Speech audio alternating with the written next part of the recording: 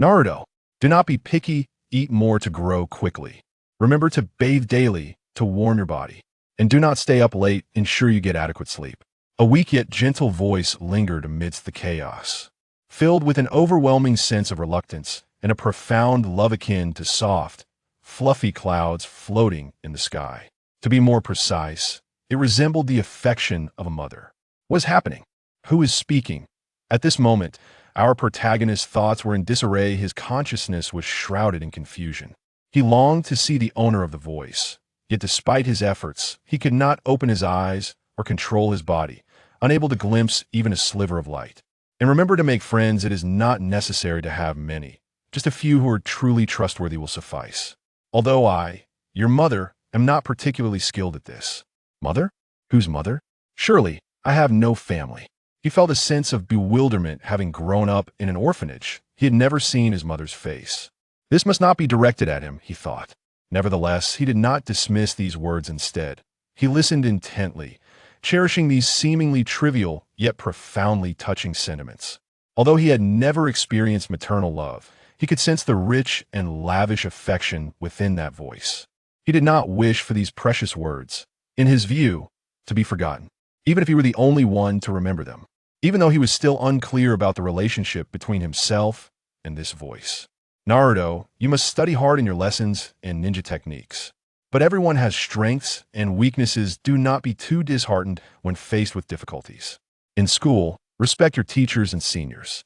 The voice grew fainter, mingled with soft sobs, carrying a hint of sorrow that gently echoed in his ears. And there is something important regarding the 3 prohibitions of ninjas, particularly concerning borrowing money. Be cautious. Save your earnings for missions, and remember that you must wait until you are 20 to drink alcohol.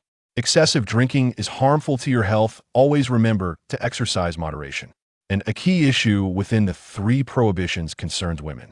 Your mother is a woman I do not quite understand, but in this world, there are only men and women. Though you may find girls interesting, remember not to be lured by strange women. Look for a woman like your mother. Speaking of the 3 prohibitions, be particularly wary of Jiraiya Sensei. Naruto, in the future, you will encounter much pain and sorrow. Steadfastly maintain your sense of self and nurture your dreams, along with the confidence to realize them. And the owner of the voice finally could no longer contain herself and began to weep, though her cries were as soft as a whisper. The immense sorrow within them was heart-wrenching, reverberating through the chaos, searing his heart. It was clear they could have all lived together as a family. There are actually many things I wish to teach you, and I long to remain by your side. I love you. Minato, I'm sorry I've been the one talking all along. Her voice trembled further as she silently wept, unable to utter another word.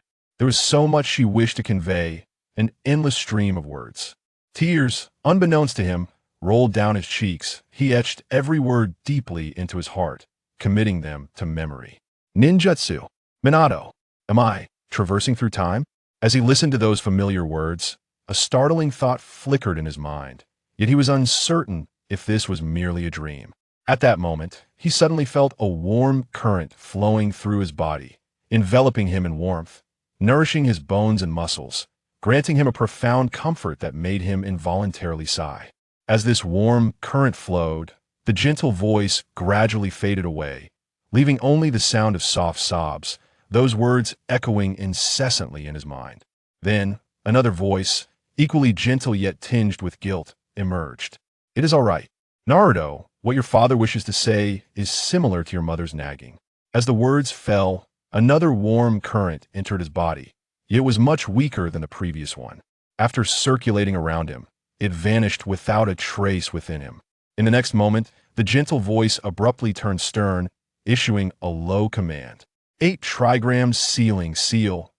As the command was uttered, a sinister crimson hue quietly seeped from a corner of the chaotic world, spreading at an astonishing speed. The eerie blood-red color spread like a plague, until the entire chaos was drenched in a menacing crimson. Subsequently, this thick blood red gradually coalesced into a massive, grotesque fox head. Roar! The fox head bared sharp teeth and let out a furious roar, causing the entire blood-red realm to tremble, sending ripples through the air. The roar was filled with malice, sending chills down his spine as he gazed fearfully at the monstrous visage. However, before the terrifying beast could unleash its fury, intricate, obscure runes materialized from thin air, weaving into interlocking chains that bound the fox's gaping maw tightly. No matter how fiercely the fox struggled, it could not break free from the shackles of the runes. So terrifying. He could feel his soul trembling at that moment. He wished fervently that this were but a bizarre dream. Roar. The beast let out a final, reluctant howl, its once solid form becoming ethereal until it vanished entirely, and the surrounding blood-red hue gradually faded away. When the last trace of crimson disappeared, he sensed as if something had been added within his being, leaving him increasingly fatigued, his consciousness beginning to blur. I hope this is a dream. Damn it. I haven't finished berating Chiyo for that ninja battle with Sakura yet. He mused inwardly, now grasping his current situation. If he was not mistaken, he had traversed into the world of Naruto. Of course, this was assuming it was not a mere fantasy of his. The external sounds were chaotic, his consciousness grew fainter, but he vaguely heard someone shout, "Medical team, hurry and save the fourth Hokage," before slipping into slumber. Sensei. In the external world, amidst shadows, a man clad in a black robe with a tiger-striped mask coldly observed the scene, murmuring to himself, "You truly have embodied the duties of the Hokage, but one day I will reclaim the Nine Tails." And next, the man scoffed, his left eye suddenly emitting a bizarre, blinding crimson light, its three tomos swirling and forming a strange pattern. Then, the void surrounding the man began to twist, gradually forming a vortex. Kaleidoscope Sharingan. In the blink of an eye, his entire body twisted along with the vortex, vanishing into thin air. Wait for it. That world, Naruto. Do not be picky, eat well to grow quickly. Remember to bathe every day and warm yourself in the bath. And do not stay up late, ensure you get enough sleep.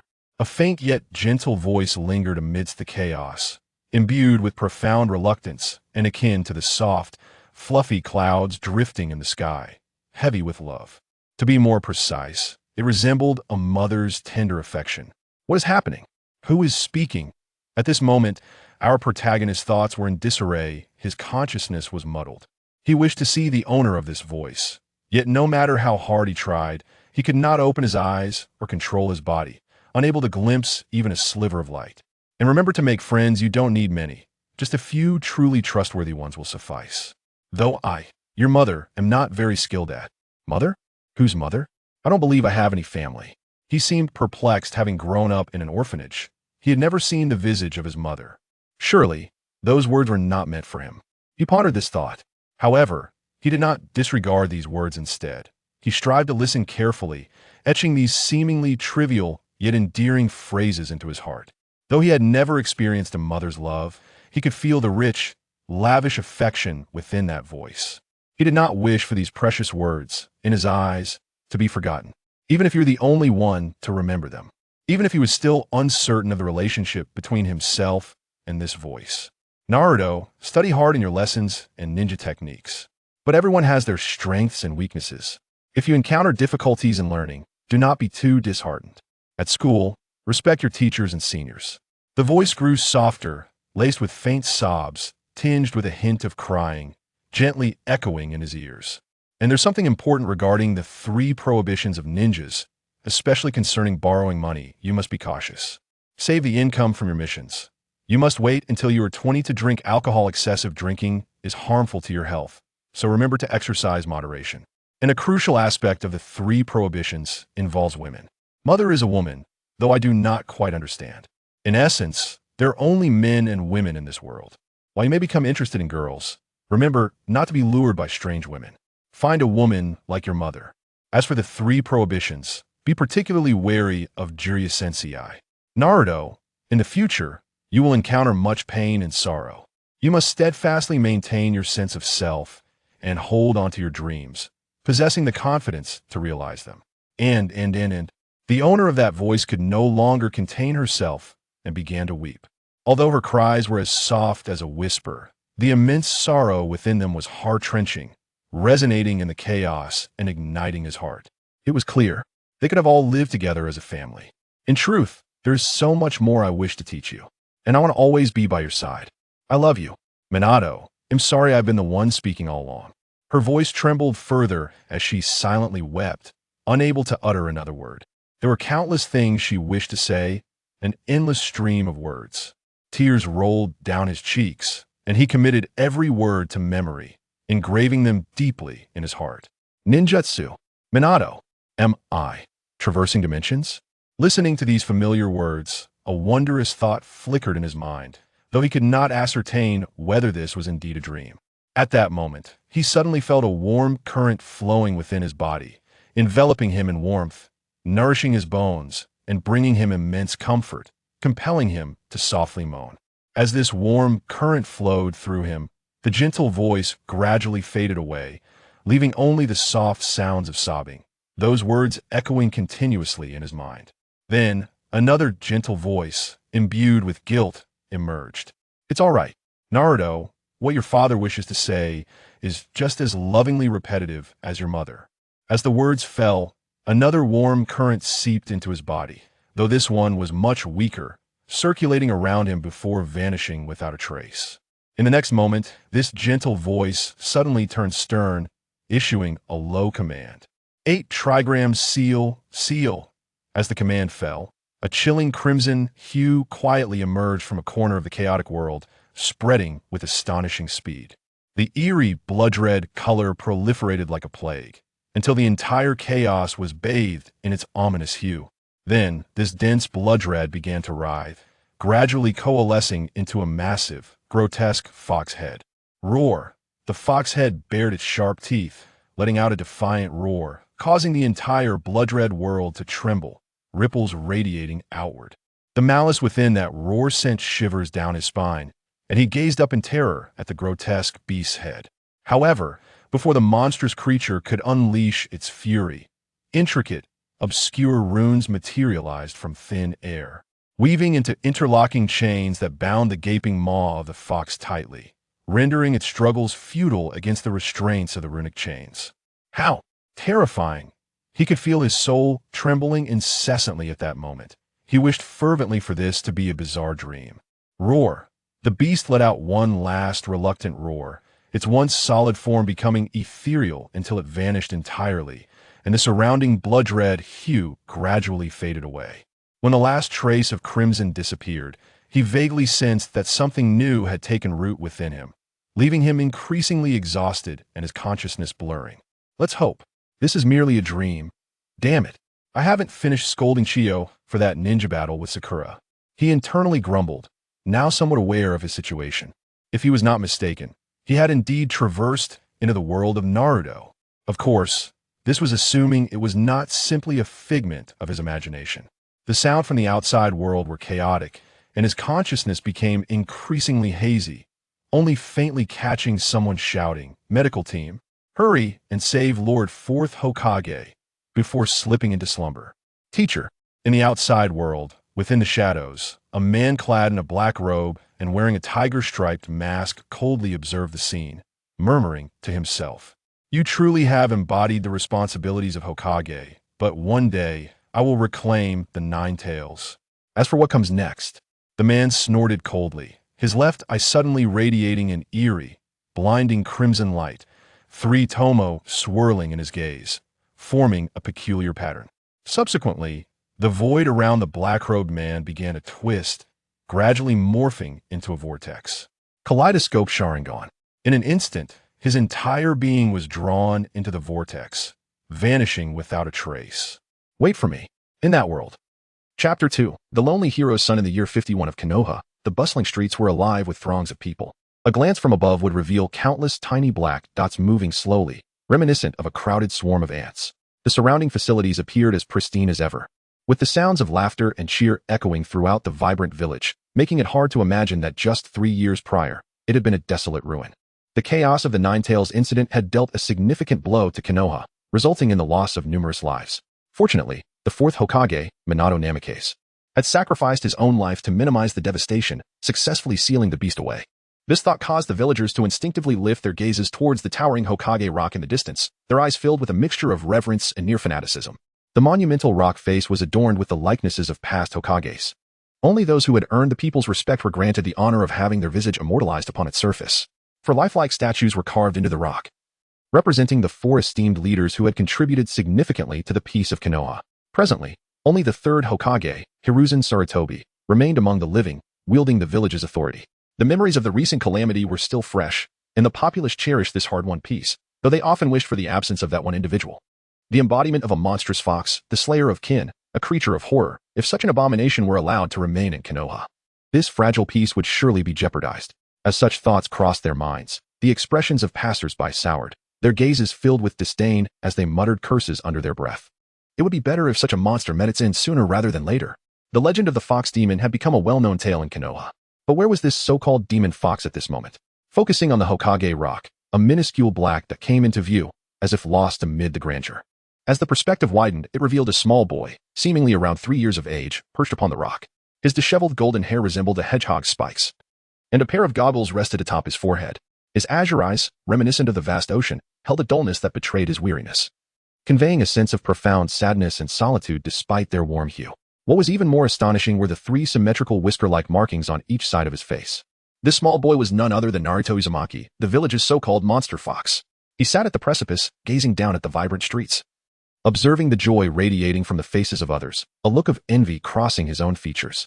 His slender legs dangled over the edge, swinging idly, his frail body carrying an air of melancholy. After a prolonged moment, Naruto reluctantly averted his gaze, letting out a deep sigh as he tilted his head back, staring up at the clouds that seemed almost within reach. Was this truly the essence of Naruto's childhood?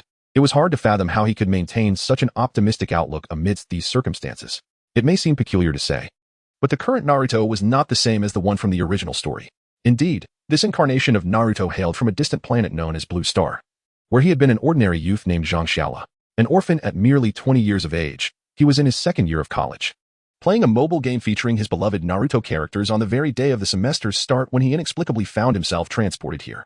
His fondness for the Naruto series had sustained him for 723 days, and regardless of how the game might falter in the future, he remained steadfast in his devotion to it.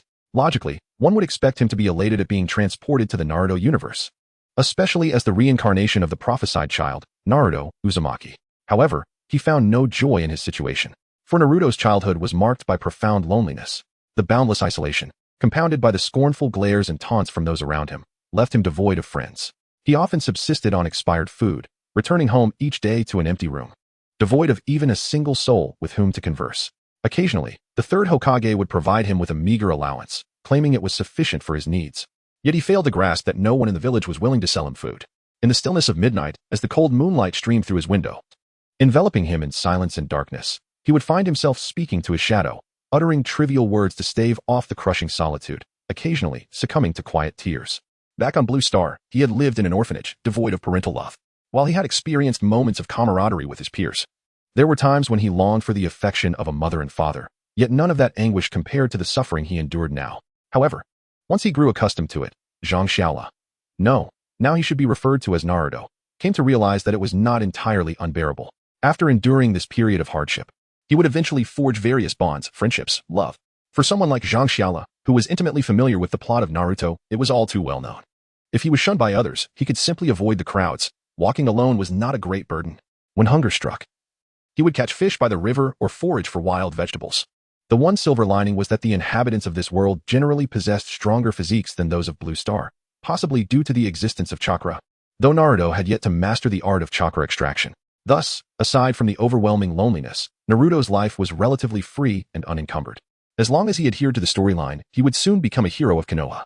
This was the very reason he persevered. Naruto harbored no grand aspirations and was not disillusioned with this world.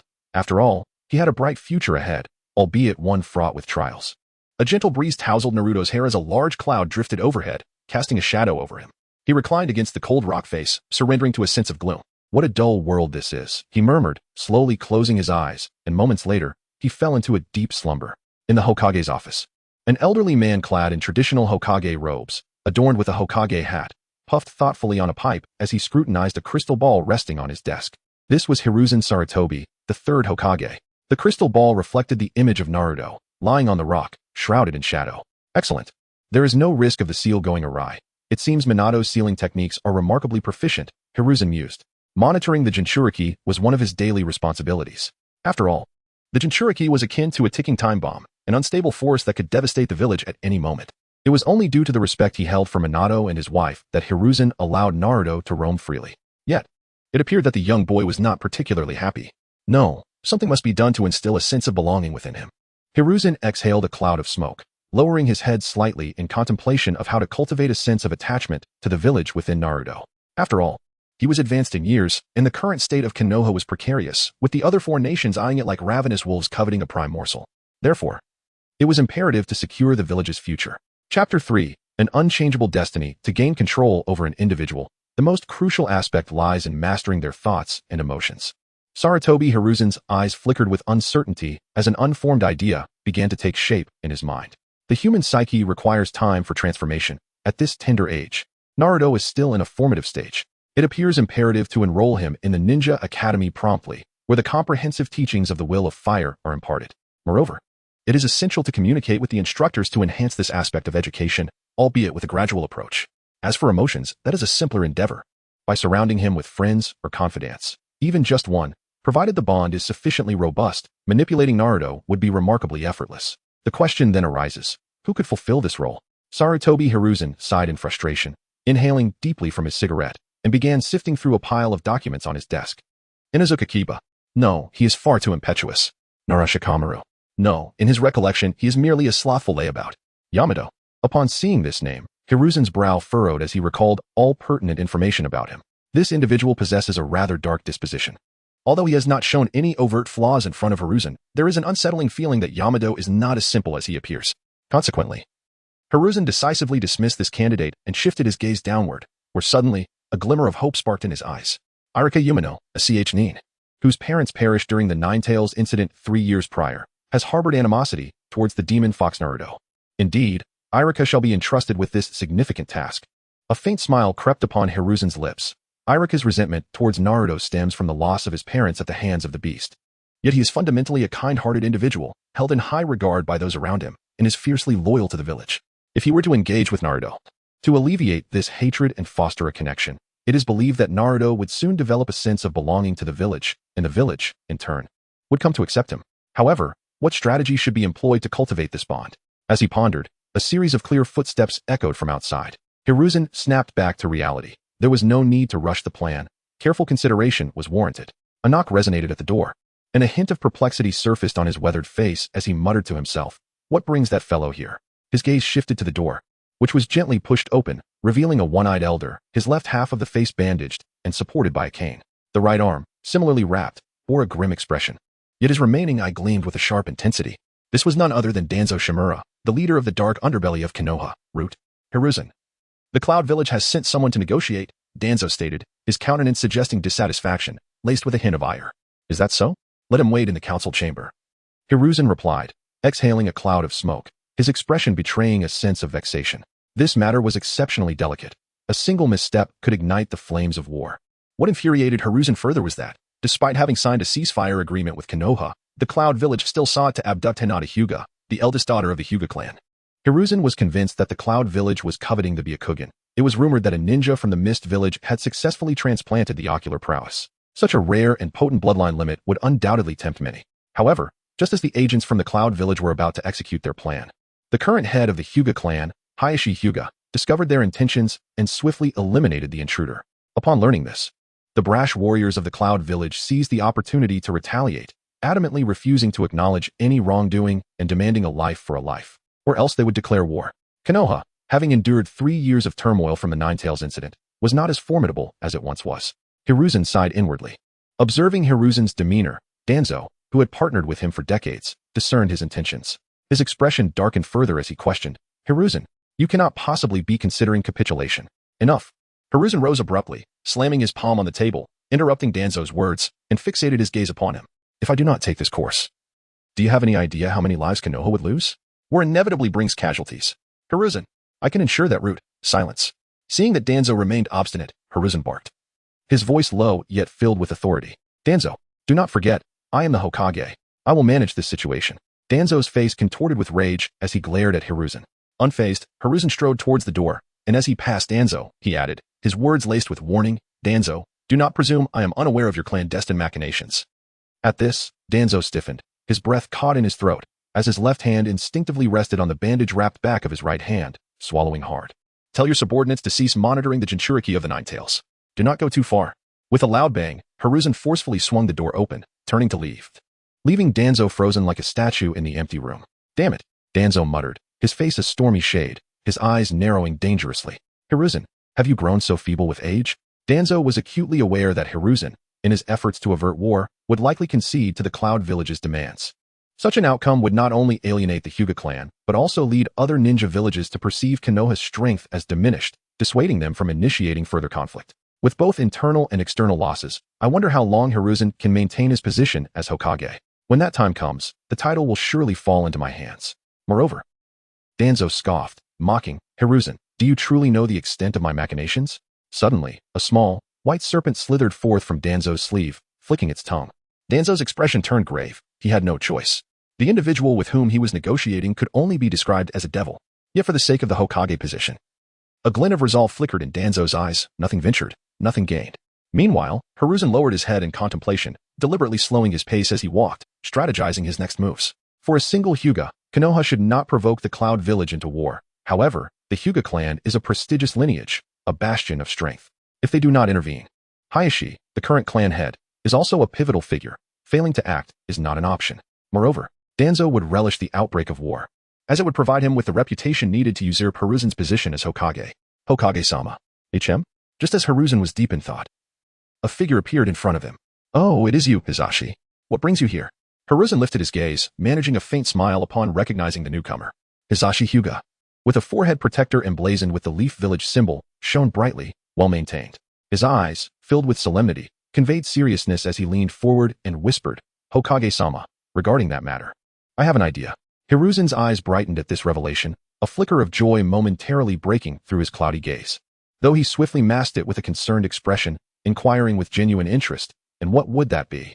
Hisashi shook his head solemnly. If a person's sacrifice can bring about peace, I believe it is indeed worthwhile. Moreover, living this way seems less valuable than dying with purpose. Hyuga Hisashi thought silently to himself, but when he recalled his young child, destined to share the same fate as him, he couldn't help but smile bitterly. Fate. Have I truly lost?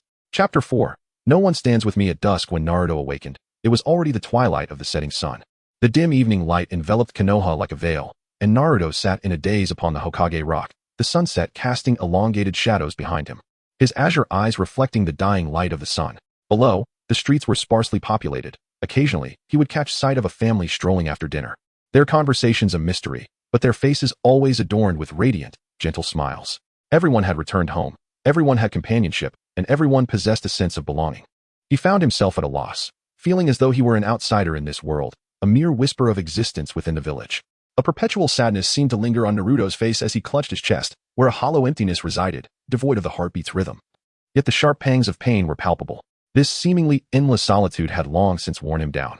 And if not for the knowledge that his future held immense happiness, becoming Hokage and marrying the girl who loved him, he truly did not know how he would endure. In a moment of disorientation, memories of his past life intertwined with his current reality, and he recalled the former director of the orphanage.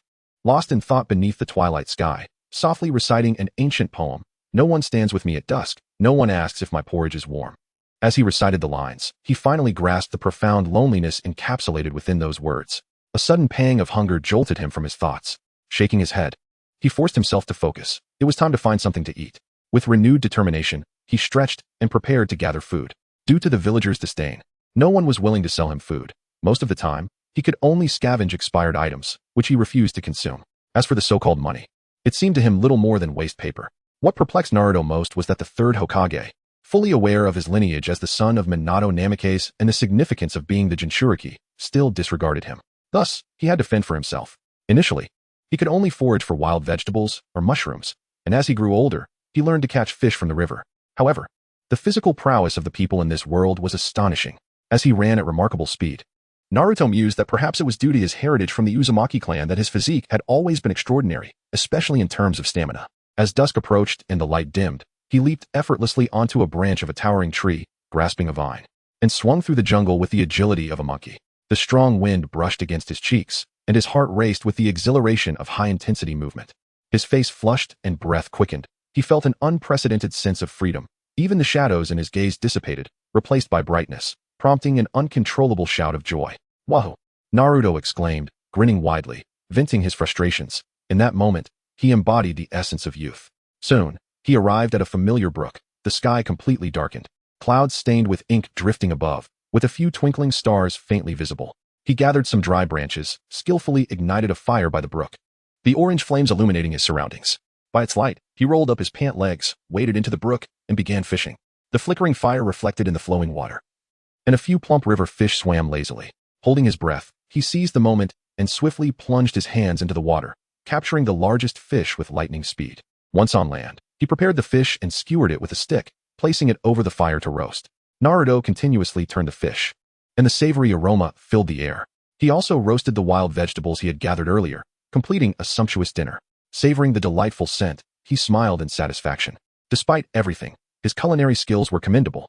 After all, a proper meal was far better than consuming junk food. "Hey, little Naruto, what are you eating?" Just as he was about to indulge, an elderly voice interrupted him, but strangely, Naruto felt no surprise. From the dark corner emerged an old man with a pipe, his hair gray, making his way to the fire. Naruto rolled his eyes, unwilling to engage with the old man, thinking to himself, "Why isn't this old man focusing on being Hokage and instead bothering me?" Indeed, this old man was the third Hokage, who delivered Naruto's monthly living expenses. "Naruto, may I have some of that fish?" Sarutobi Hiruzen chuckled as he sat beside Naruto, his wrinkled face creased with a smile, pointing at the fish while reaching for it. "No way." Naruto firmly rejected, swiftly grabbing the roasted fish from the fire, as if fearing the old man would snatch it away. Sarutobi's eyelids twitched, awkwardly retracting his hand. Clearing his throat before continuing, "Little Naruto, do you know about the Ninja Academy? Would you like to attend? You could make many friends there." Sarutobi Hiruzen tempted him further. "And you could learn various powerful ninjutsu. Who knows? You might even become Hokage one day." As Naruto chewed on the roasted fish, he scoffed, feeling no fondness for the old man, and replied nonchalantly, "What kind of powerful ninjutsu?" Seeing Naruto's apparent interest in ninjutsu, Sarutobi decided to demonstrate something spectacular, hoping to spark the boy's curiosity about the Ninja Academy. "All right, let me show you." Slowly, he rose, forming hand signs deliberately, allowing Naruto to clearly observe his movements. Snake. Boar, snake, boar, snake, boar. Water style, water wall.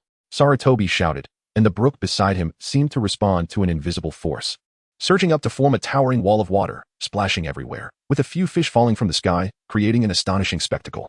Moments later, the invisible force dissipated, and the water curtain crashed back into the brook, sending up a spray that rose into mist. Naruto stared in awe at the scene before him, the shock evident in his eyes. Although he had seen ninjutsu in the anime, witnessing it firsthand revealed the incredible power it possessed. "Impressive, isn't it?" Sarutobi said proudly, leaning on his pipe, observing Naruto's astonished expression. "You can learn this level of ninjutsu at the Ninja Academy, and you'll have Chunin instructors guiding you." After a while, Naruto returned to his senses, his eyes filled with fervor as he swallowed hard and asked, "But, isn't the Ninja Academy for 7-year-olds to enroll?" "Indeed. I merely sought to solicit your opinion, as you hold the authority in this matter." Sarutobi's Seiki patiently elucidated, hoping to foster a sense of affinity. The cunning and astute individual pondered to himself that winning over a mere child would be a rather effortless endeavor. However, he would remain oblivious to the fact that the Naruto of today is no longer the innocent child who once incessantly proclaimed his desire to become Hokage. Chapter 5, The Method of Chakra Manipulation Ninjutsu involves extracting chakra from within the body and unleashing powerful attacks through hand seals. There are 5 ranks of ninjutsu, S, A, B, C, and E. Speaking of chakra, it encompasses 5 elemental attributes: water, fire, earth, lightning, and wind. Chakra is the product of the fusion of mental energy and physical strength within the human body, and it can be extracted and stored through specific methods. The ninjutsu I just executed is called water release, water barrier, classified as a B rank technique. How about attending the Ninja Academy? If you excel, you might even learn formidable A rank ninjutsu. Sarutobi Hiruzen meticulously explained to Naruto, anxious that he might not wish to enroll in the academy. "Grandpa, I want to learn at the ninja school, but I have a condition." Naruto wiped the grease from his mouth, surrounded by a pile of fish bones. The fish that Sarutobi had propelled ashore with the water barrier had all been grilled by Naruto, marking the most sumptuous meal he had ever experienced. "What condition?" Sarutobi took a bite of the grilled fish Naruto had prepared, genuinely impressed by his culinary skills, which bore no resemblance to Kushina's infamous cooking. Naruto was acutely aware that if he resisted attending the Ninja Academy, he might face the whims of this old man. After all, he was utterly alone, powerless, and had no means of resistance. Nevertheless, even in compliance, he sought to gain some advantage for his future defiance. He mused, I cannot remain perpetually constrained, engaged in activities I despise. I wish to learn the special method of chakra extraction. This was the most significant enhancement he could pursue at present. The method of chakra extraction? But when you turn 7 and enroll in the Ninja Academy, your teachers will instruct you in that, Sarutobi replied, his brow furrowed. He worried that if Naruto learned to extract chakra too early, it might disrupt the seal. Moreover, he pondered whether having Iruka teach Naruto could forge a bond between them. I just want to try it out. After all, ninjutsu is incredibly cool. Naruto dismissed the matter with a casual excuse. Sarutobi contemplated for a moment. He had witnessed Minato's mastery of sealing techniques firsthand, and considering Naruto's youth, even if he could extract chakra, he doubted he could execute even the simplest technique. The clone technique. Eventually, he nodded and said, "Very well, tomorrow I will provide you with the chakra extraction technique. But you must promise me, Grandpa, that you will attend the Ninja Academy when you turn 7. Naruto's heart soared with joy. He had longed to learn ninjutsu. But no one had been there to teach him. True power is the key to obtaining freedom, dignity, and the right to choose one's own destiny. This principle held true in both his previous life and the world of Naruto. Well, I shall take my leave now. Thank you, Grandpa. Naruto expressed his gratitude, patting his full belly, humming a tune beneath the starry sky as he made his way back to Konoha. For the first time, Sarutobi witnessed Naruto so cheerful. Watching Naruto's joyful figure, a smile crept across his lips. He gazed upward at the flowing river of stars above, a flicker of sorrow and guilt surfacing in his eyes. Minato, I hope you can forgive me. Everything is for the sake of Konoha. The incident with the Cloud Village had reached a temporary conclusion, ushering in a period of peace for Konoha, affording it a moment to breathe. Lost in thought, he reclined back, having not enjoyed such a starry sky in ages. He wondered how many more times he might witness such a celestial display. When Naruto meandered home, the night had enveloped the world in darkness, a chilling wind causing him to shiver. Upon opening the door, he was momentarily taken aback by the empty, dark room, feeling a hint of disorientation. However, he quickly regained his composure, switched on the light, and the bright illumination filled the small space. With a sigh of fatigue, he took in his surroundings. The room was modest, lacking a kitchen, comprising only a bathroom, a main bedroom, and a wooden table with a corner missing. Naruto first headed to the bathroom to fill the tub with hot water, remembering his mother's advice to take a warm bath daily. In the interim, he lounged on the bed, staring vacantly at the ceiling, lost in thought. After a while, once the bathwater was ready, he stripped down and immersed himself in the tub, relishing the warmth. The fatigue and loneliness of the day seemed to evaporate with the steam rising around him. After a brief wash, he turned off the light and lay in bed, the room descending once more into darkness. Thoughts of his past life flooded his mind. Had he remained in that existence, he would likely still be playing Naruto. Another mundane day. Will this life ever change? He pondered. It certainly will. I am the man who knows all 720 episodes of Naruto. Yet, solitude weighed heavily upon him. But, the future. I must endure a little longer. Only then will the future arrive. In the darkness, Naruto's thoughts drifted through various realms, contemplating the future, reflecting on the present, and reminiscing about the past. Before long, he succumbed to a deep slumber, a solitary tear escaping from the corner of his eye. Early to bed and early to rise makes a man healthy, wealthy, and wise. Yet, such nights had been Naruto's constant companion throughout his life. The following morning, sunlight streamed through the window, illuminating the room as Naruto woke, bleary-eyed. Rubbing his eyes, he rose to use the bathroom. Upon exiting, he noticed a thin book lying on the previously empty table. Naruto's eyes widened in surprise as he eagerly picked up the suddenly appeared book and began to read, his heart racing with anticipation. In no time, he devoured the text, confirming it to be the chakra extraction technique promised by the third Hokage. Unable to contain his excitement, he was on the verge of beginning his training immediately. However, he recalled tales from his previous life about reckless cultivation leading to dire consequences, and the book indicated that chakra was a synthesis of physical and mental energy. To be safe, he decided to prepare himself thoroughly before beginning. Suppressing his exhilaration, Naruto resolved to first satiate his hunger. If he mastered the chakra extraction method early and trained diligently, perhaps he could escape this monotonous existence. Perhaps, destiny would shift at this very moment. Chapter 6. The first encounter with the Ninetales. After a hearty meal, Naruto returned to his room, unable to restrain his eagerness as he picked up the chakra extraction technique and began to practice according to the instructions. Focusing intently, he visualized the energy circulating throughout his body, condensing into something tangible. Sitting cross-legged on the floor, he closed his eyes and formed hand seals, striving to steady his breathing, calming his mind to sense the chakra residing within him. Strangely, he felt no trace of chakra within his body. Furrowing his brow, he wondered if his status as a traveler was the reason he could not perceive the existence of chakra. However, perhaps time was a bit too short. Naruto consoled himself while fervently praying that the worst-case scenario would not manifest. For if he could not sense chakra, it would mean he could never learn ninjutsu. While taijutsu had its own divine technique, the 8 gates, relying solely on such a skill would be insufficient for him to master his destiny. As time trickled by, Naruto's anxiety deepened. Even now, he had yet to feel the chakra within him, which left him somewhat irritated. Nonetheless, he refused to surrender, continuing to search for that elusive glimmer of hope.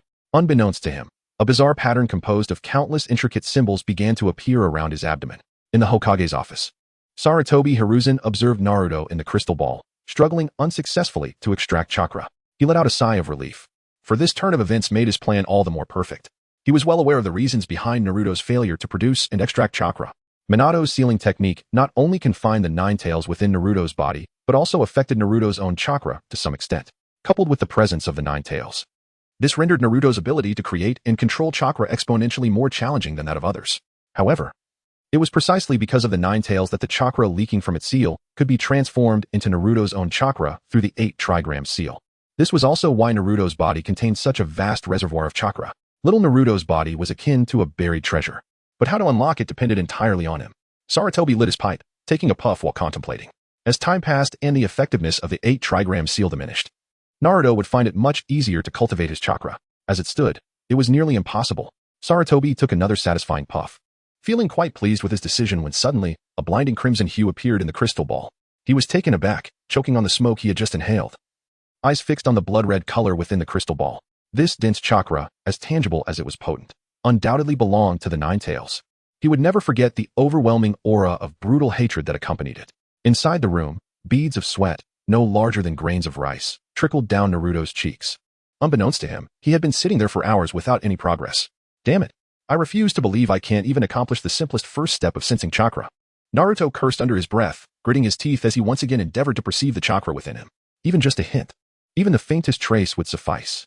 As the sweat dripped from Naruto's face, hitting the ground with a sound reminiscent of water splashing, the room's scenery rapidly transformed. The sunlight was swallowed by darkness, and the surroundings took on a dismal, sewer-like appearance. Water droplets fell continuously from the ceiling, and countless paths branched off into the unknown. Sitting cross-legged on the floor, Naruto sensed something was amiss, slowly opening his eyes only to find that everything around him had changed.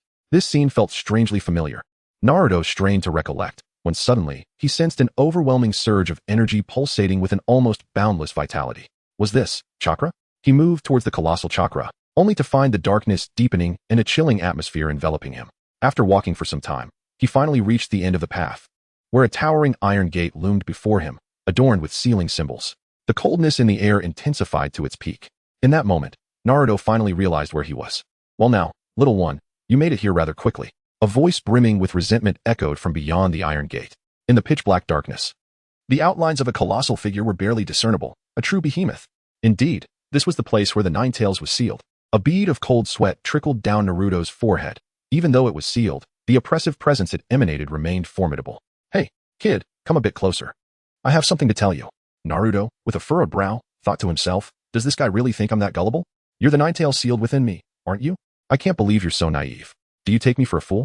Naruto retorted without reservation. What did you say? The 9 tails roared, its overwhelming crimson chakra exploding forth, sharp claws piercing through the gaps of its cage, lunging directly at Naruto. Yet, Naruto stood his ground, unflinching, watching the claws approach without a hint of panic. Sure enough, as the claws drew within a foot of him, they halted, unable to advance any further. Damn it. Cursed seal. The 9 tails fumed, but in its sealed state, it was powerless to inflict any harm on Naruto. After a while, it finally calmed down, its entire form becoming visible. Naruto approached the iron gate, observing the creature imprisoned within. The 9 tails was an orange-red fox, its 9 robust tails swaying, as if ready to pounce at any moment, its teeth sharp, its form towering like a mountain. The 9 tails stared with bloodshot vertical pupils, fixated on the diminutive figure before it, a palpable hatred radiating from its very being. Despite its own immense strength, it found itself powerless against this seemingly insignificant creature, a feeling that ignited its fury. The failure to extract chakra is also your doing, isn't it, 9 tails? Having confirmed his safety, Naruto's initial panic gradually subsided. Now composed, he addressed the 9 tails. The 9 tails, however, remained silent, its unwavering gaze filled with hatred sent shivers down Naruto's spine. I say, 9 tails, perhaps we don't harbor such profound enmity for one another. Remembering that the 9 tails would eventually become his ally, Naruto softened his tone, seeking to engage in dialogue.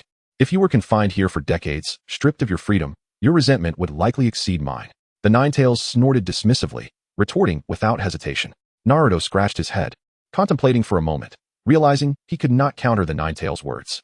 He offered an awkward smile, saying, "Indeed, that is the case. So I don't expect to dissipate your hatred just yet." At this, the Nine-Tails' pupils constricted sharply. It began to regard this young child with newfound seriousness. Though merely a 3-year-old, Naruto did not present himself as a mere child. The Nine-Tails had been within him since his birth, having witnessed his growth. It had thought it understood Naruto well. Yet now, it realized how mistaken it had been. Chapter 7. Establishing goals and confronting guilt. Human beings are often self-righteous and greedy. A belief that the Nine-Tails has held for ages.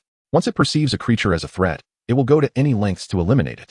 This insatiable desire instills fear even in the mighty-tailed beasts. Yet, the small child before it does not evoke such sentiments. Noticing that the Nine-Tails no longer regards him with murderous intent, Naruto feels perplexed, unable to fathom the cunning fox's intentions. "Hey, since you are within my body, we could be considered symbiotic, right? How about lending me some chakra so we can explore the outside world together?" Naruto exclaimed with excitement, eager to traverse the vibrant landscapes of the ninja realm. "Haha, you are merely a child. Refrain from such grandiose claims. The cost of freedom is exorbitantly high." The Nine-Tails retorted with disdain. "However, since it's your first time here, I shall grant you a favor." The Nine-Tails flicked a claw, and countless threads of crimson chakra coalesced rapidly, surging through the iron door towards Naruto. "But, little brat, this power does not come without its price." The Nine-Tails mused, seemingly eager for Naruto to wield its strength. The dense crimson threads wrapped around Naruto's ankles, climbing upward and ensnaring him like a cocoon. Although he felt constrained, Naruto could distinctly sense the formidable power and abundant chakra surging within him. This was merely the tip of the iceberg. It was no wonder that the tailed beasts were coveted by all major ninja villages, for few could resist the allure of such potent chakra. "All right, little brat. Do not disturb me any longer. I have bestowed upon you my gift." The Nine-Tails lay behind the iron door, slowly closing its eyes. As Naruto reveled in the overwhelming chakra coursing through him, he laughed heartily, exclaiming, "Thank you, Kaibai. Kid, what did you just call me?" The Nine-Tails abruptly opened its eyes, its slitted pupils narrowing in surprise, a rare display of panic. Before Naruto could respond, the creature vanished from sight, retreating from the sealed space. "How did you know that name? You little rascal. Get back here." The Nine-Tails bellowed, its crimson eyes ablaze with fury, the echoes of its rage reverberating throughout the sealed chamber. When Naruto opened his eyes again, he found himself back in his small abode, surrounded by wisps of tangible, pale red chakra, his physical strength noticeably enhanced. As he departed the sealed space, he thought he heard the Nine-Tails shouting something. "Forget that guy," he mused, furrowing his brow. The chakra he sensed within the seal should have been potent. Why did it feel so diluted upon his return? Could it be due to the sealing technique? If so, that would explain everything. Suddenly, Naruto felt a searing sensation in his abdomen.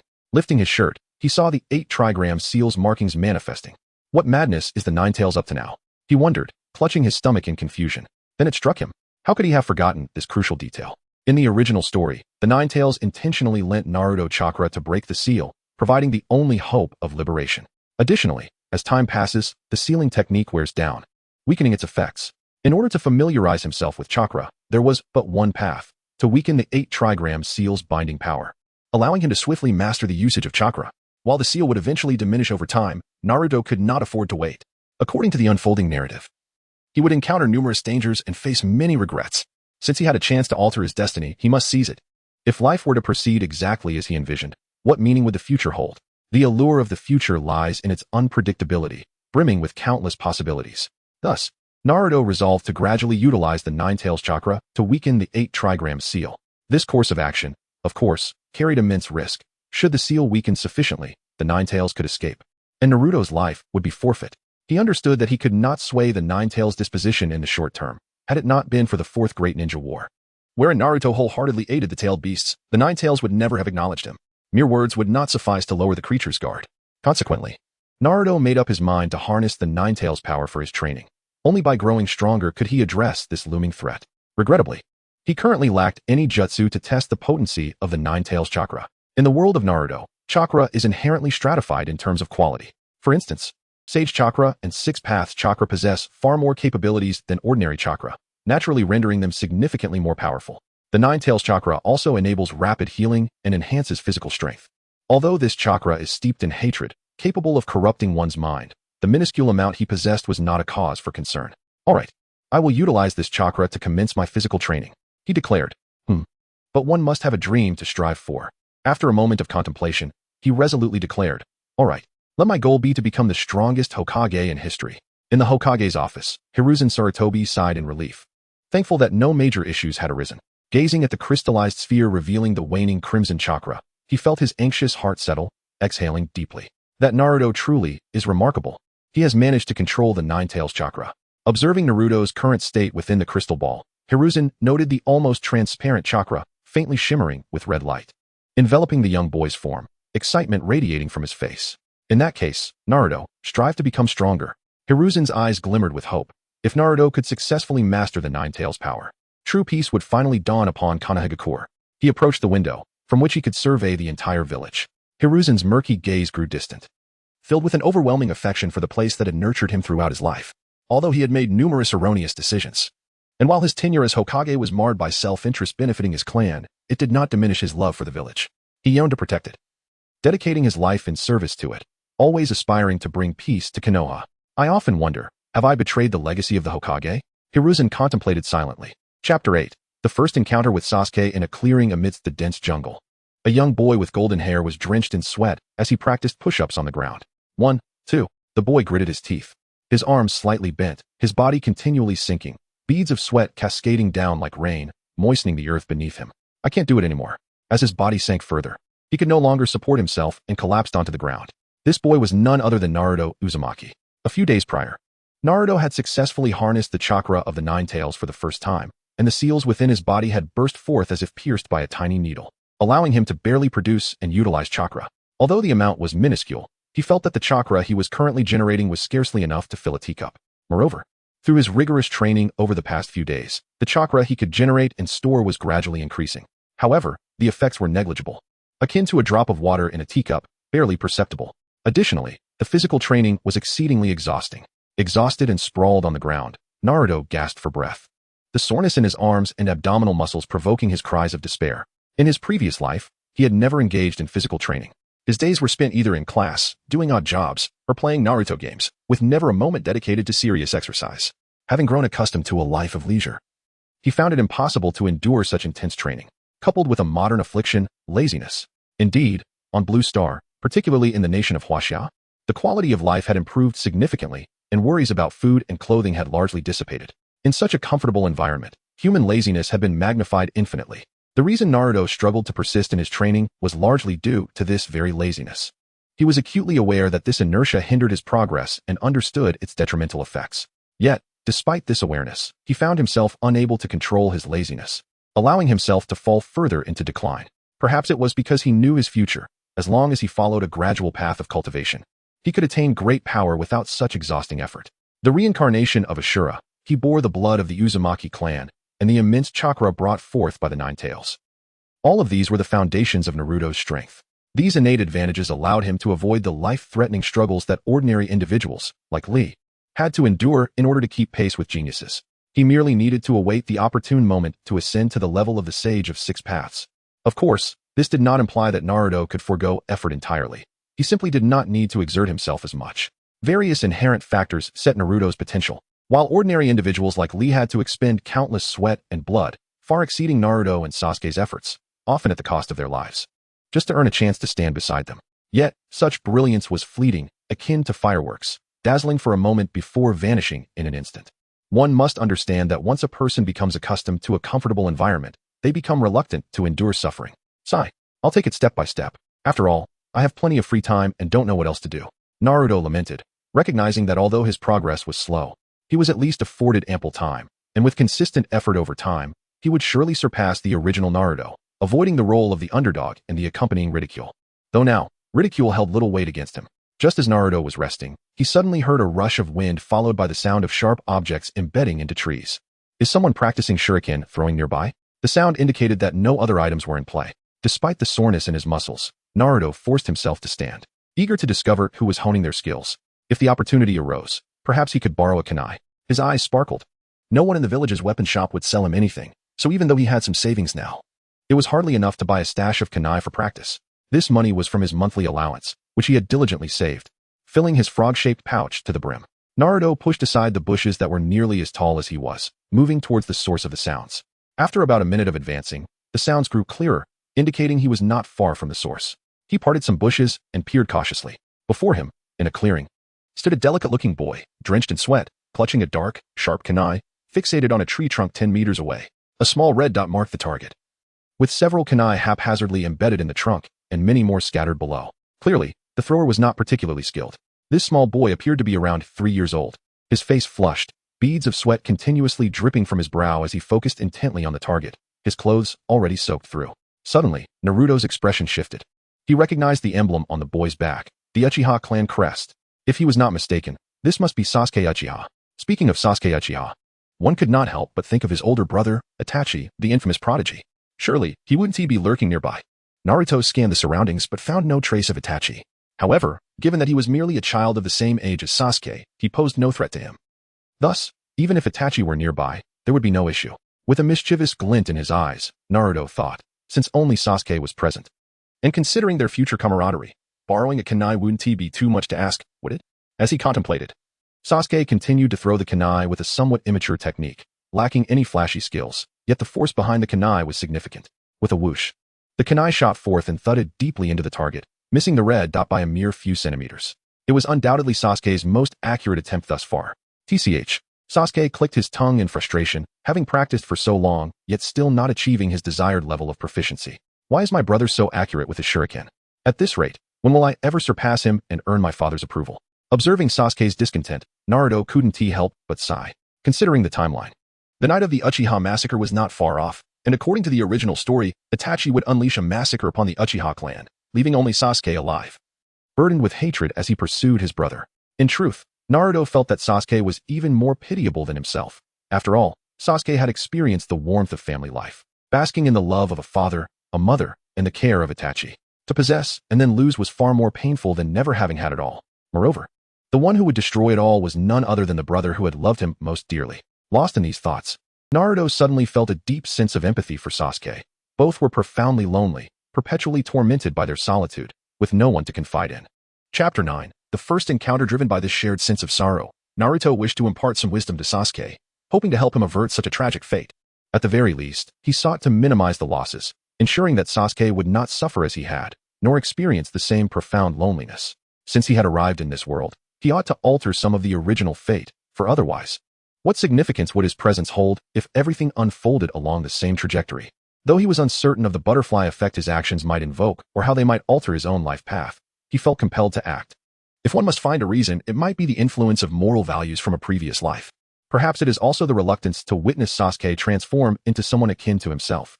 Resolutely, Naruto cleared his throat twice to draw Sasuke's attention. Ahem. Who's there? Sasuke exclaimed, his youthful voice lacking the intimidation he intended, rendering it somewhat endearing. Stepping out from the foliage with a smile, Naruto addressed Sasuke. I happen to pass by here.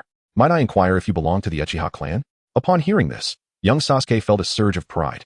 Astonished that even a child of his age recognized the name Uchiha, he stood tall and declared, Indeed, I am of the Uchiha clan. My name is Uchiha Sasuke.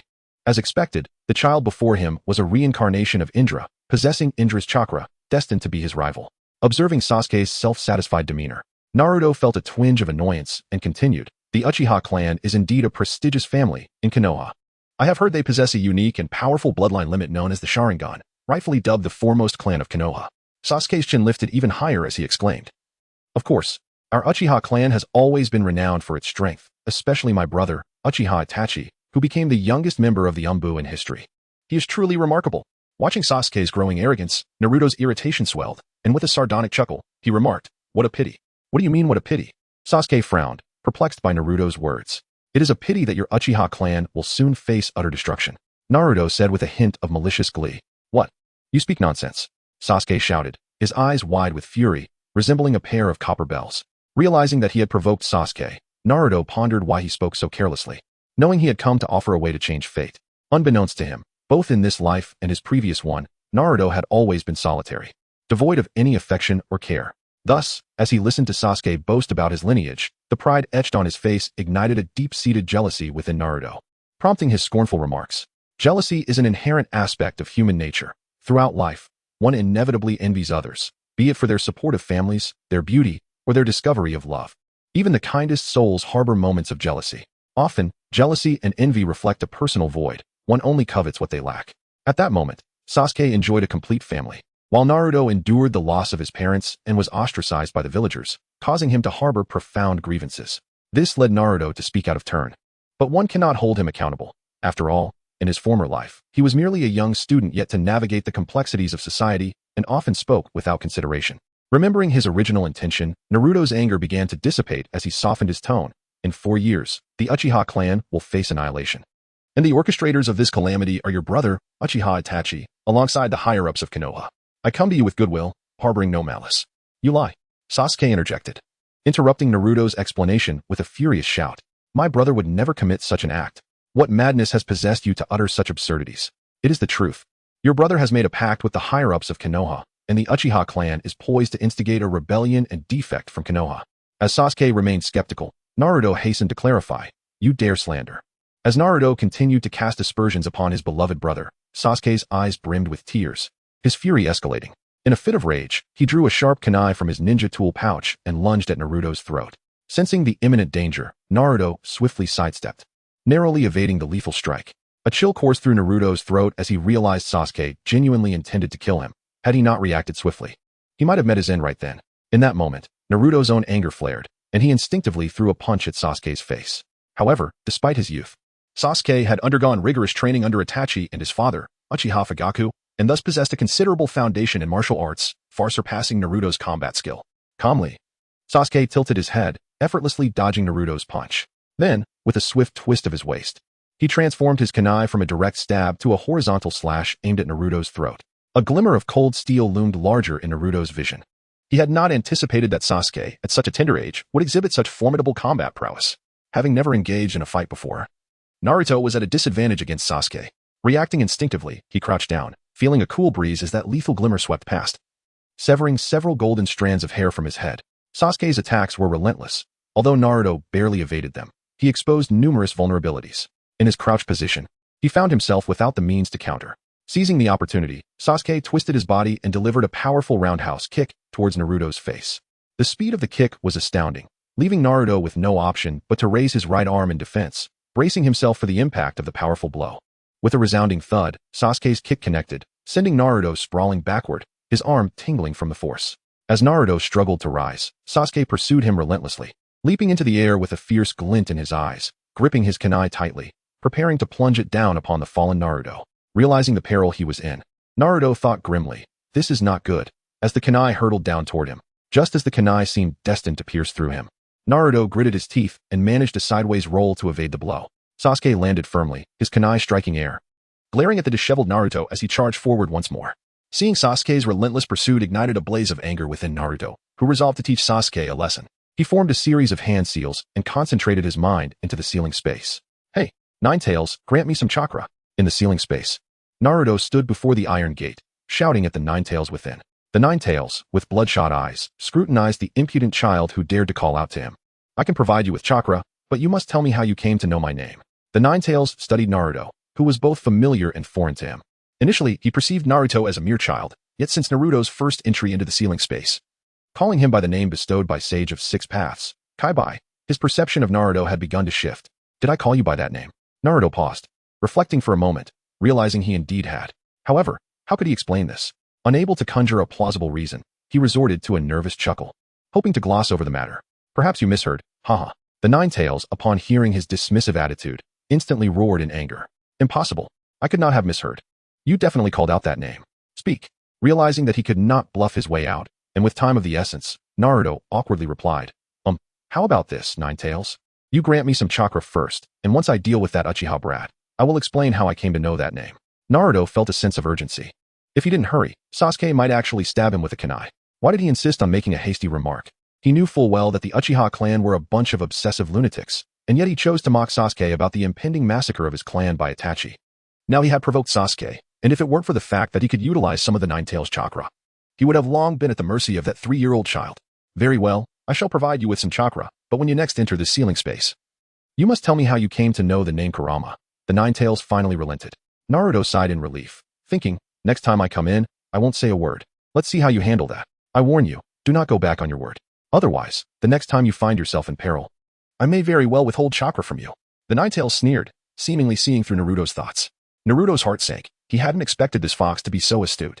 If I perish, you too shall perish, he retorted. Ha! I've suffered in the seal for so many years that I'd rather be dead. The Ninetales replied nonchalantly. Upon hearing this, Naruto was struck by the realization that since being controlled by Uchiha Madara and sealed away by Senju Hashirama within the body of Uzumaki Mito, the Ninetales had been imprisoned by humans. This life devoid of freedom must be as despairing as his own isolation and ridicule. I'm sorry, Ninetales. I truly had such thoughts. Naruto said apologetically, imagining the hopelessness of living in such a dark, cramped space. After this, I promise to tell you the truth, and if the opportunity arises, I will also return your freedom. Though, he had no idea when that opportunity would come. Naruto spoke from the heart, sincerity lacing his words. The Ninetales regarded Naruto, sensing the depth of his sincerity. However, he ultimately replied coldly, Child, I have witnessed the depths of human depravity far beyond your comprehension. With that, the Ninetales extended his sharp claws, and dozens of blood-red chakra threads shot through the gaps in the iron door, hurtling towards Naruto. You best take care of yourself. Naruto made no attempt to resist as the chakra threads coiled around his body. Feeling the overwhelming power surging within him, he knew that this transfer of chakra was far greater than any before. As the blood-red chakra threads thickened, the chakra within him surged at a terrifying pace. Yet, with the increase of the Ninetales chakra, the intense hatred it harbored became increasingly palpable. What a dreadful hatred. This was merely a fraction of the Ninetales chakra. It was unfathomable to imagine the sheer magnitude of hatred contained within its entirety. Hey, Kurama, Naruto called out with a gentle smile. See you next time. The blood-red chakra abruptly contracted and then expanded rapidly like a balloon, vanishing from sight. The ceiling space returned to tranquility, and the Ninetales stood frozen, replaying Naruto's last warm smile and words in his mind. Six Paths Sage, could he be the one you have awaited? The Ninetales pondered silently, realizing that no human had ever treated him like this child, like a friend. Naruto suddenly opened his eyes, and at that moment, his azure gaze transformed to match the Ninetales. Enveloped in a veil of soft red chakra, the menacing blood-red slit pupils reflected the figure of Sasuke charging towards him, the sharp kunai mere inches from Naruto's heart. Sasuke, confronted by those unsettling crimson eyes, felt a chill run down his spine, his body covered in a cold sweat. What is happening? Why has he suddenly become so terrifying? Yet, with the arrow drawn, he had no choice but to charge forward, gripping the kunai tighter and accelerating his speed.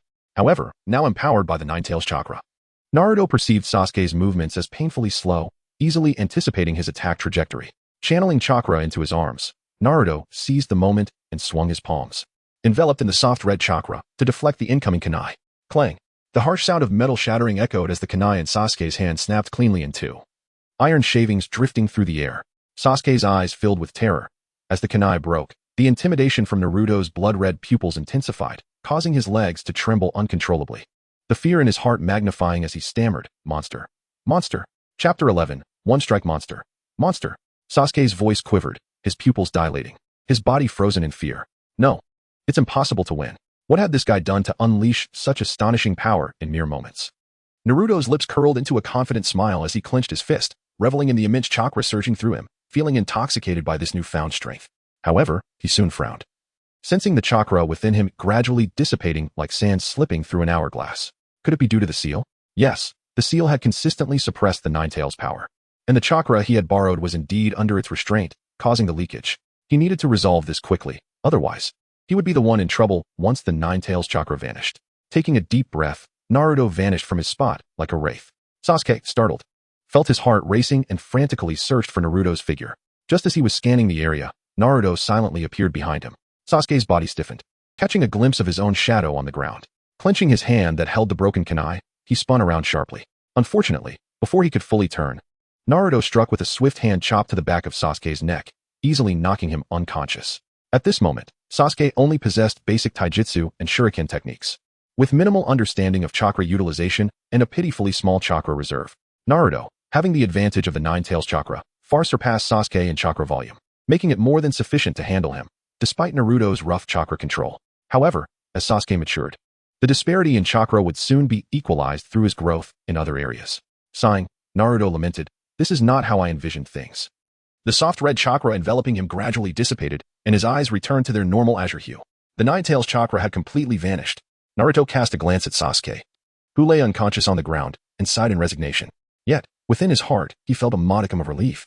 At least he was no longer the underdog as he was in the original narrative, constantly subjected to ridicule. It would be prudent to depart before anyone noticed.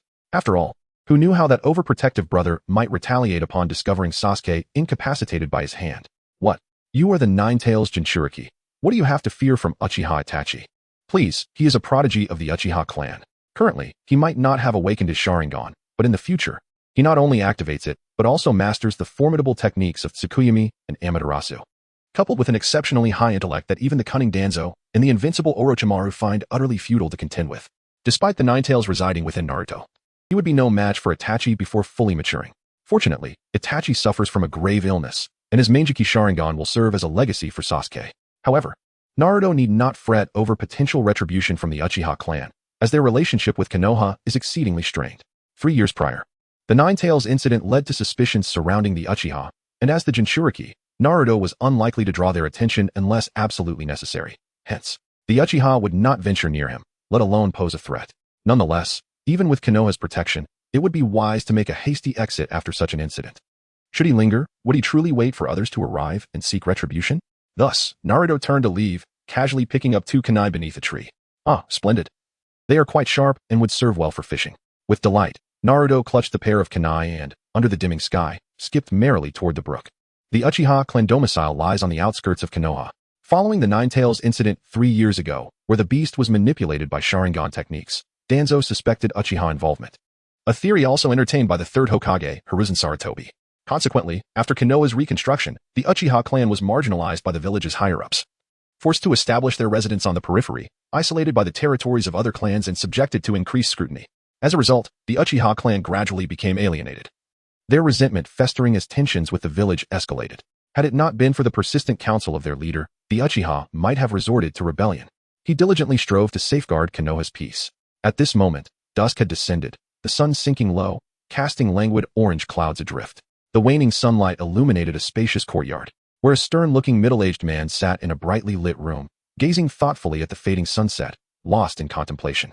This stoic figure was none other than the current leader of the Uchiha clan, Uchiha Fugaku. Fugaku, why has the Sasuke returned yet? I hope nothing unfortunate has transpired. A woman of delicate beauty, with long, lustrous black hair, spoke anxiously as she placed a laden dish of food upon the table. She was Mikoto, Sasuke and Itachi's mother. Mikoto, fret not. Nothing ill has befallen him, Fugaku reassured her. Sasuke may simply be engrossed in his training, losing track of time. With that, he let out a sigh. Perhaps his constant praise of Itachi had led Sasuke to incessantly compare himself to his elder brother, spurring him to train assiduously. Nevertheless, he believed this to be beneficial. The current shinobi world was far from peaceful, and the tranquility enjoyed was but fleeting. War would inevitably resurge. Only through formidable strength could one secure the right to survive in such tumultuous times. I am back. A youthful voice resonated as a handsome young man, bearing a short sword and marked by deep lines of worry on his cheeks, entered the room. Itachi, your timing is impeccable. Sasuke has yet to return. Would you kindly fetch him for dinner? Fugaku's expression remained impassive, but his gaze towards Itachi brimmed with pride. His son was the most gifted among his peers, having passed the Umbu selection at a tender age and awakened his Sharingan early. Understood, Itachi replied, forming hand seals, and in an instant, he vanished without a trace. How adept he has become at the body flicker technique. It bears resemblance to Shirsui's style. Fugaku mused quietly. Aware of the close bond between his son and Shirsui, though the latter's allegiance to the village posed a potential threat to the Uchiha. Should Itachi be swayed by Shirsui? Aligning himself with the village, Fugaku shut his eyes, reflecting on the future he envisioned. If that were to transpire. Chapter 12. What will happen in the future? As dusk approached, the light dimmed, and a figure swiftly navigated through the dense jungle. Suddenly, the figure paused, leaping down from a branch and diving towards a clearing below.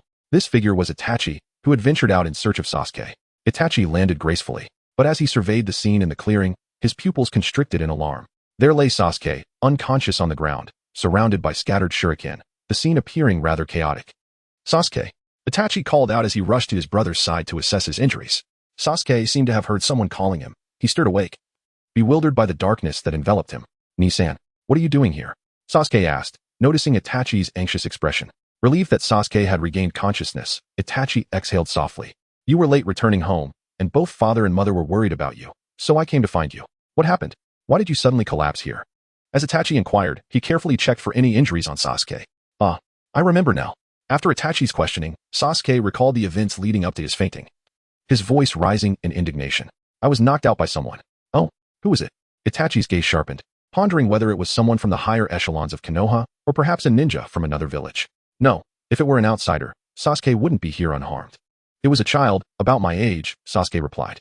Itachi's expression turned incredulous. A 3-year-old child? He was well aware of his younger brother's capabilities and knew there were few peers who could contend with him. Which clan could this child belong to? Itachi's mind raced. If the child were not from a prominent family and had not undergone systematic training, an ordinary child would stand no chance against Sasuke. Could it be that the higher-ups in Konoha were deliberately attempting to suppress the Uchiha, insinuating that their situation was not as simple as they believed? Having joined the Umbu, Itachi had learned that the relationship between the village and the Uchiha was deteriorating. This incident might be connected to some underlying conspiracy. Well, since everything seems fine, let's head home. Mother has prepared dinner, Itachi said, crouching down and offering his back to Sasuke with a gentle smile. Sasuke's cheeks flushed as he pouted, reluctant to climb onto Itachi's back. Brother, you promised to train with me, but today I'm all alone. All right. Itachi chuckled, lightly tapping Sasuke's forehead with his fingers. Forgive me, Sasuke. I will accompany you next time. Sasuke's face reddened further as he muttered, Nisan, you always say that. Nonetheless, he obediently settled onto Itachi's back. Thus, Itachi carried Sasuke slowly homeward. The pathway was tranquil, the setting sun casting a crimson hue, enveloping the brothers in a veil of soft light. A gentle evening breeze occasionally swept by, bringing a refreshing coolness. Sasuke nestled against Itachi's back, watching the wind tousle his brother's hair, comfortably closing his eyes and wrapping his arms around Itachi's neck. He cherished his brother's back, though slender. It provided a profound sense of security and comfort. Itachi was equally protective of Sasuke, treading carefully as if the slightest bump could disturb his brother's peace. Together, they walked home under the warm glow of the sunset. However, how many more moments like this could there be? Your brother will become the killer of the Uchiha clan. Naruto's words echoed relentlessly in Sasuke's mind, casting a shadow over his previously joyful spirit. Brother, will you really kill all the Uchiha? Itachi halted, surprised by the question. Why would you say that? The person who knocked me out claimed that our clan would face extinction and that you had conspired with the Konoha higher-ups, and that you personally would slay all the Uchiha to prevent our defection from the village. Sasuke recounted Naruto's words to Itachi, struggling to reconcile the notion that his gentle brother could commit such a heinous act against their kin. Brother, I refuse to believe you would do something so terrible. Brother, will the Uchiha truly rebel against Konoha and incite war? Is there a way to prevent this conflict? Sasuke spoke, feeling aggrieved and confused about the inevitability of war. The more Itachi listened, the more alarmed he became. Who was this child who seemed to know the Uchiha's secrets so well? Indeed, many Uchiha were contemplating war due to the village's suspicions and ostracism, and the higher-ups' intentions aligned with the child's ominous claims. As tensions escalated between the Uchiha and Konoha, the trajectory of events could indeed unfold as foretold. Yet, Itachi had no intention of slaughtering his own kin. Could it be that this child was foretelling future events? That seemed too far-fetched. Rest assured, Sasuke, I could never commit such an atrocity. That child must be speaking nonsense. Well, I knew my brother would never do such a thing. With Itachi's reassurance, Sasuke felt a weight lifted off his chest, finally able to breathe easier. By the way, what was the name of the child who knocked you out? Itachi suddenly inquired. I don't know. When I heard him slandering you, I was so angry that we fought, and I didn't ask for his name. I see. Then what did he look like? Let me think. He had spiky golden hair and 3 symmetrical black lines on his face that resembled cat whiskers. Oh right. He had another distinctive feature. What was it? Itachi prompted. His eyes were originally blue, but after he started fighting me, they turned blood red with slit pupils, like a beast. It scared me to death, and his body was enveloped in a faint red mist. He was incredibly strong in that state, and knocked me out in an instant. Golden hair, cat-like whiskers, spiky hair, a child of similar age, blue eyes that transformed into blood red, and that faint red mist must be a form of chakra. Itachi pondered, systematically eliminating possibilities, until it became clear that these distinct traits could only belong to Naruto Uzumaki, the Jinchuriki of the Nine Tails. Sasuke, promise me you won't tell anyone about what happened tonight. Remember, not a soul. Why not? Not even father and mother? Sasuke asked, perplexed. No, you mustn't tell them. Think about it. If this rumor spreads, it will only incite chaos. The Uchiha would descend into turmoil. Itachi cautioned. All right, don't worry, brother. I won't tell anyone. Good. I trust you. Weasel replied, his heart a tumult of thoughts as he incessantly contemplated the potential outcomes of the prophecy. How might one avert such a calamity? The Nine Tails. Naruto Uzumaki. He firmly etched this name into his memory. Chapter 13. Revealing the truth to the Nine Tails, the crystal-clear stream mirrored the gently descending sun. Its bottom visible, with the amber light scattering like grains of sand upon the water's surface, resembling shimmering gold, while the tranquil reflections formed a serene backdrop. A few fish swam in the stream, seemingly adrift and directionless, their shadows dancing upon the stones. Suddenly, a kunai shot forth from an unknown origin, accompanied by faint sounds of slicing air, plunging into the water, aiming for the unsuspecting fish. Alas, the force of the throw was insufficient. as the kunai entered the water. Much of its momentum was dissipated, resulting in a lamentable lack of accuracy. With a splash, the kunai fell helplessly to the bottom, startling the fish, which darted away in a frenzy, disappearing in the blink of an eye. Sigh. This kunai practice is proving exceedingly difficult. Naruto sighed as he leaped down from a branch. He had intended to use the kunai for fishing while honing his throwing skills, but he had caught nothing. It had been over 10 days since he had obtained the kunai, and his throwing technique showed no signs of improvement. In the initial days, Naruto felt a tinge of apprehension, fearing that the Uchiha clan would send someone to abduct him, triggering an early war.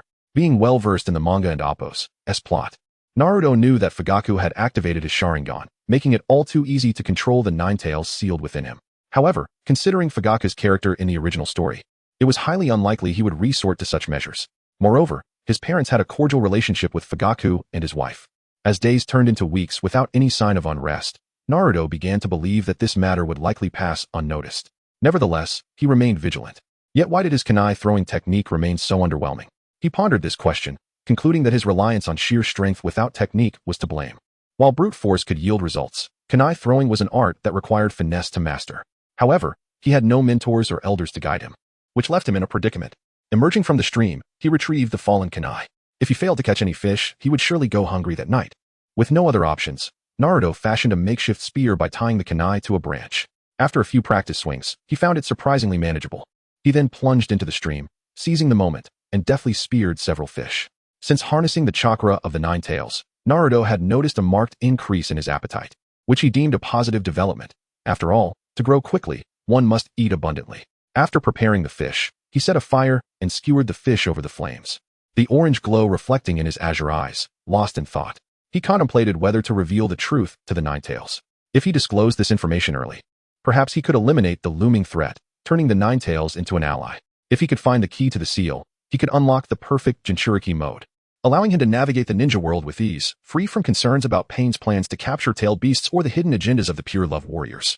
As a side note, I believe Obito's despair following Rin's death drives him to seek the world's destruction, as he recognizes that war is an unending cycle. Of course, Rin's death is a significant factor in his motivations.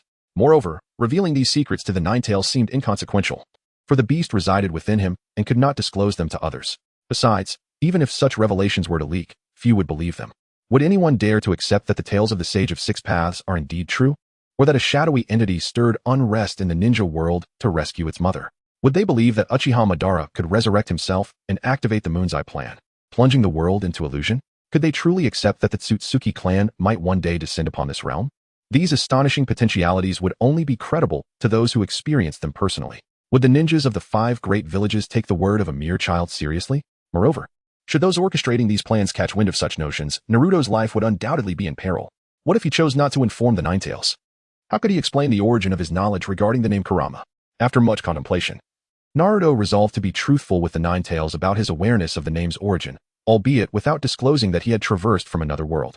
Closing his eyes, he calmed his spirit and entered the ceiling space. In the ceiling space, "Hey, Kurama, I'm here," Naruto announced cheerfully as he stood before the iron gate. "Hey, brat, I thought you wouldn't show up," the Nine Tails replied with a sardonic tone. "How could I not? I promised to tell you how I learned the name Kurama," Naruto responded, unfazed as he approached the imprisoned beast and sat down, his hands clasped behind his head, leaning against the iron door. "What? You dare come this close? Aren't you afraid I might devour you?" The Nine Tails mocked, his words dripping with disdain for humanity. Naruto remained silent, organizing his thoughts on how to convey the impending events. After a considerable pause, he finally spoke earnestly. "Actually, I possess the ability to foresee future events. In time, we will become allies. Which is how I came to know your name, Kurama." The Nine Tails burst into laughter, a mocking sound that echoed through the space. "Brat, do I look like someone easily deceived?" Naruto chuckled lightly, unhurriedly replying, "Well, don't be hasty. Soon you'll see that I speak the truth. The tales of the Sage of Six Paths are indeed real, are they not?" The Nine Tails' heart skipped a beat, its crimson slit pupils suddenly narrowing. Would it be mere coincidence to believe in such legendary beings? Furthermore, the nine-tailed beasts could merge into the new 10 tails, and the Sage of Six Paths had divided the 10 tails chakra to create the 9 of them. The Sage of Six Paths sought to prevent you nine-tailed beasts from fighting amongst yourselves, and to ensure that your powers were not misused by humanity, scattering you across the world. These were all truths I had gleaned from the future, for the sage would appear amidst a battle pivotal to the world's survival. The Nine Tails fixed its gaze on Naruto, disbelief and suspicion etched across its features. That ancient sage had been dead for many years. How could he possibly return? The Sage of Six Paths has informed you, has he not, Kurama? Naruto suddenly stood, locking eyes with Kurama, his face alight with excitement. Anyone who is destined to be the hero of the world would undoubtedly display pride and exhilaration at receiving the adoration of the masses, would they not? Furthermore, the hero destined to save the ninja world is merely a frail child. The Nine-Tails' gaze grew increasingly grave. If he could truly articulate the words imparted to him by the Sage of Six Paths, then the fact that Naruto could foresee the future was something he felt compelled to believe. Chapter 14, Naruto's Dream.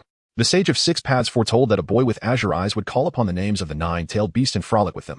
Naruto could not restrain himself from exclaiming, his expression brimming with excitement. He would save the ninja world and usher in genuine peace, and that boy was. The Nine-Tails' expression shifted to one of incredulity, as Naruto's words closely mirrored the sage's counsel to him. Unless Naruto truly possessed the gift of foresight, the Nine-Tails could conjure no other explanation. Thus, he regarded the exuberant child before him and hesitantly inquired, "This boy, is it you?" "Indeed," Naruto declared proudly. Chest puffed out, envisioning himself as the hero destined to save the entire ninja world and ascend to the position of the seventh Hokage, thwarting Kagaya's sinister schemes. However, he then recalled that he was merely a lonely child, and his earlier bravado dissipated, leaving him looking utterly dejected. "But right now, I'm just an unwanted child, barely managing to endure this solitude, with countless dangers lurking ahead." Naruto chuckled bitterly, leaning against the iron door, letting out a sigh. Of course, many events would unfold in the future, such as Uchiha Madara's resurrection. Upon hearing that familiar name, the Nine-Tails' expression darkened, his fur bristling with fury. Uchiha Madara. It was this man who had ensnared him with the Genjutsu of the Sharingan, manipulating his power and rendering him utterly powerless. He had now fully accepted Naruto's words, though he still found it somewhat astounding and required time to adjust. "What truly transpires in the future? Could you elaborate?" the Nine-Tails asked, striving to maintain his composure as he leaned closer to Naruto, who was resting against the iron door. "The future holds many unbelievable events." Naruto recounted the significant occurrences that would unfold, including Madara's schemes, the existence of Kagaya Otsutsuki, and her resurrection. He explained that a man named Pain would establish the Akatsuki organization with the intent to capture the tailed beasts in order to resurrect the Ten Tails and initiate the infinite Tsukuyomi. Naruto, already well-versed in the narrative of the Hokage, shared these details with the Nine-Tails. "Is that so? Then you too will be targeted by that fellow. What was his name?" "Ah, but I am the last one left. Since the Nine-Tails' power is exceedingly formidable, the Akatsuki will first capture other Jinchuriki." Upon hearing this, a slight smirk graced the Nine-Tails' lips as he arrogantly replied, "Naturally, the tail signifies the strength of the tailed beast. My power is indeed formidable. But, hey kid, since you possess knowledge of the future, why not preemptively thwart Pain?" the Nine-Tails questioned. "Me? Ha, just a mere child struggling to survive. How could I possibly contend with Pain, who wields the Rinnegan?" Naruto retorted, self-deprecatingly. How could a solitary child alter fate? The Nine-Tails fell into a contemplative silence before slowly proposing, "Child, let us make a pact. I can lend you all my power, but you must thwart Pain's plan to capture the tailed beasts. What do you say?" The Nine-Tails contemplated that since Naruto was the one foretold by the Sage of Six Paths, it might be worthwhile to bestow upon him the strength to rescue the tailed beasts. After all, they were kin, originating from the same essence, and thus shared a bond. Moreover, it would provide an opportunity to assess whether Naruto would indeed regard the tailed beasts as friends or merely as tools to be exploited, akin to those human beings. However, Naruto remained silent, his gaze distant as he stared into the pitch-black void nearby, lost in thought. "Hey, Kurama, what do you think is the meaning of life?" Naruto suddenly asked, his eyes reflecting a profound sense of confusion as he posed this question that had plagued him across 2 lifetimes. Indeed, in his previous life, Naruto had pondered this very question, muddled and drifting through to the age of 20, often wondering what significance his daily endeavors held. Since his reincarnation as Naruto, living alone, he had constantly grappled with this dilemma. Was this world truly worth his attachment? The Nine-Tails had not anticipated that this seemingly naive child would inquire about such a profound topic, leaving him uncertain of how to respond. The Nine-Tails lowered himself, scrutinizing the bewildered Naruto. Throughout the long passage of time, he too had contemplated this question, yet human life was fleeting, akin to that of a mayfly in his eyes. He suddenly felt a sense of empathy for Naruto in this moment and remarked, "Perhaps it is about chasing dreams. To live is to have some aspiration." "Do you have a dream, child?" "A dream," Naruto murmured, pondering deeply, only to realize he had no aspirations of his own. He did not wish to inherit the so-called will of fire like the original Naruto, nor did he yearn to become Hokage. "As for me," Naruto tilted his head back, his eyes shimmering with anticipation, "I merely wish for a change in my solitary existence. Nothing more." The Nine-Tails hesitated, struggling to believe what he had just heard. He had witnessed countless instances of humanity's insatiable desires. For power, for wealth, for strength. Yet here was this child who simply desired a change in his current life. The Nine Tails gazed into Naruto's eyes, which sparkled like stars in the night sky. Adorned with an innocent smile, just contemplating such a life felt utterly delightful. The Nine Tails could not help but be influenced by Naruto's untainted smile, the corners of his mouth curving upward imperceptibly as he said, "Hey, kid, what's the matter? What is it? Train diligently. Someday, your life will transform. Is that so?" "I certainly hope so," Naruto replied, his gaze growing resolute, convinced that he was the protagonist. This life would undoubtedly change. "Listen, Kurama. I will stop Pain's plan to capture the tailed beasts, and I shall not allow any harm to come to you," Naruto exclaimed, a smile gracing his face as he turned, his right fist raised toward the Nine Tails. The Nine Tails suppressed his smile, closing his eyes with an air of indifference. Yet his long, furry ears twitched incessantly. "Child, anyone can boast. I wish to see your actions." Naruto burst into laughter, exclaiming, "Kurama, you truly are a proud fox." The Nine Tails' lips twitched, his face flushing as he suddenly opened his eyes and bellowed at Naruto. "Hey kid, what did you just say?" "I merely meant to tell you to demonstrate your resolve." Naruto did not dispute this, his smile unwavering as he stood, brushing off his clothes. "Kurama, I'm off. And please, refrain from calling me kid next time. My name is Uzumaki Naruto." The Nine Tails closed his eyes once more, feigning ignorance, his furry ears twitching as he thought to himself. "I've watched you grow up. Of course, I know your name is Uzumaki Naruto. I hope your dreams come to fruition." Chapter 15.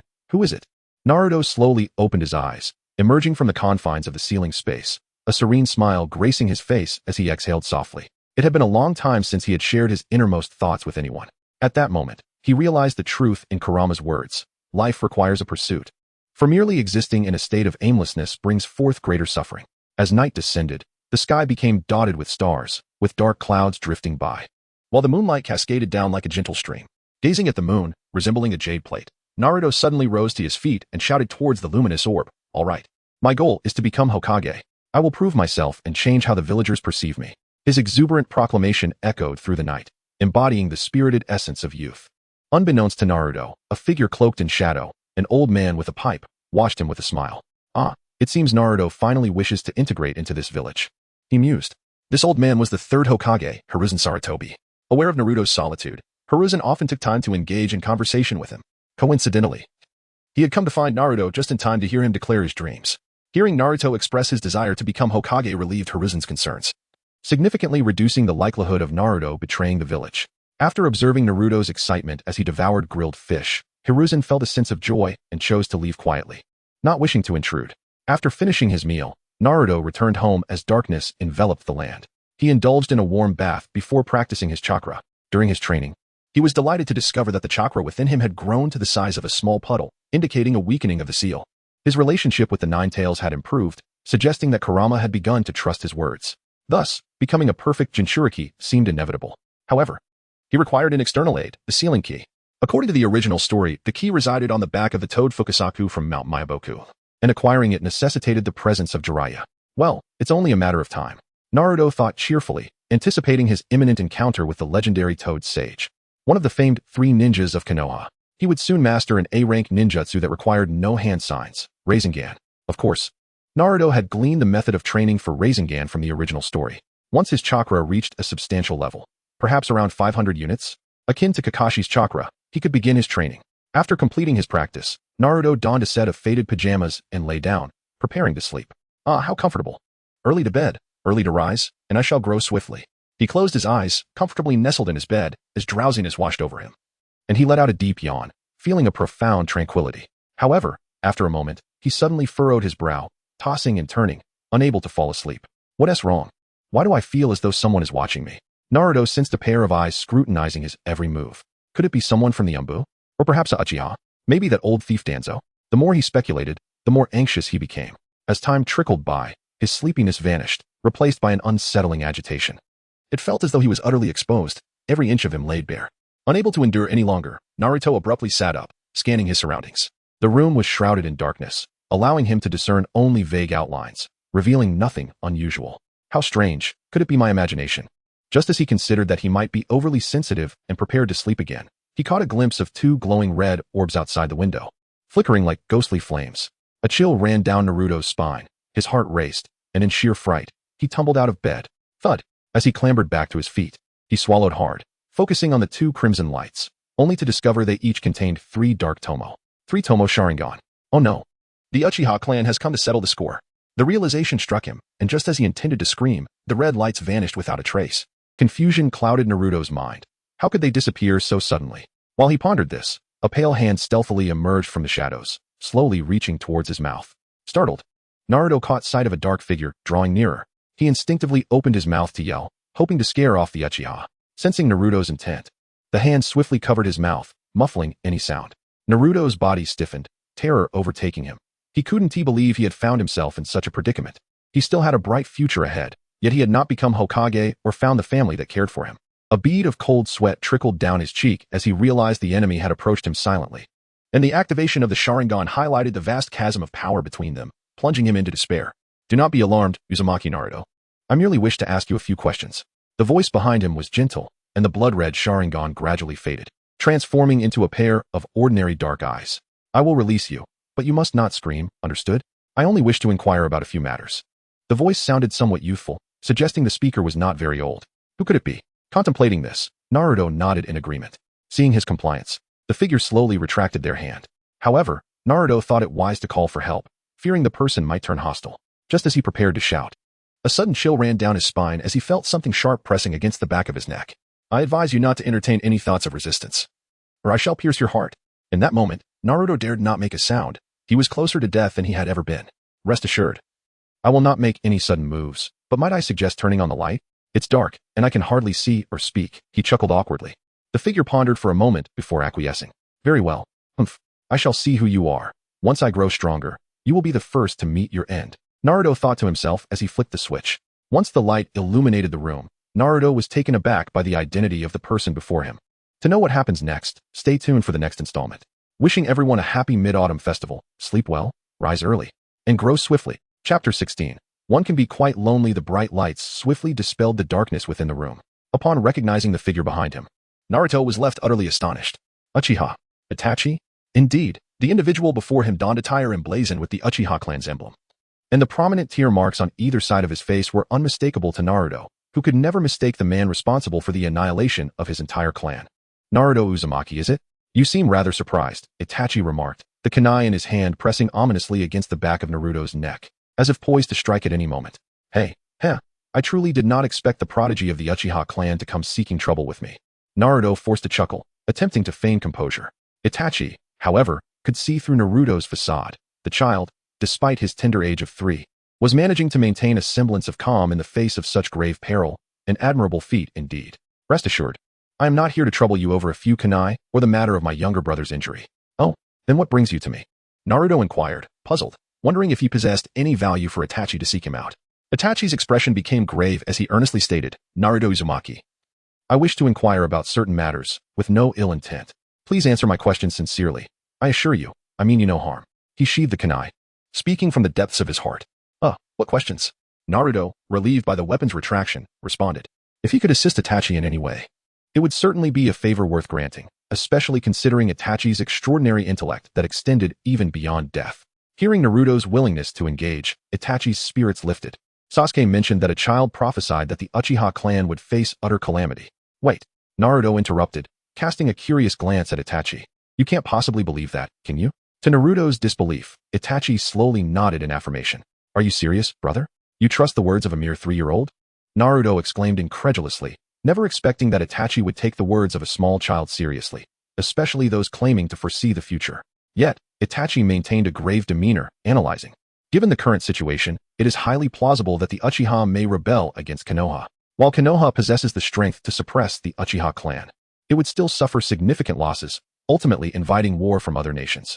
Struggling between his loyalty to his family and the village that Shursui had always sought to protect, Itachi found himself at a crossroads. Regarding your prophecy of my slaughtering the Uchiha clan, I remain uncertain. However, the tensions between the Uchiha and Konoha are undeniably escalating, and I am at a loss as to how to resolve this conflict, which is why you have come to me for answers. Naruto interjected.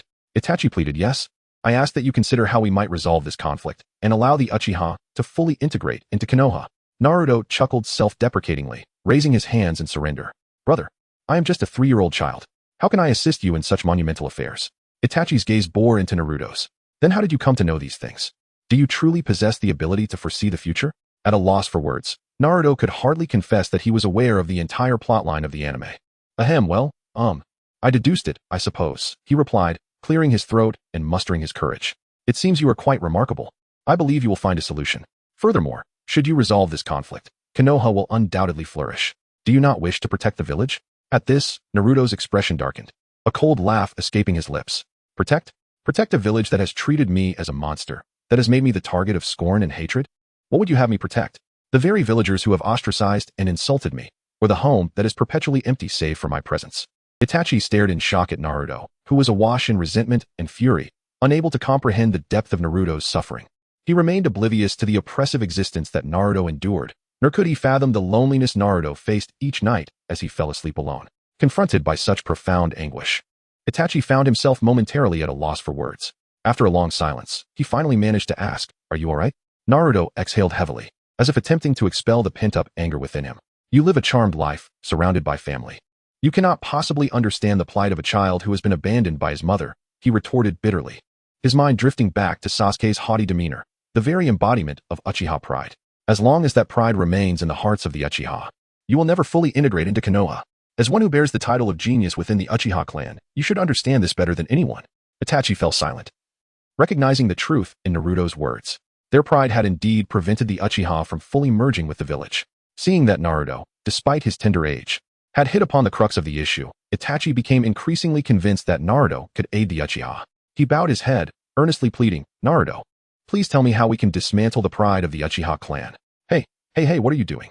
Naruto exclaimed, taken aback by Itachi's humility. He hurriedly attempted to help Itachi to his feet, but Itachi persisted in seeking Naruto's guidance.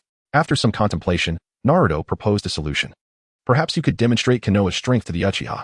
It would be best to involve the younger generation, ensuring that no hard feelings arise. This way, your clan will recognize Konoha's true depth.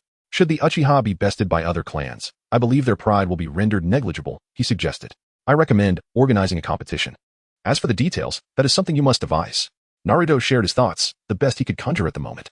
Itachi pondered for a moment, feeling that this idea had merit, and gratefully regarded Naruto. "Thank you, Naruto. I shall follow your advice." As Itachi prepared to leap from the window, an idea seemed to strike him. Turning back, illuminated by the cold moonlight, he smiled gently. "Naruto, my brother Sasuke could use a sparring partner. He has been complaining about how dull training has become. I would like to invite you to train with him. What do you say? Rest assured, I will not take up too much of your time, although I do not know you well. And besides, my brother is quite lonely as well."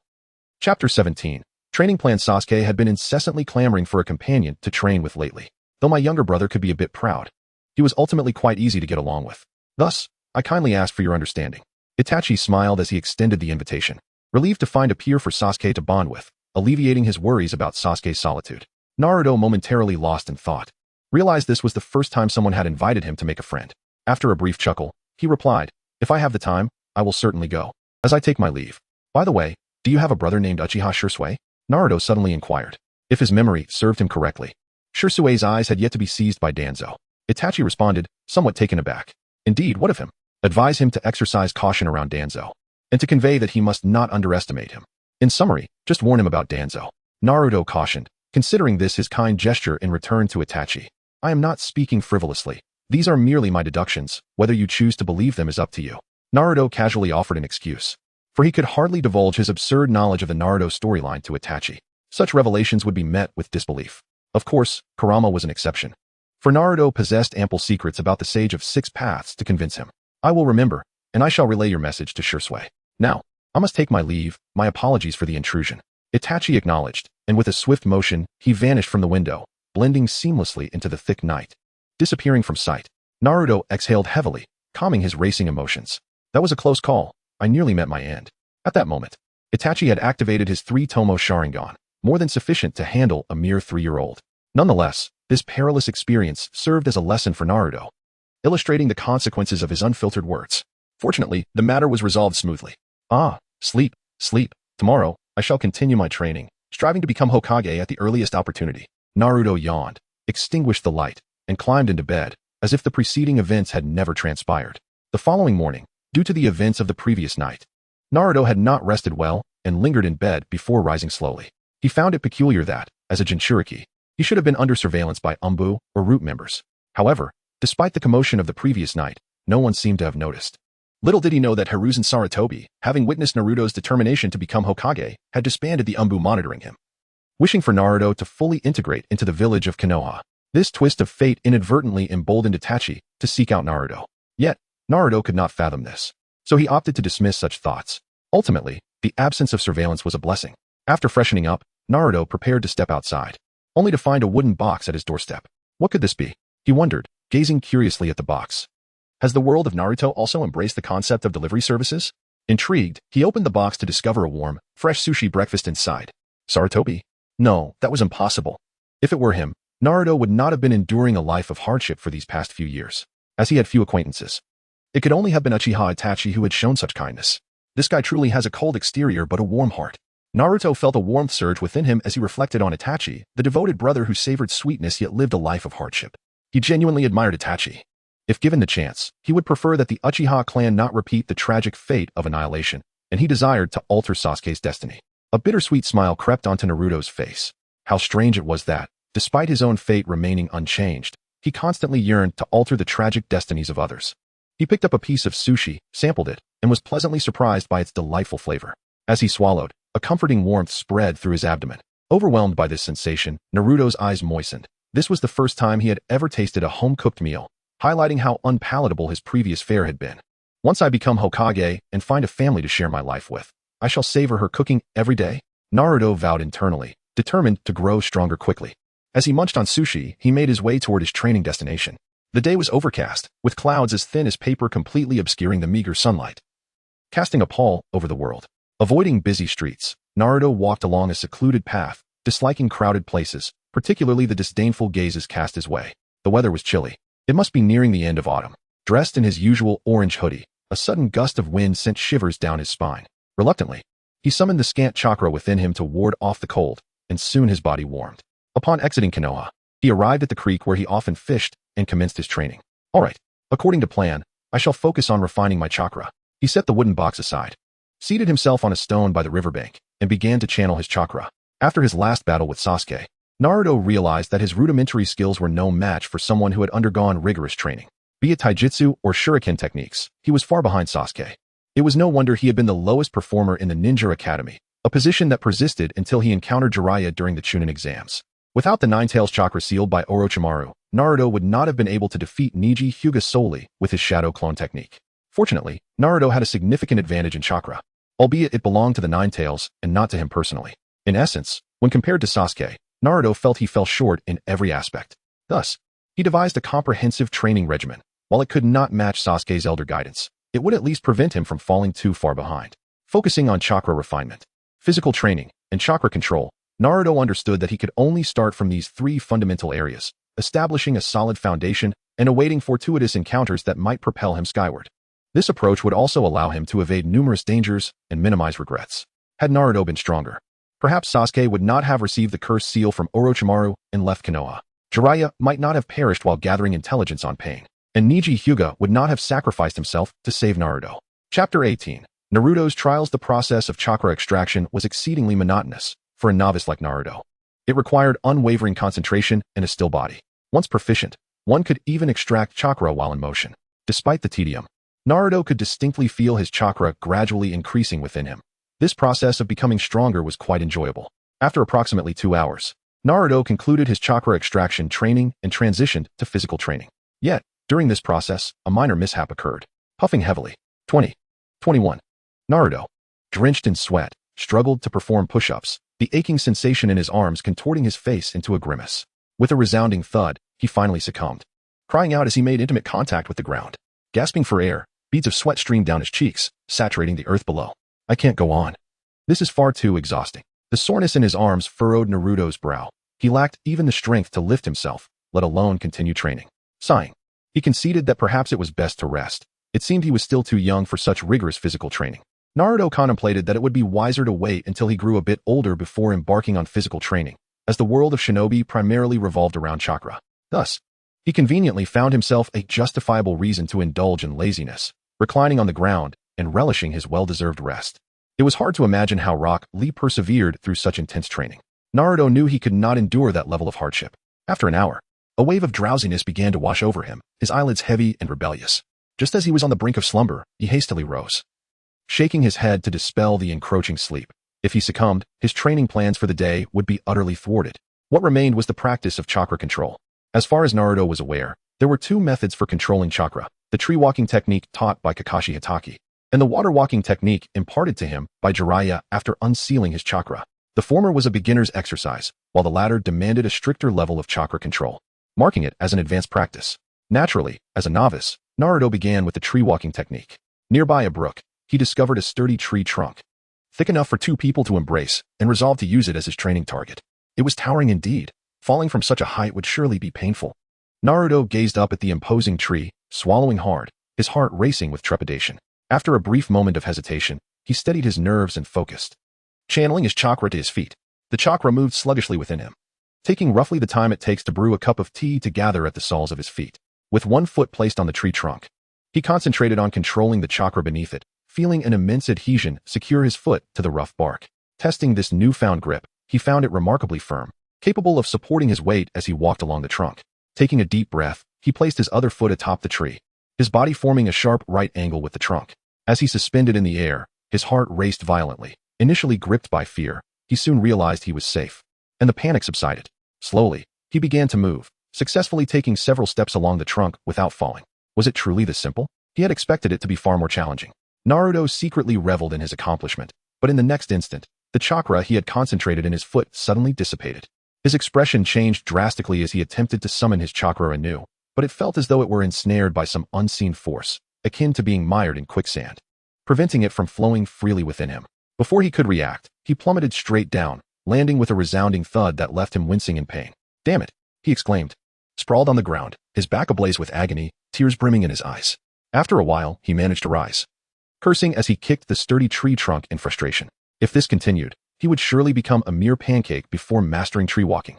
Wiping the tears from his eyes, he reflected that perhaps due to possessing the Nine-Tails chakra and being a member of the Uzumaki clan, his physical resilience was quite formidable. The searing pain in his back faded swiftly. Yet, the sensation of pain was undeniably real. To endure such torment repeatedly? Absolutely not. He refused. Naruto was resolute in not subjecting himself to such suffering. He could not withstand this level of pain, nor did he share Rock Lee's fervent determination to prove something. Were it not for his protagonist's aura, he would have remained an utterly ordinary character, destined to be a mere passerby, even if his injuries healed quickly. The thought of enduring such pain was intolerable. Once again, he focused on channeling his chakra through his meridians towards his feet. This time, the sensation of being trapped in quicksand was absent, though the flow was somewhat sluggish. It seemed the influence of the Nine-Tails chakra caused some blockage during his attempts to utilize his own chakra. He recalled from the original story that Naruto had struggled with the shadow clone technique due to the Nine-Tails, which led to him being tricked by Mizuki into stealing the Forbidden Scroll. Alas, it appeared that only by unsealing the Nine-Tails and gaining its acknowledgement could he overcome this limitation. However, through practice, he could still become adept at chakra control. Thus, Naruto resolved to adopt a safer method, water walking. Although the difficulty would increase dramatically, at least he wouldn't risk falling from a tree. Yet, it was bitterly cold. A biting autumn wind swept through as Naruto stood shivering beside the brook, hesitating to enter the frigid water. Falling in seemed inevitable. Getting soaked in such cold weather would be unbearable. He paced back and forth, contemplating, glancing at the setting sun, realizing the day was waning. Perhaps I should first fill my stomach, he concluded. After all, no matter the vastness of the world, nothing was more pressing than a good meal. Thus, Naruto kindled a fire and caught a few fish, preparing for dinner. While waiting for his meal to cook, he sat cross-legged beside the fire, practicing chakra control, offering himself a modicum of solace. After all, plans often succumb to the whims of change, Naruto reassured himself. And so, Naruto's day of training drew to a close. He was not fond of hardship, nor did he wish to endure such inhumane suffering for the sake of strength. He understood that becoming Hokage was an inevitable fate. With just a little effort, he could ascend to the role of Hokage, save the world, and fulfill the prophecy of the destined child. Knowing the outcome of his future liberated him from worries about what it might hold. What remained was simply to wait. Such is the nature of humanity. Once the future is assured, and accomplishments are within reach, one may find little motivation to strive for that future. If the future is predetermined, life loses its meaning. In this moment, was Naruto not embodying that very sentiment? Chapter 19. What is happiness? Thus, the following month passed for Naruto. Each day was spent refining his chakra, with the rest of his time either spent idly lounging or wandering about, gathering firewood to prepare meals. After enduring a monotonous day outdoors, he would return to his empty home, indulge in a warm bath, and retire to bed early. As time progressed, Naruto's chakra steadily increased, now akin to that of a small pond. Regrettably, his physical techniques and chakra control showed no advancement. Otherwise, he would have surpassed Sasuke by now, and that too without resorting to the Nine-Tails chakra. Notably, Naruto encountered Sasuke near the brook, who was still diligently practicing shuriken techniques and taijutsu alone. Naruto did not heed Itachi's advice to train alongside Sasuke. He felt he and Sasuke were not kindred spirits. Sasuke had the warmth of a loving family, devoted parents, and a cherished brother. The brightness of his surroundings was blinding to the desolate Naruto, who dared not draw near. Naruto felt akin to a rat dwelling in a dark sewer, cautiously peeking at the light, filled with envy yet too hesitant to let that brightness illuminate him. For when that light shone upon him, a creature so accustomed to darkness, it left him feeling profoundly uncomfortable. It was as if he were unworthy of such love and happiness, destined to remain hidden in the damp sewers, enduring the disdainful gazes of others while living tenaciously. The weather grew increasingly frigid, and lacking adequate warm clothing, Naruto gathered some yarn and needles, managing to knit a scarf for himself. The scarf, a vibrant orange, bore the marks of his novice handiwork, with uneven stitches and several thumb-sized holes. Having never engaged in needlework before, Naruto frequently pricked his fingers, crimson droplets of blood staining his hands. Although the pain was mild, the sight of the imperfect scarf in his arms triggered an emotional outburst, tears streaming down his face.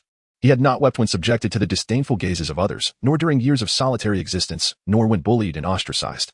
Yet, at this moment, over something seemingly trivial, he sobbed heart-wrenchingly, feeling a profound emptiness in his chest, struggling to breathe. He could not fathom why he, who had committed no grievous wrongdoing, had to endure such unmerited suffering. After a while, wiping away his tears, Naruto resumed knitting the scarf, resiliently battling against life's adversities. He had encountered this situation numerous times before, sometimes awakening from a nap to find his room desolate, sometimes enduring hunger when unable to catch fish, and at other times, sleepless nights spent gazing at the cold, luminous moon. However, as he grew accustomed to these trials, his tears became less frequent. He understood well that shedding tears resolved nothing. His life remained unchanged, and no one would feel sympathy for him based on his tears. Alone, he continued to confront life as challenges. Eventually, he finished the scarf. Though poorly knitted, it provided warmth around his neck and comforted his heart. He took great pride in having woven his name, Naruto, at the end of the scarf. That day, as was customary, he set off to practice chakra by the creek. The air was notably colder, and he could see his breath forming misty clouds. He donned his last remaining orange cotton coat and wrapped the tattered yet warm scarf around his neck before stepping outside. Although he could practice chakra at home, he found it unbearable to linger alone there. Could a solitary residence truly be called a home? The chill was biting as he emerged, exhaling clouds of vapor, rubbing his hands together and tightening the scarf around his neck as he headed towards his usual spot. With the onset of cold weather, foot traffic diminished significantly, and he occasionally spotted solitary figures hurrying along the path. Naruto relished such quiet streets. Having lived in Konoha for many years, he had never fully explored its avenues. As he traversed the secluded path, a gust of frigid wind sent shivers down his spine. The sky was overcast, heavy gray clouds blanketing the heavens, casting a pall over the world. Suddenly, delicate snowflakes began to descend from the sky, drifting lazily onto Naruto's golden hair. "Ah, it's snowing," he exclaimed with delight, reaching out to catch the tiny flakes, realizing that winter had indeed arrived. Time flew by, and he found himself in his 4th year within the world of Hokage. The snowfall intensified, transforming from sparse flurries to a dense blanket, accumulating rapidly on the ground. Naruto quickened his pace, breaking into a run. Upon arriving at his destination, he sought refuge in a tree hollow, igniting a fire to warm himself as he practiced chakra. Outside, the wind and snow raged, while the orange glow of the flames illuminated Naruto's youthful yet determined face. After a few hours, feeling somewhat bored with his training, he paused to admire the winter wonderland outside. "Hey, Kurama," he called into the ceiling space. "What is it, little Naruto?" Kurama replied, resting with his eyes closed, unaccustomed to addressing Naruto by name. "It's snowing outside. You must be able to see it from within me. Look at all the snow. Let us enjoy it together." Naruto exclaimed joyfully. "Sorry, I can't let you out. We can only observe from here," he added apologetically. "Humph, you're still just a kid, making a fuss over something so trivial. I've lived long enough to have seen countless sights," Kurama grumbled, yet he ever so slightly opened his eyes to sneak a glance at the snowy world beyond.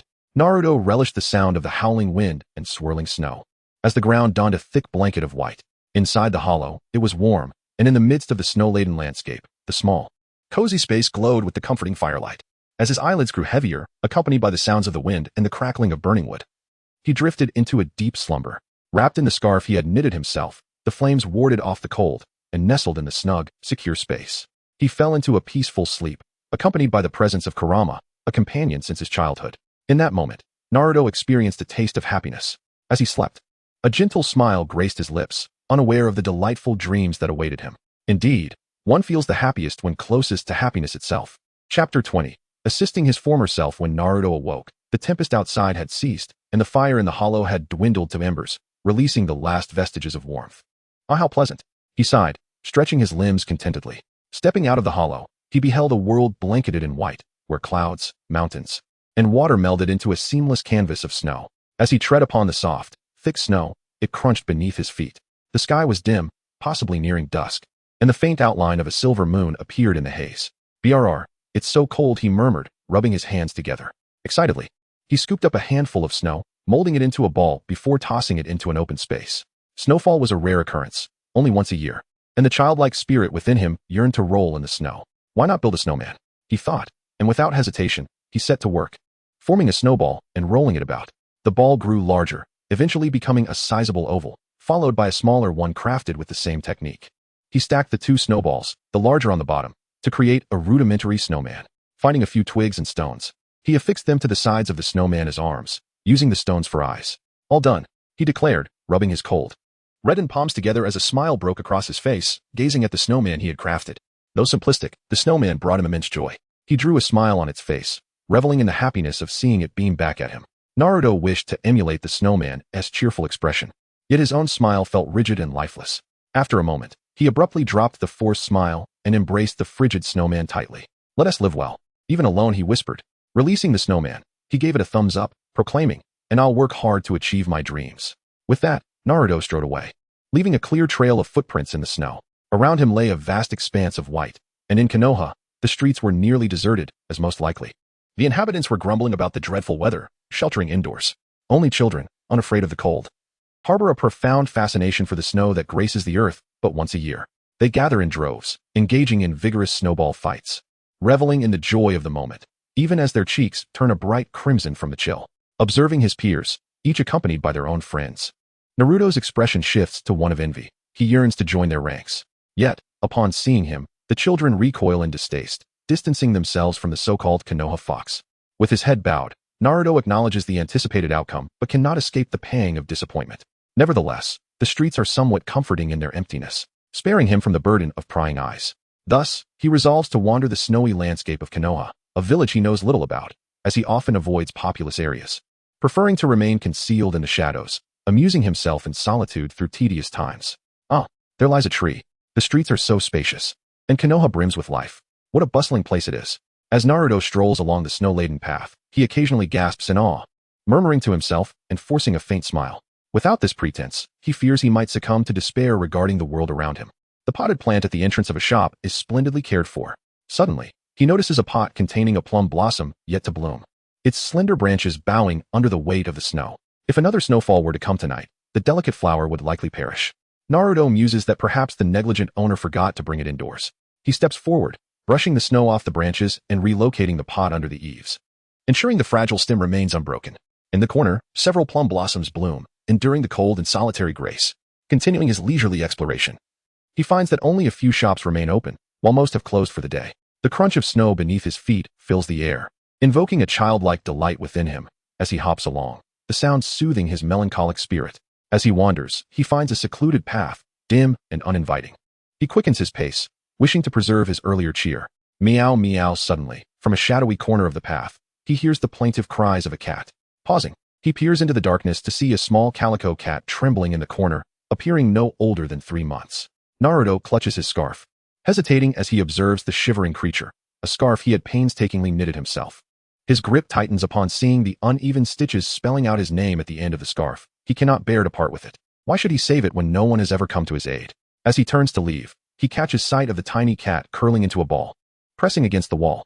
An inexplicable familiarity stirs within him, resonating with the feeling of isolation he knows all too well. Sighing, Naruto reluctantly removes the tightly wrapped scarf and strides toward the kitten, gently draping it over the shivering body. In moments of difficulty, he had always hoped for someone to lend him a hand. "I'm sorry, but I cannot take you home. I can barely take care of myself," he murmurs apologetically to the kitten before departing the dim alley. His steps feel lighter. After this act of kindness, an unprecedented sense of relief washes over him. Helping someone who longs for assistance feels strangely gratifying. Although he has never received help himself, he yearns for someone to support him in times of need, Assisting others is akin to aiding his former self. What is this exhilaration? Is this the reason some aspire to become Hokage? If so, perhaps being Hokage is not such a bad idea. Lost in thought, he finds himself on a wide, unfamiliar street, where gray clouds obscure the sky, casting shadows that hint at twilight. As he regains his bearings, he suddenly realizes he has lost his way. After a few steps, he spots a tall utility pole, its height seemingly reaching the clouds, offering a view of Konoha village from above. A smile breaks across his face. This is the very spot where he often gazed down upon Konoha in the original story. Hey, look at her eyes, they're all white. She must be a monster. Let us all throw snowballs at this wide-eyed freak. The jeering voices of a group of children, around 7 or 8 years old, reach him as they form snowballs to hurl at a little girl clad in a beautiful kimono. She appears to be only 3 or 4 years old. Her delicate features adorned with a lovely hairpin, resembling a porcelain doll. Strangely, her eyes are devoid of any color, filled solely with white, the very reason she is labeled a monster. Tears well in her eyes as she wipes away the falling droplets, softly murmuring a defense only she can hear. I'm not a monster. I'm not a monster. Naruto furrows his brow, glaring at the bullies. Such individuals are the very scourge of society, perpetuating a culture of cruelty. In his past life, he suffered greatly from bullying in school, harboring a deep-seated hatred for these tormentors. They unleash their own frustrations and sadistic pleasures upon others through violence. His gaze shifts to the girl, and he is momentarily taken aback, feeling as though fate has orchestrated their meeting. This girl, without a doubt, is Hinata Hyuga, the princess of the Hyuga clan. Before he can contemplate further, snowballs pelt Hinata, burying her beneath a mound of snow. Stop it, he shouts, but his voice, too young and high-pitched, lacks any sense of authority. The children pause, glancing toward the source of the voice, only to scoff at the sight of a mere toddler. What threat could a little child pose? Seeing that they merely hesitated but did not relent, Naruto's expression darkens. He is no longer the helpless underdog of the original tale. Channeling his chakra, he feels it surge through his body, flowing like a gentle stream. Though he has not practiced much physical technique, his chakra has multiplied significantly through recent training. Simply enhancing his body with chakra is enough to overpower these bullies, who are 5 or 6 years his senior.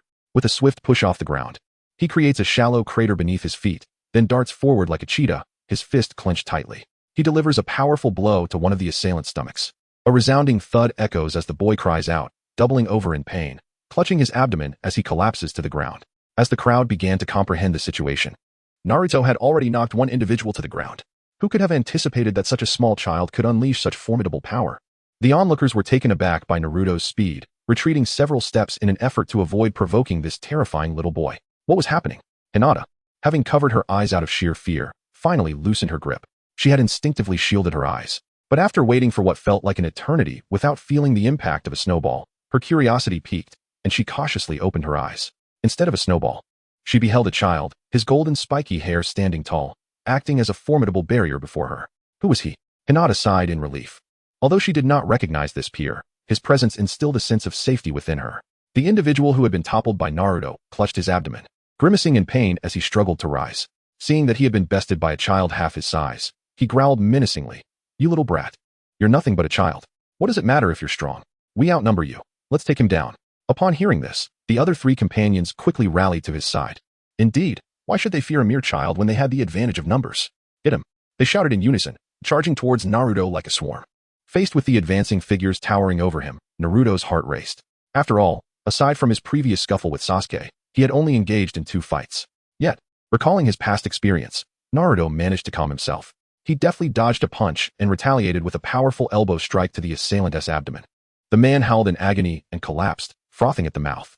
Surveying his surroundings, Naruto noticed that the remaining 3 had encircled him. Although they were numerous, they lacked the finesse of Sasuke's martial arts and seemed incapable of using chakra, making it manageable for him to handle them 1-on-3. The trio exchanged glances, and 2 of them lunged forward, aiming viciously for Naruto's eyes and stomach. Anticipating their attacks, Naruto enhanced his body with chakra, which seemingly sharpened his reflexes. He evaded their strikes with ease. Recalling Sasuke's martial techniques, Naruto pivoted gracefully and executed a sweeping kick that landed squarely on one opponent's chest, sending him flying.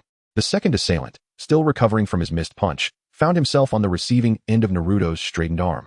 As Naruto's fist crashed down upon the man's arm like a hammer, the man cried out in agony, clutching his arm, which appeared slightly dislocated. It was evident how immense Naruto's strength was, despite being merely a 3-year-old child. Seeing Naruto's prowess, the last remaining adversary hesitated, retreating from the scene. Out of the corner of his eye, Naruto noticed one individual attempting to flee but chose to ignore it. Finally, it was over. Naruto exhaled deeply, massaging his sore muscles. It was apparent that utilizing chakra was overly taxing for his current physique. In simpler terms, his body was still too frail, lacking the strength and training to withstand the formidable power bestowed by chakra.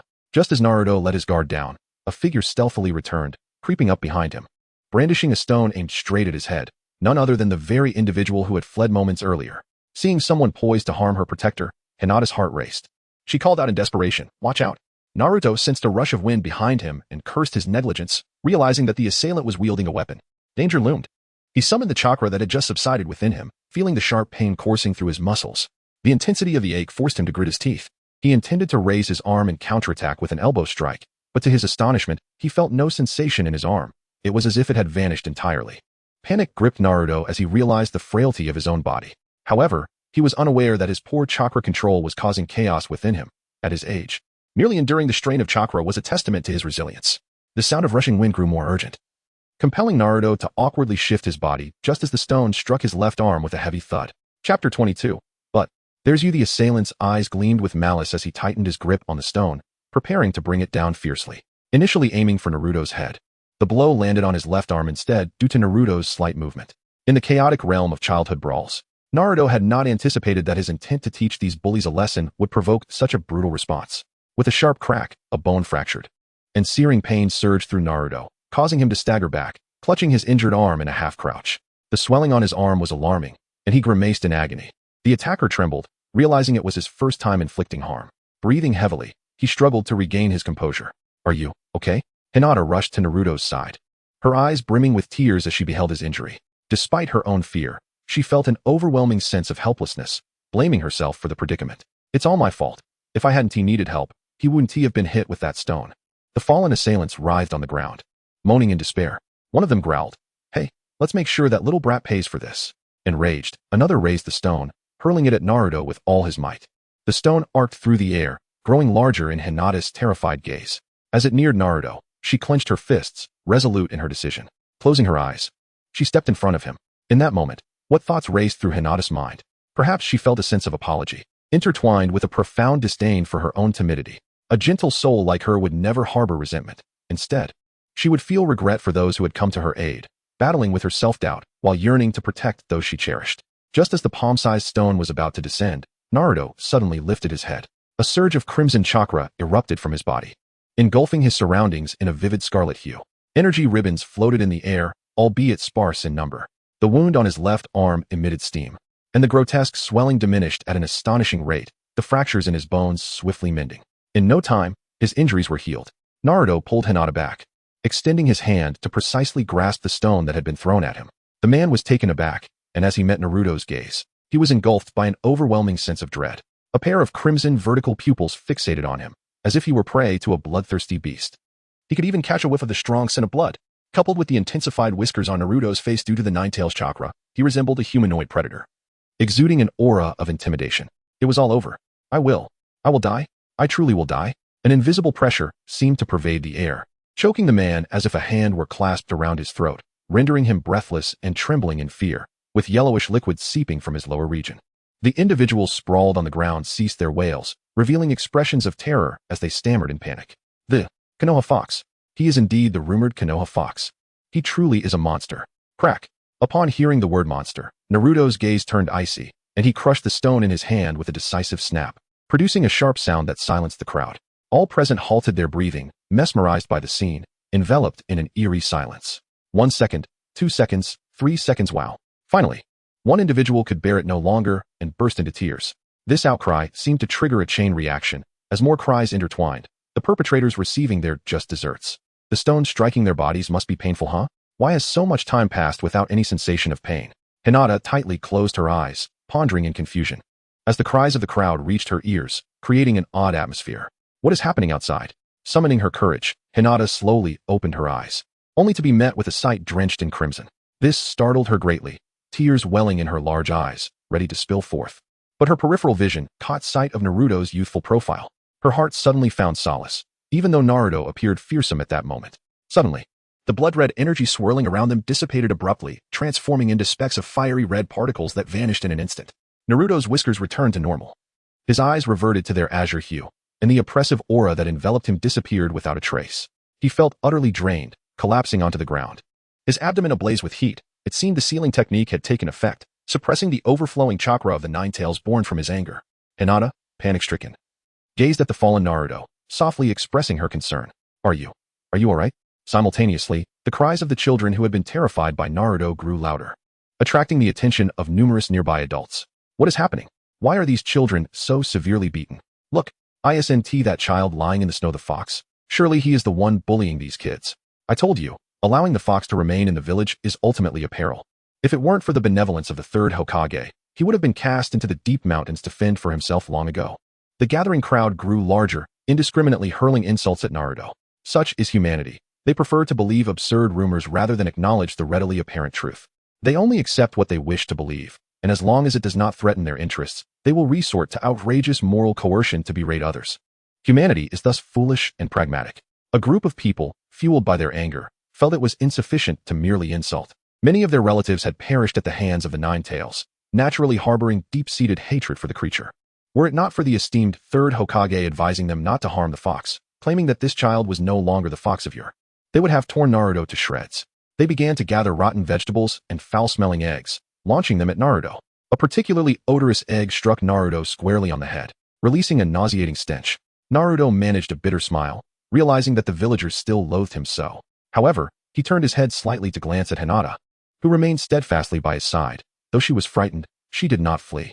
At least there was one person who did not despise him. Chapter 23. Just a loser. So many people. Everyone is so fierce. So terrifying.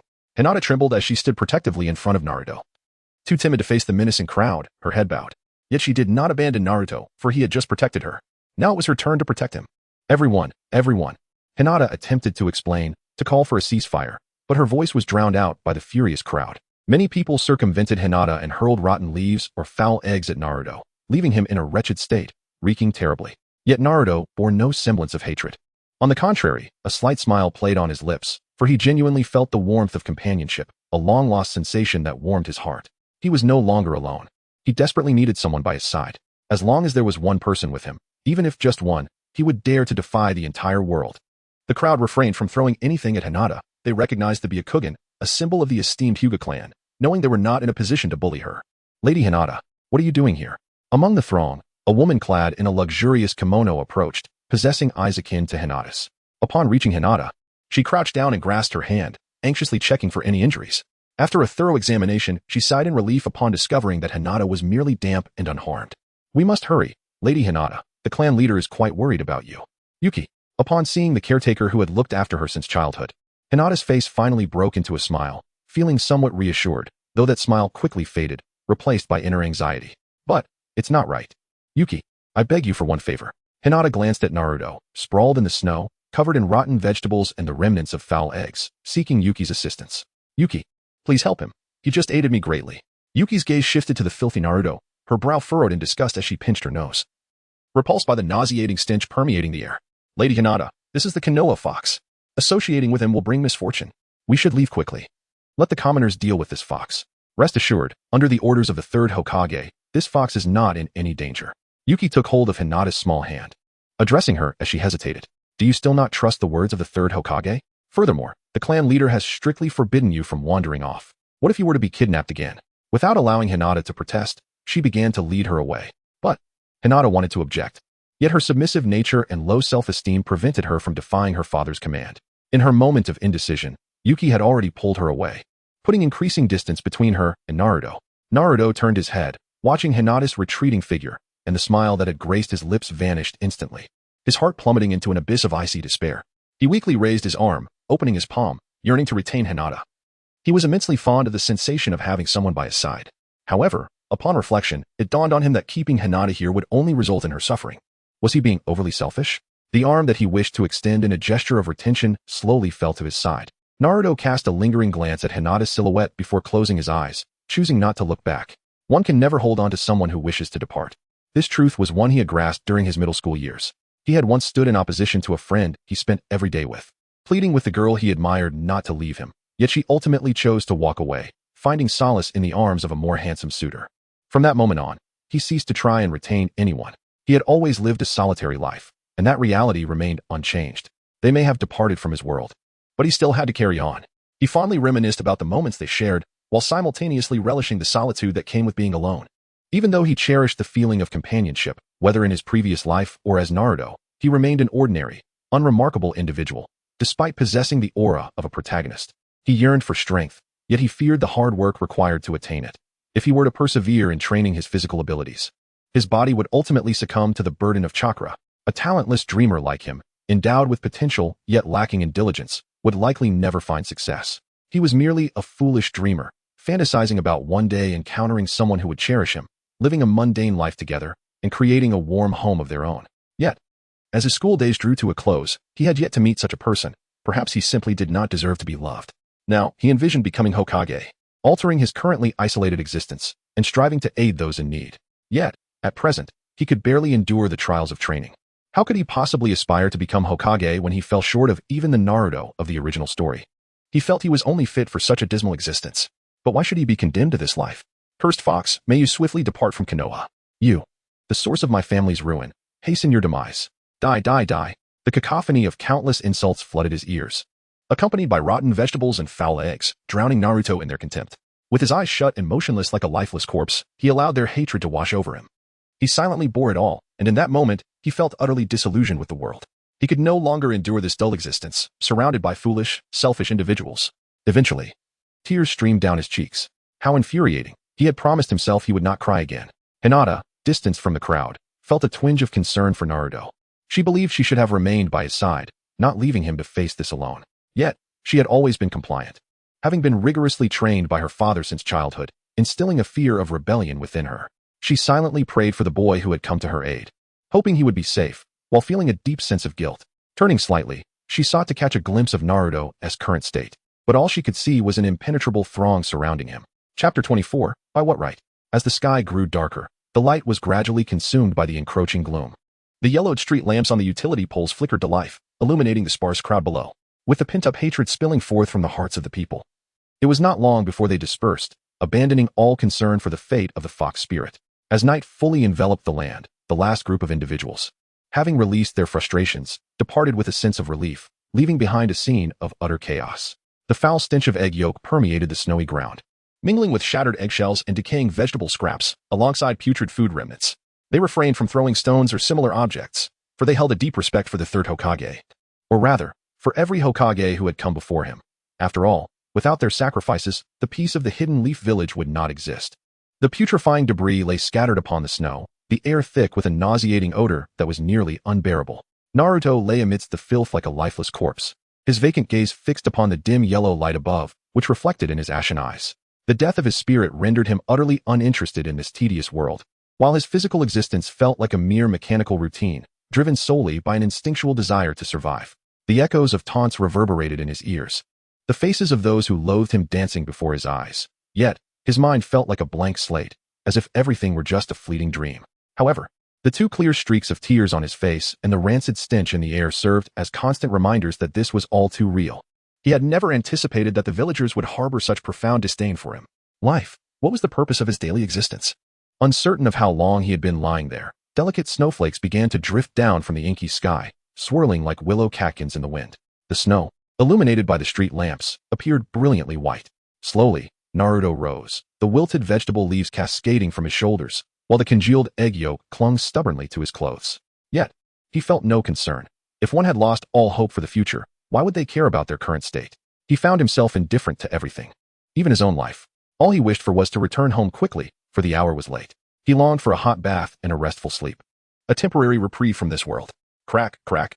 The sound of his footsteps on the snow echoed in the stillness, the flakes settling upon his hair, turning it a pristine white. He felt no chill, exhaling warm breath that formed a misty haze around him. The streets were dimly lit, with only a few houses glowing warmly, where laughter and cheerful voices could be heard. Families gathered in harmony, sharing moments of joy. Naruto's forlorn shadow was cast upon the snow, a stark contrast to the warmth of those families.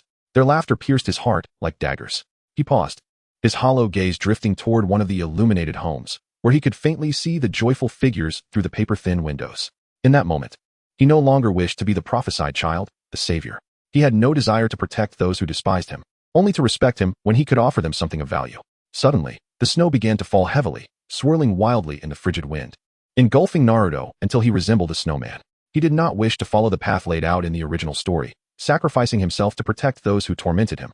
He rejected the false ideals of the will of fire. He was no saint.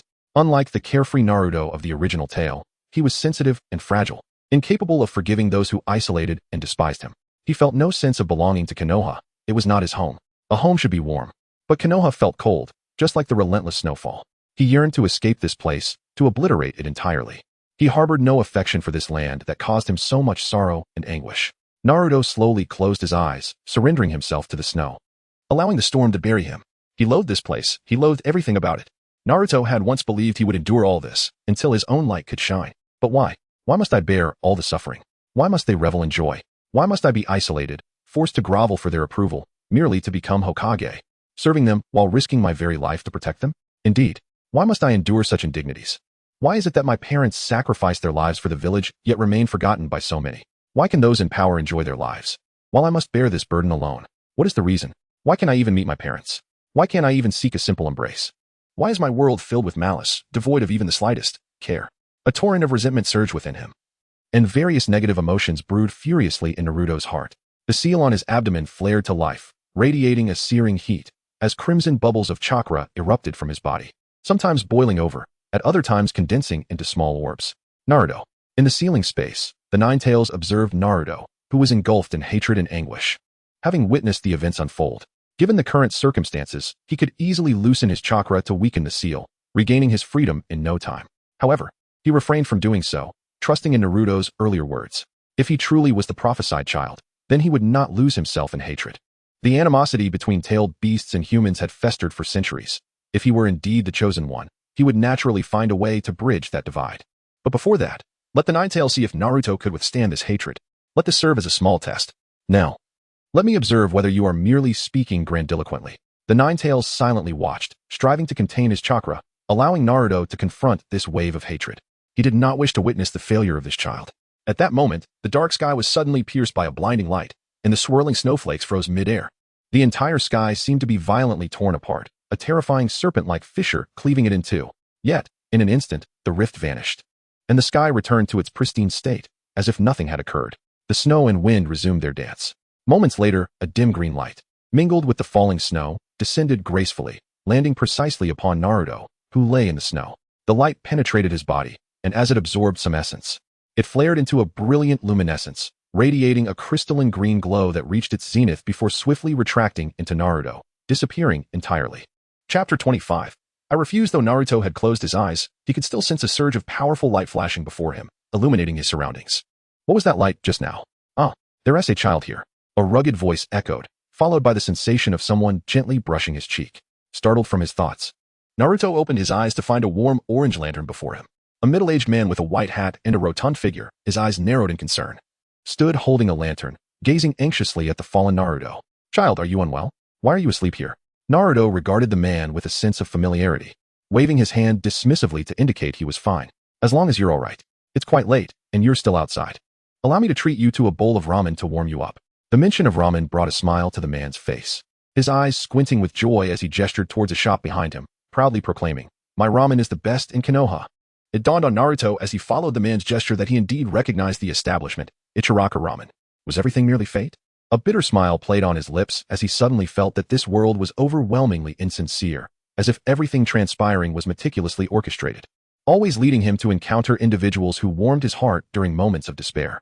Yes, the man before him was none other than the most significant figure of his childhood, the kind-hearted owner of Ichiraka Ramen, Teuchi. If not for his words, Naruto would never have known the sensation of being cared for, nor would he have blossomed into such a lively and cheerful person, yearning for the approval of others. Teuchi had instilled in him the belief that there were indeed many in the village who cherished him. In truth, Naruto did not harbor a genuine fondness for ramen. It was merely that during his childhood, Teuchi's bowl of ramen had bestowed upon him the experience of affection. In times of sadness, loneliness, or disappointment, ramen had always enveloped him in warmth and care.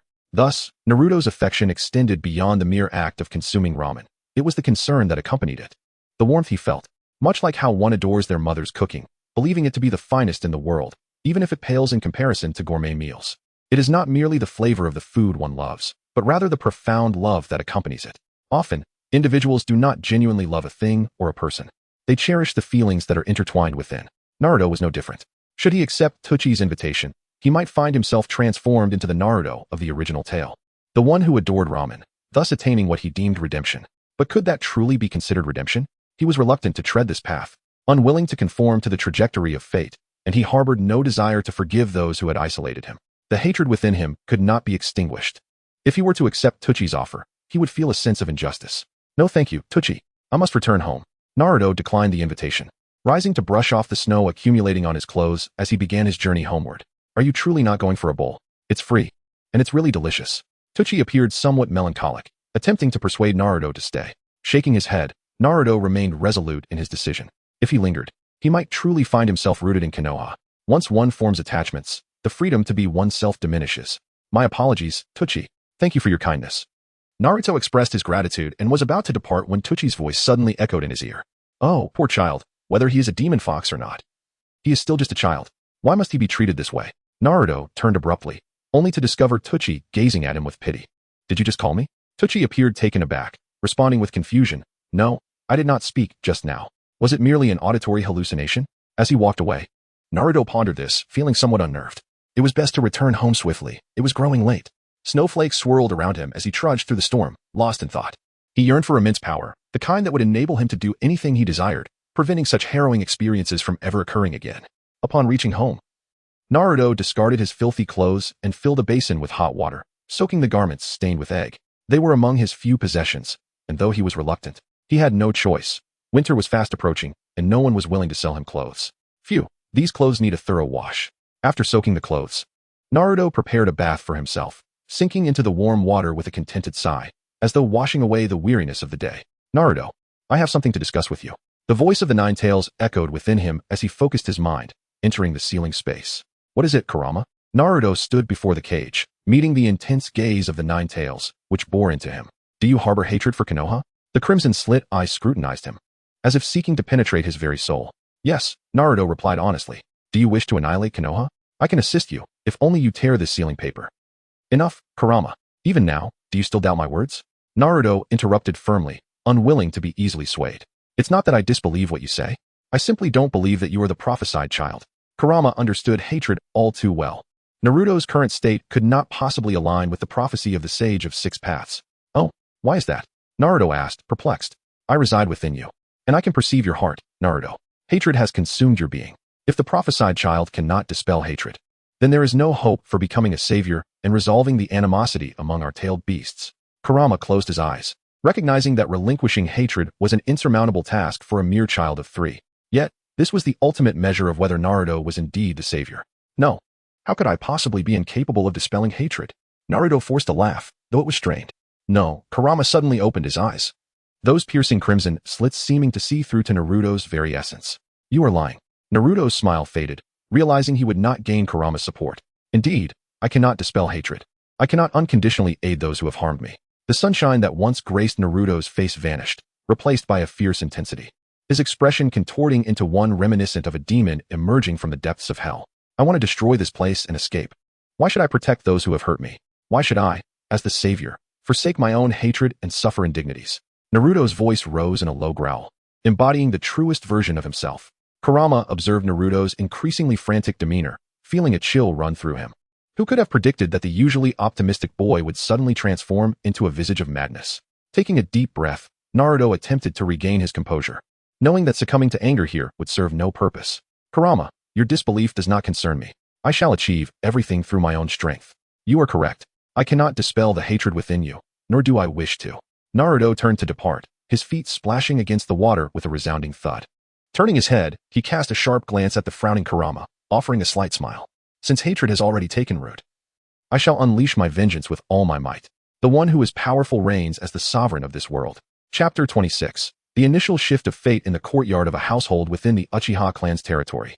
A thick blanket of snow had settled due to the heavy snowfall from the previous night, concealing the paths beneath it. Icicles, glistening like crystal, hung precariously from the eaves, while piles of snow on the roof seemed ready to tumble at any moment. Brr, it's so cold. A slender and beautiful woman, clutching a broom, cupped her delicate hands into a crescent shape, blowing warm air into them to restore some feeling to her numbed fingers. With determination, she began to sweep the snow from the courtyard, though her small stature made the task somewhat arduous. Before long, A stern-faced man emerged from the house, his expression impassive. He took the broom from the woman's hands and said, "Mei Xin, you should rest. Let me handle this." This man was Uchiha Fugaku, the current leader of the Uchiha clan, and the woman was his wife, Uchiha Mei Xin. Having grown accustomed to Fugaku's perpetually stern demeanor, Mei Xin understood that beneath his cold exterior lay a warm heart. "All right, thank you for your hard work," she replied with a smile. Sitting beneath the eaves to keep him company as he cleared the snow. "Is the security team not working today?" she inquired. There aren't many tasks. It's quite leisurely," he responded. The truth was that the villagers of Konoha harbored distrust towards the Uchiha, and thus, incidents were seldom reported to their security team.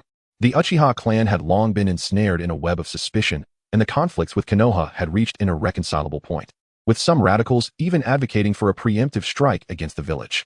This predicament weighed heavily on Fugaku, who had sacrificed so much to ensure his clan's place in Konoha, even betraying the revered Uchiha Madara. Yet now, due to trivial daily conflicts, the hard-won peace was at risk of being undone, threatening to destroy generations of effort. The Uchiha were far too proud, believing themselves superior. Fugaku knew that as long as this pride persisted, they would never truly integrate into Konoha. However, such honor, defended with centuries of blood, could not simply be discarded. "Has Sasuke gone out again?" Fugaku asked casually as he continued to sweep, not wishing to delve into such topics. "Yes, that boy is always so diligent in his training," Mei Xin replied with concern. "Fugaku, Sasuke longs for your approval. He pushes himself so hard. Won't he end up in danger?" After a lengthy silence, Fugaku awkwardly attempted to reassure her. "Don't worry, he won't encounter any danger." A sudden laugh escaped Mei Xin, causing her to sway with mirth. "Fugaku, you still haven't learned how to comfort people." After all these years of knowing him, he still struggled with communication. Yet, on the flip side, if Fugaku were a better communicator, they might not have the conflicts that plagued their once proud clan. Realizing this, Mei Xin's smile faded, and a frown replaced it as she sighed. Sasuke's relentless training stemmed from Fugaku's failure to communicate, as he sought his father's recognition. Yet, even without extraordinary talent, Sasuke remained Fugaku's pride. "Itachi, you've returned," Fugaku suddenly exclaimed, interrupting Mei Xin's thoughts. Mei Xin turned toward the house and indeed saw Itachi, clad in his umbu attire, approaching with his signature short blade strapped to his back. "Itachi, have you eaten breakfast?" Mei Xin greeted him with a renewed smile, determined to hide her worries from her children, who already bore enough burdens. "I have, mother," Itachi replied, flashing a smile. "The umbu work is tough, I assent it." "Mei Xin, I'm a bit hungry. Please prepare something for me," Fugaku interjected, continuing his task of clearing the snow. With a resigned sigh, Mei Xin stood up and headed toward the kitchen. "Speak, Itachi, what brings you here?" Fugaku's tone turned cold, his disapproval of his son's closeness to Konoha evident. Nevertheless, Itachi remained a source of pride for him. "Father, I wish to ease the tensions between the Uchiha clan and Konoha. Do you have a plan?" "Yes. I propose holding a competition in Konoha, exclusively for the younger generation, so the Uchiha can witness their strength firsthand." Itachi spoke earnestly. "It is crucial for the Uchiha to understand that Konoha is not as simple as it appears. If the Uchiha were to lose, I believe the radicals would cease their calls for aggression against Konoha." Fugaku pondered for a moment. The proposal was indeed feasible, but what if the Uchiha emerged victorious? Itachi paused, considering the implications. The Uchiha were never short of geniuses, and if they were to secure the top position in this competition, the consequences could be dire. Yet, a vision of a certain golden-haired boy flashed in his mind, and a confident smile spread across Itachi's face. "Father, rest assured, the Uchiha will undoubtedly lose." Fugaku turned his head, catching a glimpse of the smile on Itachi's face, and felt astonished. It had been a long time since he had seen Itachi smile like that. Fugaku contemplated the plan. It might serve a purpose, but it would not resolve the underlying issues, merely delaying the inevitable conflict. Nonetheless, it was still a commendable approach. What about Konoha's approval? Upon hearing this, Itachi's spirits soared, understanding his father's words as an affirmation. He quickly responded, "Shursui will help liaise with the third Hokage." Fugaku turned away, resuming his sweeping with renewed vigor. "However, I cannot guarantee that those old men will agree to this plan." "It doesn't matter. I will persuade the elders," Itachi declared, his enthusiasm palpable. This could allow the Uchiha to continue living peacefully in Konoha, preventing war and saving countless innocent lives. "I must take my leave now, father." Itachi bowed respectfully before vanishing in an instant, eager to share this good news with Shursui. Fugaku was momentarily taken aback, not realizing Itachi had honed his body flicker technique to such a degree, truly the result of Shursui's teachings. His spirits lifted, for it had been ages since he and Itachi had engaged in genuine conversation without misunderstanding leading to conflict. Meanwhile, Mei Xin observed the scene discreetly, releasing a breath of relief as a joyful smile graced her face. Father and son were finally able to communicate properly. Everything seemed to be progressing in a positive direction. did it not? Chapter 27. The paranoia of the Uchiha. The winter morning breeze cut like a blade, and atop a cliff, the wind roared like a wild beast.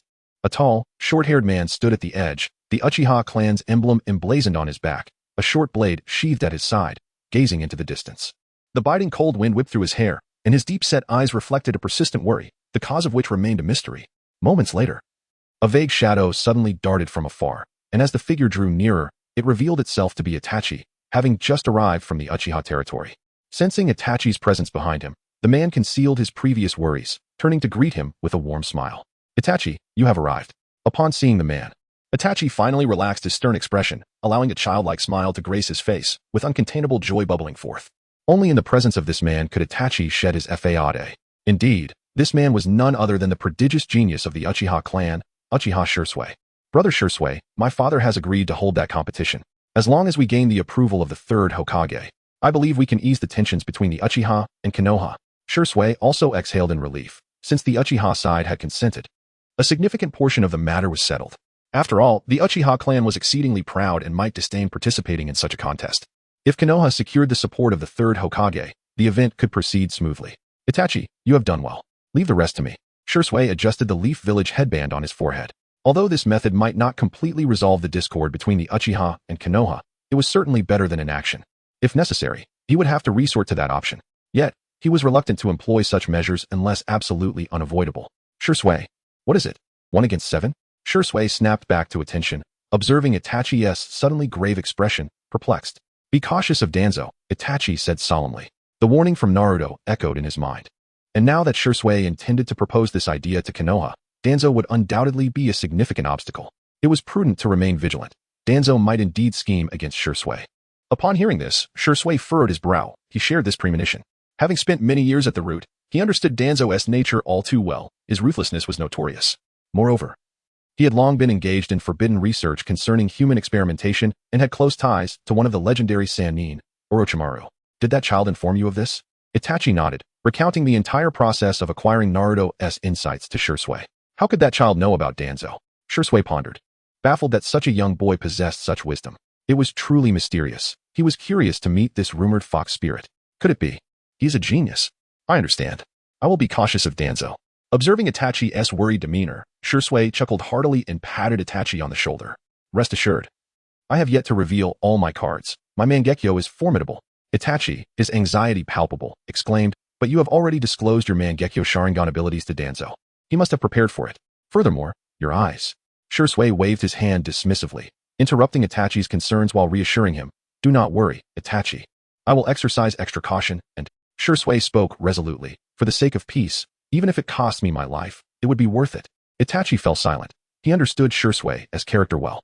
Generally gentle and brotherly, once he made a decision, he would become terrifyingly obstinate. This mirrored the fate of the Uchiha clan. Despite possessing the extraordinary Sharingan, the price was a tragic destiny, one of rejection by society. All right, Itachi, I must take my leave. Until then, avoid contact with Danzo's people. Itachi nodded in agreement. However, as he watched Shisui's departing figure, an unsettling feeling lingered in his heart. Outside, the streets lay buried beneath snow, illuminated by bright sunlight.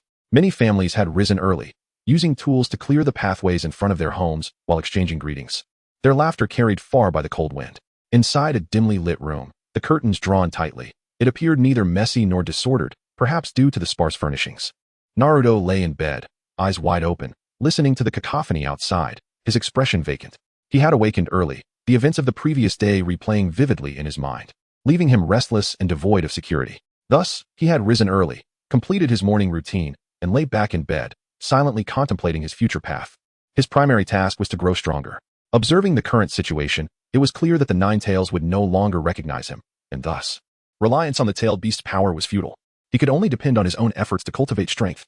Then, there was the destruction of Konoha, transformed this accursed place into ruins. Moments later, Naruto rose from his bed, dressed, and prepared to step outside. As he opened the door, the blinding sunlight caused him to squint slightly. In just one night, this youth seemed transformed. Now, Naruto exuded a palpable aura of hostility. No longer merely a lonely and troubled boy. The morning streets were dotted with early risers, and Naruto walked expressionlessly, quickening his pace. He wished to linger in this cursed place no longer. On the roadside, a woman wielding a broom to clear snow glared at Naruto as he passed. muttering a curse under her breath before resuming her task. That damn fox, why hasn't he left Konoha yet? Naruto halted, having clearly heard her angry words. He frowned, his gaze turning icy as he fixed it upon the source of the voice. There stood a woman, head bowed, seemingly stealing glances at him from the corner of her eye. Why is that fox staring at me? Is she out of her mind? The curses echoed in Naruto's ears again. He was certain this woman was directing her vitriol at him. Yet, he was perplexed as to why she was not moving her lips. How could she not notice his unwavering gaze upon her? Naruto's eyes widened, fixating on the woman, attempting to discern the truth of the situation. Why isn't she leaving? Damn it. What an unfortunate encounter this early in the day. More curses followed, but once again, Naruto failed to grasp what was happening, and the woman departed, leaving him bewildered. What in the world is going on?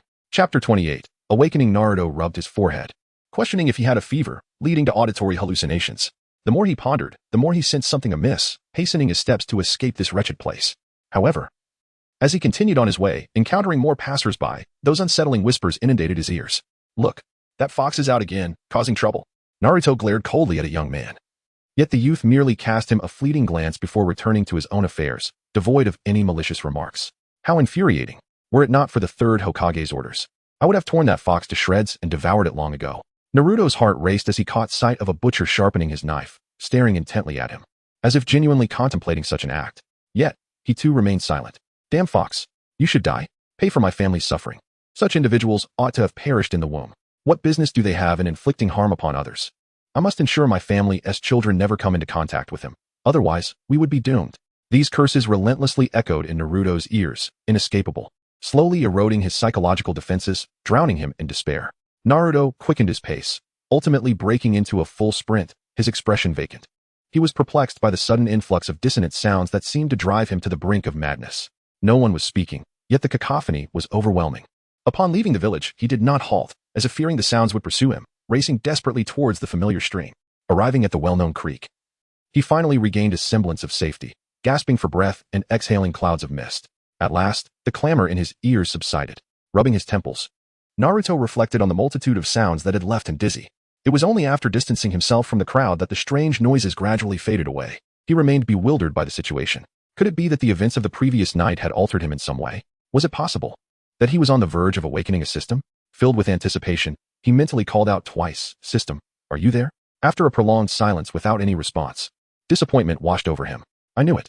If a system existed, it would have emerged to protect its host by now. He pondered for a while, but could not arrive at any answers, so he resolved to focus on his training for the day. However, he first needed to satiate his hunger. Using a kunai, he carefully chipped away at the ice covering the creek, creating a hole. Winter was a favorable time for fishing, as the fish, lacking oxygen, floated near the surface, and Naruto easily caught one. Unfortunately, just as he was about to kindle a fire, snowflakes began to drift from the sky once more. With no other option, Naruto prepared the fish and gathered firewood, seeking shelter in a tree hollow to escape the snow. At last, he arrived. The tree hollow was somewhat dim, so he ignited a small flame beforehand. Damn it, I've erased all traces of my footsteps. How could anyone find this place? A chill ran down Naruto's spine as he surveyed his surroundings, blanketed in white, devoid of any human presence. It must have been an illusion. Once inside the hollow, Naruto set down his belongings, the flickering orange flame illuminating the space. The hollow was spacious enough for two adults, serving as Naruto's secret hideaway. Just then, a strange voice echoed once more, causing him to feel a sense of unease. Suddenly, he noticed what appeared to be a pool of blood on the ground. This realization sent a shiver down his spine, and he quickly scanned the area, spotting a shadowy figure huddled in the corner, seemingly trying to conceal itself. "Who is there?" Naruto shouted, gripping his kunai, ready to throw it at a moment's notice. "Wait, don't be hasty. I mean you no harm." The figure croaked, interrupted by violent coughing. "I'm merely injured and resting here." Injured? Naruto was skeptical as he withdrew a burning branch from the fire, using its glow to examine the individual. The person was small and gaunt, with a blood-soaked chest, crudely bandaged with scraps of cloth. Naruto noticed a headband bearing the hourglass symbol tied around the person's arm, a ninja from Sunagakure. It seemed the individual had suffered a severe lung injury, significantly reducing the immediate threat they posed. Realizing the person was unable to move, Naruto contemplated leaving him to fend for himself. As he remained silent, crouching down to prepare his fish, the Sunagakure ninja spoke up. "Let me help you cook the fish. My culinary skills are quite exceptional, and your fish is well prepared. Hand over your kunai first, and I'll assist you further," he suggested cautiously. As if afraid of startling Naruto, Naruto gazed at him in silence. The ninja appeared harmless, speaking softly, almost like a good person. Yet, another voice echoed ominously in his mind. You must not let this little brat escape. Otherwise, my hiding place will surely be compromised. I must relay this information to the village. Once I have the kunai, I'll eliminate this wretched leaf brat. Indeed, the voices he had heard earlier were no mere figments of his imagination. Could it be he was capable of hearing others' thoughts? Naruto pondered, nodding slightly as he pretended to extend the kunai towards the ninja. The Sunagakure ninja's eyes sparkled with delight, his lips curling into a slight smile as he reached for the offered weapon. But in that instant, Naruto locked eyes with him and detected a flicker of murderous intent. Indeed, this was the truth of his thoughts. It dawned on Naruto that he was facing an enemy ninja from a rival nation, one intent on taking his life. This world was not like the Blue Star, bound by laws. It was a harsh realm where war could erupt at any moment, where it was a matter of kill or be killed. Though reluctant, Naruto recalled how he had been treated since his birth in this world, and he scoffed at the notion of adhering to morality or law. When others sought to take his life, would they spare him such reasoning? Resolute, he gathered his strength, and as he handed over the kunai, he suddenly reversed his grip, plunging the weapon towards the ninja's heart. In the presence of a seasoned ninja, Naruto's movement was painfully slow, giving the foe ample time to evade. However, the moment he moved, he aggravated his own wound, gasping in pain and becoming immobilized. The kunai pierced the ninja's heart, blood gushing forth and splattering across Naruto's face. The ninja's eyes widened in disbelief, gradually losing their luster as he slumped, lifeless. Naruto stood frozen, a mechanical voice resonating in his mind. Congratulations, host, on achieving your first kill. The hunting system is now activating. Chapter 29. Bounty, I have awakened. The hunting system? Naruto stood in shock, his mind flooded with a cascade of numerical codes and messages. Congratulations, esteemed host, on completing your first kill and awakening the hunting system. This system will provide you with a bounty list. Targets on this list will yield rewards upon elimination. Targets are categorized by difficulty, ranging from D, C, B, A, to S, with higher ranks offering increasingly rare and generous rewards. Furthermore, this system includes a heart-sensing feature, essential for a successful hunter to understand their target and execute their mission effectively. As he absorbed this information, Naruto finally comprehended that the voices he had heard were indeed the thoughts of others. Then, another notification chimed in his mind. Ding. Congratulations, host, on completing your first kill. As a reward for your initial bounty, you shall receive a special reward. The system will automatically activate your psychic abilities. Suddenly, an interface resembling a liquid crystal screen appeared before him, filled with text. Deceased, Ghost Blade Maru position, Sunagakure, Chunin. Spy hunting difficulty, D reward. Psychic attribute 1. Would you like to review this information? Yes, no. With a thought, Naruto selected yes. And the panel in front of him transformed dramatically. Host, Naruto Uzumaki bloodline. Possesses half of the Uzumaki lineage chakra strength, 0. 1 card Nin attribute, 2 points physical strength, weak abilities, voice theft introduction, existing at the lowest echelon of society, yet harboring immense potential. Naruto observed closely and indeed found that this system was quite similar to the novels he had perused in his previous life. It encompassed all necessary features and was remarkably user-friendly. Excellent. I am thoroughly satisfied with your services. As for the Nun abilities, if Naruto was not mistaken, they should resemble those from the anime Hunter x Hunter. This was an anime he cherished in his past life, as it bore some resemblance to Naruto. Although he favored the latter slightly more due to its intricate characterization, he silently reflected on his memories regarding Nun. Fundamentally, Nun and chakra were akin to the same essence. Nun is the life energy emanating from one's body, freely manipulable and referred to as chi. The basic operations are categorized into 4 major actions: Ten, Zetsu, Run, and Hatsu. Ten allows one to retain their Nun aura around their body, enhancing physical defense. Zetsu belongs to the category of concealment, enabling one to mask their aura and restore stamina. Rin is akin to chakra refinement, producing more chi, thus strengthening Nun and enhancing abilities. Hatsu, in a literal sense, involves maximizing one's Nun energy through Run and then releasing it outward. The Nun ability system is vast, while chakra is associated with 5 elemental attributes. Nun encompasses 6 distinct categories: enhancement, transformation, materialization, emission, manipulation, and the most enigmatic, specialization. Each individual's Nin ability upon awakening is unique and often aligns with their interests or characteristics. In summary, Naruto, akin to the ninjas of the Naruto universe, has acquired an additional Nun ability, akin to wielding an extra blade. Naruto exited the individual value panel, and the total panel emerged, showcasing 3 options: individual value, bounty list, and view acceptable tasks. He first selected view acceptable tasks, only to find it was entirely blank. However, this was to be expected, as the system had yet to issue any tasks. Next, he opened the bounty list, revealing a lengthy, scrollable list. Bounty Hunter, Hiruzen Sarutobi position, 3rd Hokage of Konohagakure, hunting difficulty, S reward, Nun attribute 100, enhanced blade of the strengthening system. 1 rapid recovery pill bounty hunter. Gara, youth, position, none hunting difficulty. See reward, none attribute 5. Set of soft armor bounty hunter, Conan position. One of the Akatsuki leaders hunting difficulty. A reward, none attribute 50. Gain none manipulation ability. The plethora of bounties dazzled Naruto, and the rich rewards stirred a sense of envy within him. If he were to wield such power, he would no longer have to endure bullying from others. Nor would he be unable to exact vengeance upon Kanagakur. Yet, he currently lacked the capability to fulfill these bounties. After a significant pause, Naruto subdued his restless heart. One must eat one bite at a time and tread step by step. With diligent training and the assistance of the hunting system, he would inevitably attain formidable strength, enabling him to accomplish any desire he harbored. In the sealed space, Kurama silently observed Naruto, who remained rooted in place, reflecting on the situation. He is still but a child, to kill a single human being, and he is rendered thus.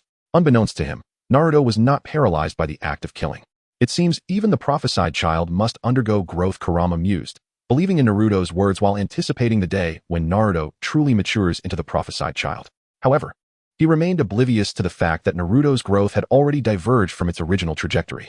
Naruto closed his eyes, and when he opened them again, the system panel had vanished. Outside the tree hollow, the howling wind and snow resembled feral beasts, while the orange flames of the bonfire illuminated the dim hollow. A long-deceased corpse lay on the ground, its once scarlet blood having congealed into a dark, viscous hue. Gulp. Naruto anxiously gazed at the body he had personally slain, having momentarily forgotten that he had just taken a life. However, he was not particularly frightened. Compared to the terror and struggle preceding the act, the aftermath felt surprisingly trivial. The only discomfort stemmed from the splattering blood and the odor of the deceased. Nothing more.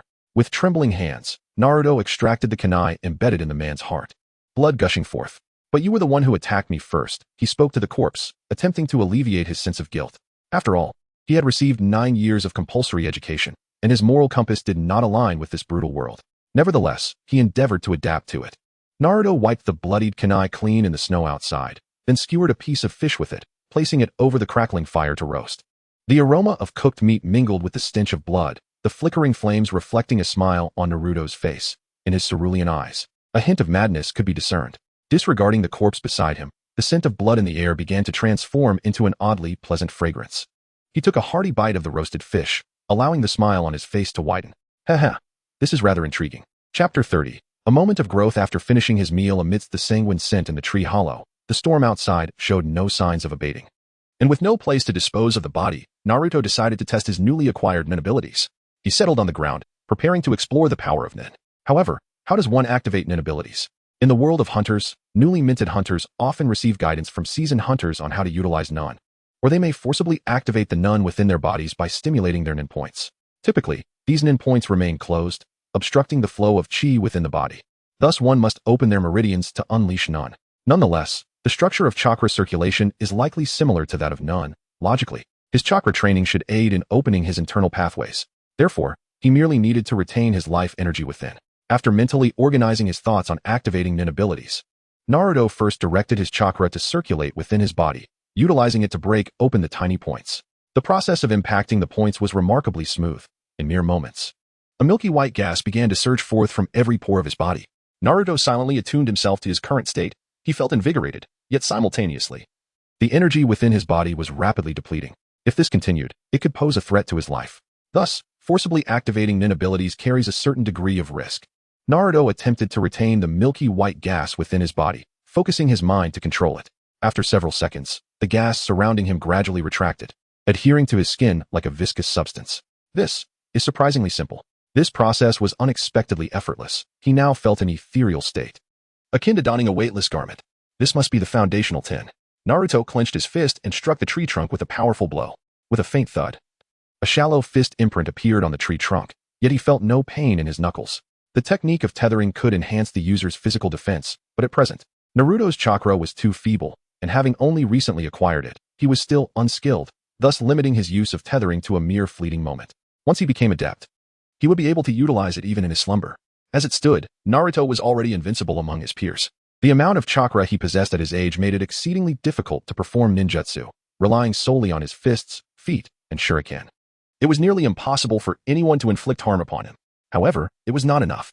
Naruto gazed outside. The wind and snow had ceased. Yet the power he currently wielded was insufficient to accomplish his aspirations. He approached the corpse, thoroughly searching it, Recalling that the individual had mentioned possessing intelligence related to Konoha, he discovered several kunai, shuriken, and a scroll on the body.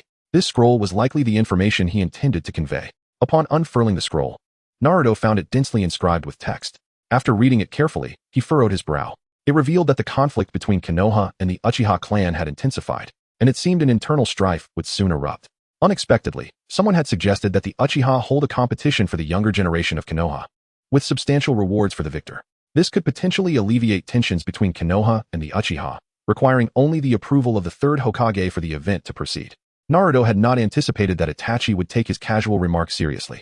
Should the Uchiha seize this opportunity to integrate into Konoha, it would considerably complicate Naruto's future quest for vengeance against the village. Nonetheless, it mattered little. Even if he wished for reconciliation between the Uchiha and Konoha, there were those who would relish the chance to expel the Uchiha from the village and annihilate them entirely.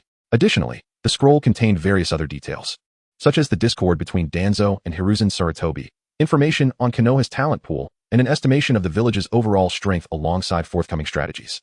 After perusing its contents, Naruto, to err on the side of caution, tossed the scroll into the fire, where the raging flames swiftly engulfed it, reducing it to a pile of ashes.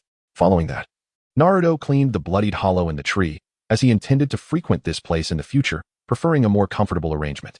Once tidied, Naruto exerted all his strength to drag the cold corpse away, eventually finding a desolate patch of wilderness to dispose of it in the snow. Even if someone were to discover it, it was unlikely they would suspect him. He then commenced his training regimen focused on physical techniques. For safety's sake, Naruto resolved to run laps around the entirety of Konoha. Running was an excellent means of building stamina. The recent heavy snowfall had left drifts deep enough to submerge Naruto's calves, making each step arduous and exhausting. Before long, he found himself panting, having barely completed a third of his intended distance. The frigid air sliced into his lungs with each breath, causing an agonizing sensation, while his legs felt as though they were filled with lead, heavy and sore. Each lift of his leg was accompanied by a sharp pain. Yet, Naruto did not yield. How could he not have contemplated giving up? Gazing at the seemingly endless path ahead, each arduous lift of his legs made him think perhaps he should abandon his efforts. After all, adhering to the original plotline would allow him to effortlessly become Hokage and a hero of Konoha. Yet, that nightmarish experience of foul-smelling egg liquid, the insults hurled at him, the biting snow, and the grotesque faces of those who scorned him replayed in his mind. He could not comprehend why humanity could descend to such depths of repugnance, hypocrisy, cowardice, treachery, and ugliness. Reflecting on this, an inexplicable strength surged within him, propelling him to repeatedly lift his heavy legs and sprint through the snow. In his first lap, Naruto moved slowly, but soon he began to relish the sensation, feeling an inexhaustible energy surging within him, quickening his pace. The wind howled in the boy's ears. Such was life. As long as one runs, the wind will follow. With each stride, Naruto felt increasingly liberated, running faster and faster. By the time he completed his third lap, he finally came to a halt, his legs aching and trembling uncontrollably, his clothes soaked in sweat. After a brief respite, Naruto resumed his chakra control training. He located a broad tree and focused his chakra to adhere to the soles of his feet. With his feet sticking like powerful adhesive to the trunk, he cautiously attempted to ascend. However, after only a few steps, he tumbled down, plunging into the snow and tasting its coldness. Swallowing the snow in frustration, he resolved to try again. He fell, got back up, fell again, and rose once more. Naruto tirelessly repeated these two actions, and the pain that once felt insufferable now seemed trivial. No longer afraid of suffering, he began to embrace it.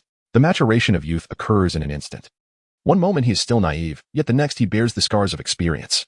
His heart had long been wounded by the harshness of this world. As twilight approached, a captivating hue of red emerged on the horizon, dimming the light. Amidst the dense forest, a blurred figure darted swiftly, a sight to behold. It was Uchiha Sasuke. He had just departed the Hokage's office after conveying the Uchiha's proposal to host a competition, aiming to ease tensions with Konoha. The third Hokage, naturally reluctant to lose the Uchiha as a formidable ally, acknowledged the potential risks this posed to the village. He stated that further consideration was necessary. Sasuke, observing the third Hokage's intrigued demeanor, felt a surge of hope. He believed that as long as the benefits of the Uchiha's survival outweighed the advantages of conflict with Konoha, the Hokage would eventually acquiesce. All that was required now was time. Following his meeting with the third Hokage, Sasuke received a summons from Danzo, instructing him to meet at their usual location for an important discussion. Thus, he hurried on his way, nearing his destination. As he traversed the dense forest, the scenery before him suddenly opened up. Not far off, in a clearing before a temple, he spotted an elderly man with mixed black and white hair. Leaning on a cane, his right hand was concealed within his robes, and his face, bearing numerous scars and a bandaged half, appeared quite unsettling. Something felt amiss. Shursui scanned the surroundings for Danzo's usual retinue of root ninjas, only to find none present. He recalled Itachi's warning to be cautious of Danzo, and unease crept into his heart. Lord Danzo, Shursui said, kneeling respectfully before him. Danzo's voice emerged, raspy and aged, sending a chill down Shursui's spine. Shursui, have you convinced Fugaku to reconsider the Uchiha's coup? Shursui replied earnestly, not yet, but I will employ the Kodo Amatsukami Jinjutsu to alter his mindset. I will undoubtedly prevent the Uchiha's coup. Is that so? Danzo fell into silence. He had long been informed by Shursui about the formidable power of Kodo Amatsukami, but he never anticipated that the Sharingan, a bloodline limit of such monstrous caliber, could evolve into the Mangeki form. Danzo began to comprehend the terror of the Uchiha clan. It was no wonder that even his powerful teacher remained vigilant against them, never daring to underestimate their potential. If all Uchiha members awakened similar abilities, the demise of Konoha would be imminent. What a frightening power indeed, he rasped. However, even if the Uchiha were to alter the political landscape, the villagers of Konoha would never accept them. What then would you do? Shursui, by nature kind-hearted and trusting, believed that Danzo sought to assist him in resolving the Uchiha struggle for survival in Konoha, and thus spoke candidly. I have reported to the third Hokage and arranged a competition for the younger generation. Once the Uchiha witness Konoha's depth, I believe they will no longer underestimate us. Moreover, the third Hokage has assured me he will help the Uchiha integrate into the village. I have faith. Danzo, with his solitary eye wide open, coldly interrupted Shursui, saying, what if? I too am not at ease with the Uchiha's integration into Konoha. At these words, Shursui was momentarily taken aback, then swallowed hard in disbelief, feeling a chill run down his spine as his pupils dilated. Will you then use Kodo Amatsukami to alter my will? Thus, Danzo abruptly raised his aged right hand, claw-like, and lunged directly for Shursui's eyes. Shursui had long harbored suspicions about Danzo, but the ruthlessness with which he acted now astonished him. He never expected Danzo to be so heartless. After all, he had done much for Danzo, yet here he was, ready to kill him merely for the Sharingan. Reacting instantaneously, Shursui's dark eyes spun with three tomo, as a terrifying crimson hue enveloped his gaze. The hand that had been reaching for him suddenly slowed to a crawl, riddled with openings. This was the power of the Sharingan. Shursui effortlessly seized Danzo's forearm, and then, with a fierce glare from his Sharingan, Danzo's head drooped, entrapped in an illusion. This was merely a standard Jinjutsu. Soon you will awaken. Shursui released Danzo's arm, knowing he could not bring himself to kill him.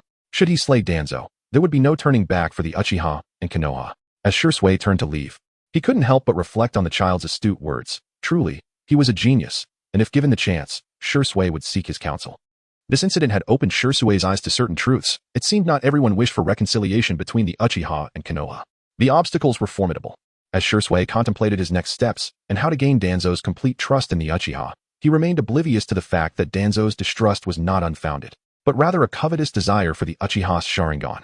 Suddenly, the previously bowed head of Danzo shot up, and with a flicker, he vanished from his spot, reappearing directly before Shursui. Lost in thought, Shursui barely registered the movement before he felt a violent impact to his abdomen, contorting his face in agony. Following that, Danzo's fist, having penetrated his abdomen, struck Shursui's cheek with tremendous force.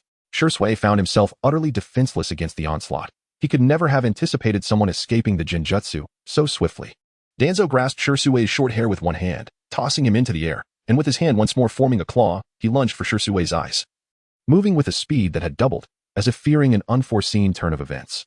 It's over, Shursui thought, cursing his own carelessness. How could he have been so naive as to think Danzo would come without a contingency plan? Morita, I've got it, Danzo thought excitedly. Believing that once he possessed the Mangeki Sharingan capable of altering wills, the position of Hokage would surely be his.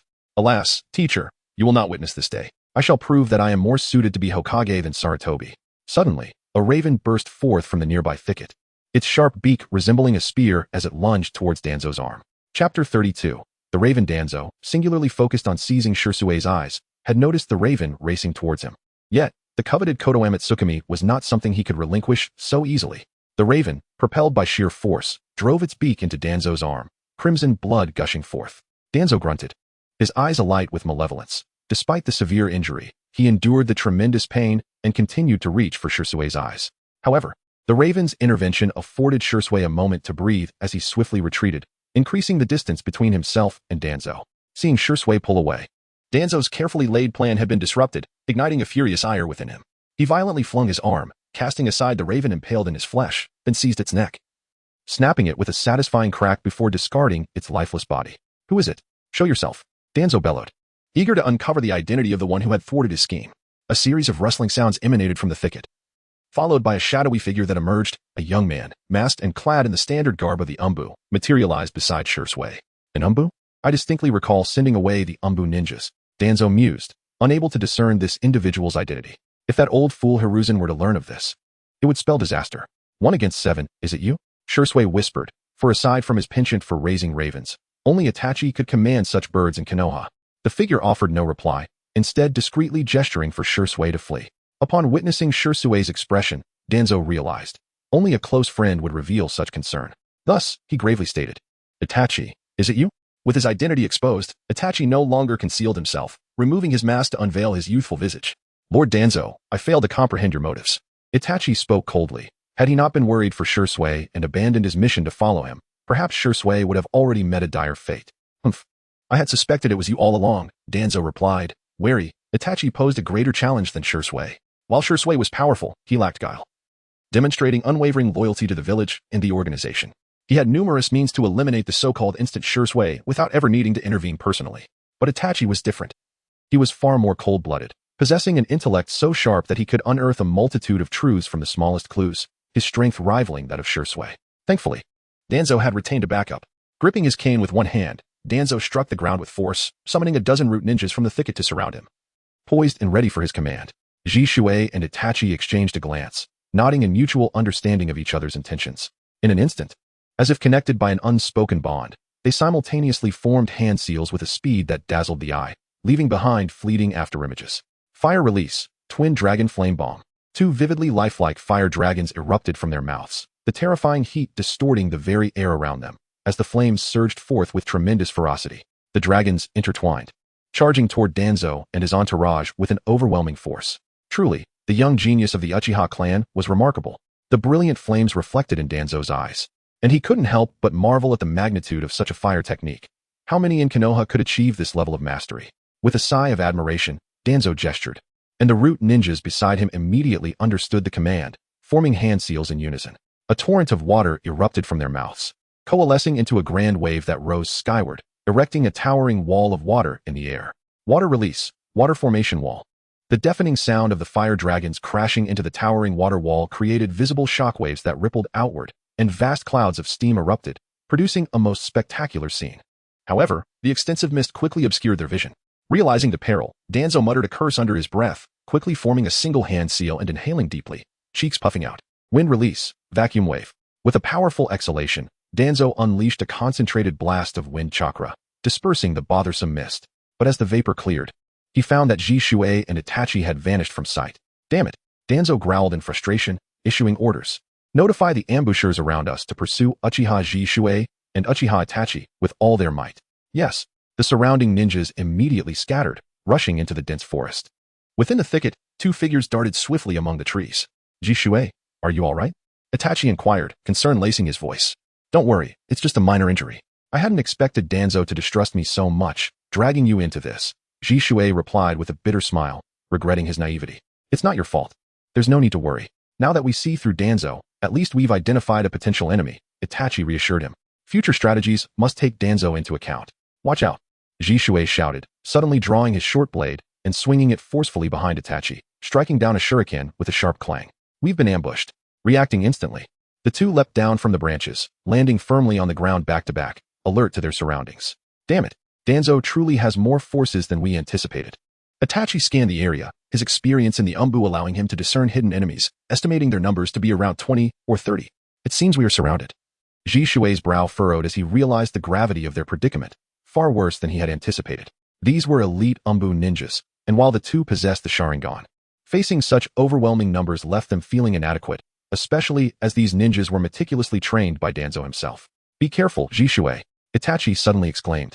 Just as he spoke, a flurry of shuriken and kunai erupted from all directions, weaving a dense net around the 2.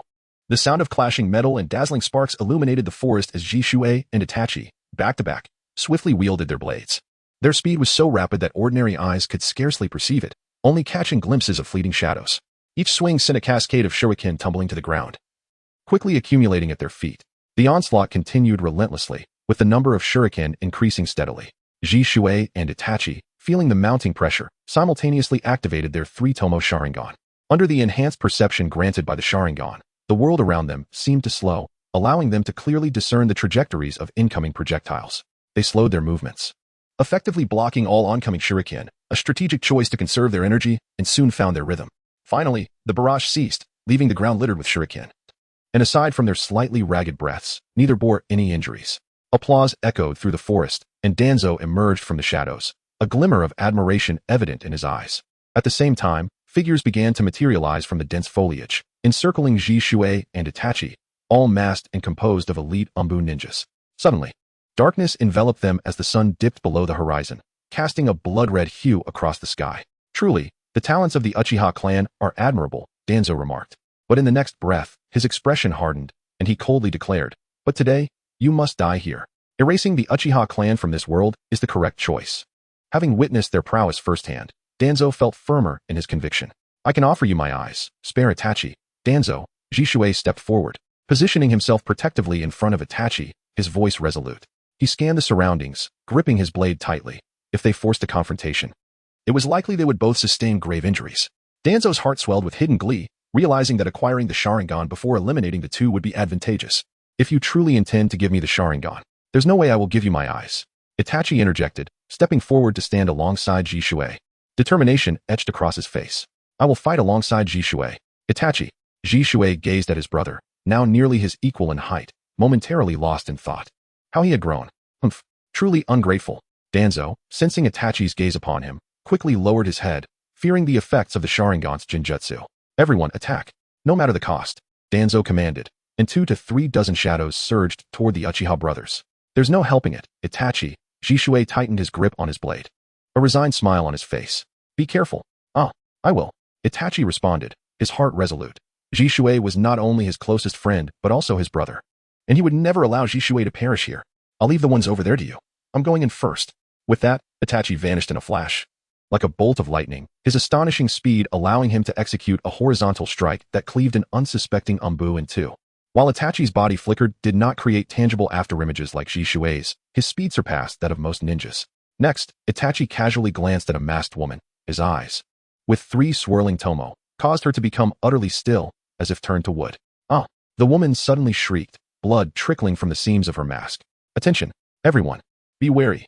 Before you stands Uchiha genius. Do not underestimate him." A tall man with a fox mask shouted, aware that despite their numerical advantage, a single misstep could lead to their annihilation. A mere glance can ensnare an individual within a terrifying illusion. Ordinary people stand no chance against the Sharingan. This is the formidable nature of the Uchiha clan, the first family of Konoha. Upon hearing these words, others complied, bowing their heads in unison, pairing off swiftly to perform a combined ninjutsu. Wind release, great breakthrough. Fire release, fire dragon flame bullet. A powerful gale swept through, accompanied by a torrent of fiery dragon-shaped flames, illuminating the previously dark forest. The fierce wind tousled Itachi's hair. Even from a distance, the heat was palpable, hinting at the sheer power of such high-level combined ninjutsu. Fire release, dragon flame song. Confronted with such a formidable assault, Itachi remained composed, forming hand seals as an immense amount of chakra coalesced within his chest. He then unleashed several fire dragons, each several centimeters long. The dragons surged forth, expanding in the wind, colliding with the oncoming torrent of flames, sending sparks flying and igniting the underbrush and trees. Danzo observed this scene, unable to suppress a tone of admiration. In such a dire situation, Itachi chose not to counter with water techniques, which would typically restrain fire, but instead employed his own fire techniques, utilizing the enemy's wind techniques to enhance his flames. Itachi's tactical acumen in battle is truly unparalleled. However, water release, water dragon bullet. Lightning release, thunder wave. Meanwhile, 2 other Umbu ninjas successfully formed their hand seals to initiate their ninjutsu. A towering whirlpool of water materialized, the sweltering air suddenly becoming humid. Simultaneously, dazzling blue lightning crackled above, emitting a series of sharp sounds. On the opposite side of the battlefield, Shursui was engaged with several Umbu ninjas. Stealing a glance at Itachi's predicament, which appeared grim. "Hold on, Itachi." Shursui silently prayed, resolute in his determination to conclude the battle swiftly. Body flicker technique. With a firm command, Shursui executed the technique, multiple tangible clones bursting forth from his form, dispersing throughout the area and reversing the tide of battle. A slender man clad in a fox mask swung his blade at one of the clones, only for the blade to pass through it. Clones? Yet, in the next moment, that very clone seized the man's opening, delivering a punch with lightning speed to his abdomen. Bang! The man spat blood, sent flying until he collided with a tree trunk. Real. How is this possible? The man gazed in disbelief at the hair-raising spectacle before him. Was this the true terror of Shirsue's body flicker technique? The clones engaged fiercely with the Umbu ninjas, leaving everyone in a precarious situation, cold sweat trickling down their brows as they struggled to cope. One of Shirsue's clones slowly smirked, confidently proclaiming, "My body flicker involves clones, but they can also be real entities." Never underestimate the Uchiha clan. Chapter 33. The legendary third power, don't get too arrogant. The slender man in the fox mask shouted in rage. "Hey, everyone, prepare that technique." The increasingly beleaguered Umbu ninjas attempted to extricate themselves from the clone's entanglement, gathering towards the slender man. They aligned in a row, each placing a hand on the shoulder of the person in front, channeling their chakra forward in succession. Ultimately, this immense chakra converged upon the slender man, who formed hand seals and shouted, "Super lightning release, 16-pillar binding technique." Shirsue's expression turned grave. His Sharingan detected a massive amount of chakra accumulating within the man, an amount typically reserved for a large-scale ninjutsu. In the next instant, 16 pillars of earth surged skyward, encasing Shirsue and his clones like a prison. This is bad. The range is too extensive. I can't evade it. By the time Shirsue realized the danger, it was too late to escape the encirclement of the earthen pillars. He could only brace for the inevitable. Crackle. Then, a deluge of lightning filled the space within the pillars, electric arcs dancing like serpents, biting into Shirsue's body. "Ah!" Shirsue cried out as the intense current enveloped all the clones, causing them to vanish in the blink of an eye. The body flicker technique had been countered. Surrounded by the electric storm, every cell in Shirsue's body trembled, his muscles racked with sharp pains akin to needles, rendering him utterly powerless. The situation was dire. Danzo, seeing Shirsue subdued, smirked coldly, shifting his gaze to Itachi, who was desperately evading the oncoming maelstrom of electricity and water. "Damn it!" Hearing Shirsue's agonizing cry, Itachi felt a surge of urgency. However, he was unable to save Shirsue while he himself was in peril. "First, I must eliminate you. After all, the threat you pose is far greater." Danzo inhaled sharply, his chest swelling as he expelled a finely compressed stream of wind chakra. Wind release, vacuum wave. A nearly transparent stream of air shot forth from Danzo's mouth, hurtling towards the airborne Itachi. Fully focused on evading the water vortex, Itachi was oblivious to the incoming attack. Itachi, trapped, Shirsue watched in horror as Itachi seemed on the brink of demise. His heart ached painfully, his pupils dilating, blood vessels bursting. The three tomo swirling violently around his iris until they merged into a singular pattern resembling a four-pointed star. Kaleidoscope Sharingan. "Ah!" Shirsue bellowed, radiating an intense light as blood tears streamed down his face. A torrent of chakra surged from within him, so potent it could be perceived with the naked eye. Countless twisting arcs of electricity were shattered by this overwhelming chakra, which transformed from a pale blue to a vibrant emerald green, taking on a texture reminiscent of armor. Shirsue gradually rose, enveloped in this dense chakra, which erupted forth to form a colossal figure clad in armor. This giant was fearsome, its eyes burning like ghostly flames. The surging green chakra flickering like fire across its form, with three tomo rotating steadily upon its chest. Divine power, Susanoo. And not just any Susanoo. This was the third stage. Clad in the armor of the Yatagarasu, the formidable green giant's mere presence shattered the 16 stone pillars into dust. The slender man and the Umbu behind him were rendered speechless, trembling uncontrollably, collapsing to the ground. This is the Uchiha? Fear contorted the man's features. Compared to ordinary individuals devoid of bloodline limits, he would never surpass the Uchiha clan. Such is the lament of the ordinary. This is troubling, Itachi thought, realizing the imminent threat as the vacuum whip approached. Yet, suspended in midair, he had to evade the relentless water vortex, unable to divert his attention. He hurled his sword, praying it might disrupt the trajectory of the air whip. Regrettably, the sword shattered upon contact with the vacuum whip, sent flying, while the whip continued unabated. With no other option, Itachi had no choice but to adjust his posture midair, striving to evade fatal harm. Suddenly, a robust green hand emerged from nowhere, fingers splayed wide, intercepting the swiftly advancing vacuum whip. A piercing sound erupted at the moment of contact, as the once unstoppable vacuum whip was forcefully halted. The hand remained motionless, and within moments, the vacuum whip dissipated. As the view expanded, Itachi could see Shirsue enveloped within the Susanoo, approaching his side. Shirsue skillfully maneuvered his other hand to catch the descending Itachi, then turned and unleashed a powerful punch, disintegrating the electrified water vortex into countless droplets.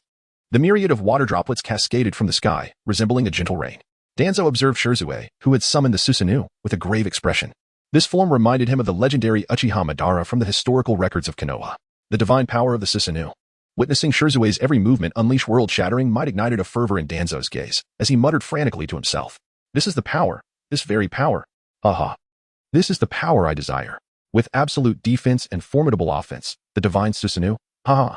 Itachi had never before witnessed the true might of the Mangekyou Sharingan.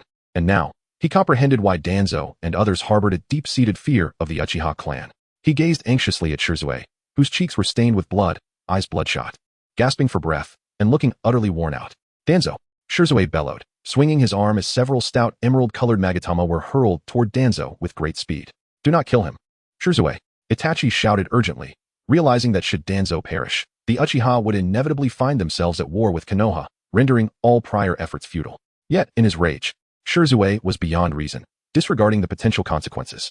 You have harmed my brother, sowed discord between the Uchiha and Konoha, and sought to annihilate the Uchiha. I shall never forgive you. Chapter 34. The root of the problem perish. With Shirzue's furious roar, the three green magatama sped toward the composed Danzo. Danzo stood still, exuding an unusual calmness that raised doubts in both Shirzue and Itachi. Could it be that he had some hidden cards up his sleeve? Little did they realize that it wasn't a matter of Danzo not wanting to evade. Rather, he lacked the strength to do so. The speed of the magatama was astonishing, and Shirzue's exceptional Shoikin technique had effectively sealed Danzo's escape.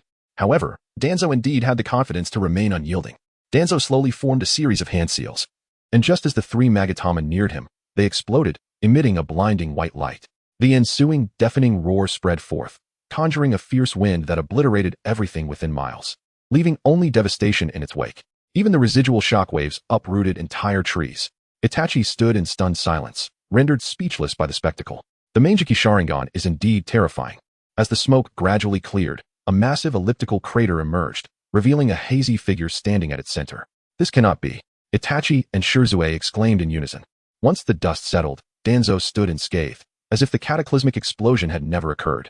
Danzo feigned calm as he beheld the formidable Susanoo, its power surpassing his expectations. Damn it! Shirzue cursed inwardly, his vision blurring as blood tears streamed down his face, the strength within him waning. He realized he could no longer delay. He had to flee the battlefield immediately. Summoning his remaining resolve, Shirzue directed the Susanoo to retreat swiftly. It appeared that maintaining such a colossal entity consumed a significant amount of chakra. Seeing the flames flickering weakly around the Susanoo, Danzo surmised that it would not be long before it dissipated on its own. Danzo-sama, shall we pursue them? An Umbu ninja inquired. No, disperse and secure this area. Ensure that the third Hokage is unaware of today's events. Yes. After the ninja departed, Danzo unwrapped the bandages from his right cheek, revealing a pupil with a mottled appearance. Realizing that his right eye remained shrouded in darkness after removing the bandage, Danzo understood that it had been rendered useless. Another Sharingan wasted. What a pity. Such a splendid opportunity, yet I failed to acquire that Sharingan. Danzo lamented, reflecting that had he not been devoid of hidden cards, he would have certainly seized Shirzue. Moreover, did Shirzue truly lack hidden cards? Would Itachi not awaken his own Mangekyou Sharingan? Although he was unaware of the conditions for awakening it, he never engaged in battles without preparation. Shirzue fled with great haste, the Susanoo enveloping him gradually becoming ephemeral until, in the next moment, it vanished entirely. Shirzue succumbed to unconsciousness, plummeting from the branches. Itachi swiftly caught him, allowing Shirzue to lean against his back as he continued toward the Uchiha clan's direction. His mind was elsewhere, preoccupied with thoughts of the recent battle. Once again, he felt he had become a burden. Each time, Shirzue risked his life to save him while he could offer no assistance, leaving him consumed by guilt. After a considerable time, Itachi confirmed that they were no longer being pursued. Night had fully descended, shrouding the surroundings in darkness. Exhausted, he sought a safe place to rest. Not far away, he discovered a cave and decided to spend the night before continuing on his journey. Inside the cave, visibility was nearly non-existent, save for a sliver of moonlight illuminating a small area, allowing him to discern some shapes. Itachi carefully laid Shirzue down within the cave, his heart heavy with concern as he observed Shirzue's bloodied visage. After a moment, Shirzue gradually regained consciousness, slightly opening his stinging eyes. For some reason, everything around him appeared somewhat blurred. It must be the after-effects of the Mangekyou Sharingan, Shirzue thought, dismissing it and asking Itachi. Danzo didn't send any pursuers, did he? Itachi shook his head, worry etched on his face. Shirzue, are you alright? I'm fine, just a bit fatigued from chakra depletion. The Susanoo consumes an immense amount of chakra. Shirzue clenched his fist, reminiscing about the power he had wielded earlier. If only he could master that power, he could accomplish anything. Alas, considering today's events, the Uchiha still have a long way to go before integrating into Konoha, Shirzue sighed, having naively believed that all the high-ranking officials in Konoha sought to help the Uchiha. Now, it seemed that it was merely their own one-sided wishful thinking. Itachi chuckled bitterly. I initially thought that child was jesting, but I never anticipated that so many wished for the Uchiha's demise. It appears that the issue is not about the Uchiha's pride, but rather the higher-ups in Konoha. Shirzue, what should we do about Danzo? Itachi had hoped that hosting a competition would alleviate the tensions between the Uchiha and the village, but now he realized that the root of the problem lay with Konoha's leadership. It's alright, I will find an opportunity to use Kotoame Tsukumi to alter his will. However, now Danzo will be wary, making it difficult to succeed. Jisue fell into a moment of silence. Given Danzo's character, it was certain that he would not reveal himself easily. First, I must deal with the others and use the matter of the competition to delay things for a few years. I will discreetly employ another deity to control those who oppose us. For now, this appears to be the only course of action. As the conversation concluded, both individuals sank into silence, torn between the village they wished to protect and their own families, a conflict that relentlessly tormented their hearts, making it exceedingly difficult to choose. Outside the stone cave, a man clad in a black robe and adorned with a tiger-striped mask lurked in the shadows, secretly observing Itachi and Jisue. To his astonishment, they had activated Susanoo. Truly, Jisue was deserving of the title Shunshin. Danzo had proven ineffectual, unable to restrain Jisue despite the multitude of efforts. The man muttered to himself, realizing that Jisue's survival would significantly impact his plans. Nevertheless, it merely postponed the execution of those plans, as the conflict between the Uchiha and Konoha had reached an impasse. Unless one side possessed overwhelming power or a formidable external force compelled Konoha to unite against invaders, he had ample time to wait. As long as he maintained the peace in Konoha during this period, internal discord would inevitably arise. In other words, the entire shinobi world unfolded according to his expectations. This was the illusion of peace. How could such a wretched world ever harbor genuine peace? Indeed, conflicts may escalate or diminish, but they shall never vanish entirely. Perhaps it would be better for this world to meet its end, and yet, does such an outcome truly equate to destruction, or does it herald a rebirth? However, he need not dwell on such thoughts. He could accept either outcome. After all, he had grown weary of this monotonous world. He had become indifferent. The man in the tiger-striped mask raised his gaze to the full moon, which appeared to bear a familiar smile, merging beautifully with the celestial body. The moonlight scattered across the landscape, sowing the seeds of longing that began to sprout. Everything seemed to revert to the most cherished memories. In this moment, he existed solely on the sustenance of his reminiscences. Chapter 35. The beginning of a new term. Konoha, year 54. As the gentle rays of the morning sun ascended, the entrance of the Ninja Academy was bustling with people. Today marked the commencement of a new academic year at the Ninja Academy. With the previous cohort of students graduating and becoming shinobi, fresh blood began to enter the academy, eager to learn the art of becoming competent ninjas. Although being a ninja is a perilous profession, it represents the only means for commoners to transcend social classes during these tumultuous times of continuous warfare, wherein the status of ninjas is exceedingly elevated. Yet, the path for commoners to become ninjas is fraught with challenges. Many ninja clans in Konoha begin training their youngest members in chakra refinement techniques and various foundational martial arts from an early age, laying the groundwork for their future as exceptional ninjas. These clans possess advanced, ancestral ninjutsu, while ordinary ninjas must rely on their accomplishments in battle to gain recognition. It can be said that commoners are already at a significant disadvantage from the outset. Only those with extraordinary talent can rise to prominence and achieve success. However, how many can truly attain this? The likes of Minato Namikaze, Orochimaru, Jiraiya, and Might Guy are few and far between, with many having the advantage of ninja lineage. For ordinary individuals, the path to success is daunting, often relegating them to mere fodder on the battlefield. The reality is unyieldingly harsh. One can observe that most successful individuals possess some familial foundation. There are indeed several ninjas of commoner origin who ascend to teaching positions within the academy, reaching a level akin to that of ordinary people as pinnacle, ensuring a certain quality of life. Irika Umino is a prime example of this. The start of school is truly hectic. At the registration desk of the Ninja Academy, Irika had just bid farewell to yet another parent bringing their child to enroll. He had already lost count of how many had come that day. Hey Irika, there are still many people waiting outside. Don't slack off. A white-haired young man, having just finished his tasks, chimed in. He was also a teacher at the academy and a close friend of Irika's since childhood. Got it, Mizuki. I'll step outside for a moment. It's rather noisy out there. I'll help maintain some order, Irika replied with a smile, rising to head outside. The scene outside was a crowded mass of people, the cacophony of discussions merging into a sonic storm, causing a slight sting in his ears. Hey everyone, please quiet down. Form an orderly line and speak softly. Your turn will come soon. Thank you for your cooperation, Irika called out. The benefits of being a ninja are substantial, leading many to fervently desire to enroll their children. There truly were a multitude of people. It seemed today would be a busy one. Irika rubbed his temples, feeling a headache coming on.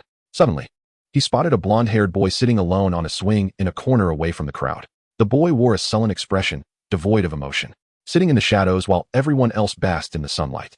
That boy must be the fabled demon fox, Naruto Uzumaki. He matched the description given by the third Hokage perfectly. Iruka cast a disdainful glance at Naruto. After all, his parents had perished at the hands of the Nine-Tails, leading him to share the common disdain for Naruto that many others held. Even though he understood that the child was not to blame for this misfortune, he found himself unable to suppress his aversion. Recently, the third Hokage had specifically mentioned this matter to him, stating that none of it was Naruto's fault. In fact, Naruto had made significant contributions to the village. Had it not been for him serving as the vessel for the Nine-Tailed Seal, Konoha would have suffered grave losses in the past. He, like you, lost his parents at a young age and has had no one to care for him. These past years, he has endured alone. Surely you can empathize with Naruto's current plight? He needs a good teacher to guide him in his growth, and you, Iruka, have grown into an excellent instructor. I trust you understand the will of fire. Please, dedicate yourself to teaching Naruto. Recalling the third Hokage's words, Iruka felt a deep internal struggle. The third Hokage had shown him such kindness, helping him during his own lonely childhood. Now it was his turn to assist another. A spark ignites another spark. This is the essence of the will of fire. Moreover, Iruka gazed empathetically at Naruto, who was shunned by the crowd. He understood that profound loneliness all too well. He felt compelled to assist Naruto, even if it were merely to offer a few words of encouragement. Yet, he still found himself unable to overcome his internal barriers. With a soft sigh, Iruka decided it would be best to wait until later to guide Naruto. Considering that the third Hokage had already placed Naruto in his class, he turned back to resume his preparations for enrollment. Sitting on the swing, Naruto wore a gloomy expression as the voices of those nearby echoed incessantly in his ears, each filled with ridicule. Yet he had long since grown accustomed to it. Ever since he awakened a system that allowed him to hear others' thoughts, he had been subjected to this barrage daily, either being insulted or exposed to the sordid thoughts of others. The dark facets of every individual's heart were laid bare before him, imparting a stark understanding of the treachery inherent in humanity. He wished to disable this ability, only to discover that there was no option to do so. Fortunately, this skill had a limited range. Only those within 50 meters could hear the thoughts of others. Thus, he spent most of his days hiding in desolate areas, seeking a semblance of peace. How am I to fulfill the third Hokage's task of guiding Naruto to become a worthy heir of the will of fire? Yet, he was responsible for my parents' demise. I want nothing to do with him. But he is merely a child. The events that transpired were not his fault. Naruto slightly raised his head, glancing at the crowd in search of the source of that voice. Suddenly, he spotted someone wearing a Leaf Village headband gazing at him. Iruka. Naruto scoffed softly. Indeed, the hatred within him could not be so easily erased. If it were not for that old man Sarutobi who assigned him this task, he might well have ignored me altogether. And that third Hokage, does he find it amusing to meddle in someone else's life so casually? The resentment in Naruto's eyes seemed on the verge of overflowing, and a menacing aura enveloped him. He quickly lowered his head, desiring to conceal the hatred within. Otherwise, he might be regarded as a dangerous entity and confined. In that case, he would lose any chance for revenge, and his life would be irrevocably ruined. Chapter 36. Conflict. As noon approached, the sun rose high in the sky, and the spring warmth was just right, not too hot, nor too cold, casting a gentle glow upon him. By this time, the crowd at the Ninja Academy had largely dispersed, and Naruto waited until the end to prepare for his registration. Hey, look, who is this? Coming alone to register, without even a parent? Naruto frowned, and turned his gaze towards the source of the taunt. Spotting a group of peers mocking him, led by a slightly taller boy with a conspicuous scar across his face, finally caught a lone newcomer. Just what I needed. I've been having a rough time lately, and you'll be my outlet. Hearing this boy's thoughts, Naruto smiled with a hint of anger. Truly, what a character. The boy, astonished that Naruto could still laugh, furiously shouted, "How dare you? I'm a second-year student at the Ninja Academy. Don't you know you must respect your seniors?" Naruto did not spare him a glance. After 3 years of training, he was no longer the same underachiever. Over these years, Naruto had diligently followed his training plan, focusing on chakra and physical techniques. Although he could not match the systematic training of those from prestigious clans, he had nonetheless built a solid foundation. His physique had transformed. While he remained somewhat lean, he had gained strength, shedding the baby fat that once softened his features, which had now taken on a more defined shape, enhancing his appearance. Moreover, a regulated lifestyle and a nutritious diet had caused him to grow taller. Though he had lost the cheerful radiance he once possessed, replaced by a somber demeanor, as if he had seen through everything. Is this what they call an upperclassman? Pathetically weak. Naruto quipped, not even lifting his eyelids. What did you say? The scarred boy erupted in anger, forming hand seals and channeling his limited chakra, preparing to teach this arrogant newcomer a lesson. Hey, don't you dare. Iruka had been watching this scene unfold from the shadows, ready to intervene when he noticed the scarred boy preparing to strike Naruto. Just then, Mizuki appeared at his side, placing a hand on Iruka's shoulder. Let it be. Iruka, let us observe for now. If one wishes to become a ninja, they must learn to be strong. Such occurrences are far too common. He seemed to be considering Naruto as future, but inwardly he relished the thought of Naruto suffering a bit. He had long found this brat insufferable. Fine. Iruka focused intently on Naruto, prepared to intervene should the situation escalate. He did not believe Naruto could defeat these upperclassmen. After all, they had been training with chakra for a year, while Naruto appeared not to have even begun. For a ninja, the importance of chakra was undeniable. Even the most basic physical techniques required chakra to practice. Thus, Naruto was destined to lose. He simply hoped they would not be too brutal. Prepare to meet your end.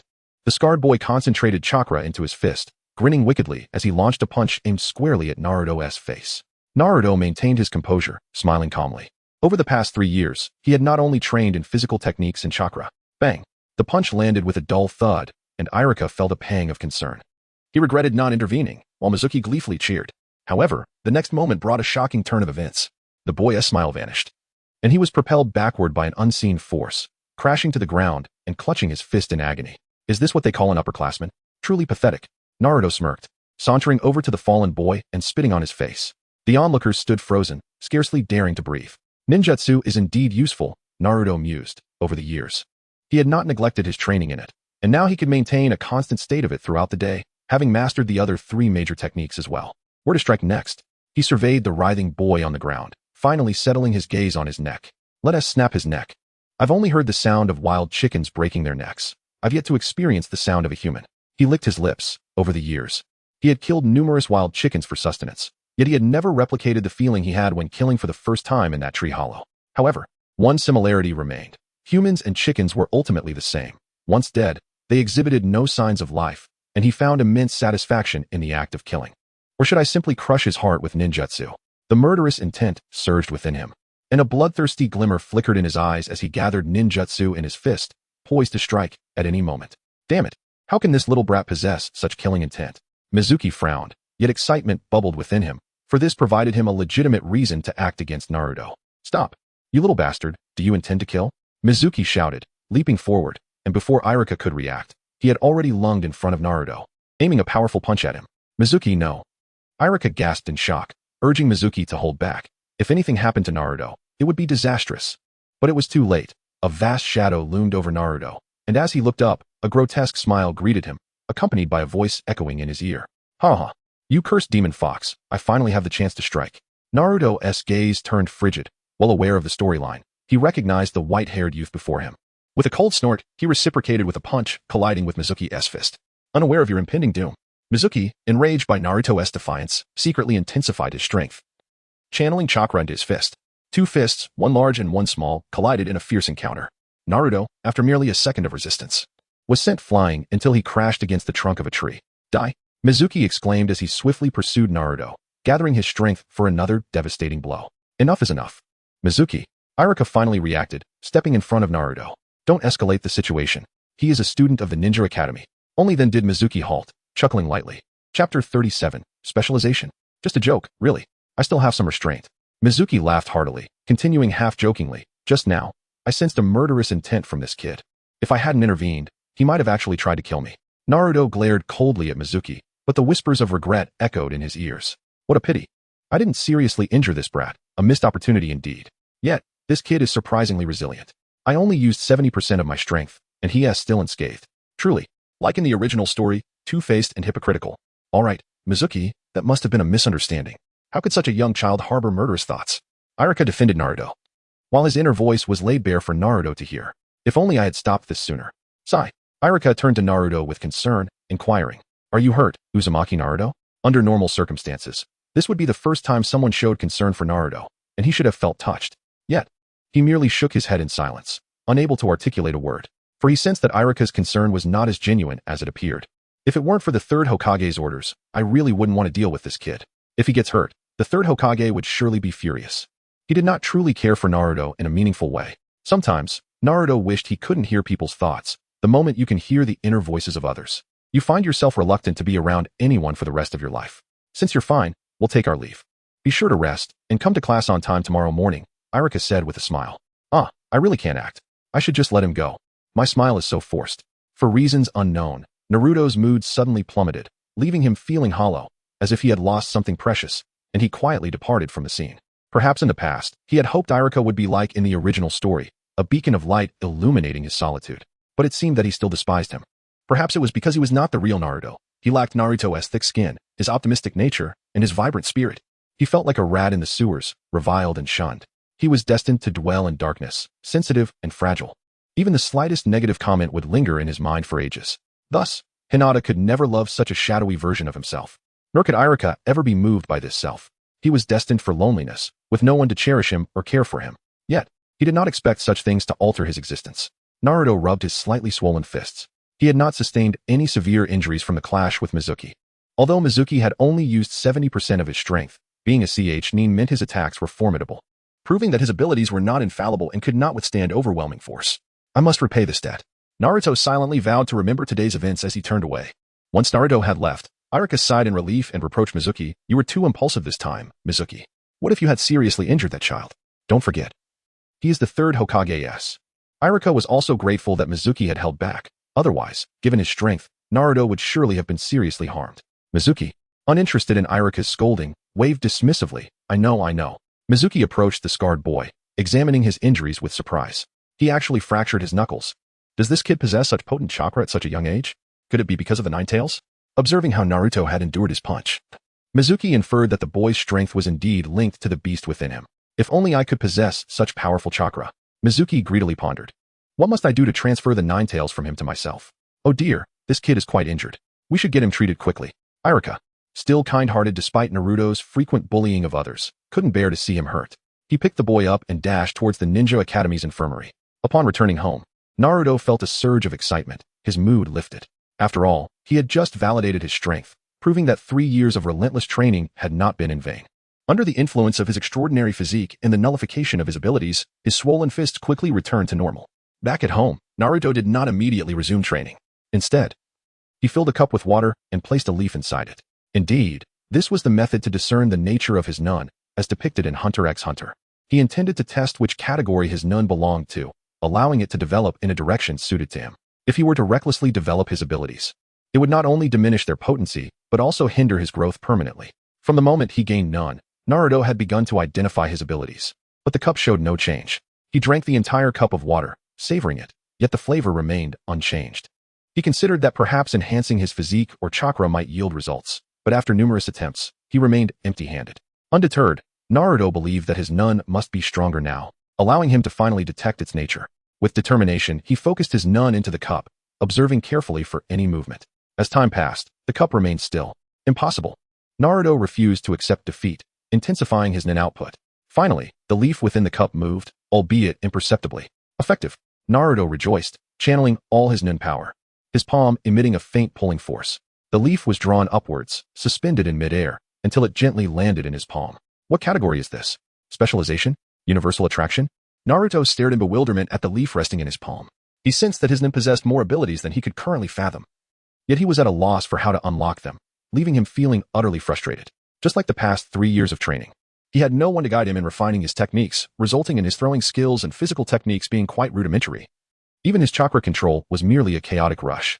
This is the fate of a wandering cultivator. In many Shinsha novels, protagonists often encounter extraordinary fortunes, receiving guidance from great masters, allowing them to achieve in a year what others toil for over a decade, thus soaring to success. In Chapter 38, The Altered Destiny showcases that the attributes of Nun in Hunter x Hunter are often associated with significant figures, possessing remarkable abilities, such as Aluka, Killua's sister, whose special Nun can fulfill any wish. Furthermore, the yet-to-be-drawn Dark Continent is home to Nun users of noble lineage, some of whom possess abilities intertwined with the very rules of the world. Naruto awakens his special Nun, Universal Attraction, with a single palm. He concentrates all his nin into his hand, directing it towards a cup of water on the table, exerting all his internal energy. However, the cup remains unmoved. Only the water inside is subtly influenced by a weak gravitational force, accumulating to one side, creating an uneven level. Exhausted and drenched in sweat, Naruto finds himself drained of all his nun, with no strength left, as the pull gradually dissipates. This cursed ability consumes so much nun. He gasps, frustrated that after such a brief effort, his nin is entirely depleted, and its power remains insufficient to even move a cup. At this stage, developing his nun abilities seems impossible. However, this also indirectly signifies the immense potential within Naruto. In the future, his nun will undoubtedly grow exponentially stronger. Perhaps, at that time, he could draw in everyone within a 10-mile radius.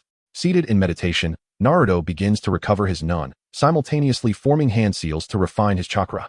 He had discovered early on that nin and chakra could be cultivated concurrently, saving him considerable effort. It is worth noting that Naruto, possessing the Uzumaki lineage, has an astonishing amount of chakra even without relying on the nine tails. At merely 6 years of age, the chakra within him is already as vast as a lake, making one ponder the true magnitude of chakra possessed by those with a complete Uzumaki bloodline. It is no wonder that the Uzumaki clan has been targeted by numerous ninja villages, even facing attempts of extermination, showcasing their formidable power. Regrettably, Naruto is not a full-fledged member of the Uzumaki clan and cannot wield the divine technique of the Kagura Mind's Eye.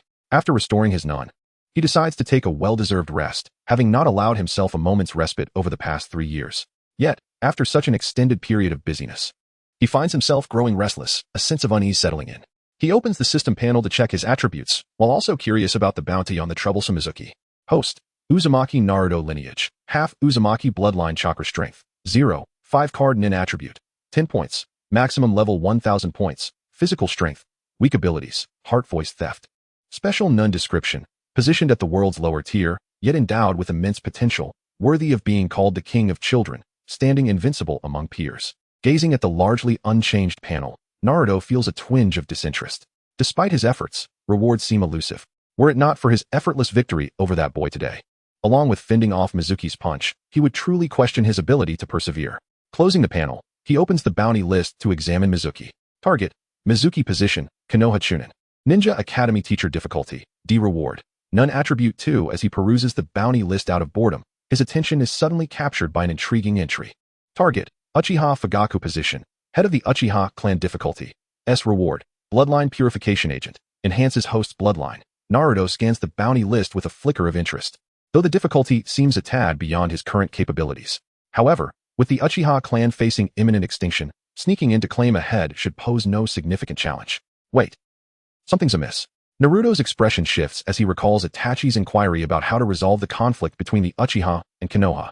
He had informed Sasuke of the Uchiha's future, and considering Itachi's intellect, deducing the situation would not be difficult. He had also warned Shisui to be cautious of Danzo.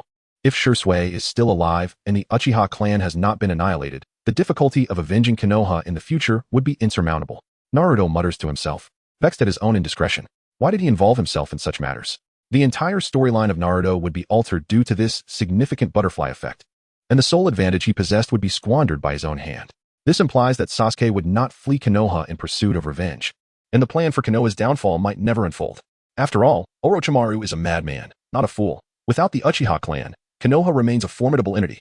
Even if the 3 major ninja villages were to wage war simultaneously against Konoha, it could still hold its ground. And the one who would ultimately be unable to bear this would be himself. Stunned, Naruto finds himself smiling bitterly.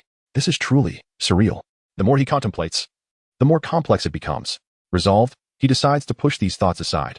After all, he possesses a system, and he always intended to defect from Konoha. What does it matter if Konoha has the Uchiha clan's assistance? He is a man with a system. Lost in thought, he soon drifts off to sleep, utterly exhausted. Having spent 3 years without a moment's rest, constantly hearing the voices of others, he awakens at 9 o'clock, roused by the incessant murmur of thoughts surrounding him. Having grown accustomed to the darker musings, he is not overly surprised. Glancing at the clock, he remembers that school is starting today. However, he does not dwell on it. Schools are merely optional establishments. Leisurely, he retrieves the roasted chicken he prepared earlier, warms it up, and enjoys a breakfast before setting out towards the academy. Upon arriving at the Ninja Academy, Naruto strides confidently through the entrance, locating his name on the notice. It is indeed Irika.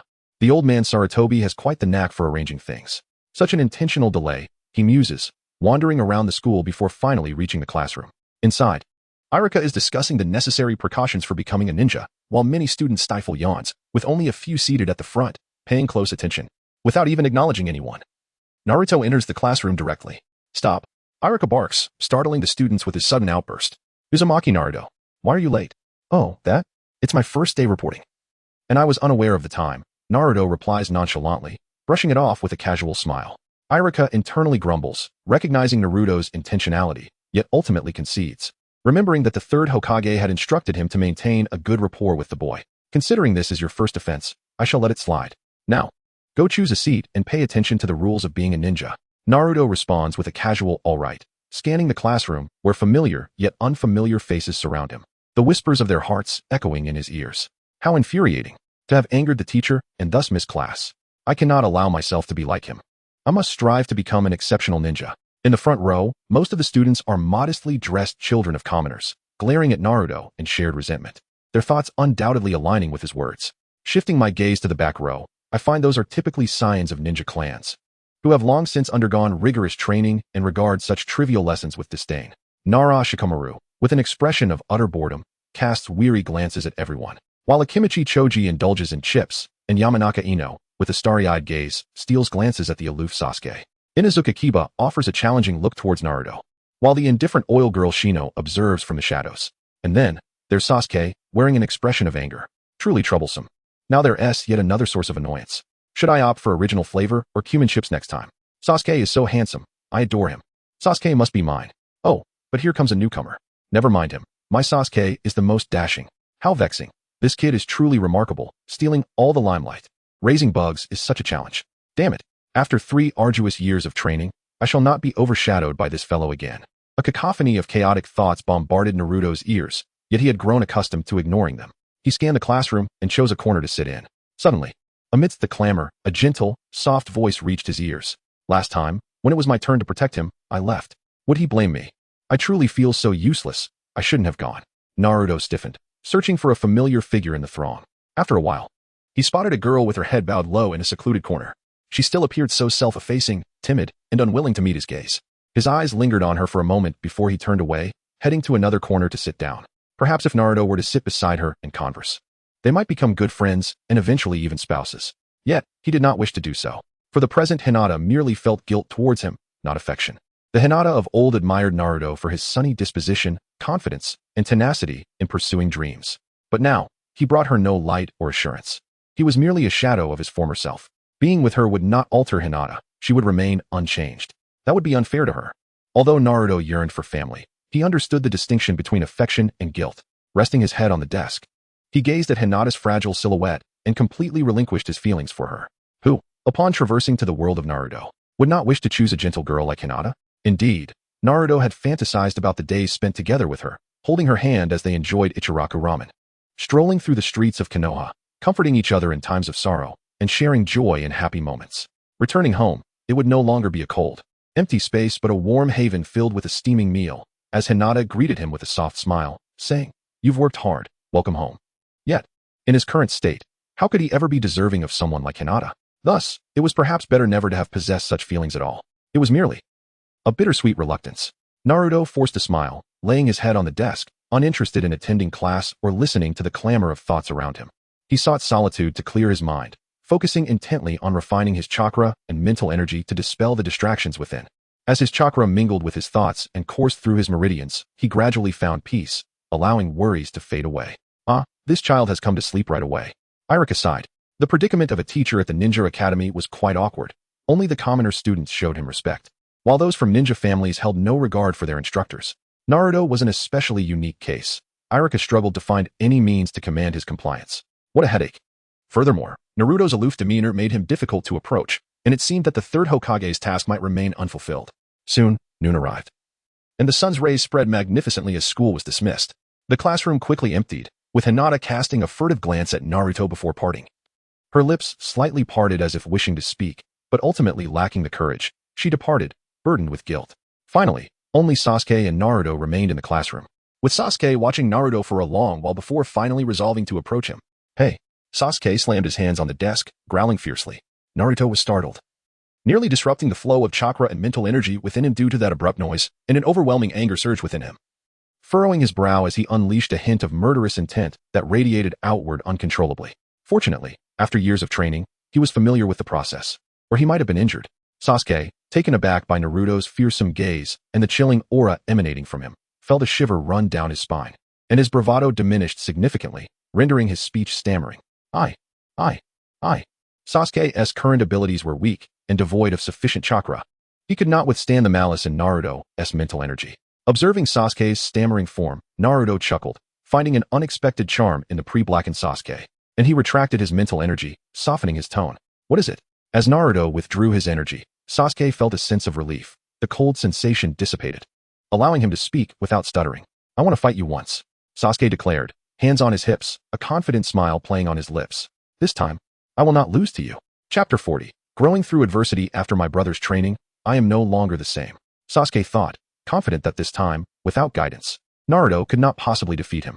Hearing Sasuke's thoughts, Naruto could not help but chuckle at Sasuke's arrogance, reminiscent of the original storyline. No need to fight. You can't possibly win against me, Naruto replied kindly. Having deduced that Sasuke was not yet his match given that he could barely defend against Naruto's mental energy just moments ago. At this, Sasuke's anger flared. Did that imply he had wasted 3 years of effort? He pointed an accusatory finger at Naruto, shouting, "Stop looking down on me. You must be scared." Naruto, uninterested in arguing, casually deflected, "What if you lose? What if I lose?" Sasuke rummaged through his empty pockets, realizing he had nothing to wager. Then it struck him. He rushed back to his seat and retrieved a boxed lunch from his bag. "If I lose, I'll give you this lunch." Sasuke hesitated, knowing if he lost to Naruto, he would go hungry at noon. "This is a lavish meal my mother made for me." Upon hearing this thought, Naruto fell silent for a moment. Sasuke was bewildered by Naruto's sudden silence, initially thinking he was contemplating whether to agree, so he refrained from interrupting. After a long pause, Naruto finally spoke. "All right, I'll fight you." Sasuke's heart leaped with anticipation of revenge, a smile creeping onto his lips. "Follow me," he instructed. Naruto trailed behind Sasuke as they exited the classroom. The primary reason for Naruto's acquiescence was his lack of formal training in martial arts. His fighting was entirely instinctual. He sought to glean some techniques from Sasuke during this encounter. After walking for a while, they arrived at a clearing surrounded by trees, sunlight filtering through the lush leaves and casting dappled patterns on the ground. Sasuke set his lunchbox aside and addressed Naruto. "Let us begin." He assumed a fighting stance, his gaze fixed on Naruto, eager to exploit any weaknesses. Naruto stood still, exuding an air of ease and confidence, seemingly unfazed.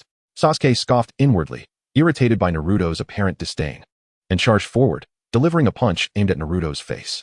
Surprisingly, Naruto did not evade. Instead, he extended his palm and absorbed the blow without flinching. Sasuke was taken aback. His attack had been so effortlessly neutralized. Reacting swiftly, he crouched low and executed a sweeping kick aimed at Naruto's legs, channeling chakra into the movement. He was certain Naruto could not withstand this strike. The kick accelerated, slicing through the air with a faint whoosh. Recognizing that Sasuke had tapped into his chakra, Naruto opted to evade rather than counterattack, keen to observe Sasuke's martial prowess. With both chakra and ninjutsu at his disposal, Naruto's strength far exceeded Sasuke's, a fact he was well aware of. Yet, lacking advanced combat techniques, he relied solely on instinct. As Sasuke's leg approached, Naruto jumped to avoid the blow. An opportunity, Sasuke thought, launching himself into the air with both hands planted on the ground, twisting his body and unleashing a flurry of kicks towards Naruto, who was suspended in midair and unable to evade. The sequence was remarkably graceful. Naruto, caught off guard, braced himself, enveloping his arms in chakra and crossing them defensively over his chest to withstand the onslaught. The impact of several kicks sent Naruto flying, but he managed to flip midair and land gracefully, quickly darting towards Sasuke. In stark contrast to Sasuke's elegant techniques, Naruto's approach was rough and unrefined, relying on wild punches and lack of strategy. Sasuke easily sidestepped Naruto's direct blows, countering with an elbow strike to his abdomen in close quarters. Naruto instinctively raised his knee to block the attack. Sasuke recognized numerous openings in Naruto's defense and executed a sweeping kick aimed at Naruto's standing leg. His movements fluid and decisive. With no time to react, Naruto lost his balance and fell to the ground. Seizing the moment, Sasuke pressed the attack, delivering kick after kick until Naruto was compelled to roll backward to escape. Frustrated by the missed strikes, Sasuke raised his right leg, bringing it down like a battle axe. Naruto crossed his arms once more to absorb the blow, then pushed with all his might, launching Sasuke away. Seizing the opportunity, Naruto sprang to his feet. In the course of their sparring, he had realized that while he dominated in strength, Sasuke's techniques had been overwhelming. As Sasuke continued his assault, confidence surged within him. After their recent exchange, he was convinced of his superiority. Naruto, however, deftly evaded Sasuke's strikes while keenly observing his techniques and attempting to learn. Yet, his lack of finesse led to frequent failures against Sasuke's counters. Nevertheless, Naruto's chakra provided him with sufficient defense to withstand the blows. As time passed, Sasuke's stamina waned, his breath becoming ragged, his clothes drenched in sweat. Frustrated, he thought, how can I be so much stronger yet unable to defeat him? Upon hearing this inner turmoil, Naruto stifled a laugh, recognizing that Sasuke still failed to grasp the disparity in their abilities. With time, Naruto began to master some combat techniques, making his attacks increasingly fierce and leaving fewer openings. Noticing Sasuke's growing desperation as he accelerated his assault, Naruto sighed, realizing that the battle was nearing its conclusion. Taking a deep breath, he seized an opening and unleashed a powerful elbow strike that sent Sasuke tumbling to the ground. Before Sasuke could rise, Naruto delivered a kick to his abdomen, albeit with diminished force. Sasuke cried out, clutching his stomach as he lay on the ground, struggling to regain his footing. All right. It's over, Naruto declared, the outcome now clear. Not yet. Sasuke managed to stand, trembling but defiant. Though this tactic may seem unfair, Naruto, perplexed, wondered if Sasuke had a hidden card. Sasuke focused, channeling his chakra and performing a series of hand signs. Snake, horse, monkey, dog, rat, tiger. Fire style, great fireball technique.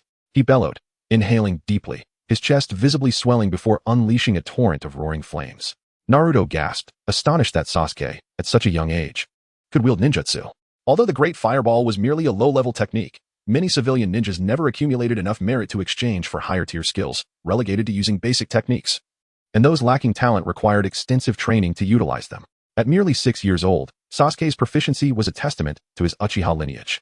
Yet, Naruto remained unfazed, preparing to confront the massive fireball head-on, enveloping himself in chakra for protection. Seeing Naruto's reckless determination, Sasuke's anger flared. How dare he underestimate me? He intensified his chakra, fueling the flames further. The fireball, a magnificent spectacle, began to flicker and wane, consuming Sasuke's chakra reserves. Breathless and swaying, he fixated on the fireball, convinced Naruto could not withstand it. Suddenly, a figure emerged from the inferno, effortlessly tearing the fireball in half. Sparks scattered like stars, revealing a somewhat disheveled Naruto. Impressive power. If it were any stronger, I might have faced some serious trouble, he mused, feeling the sting of burns across his body. His chakra insufficient to fully shield him from the flame's heat. Yet, it was preferable to being charred to a crisp. This is impossible. Sasuke shouted in disbelief, unable to fathom how his painstakingly honed ninjutsu had been thwarted so effortlessly. Naruto wasted no words. With a swift kick, he sent the bewildered Sasuke flying until he collided with a tree trunk, finally coming to a halt. He retracted his strength with that kick, knowing that should he injure Sasuke, Itachi Uchiha, that obsessive brother, would undoubtedly seek him out for retribution. He had no desire to encounter that young man, who had pondered the meaning of life since his youth. Naruto picked up the lunchbox from the ground and waved it at the bruised and battered Sasuke. I've won. And I'm taking this, he declared. However, Sasuke remained silent, prompting Naruto to glance over in confusion, only to discover that Sasuke was quietly sobbing, large tears streaming down his face. How can this be? He had no one to teach him. Why is he stronger than me? I rise early to train and return home late every night. I've dedicated 3 years to my training, yet I still cannot surpass him. How can I ever surpass my brother? When will I earn my father's approval? Naruto stood there, taken aback. Did he really make Sasuke cry? At that moment, he was at a loss for how to respond. He felt that shedding tears over such matters was unnecessary. He had endured far worse hardships and had never cried over trivial matters. Yet, he remained unaware of Sasuke and Appo's long struggle for his father and Appo's acceptance, originally aimed at his brother, now complicated by Naruto's unexpected emergence. With the pride of the Uchiha clan, how could Sasuke accept defeat to a nameless, ordinary ninja without feeling crushed? Naruto, indifferent, cast a dismissive glance at Sasuke, opened the lunchbox, and inspected its contents. The meal looked quite appetizing. Fried tempura, seaweed rice balls, some carrot slices, and sashimi. He sampled a few items, consuming half before placing the box back on the ground and turning to leave. Stop crying. It's truly pathetic. A man should not shed tears, he mused with a self-deprecating smile, though he himself had failed to embody that sentiment. After Naruto departed, Sasuke slowly rose, wiping away his tears. From now on, I will train twice as hard. Next time, I will not lose to him. He opened the lunchbox on the ground. Observing that half of the meal remained, his emotions becoming increasingly complex as his perception of Naruto shifted yet again. Naruto sauntered back to the classroom, unscathed aside from minor burns from the final fireball technique. For someone with his extraordinary resilience, such injuries would heal swiftly. Upon reaching his desk, he noticed a lunchbox resting on the surface. Whose is this? He pondered, recalling that he had no real friends. Suddenly, a familiar, soft voice whispered in his ear. I wonder if the food suits his taste, if it's delicious. Will he forgive me? It was Hinata. Naruto searched the room for her, only to find it empty, until he spotted Hinata peeking through the door, cautiously observing the time. Upon realizing she had been seen, she quickly withdrew her head. With a sigh of resignation, Naruto approached the door with the lunchbox in hand. Upon stepping outside, he found Hinata standing there, her head bowed. What should I do? Should I apologize? Yes. Niji said that when you make a mistake, you need to apologize. But how should I say it? Hinata's heart raced like ants on a hot pan, spinning in turmoil, though her exterior remained eerily silent. Understanding Hinata's inner turmoil, Naruto feigned indifference and said, Here. I appreciate the gesture, but you need not apologize. What happened was not your fault. Also, I am the Nine Tails of Konoha, so stay away from me, do you understand? Or else you might attract misfortune. Without waiting for her response, he forcefully pressed the lunchbox into her hands and walked away, as if he wished to sever all ties with her. Hinata clutched the lunchbox tightly to her chest, crouching down with her head buried in her knees. Her shoulders quivering slightly. I'm sorry, I'm so sorry. It's all my fault. I'm just too timid. As Hinata's internal apologies echoed in his mind, Naruto felt a pang in his heart, as if gripped by an invisible hand, causing him acute pain, even making it hard to breathe. He longed to turn back, to comfort Hinata softly, assuring her not to be sad, that he had never held it against her, and that encountering her had been a stroke of luck. Yet, he knew he would eventually betray Konoha. Should he let Hinata endure a life of turmoil like his own? Or was he merely to toy with her feelings, using her presence to endure his darkest times, only to cast her aside when the moment was right, disregarding her thereafter?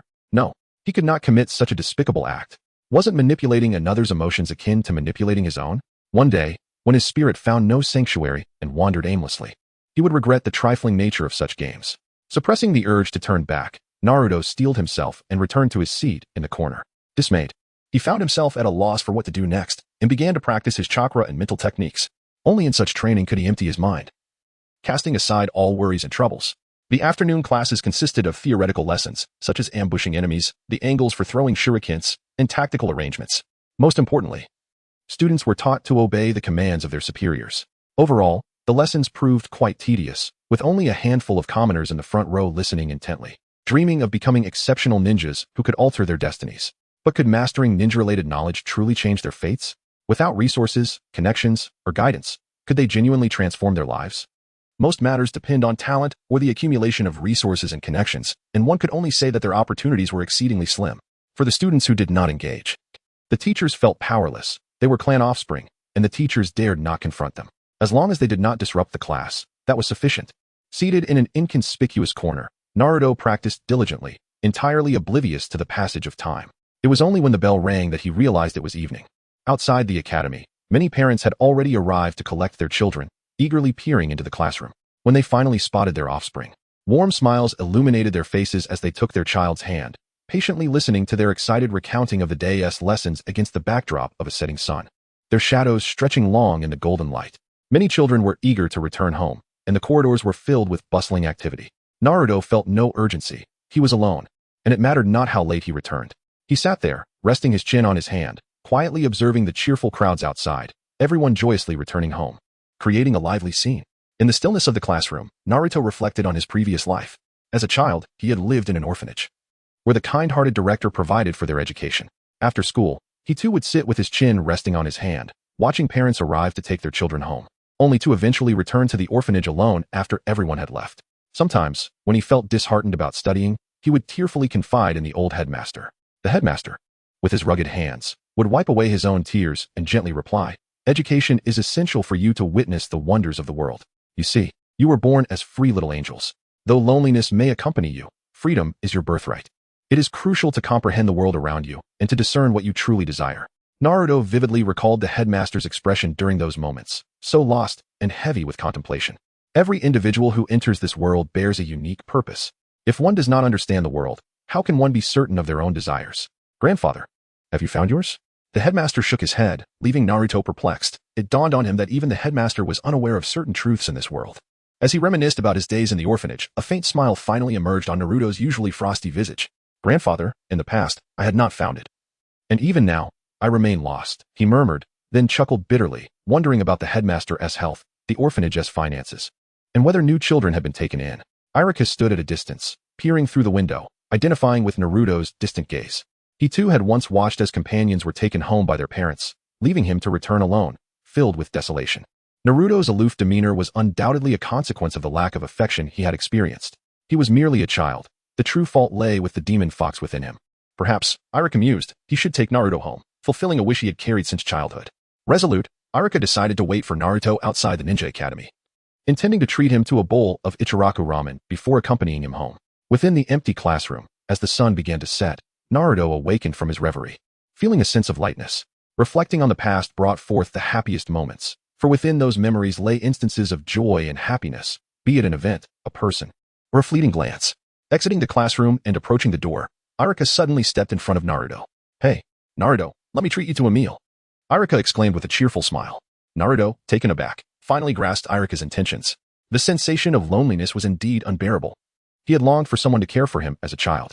A wry smile crossed Naruto's face. It felt as if others were merely pitying him and offering scraps of kindness. He had grown accustomed to such gestures. With a dismissive wave, he declined Irika's invitation. Perhaps another time, Irika-sensei. I have matters to attend to at home, and I might be late tomorrow morning. Please bear with me. Irika was momentarily stunned. It was unusual for someone to openly state their intention to be late without first fabricating an excuse. In that fleeting moment of hesitation, Naruto had already distanced himself. Irika had intended to call him back, but realized that his invitation may have been too abrupt, considering their still developing friendship. Surely, Naruto's comment about being late had been a jest. Irika pondered, who would so candidly admit to being tardy without a pretense? Such absurdity seemed improbable. Yet, Naruto was indeed that extraordinary. Unbeknownst to him, the following morning at 9, Irika watched as Naruto strolled into the classroom, a heavy sigh escaping him. Was this truly happening? Chapter 43, Naruto's Peculiar Affection for Punishment?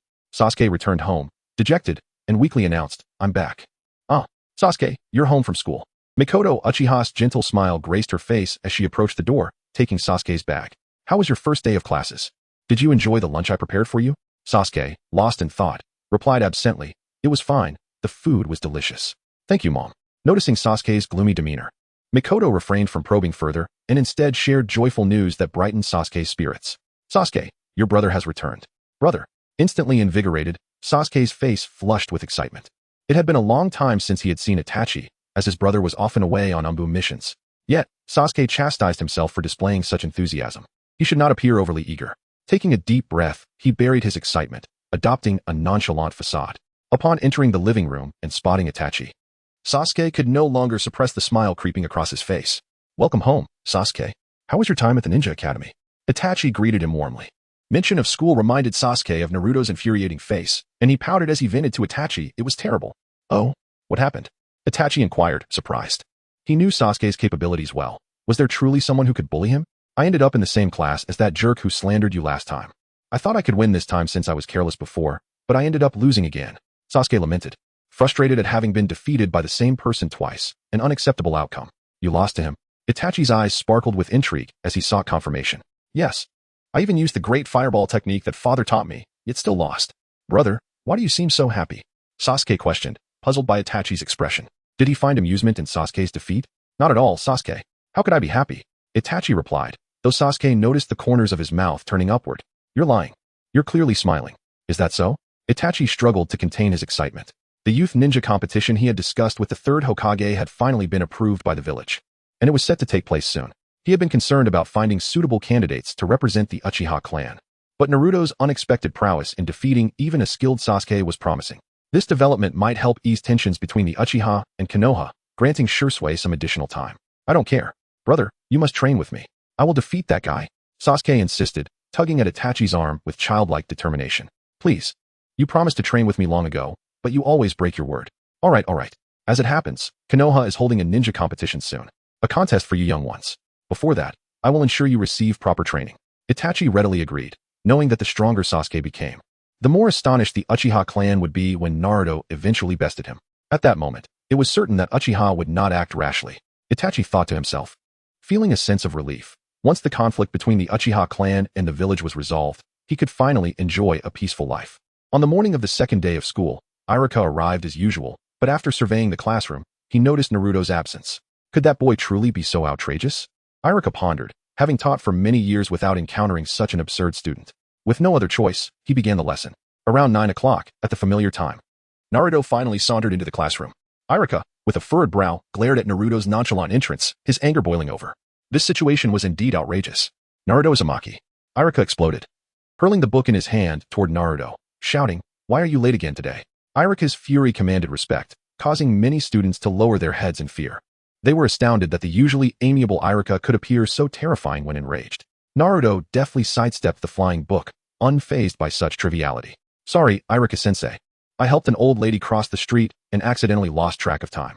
You must understand, he replied nonchalantly, only to hear Irika's inner thoughts. Could it be that I misjudged him? Looking at Irika, who still feigned anger, Naruto nearly burst into laughter. Surely he couldn't genuinely believe that. Irika felt powerless against Naruto, yet the issue of tardiness had to be addressed seriously. If left unchecked, it would surely lead to daily occurrences of lateness in the classroom. Regardless of the reason, you must immediately run 50 laps around the playground. You may return only after completing the task. Irika declared sternly, secretly pleased with his clever strategy. which served both to establish authority and to punish Naruto. Naruto smiled, finding Iruka amusing. He actually preferred not to sit in class. 50 laps would serve as an excellent warm-up. All right, he responded cheerfully, leaving Iruka perplexed.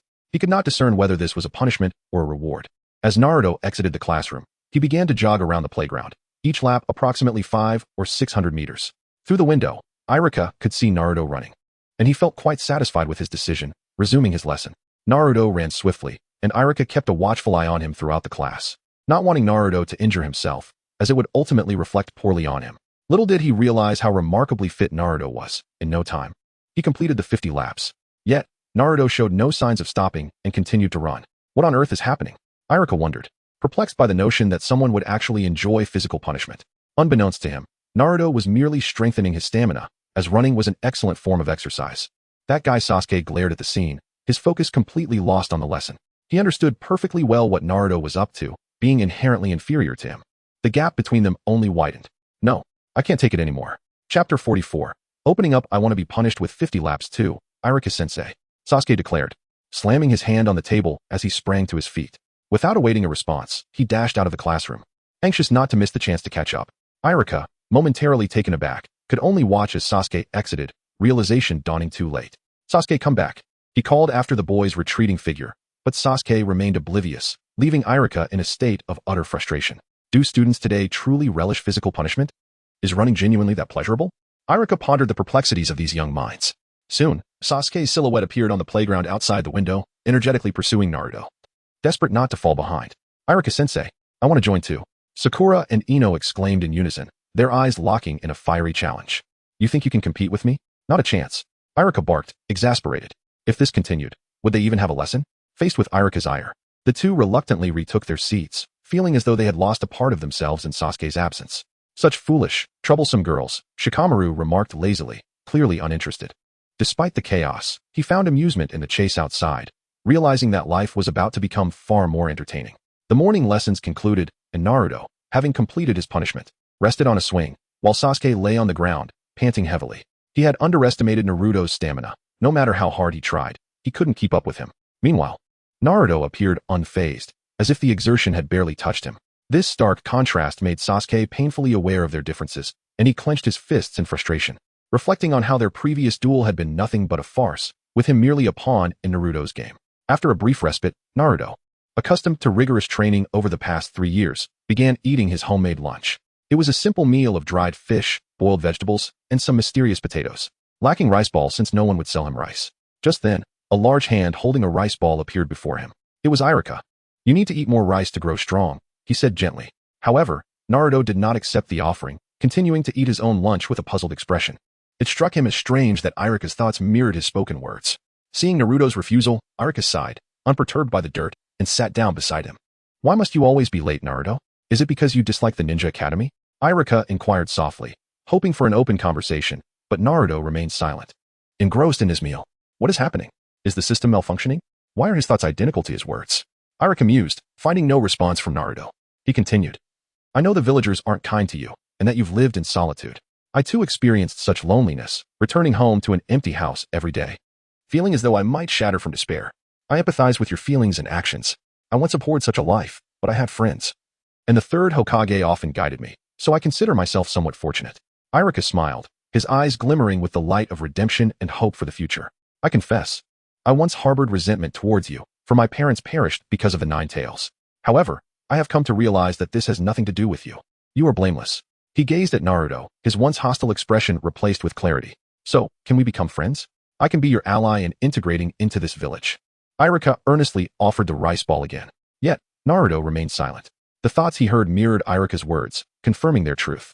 But why did it always seem that, once he had resolved to pursue a goal, someone would appear to sway his decision? It felt as if the universe conspired against him, relentlessly obstructing his path.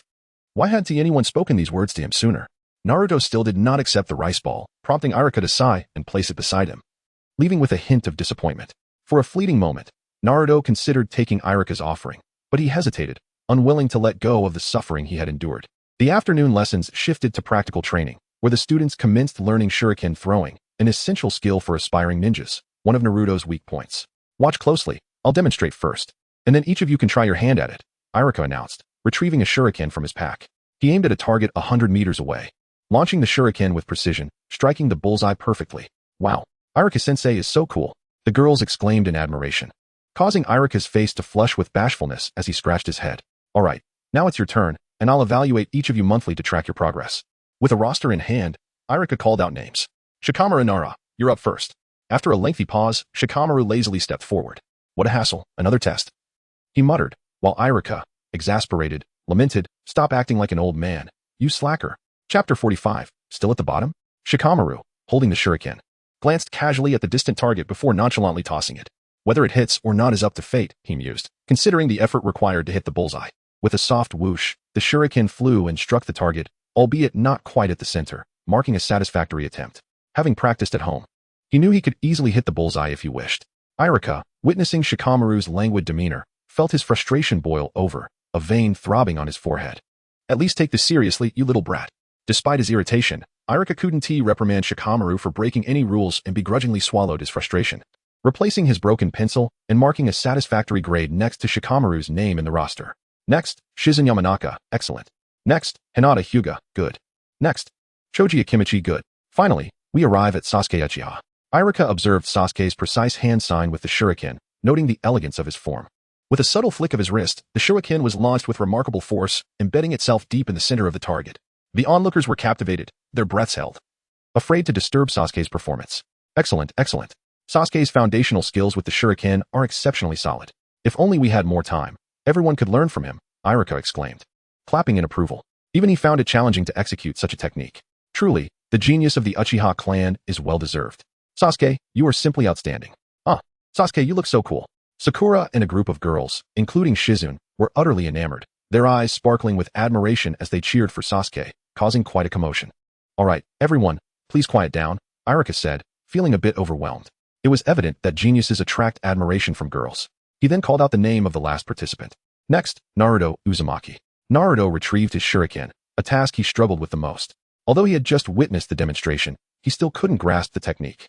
The crowd behind him began to laugh and chatter noisily, but Sasuke remained focused on Naruto. Iruka noted that Naruto's grip and stance were entirely incorrect, clearly lacking any foundation. Unfazed by the prospect of embarrassment, Naruto flung the shuriken with all his might, only for it to veer off target completely. This elicited a chorus of laughter from the crowd, and Sasuke breathed a sigh of relief. If Naruto had surpassed him in this, he might as well abandon his aspirations of becoming a ninja altogether and forget about seeking his father's approval. Naruto. Hinata watched him with concern, surrounded by those mocking him. She wished to defend him, but was held back by her timidity, her mouth opening and closing without words. Iruka was taken aback. Naruto was the only one who had missed the target today. Quietly, he marked a failure next to Naruto's name, refraining from announcing his score to spare his feelings. However, the crowd continued to gossip, and the whispers around Naruto grew increasingly cruel. One particularly vicious remark caught his attention, directed at a girl with pink hair and a broad forehead, Sakura Haruno. Ha ha ha, how could this orphan possibly compete with Sasuke? What a loser, ha ha ha. Sakura, who had been conversing with others while laughing at Naruto, suddenly felt the weight of his cold gaze upon her. The laughter ceased abruptly, as if an invisible hand had gripped her throat, rendering her breathless, her heart seemingly ceasing its rhythm. She trembled, overwhelmed by an instinctual sense of impending doom emanating from Naruto's glare. Naruto! Iruka shouted, sensing something was amiss with Naruto, who radiated an unsettling energy. Slowly, Naruto withdrew his intense focus from Sakura, redirecting his attention elsewhere. Had Iruka not intervened, Sakura might have been left in a far more dire state. Sakura gasped for fresh air, collapsing to the ground in fear. Sakura, what's wrong? The others, noticing her sudden change, instinctively stepped back, and the previously noisy crowd fell silent. Strange, did I misinterpret that? Iruka pondered, bewildered by the sudden shift in atmosphere, which had come and gone so swiftly. Could it be related to the demon fox sealed within Naruto? Unable to dwell on it further, he checked Sakura for any issues, finding none, and resumed the lesson. He resolved to keep Naruto's secret, for revealing it could jeopardize his opportunity to attend school. Class, we will conclude here for today, but I have an announcement. Iruka gathered everyone's attention. In a year, the first ever Konoha Youth Tournament will be held, with a prize of a B-rank ninjutsu, the Shadow Clone Technique, and the chance to meet the third Hokage. Anyone interested may sign up. The announcement sparked enthusiastic discussions among the students, each envisioning themselves as champions. The allure of meeting the third Hokage far outweighed the prospect of the ninjutsu itself. Naruto remained unfazed. This was his idea, though he hadn't anticipated it taking so long to materialize. Clearly, the discord between the village and the Uchiha clan was still significant. He found the prize of the Shadow Clone Technique particularly enticing, knowing he could later learn the more advanced multi-shadow clone technique with the help of his friend Shikaku. Mastering the shadow clone technique would undoubtedly facilitate his journey toward the more complex ninjutsu later on, allowing him to dedicate more time to studying other advanced techniques. After all, it was the sealing techniques that documented the secret arts of the major ninja clans, including the various forbidden techniques developed by the second Hokage, Tobirama Senju. At one point, Tobirama had single-handedly faced off against the formidable duo from the Cloud Village, and had he not exhausted his chakra, he would not have succumbed to those two. Moreover, the fourth Hokage, Minato Namikaze, Naruto's father, achieved renown through the Flying Thunder God technique inscribed in the sealing scroll. With the ability to escape tasks at will, it was evident how formidable Minato's prowess was. Chapter 46. An unexpected incident after school, Naruto resolved to replenish his food supplies. The meat and vegetables he had hunted previously were all consumed, and if he didn't procure more soon, he would have to endure hunger. Over the years, to prevent his hard-earned game from spoiling, he had even pilfered a refrigerator to store his provisions. Naruto ventured into the forest behind Konoha Village, a region teeming with wildlife, particularly wild boar. Ever since he began honing his skills, he frequently hunted there. Within the dense woods, Naruto leapt gracefully from branch to branch, searching for his next target. Finally, he spotted a wild boar in the distance, pausing to observe it as it feasted on berries. This boar was of a decent size, sufficient to sustain him for several days. As darkness began to fall, he knew he needed to act swiftly. Seizing the moment while the boar was distracted, Naruto descended from the tree, landing as lightly as a butterfly, and with a gentle yet precise strike, he incapacitated the creature with a sharp crack of bone. Yes, what a bountiful catch! Naruto exclaimed joyfully, pulling out a kunai from his pouch to prepare for the task ahead. Suddenly, he heard two voices nearby. Hey, should we kill this brat? Are you insane? We barely escaped the Umbu's pursuit. If we kill him, those Konoha Umbu will be on our tails again. Wait. Long ago, I had heard tales of the fox spirit in the village, and it seems this little rascal is indeed it. Is that so? Speaking of which, several years prior, Konoha suffered from the chaos of the Nine Tails. It appears that the Nine Tails fox is sealed within this little imp. Very well, let us capture him and return to the village for a reward. An enemy. Naruto immediately became vigilant, sensing the presence of two individuals nearby while he was alone. He had no choice but to quietly seek an opportunity. Pretending to be oblivious to their presence, he chuckled lightly and brandished a kunai, preparing to skin a wild boar. Meanwhile, his peripheral vision searched relentlessly for the two figures, but they were well concealed, leaving no trace. Naruto felt a sense of urgency. The enemy lurked in the shadows while he stood exposed, making his situation quite precarious, especially since he had no ninja techniques at his disposal. With no other options, Naruto decided to take the initiative. He calmed his mind, channeling all his mental energy while simultaneously employing his training to generate more chi and amplify his awareness. This energy was infused with his chakra, allowing him to pinpoint their locations at the slightest movement. His mental energy enveloped the surroundings, the air thickening with an overwhelming pressure that made it difficult to breathe. Suddenly, a noise erupted to Naruto's right. He reacted instantly, hurling the kunai into the underbrush without a moment's hesitation. A hefty figure emerged from the foliage, brandishing a kunai in an attempt to block Naruto's throw. However, to his astonishment, Naruto's aim was so poor that the kunai, which had already veered off course, struck the man's hand instead, causing blood to gush forth. Ah! The fat man cried out in agony, dropping his kunai and calling out to his companion. He's skilled. I underestimated him. Ah! Do you believe it was merely a coincidence? Such a fortuitous event before their eyes was hard to accept. I didn't expect this. No wonder he's a Jinchuriki from Konoha. He must have undergone intense training. Hey, fatty, hurry up and use your real skills. If things go south, just kill him. From the thicket, a slender man charged forth, kunai in hand, aiming directly for Naruto's throat. Damn it, weren't we supposed to capture him alive? Why is he attacking to kill right away? With no time to devise an escape, Naruto swiftly dodged the lethal strike, but unexpectedly, the man's left leg lashed out like a whip, landing a solid blow on Naruto. He was sent sprawling against a tree, slowly sliding down to the ground, spitting out bloodied saliva. Thankfully, his mental energy had shielded him. Otherwise, that single kick could have put him out of commission for days. This little brat can take a hit. Come on, fatty, let's finish this quickly. All right. The overweight man responded, sealing his wounds with chakra and rushing toward Naruto. You dare injure me? You'll pay with your life. He swung a chakra-infused fist at Naruto's head, the wind howling with the force of the blow, as if intending to split his skull open. Can we not just capture him alive? Must you be so eager to kill? Naruto gritted his teeth, narrowly evading the strike. Boom. The punch effortlessly penetrated the tree trunk, splintering wood everywhere. Naruto was taken aback by the sheer power. This ninja was far beyond what he could withstand at his current level. Before he could catch his breath, the slender man appeared behind him, kunai crackling with lightning chakra, striking down towards Naruto's heart with deadly precision. This is bad. Naruto sensed that this blow could certainly breach his mental defenses. However, his years of training had not merely focused on physical prowess and chakra manipulation. He quickly formed his hands into a flower petal shape, maximizing his mental energy while controlling both it and his chakra to coalesce in his palms, emanating a brilliant light. "Behold my Kamehameha wave," Naruto shouted, unleashing a torrent of energy that struck the slender man squarely in the abdomen, sending him flying. By the heavens, what peculiar jutsu is this? The overweight man stood transfixed, realizing he had not witnessed Naruto perform any hand seals, suggesting it was an instantaneous jutsu. So far, only one such technique had been known, Rasengan. What on earth is this jutsu? The slender man was propelled by the wave of energy, but he soon discovered that while the force was significant, its power was somewhat lacking, causing him little harm. "Hey, fatty, we can't delay any longer. Finish this quickly, or Konoha's Umbu will arrive." Chapter 47, A Life Hanging by a Thread. "Hey, fatty, prepare to use your jutsu," the slender man urged, realizing that their position had been exposed and they needed to eliminate this brat swiftly to relocate. "It's about time we did this."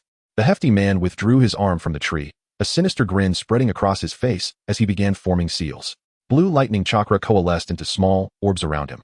"Lightning release, lightning ball." He pressed his palms together, lowering his voice as every orb surged toward Naruto with unstoppable momentum. Facing the overwhelming onslaught of orbs, Naruto felt a chill run down his spine. The sheer density of the attack left him with no option for escape, forcing him to conjure a protective shield of mental energy before him. The sky rained down lightning balls, each one detonating upon contact. Fortunately, the technique's power was relatively low, allowing Naruto's remaining mental energy to hold firm against the assault. Pathetic. Now watch me. The slender man formed several seals, raising his kunai toward the darkened sky. "Though my blade may not be the finest, it will be enough to send you to your grave," he sneered, having exchanged a considerable amount of his battle achievements for this combination jutsu.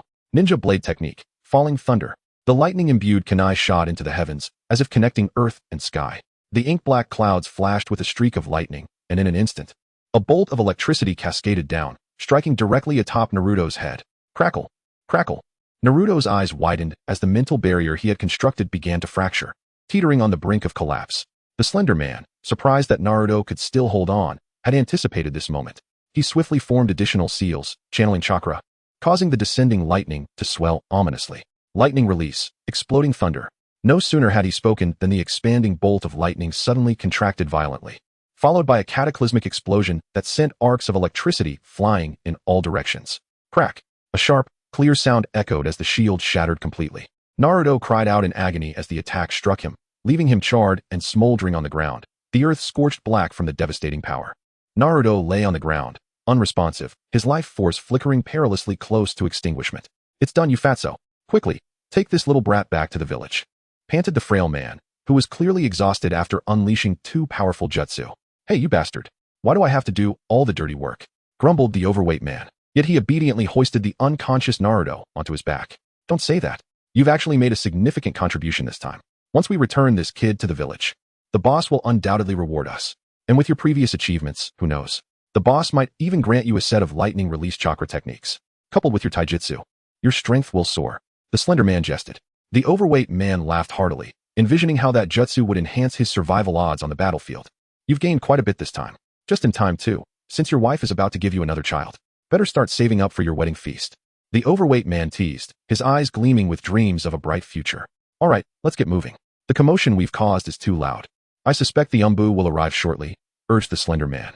Despite being only two in number, one of their foes possessed terrifying strength, capable of easily dispatching them both. If he hadn't used a diversionary technique at a critical moment, they might have already met their end. Since the demise of the fourth Hokage and the Leaf Village's White Fang, it seemed the village still retained formidable power. The frail man mused that even a dying camel is larger than a horse. He intended to persuade their leader to postpone any war against the Leaf Village. "Well then, kid, it appears fate is not on your side for encountering us." The overweight man reached out towards the barely breathing Naruto, a grin plastered across his face. In the ceiling space, the Ninetales reclined lazily within its cage, casting a glance at the unconscious Naruto. If it were to be released, it could easily annihilate these two, or even wipe out the Hidden Cloud or Sand Villages without difficulty. The Ninetales had little interest in Naruto's fate. However, if Naruto were to perish, it would face its own demise as well. Although it would eventually revive, the process would be quite bothersome. Fine, I'll save you. After all, you might be the child of prophecy mentioned by the Sage of Six Paths. The Ninetales concentrated, channeling its chakra through the gaps of the cage and into Naruto's body. This time, the chakra was not as fine as before. It had grown significantly stronger. indicating the Ninetales was tapping into more of its power. Minato had employed a double-layered sealing technique, the 8-trigram seal, which not only suppressed the Ninetales' power, but also transformed the leaking chakra back into Naruto's own. The Ninetales had studied this seal for years and couldn't help but admire Minato's sealing prowess. Although the effectiveness of the seal waned over time, the dual-layered technique allowed for a remarkable efficiency in chakra transformation. This intricate sealing method was truly unprecedented for the Ninetales. Moreover, Minato had gambled that Naruto could control the Ninetales chakra before the seal lost its potency, using the Ninetales to protect this orphan child. This was everything Minato could do for Naruto before his demise. As time passed and the seal's effectiveness diminished, the Ninetales could release about 10 to 12% of its chakra, transforming it through one layer of the seal to empower Naruto, sufficient for him to turn the tide. Alright, kid, awaken. Outside, the overweight man was about to grasp Naruto's collar when a blood-red orb suddenly emerged from Naruto's body, floating in midair. What the? The overweight man's hand froze in midair, perplexed, as he sensed a violent chakra swelling. This familiar chakra, it feels oddly reminiscent. After a brief hesitation, the blood-red orbs multiplied rapidly, creating an overwhelming sight. More alarmingly, the once barely breathing Naruto began to surge with newfound vitality, shedding layers of charred skin. Chapter 48, Two Tails. The burnt skin fell away, revealing smooth, pale flesh that rapidly regenerated, as blood-red chakra surged forth from Naruto's body, enveloping him entirely. Long ears sprouted on either side of his head, and two lengthy tails formed from the vibrant chakra, exuding an extraordinary aura that sent ripples of pressure outward. The sheer force of the chakra created a tempest that bent trees and uprooted them, while the ground beneath him buckled under the immense weight of his power, sending debris flying in all directions. The overwhelming presence could be sensed from far away. This chakra, it's the Ninetales. What is happening? Is the Ninetales Jinchuriki here? In the nearby forest, a muscular man wearing a fox mask turned his gaze toward the source of this formidable chakra, feeling the oppressive aura resonate within him. That lightning strike earlier came from this direction. They seemed poised to attack the tailed beast Jinchuriki. He needed to hurry. The overweight man stood transfixed, witnessing the dramatic transformation of Naruto, trembling involuntarily. Run, you fool. It's dangerous.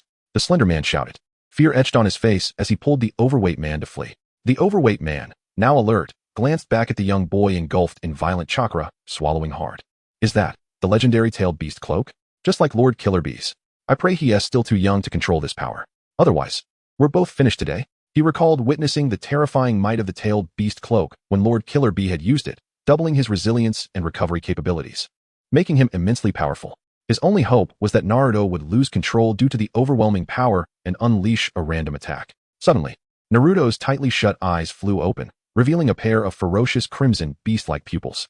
The markings on his face darkened and thickened, while his fangs elongated, resembling those of a fox. Naruto clenched his fists, feeling the chakra within him surge like a raging river, his body in an unprecedented state of vitality. How powerful! With this newfound strength, Naruto rose to his feet, a confident smile spreading across his face. With this power, he could achieve anything he desired. His gaze shifted to the fleeing duo. With a mere flicker, he vanished from sight, leaving behind only an afterimage as he dashed forward, creating a deep trench in the ground from his rapid movement, effortlessly closing the distance between them. You two seem to be enjoying yourselves just now. With a chilling smile, Naruto declared, his grin unervingly sinister. In the next moment, a fist cloaked in the power of the tailed beast was unleashed with tremendous force. Though small, the fist contained an overwhelming strength that caused both men to change their expressions in fear. I'll hold him off. You go first. The stout man countered with his own electrified punch. This was not a ninjutsu, but rather a straightforward manipulation of chakra, manifesting upon his palm, which still augmented his power. The small fist collided violently with the larger one, creating a spectacle of equal might. However, 2 seconds later, Naruto triumphed with a decisive advantage. A faint crack echoed as the stout man was sent flying by the sheer force. Fatty. The slender man did not flee alone. Having partnered with the stout man since childhood, their bond was too profound to abandon in the face of death. He concentrated all his chakra into the kunai in his hand, which erupted in dazzling electric light. With every ounce of strength remaining, he hurled the kunai towards Naruto. As it neared, just a few meters away, he quickly formed seals and shouted, lightning release, thunder explosion.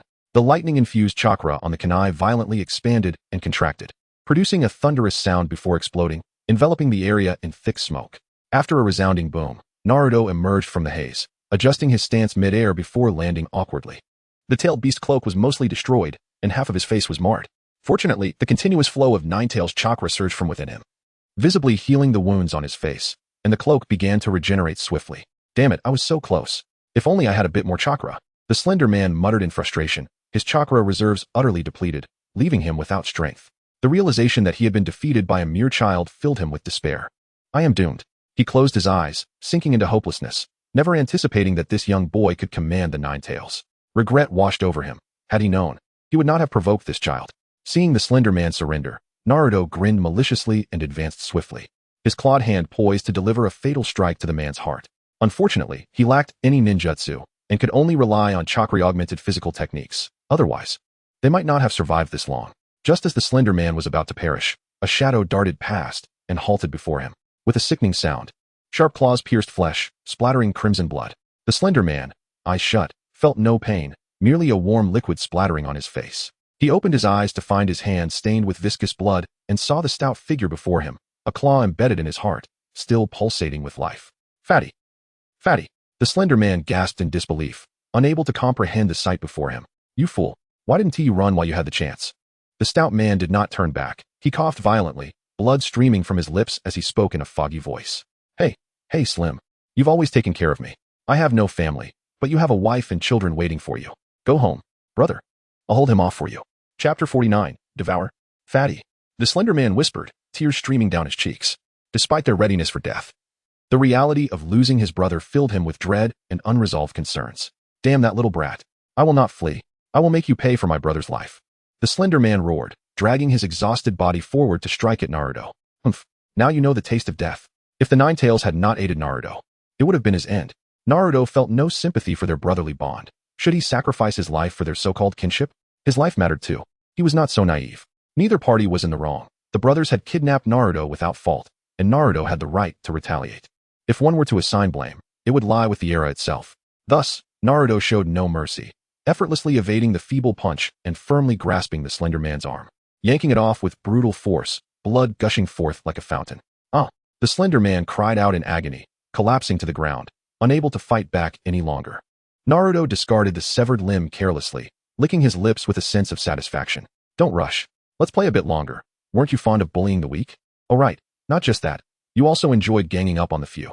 As Naruto advanced, he tore off one of the slender man's legs. Ah! Another scream escaped the slender man's lips, teetering on the brink of unconsciousness. Yet, Naruto used his will to keep the man awake, forcing him to endure the torment. Enjoy the pain. Ha! Naruto laughed maniacally, pulling off the slender man's other arm as their cries and his insane laughter intertwined, revealing Naruto's descent into madness. In the ceiling space, Kurama frowned at the bloody scene, retracting his powers silently. If he had previously believed Naruto was the destined child of legend, he was now entirely disillusioned. It was hard to fathom what the world would become should Naruto gain even greater power. He could never be the person the Sage of Six Paths spoke of. In the outside world, the fox cloak enveloping Naruto gradually dissipated, and the once boundless chakra of the Nine Tails began to dwindle. As he felt the power within him fade, Naruto cursed under his breath, suspecting it was due to the ceiling. Unbeknownst to him, it was actually because Kurama had ceased to release chakra. The moment the tailed beast cloak vanished, a wave of weakness washed over him, rendering his face pale and his body feeling hollow. Fortunately, the enemy had been vanquished. Without the influence of will, the slender man finally succumbed to unconsciousness, spared further suffering but left with lingering consequences. Naruto felt utterly drained, his consciousness blurring. Although his injuries were healing due to the Nine Tails chakra, his body was left weak from the immense chakra he had endured. Had it not been for the physical conditioning he underwent over the past 3 years, he would have already fainted. In the haze of his fading awareness, Naruto instinctively felt an urge to consume the man. The moment this desire emerged in his mind, he sensed something was amiss. Why would he suddenly think of eating a person? Yet, this thought grew stronger, as the dwindling remnants of his will stirred restlessly, compelling him to feast upon the unconscious, slender man. What is happening? Is there something wrong with the will given to me by the system? Naruto pondered in panic, now unable to restrain himself. He awkwardly extended his hand to touch the slender man's head. In an instant of contact, the previously restless thoughts within him settled into tranquility. Converging towards Naruto's palm, a subtle suction formed, pressing his hand against the crown of the frail man's head. Subsequently, Naruto sensed his chakra and mental energy slowly rejuvenating, the weariness gradually dissipating, while an immense sense of satisfaction enveloped him. Naruto stood in stunned silence, feeling the continuous flow of energy from his palm. The skin of the emaciated man shriveled, as if all moisture had been siphoned away. Could it be that his ability transcended the simple notion of attraction? As time trickled by, the man transformed into a lifeless husk, devoid of any vital essence. In contrast, Naruto's pallid complexion blossomed into a vibrant flush. his spirit more invigorated than ever, with both chakra and mental energy restored, even improved beyond their previous states. He felt unprecedentedly well. Ding. Congratulations to the host for successfully completing 2 bounties. Please claim your reward. A notification resonated in his mind. And as Naruto gazed upon the grim fate of the frail man, it reminded him of the Ant King's special abilities in Hunter x Hunter. The Ant King could enhance himself by consuming the flesh and blood of others. It seemed his own ability bore a resemblance to that of the Ant King. But rather than devouring flesh, he could absorb the energy of others through sheer mental force. This energy encompassed chakra, mental energy, and even some life force. Naruto stared at his palm, swallowing hard, his heart racing. This meant he could forego arduous training. By continuously consuming others, he could attain formidable power, devoid of any bottleneck. However, should this ability be unveiled, a shiver ran down Naruto's spine, for this power resembled that of a malevolent practitioner from a cultivation novel. One who uses others as tools, despised by society. If exposed, the entire ninja world would surely unite in pursuit of him. Yet, if he wielded this ability wisely, he would inevitably dominate the ninja realm, with no one capable of standing against him. Taking a deep breath to steady himself, Naruto resolved to conceal this power, waiting until he had fully matured before employing it freely. Otherwise, he would find no peace, for others would never allow such a latent threat to flourish. Yet, every advantage carries its own drawbacks. He remained unaware of any potential side effects from this consumption, which could only be discerned through repeated experimentation. His gaze drifted to the corpulent corpse not far away. Though discomfort stirred within him, he resolved to use the body for testing his newfound abilities. Chapter 50. The Return of Konoha's Umbu. Naruto approached the lifeless form, his palm resting gently on the man's head, channeling his mental energy into his hand, drawing forth a more potent suction than before. He felt warm energy coursing through his palm into his body. Why is there only this little energy? The energy quickly dissipated, and Naruto frowned. Compared to the frail man's energy, this was negligible. After much contemplation, only one possibility emerged. Upon death, the energy within a body dissipates rapidly, for when Naruto absorbed the frail man, he had still been alive. It seemed he must now leave a thread of life when taking a life. This would allow him to fully capitalize on an individual's worth. As he pondered, he began to search the bodies for any belongings. After all, killing without looting diminished the thrill. Moreover, Naruto lacked any lethal jutsu. He could not engage in every battle unarmed, could he? Lightning release, exploding thunder. To his delight, Naruto discovered a scroll on the frail man, which contained a jutsu previously utilized by the deceased, showcasing considerable power. Regrettably, his chakra affinity was wind, not lightning. Naruto lamented slightly, but he knew chakra affinities could be developed through diligent training, albeit requiring time. Who would have thought? The person I pursued for so long was slain by a mere child? This child must be the rumored fox spirit. Astonishingly capable of wielding Nine-Tails chakra at such a young age, truly a prodigy. However, just moments ago, he had seemed exhausted. How did he manage to place his hand on the man's head and return to normal afterward? Moreover, that corpse was clearly drained. Voices echoed in Naruto's ears, sending cold sweat cascading down his spine. What was happening today? Why did troubles arise one after another? Did he arrive just as I unleashed the Nine-Tails chakra? Forget it. It seems this child has stumbled upon something valuable from these two. I should swiftly recover the items and conclude this task. Feigning ignorance, Naruto opened the scroll with a foolish grin, hoping to lower the other's guard. As anticipated, footsteps approached from behind. Startled, Naruto turned sharply and shouted, "Who is there?" "Do not worry, little one. Today is your lucky day." A tall, muscular man clad in a fox mask, with a Konoha headband tied around his bicep, strode forward. It was an Umbu from Konoha. Naruto felt a measure of relief. At least his life was not in jeopardy, as a Jinchuriki held some standing within the village. The Jinchuriki was akin to a nuclear weapon. They represented a village's might and held considerable importance. The muscular man snatched the scroll from Naruto's hands, glancing at it briefly, and nodded as he grasped its nature. "This jutsu is indeed impressive. I shall take it, as it aligns perfectly with my chakra affinity," the muscular man declared, raising the scroll before Naruto's eyes. "Little one, you should leave this place quickly. We, the Umbu, need to conduct a cleanup." Naruto, unable to express his indignation, could only display fear in his eyes as he reluctantly departed. The muscular man assumed Naruto feared the Umbu's reputation and proceeded toward the two corpses to search for any discarded intelligence. Alas, without intel, it will be challenging to report. I must search thoroughly. As Naruto overheard this thought, he glanced back to see the muscular man meticulously rummaging through the scene. Realizing that he was now privy to too many of Naruto's secrets, he would surely inform the third Hokage or Danzo. He could not allow this man to leave. Stealing his resolve, Naruto turned back, retrieving a kunai from his pack. He employed the ultimate technique of mental energy to perfectly mask his presence, stealthily approaching the muscular man. Unaware of the impending danger, the muscular man believed the child had fled in fear of the Umbu and continued his search. When Naruto was merely a few meters away, he tightened his grip on the kunai and surged forward, striking first.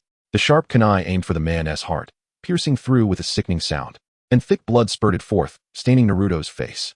The muscular man let out a muffled groan, life extinguished. Ding. Congratulations to the host for completing the bounty task. Please enter the system to claim your reward. The system's notification rang in his mind once more. Naruto wiped the blood from his face and quickly knelt, placing his palm on the muscular man's head, infusing his mental energy to maximize the absorption, fearing the energy would dissipate with death. A torrent of pure energy flowed into Naruto, transforming into mental energy and chakra, visibly rejuvenating his skin. However, having absorbed energy to a certain extent, both the thoughts and chakra within his body seemed to have reached a state of saturation, rendering him incapable of drawing in even a modicum of energy. Naruto sensed that the muscular man still harbored a significant amount of energy within, swiftly dissipating into the ether, yet he found himself unable to absorb it, leaving him in a state of anxious frustration as he watched this precious energy fade away. It appeared that this skill had its limitations. His body could not endure such an influx of energy, hence his inability to assimilate it. With a heavy heart, Naruto gazed upon the vanishing energy, lamenting that if he could absorb it all, he would likely possess an abundance of chakra, and his mastery of thoughts would also advance. What a pity. He had also come to understand that upon a person's demise, their internal energy would gradually dissipate with the passage of time. Yet, one could argue, if this skill were truly so formidable, he would have already ascended to the ranks of a shadow-level powerhouse. He consoled himself, recognizing that in this world, there are no shortcuts, only through persistent effort could one attain strength. If by some mischance he were to become overwhelmingly powerful after exacting his revenge, he would be left pondering what path to take next, what aspirations to pursue. Naruto rummaged through the muscular man's pockets, retrieving the ninja scroll that had been taken from him, along with several shuriken, kunai, and rations. How impoverished. Not even a single ninja scroll remained. He muttered to himself, vexed that even as a member of the Umbu, the man possessed nothing of value. Nevertheless, he felt quite satisfied with the spoils of today's encounter. As he busied himself organizing his newfound treasures, a sudden chill swept through the air, prompting Naruto to break into a cold sweat, as an unsettling sensation washed over him. It felt as though a pair of eyes were fixed upon him from behind. He froze, his body as if nailed to the spot. Yet no voices of others reached his ears. Chapter 51. Here again. Naruto abruptly turned around, glancing behind him, yet found nothing but emptiness. Nevertheless, the unsettling sensation of being closely observed lingered, intensifying the eerie atmosphere. What is happening? Is this system reliable? Why can't I even hear the inner voices? A cold sweat trickled down his forehead as he warily scanned his surroundings, still feeling the chill of a watchful gaze upon him. Damn it, I'm done playing. Naruto hastily gathered his spoils, cursing under his breath, and swiftly attempted to flee the area. However, just as he lifted his foot to take a step, several shurikens whizzed through the air, striking precisely where his foot was about to land, embedding themselves into the earth.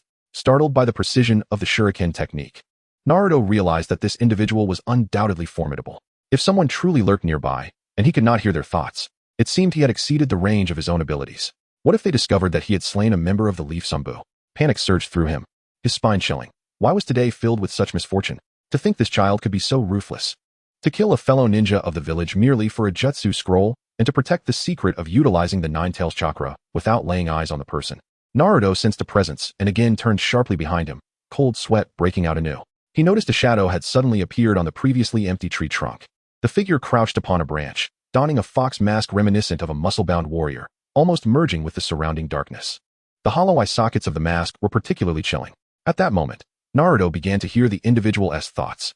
To his astonishment, this child was indeed heartless. Yet Itachi had previously claimed he was very kind. What on earth had transpired during this time to cause such a drastic transformation? Itachi? Naruto was momentarily taken aback. Did this person know Itachi? What do you want? Naruto demanded sharply, contemplating how to ensure this individual remained here indefinitely. I merely wish for you to assist me, otherwise, I shall report all of your actions today. You are wise enough to understand the consequences of murdering your own comrades. Not to mention, you are a Jinchuriki whom the village has its eyes on. The shadow spoke slowly, issuing a threat. Naruto narrowed his eyes, resolute in his intention to lead this person down the path of the muscle-bound warrior. He inwardly pleaded with Kurama to lend him some chakra, yet received no response. Was he communicating with the Nine-Tails within him, attempting to keep me here? The shadow let out a laugh, as if hearing the greatest joke. Give it up. You cannot kill me. The shadow removed his mask, and in the dim moonlight, Naruto could barely discern a familiar, gaunt face, his eyes glowing a blood-red hue. 3 Tomo rotating slowly around his pupils, exuding an unsettling aura. Riding the Sharingan, Naruto's entire body trembled as if struck by lightning. Fixating on that familiar visage, he confirmed without a doubt that this was Uchiha Shisui. In the anime, Shisui had not showcased much, yet merely by his presence. He had frightened off the ninja from the Mist Village. With the prowess displayed in the game, he was far beyond the current Naruto's capacity to resist. Naruto completely relinquished any thoughts of resistance. Leaving aside the legendary technique of Kodoame Tsukumi, just a single glance could alter one's will, making it impossible for him to counter. My vision is becoming increasingly blurred. It seems the side effects of the Manjiki Sharingan are quite severe. Before long, I shall be utterly blind. Fortunately, I have managed to sway the minds of most of the village's higher-ups, but regrettably, I have yet to locate Danzo. This young boy, as Itachi mentioned, must possess a way to resolve the conflict between the Uchiha and the village. Now that I have found his weakness, I am not afraid he will refuse to assist us. After absorbing this stream of thoughts, Naruto found himself surprisingly calm. As long as he retained his value, Shisui would not easily harm him, nor would he use Kodoame Tsukumi to alter his thoughts, unless he wished to prevent Naruto from aiding the Uchiha in escaping peril. However, what puzzled Naruto was that this Shisui was entirely different from the character in the original work. The original Shisui would never resort to using Kodoame Tsukumi against the higher-ups of the village, nor would he threaten someone over such matters.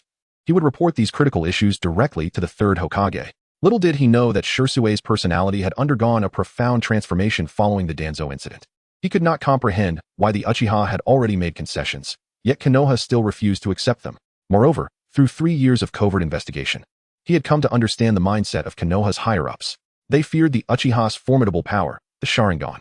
They were concerned that the Uchiha might threaten their positions. They worried that the Uchiha would jeopardize their interests. With this newfound understanding, Shisui could no longer maintain his previous trust in Konoha. During these 3 years, he had secretly utilized Kodoame Tsukumi to alter the thoughts of a few high-ranking officials, but with just his efforts alone, it remained difficult to reverse the tide.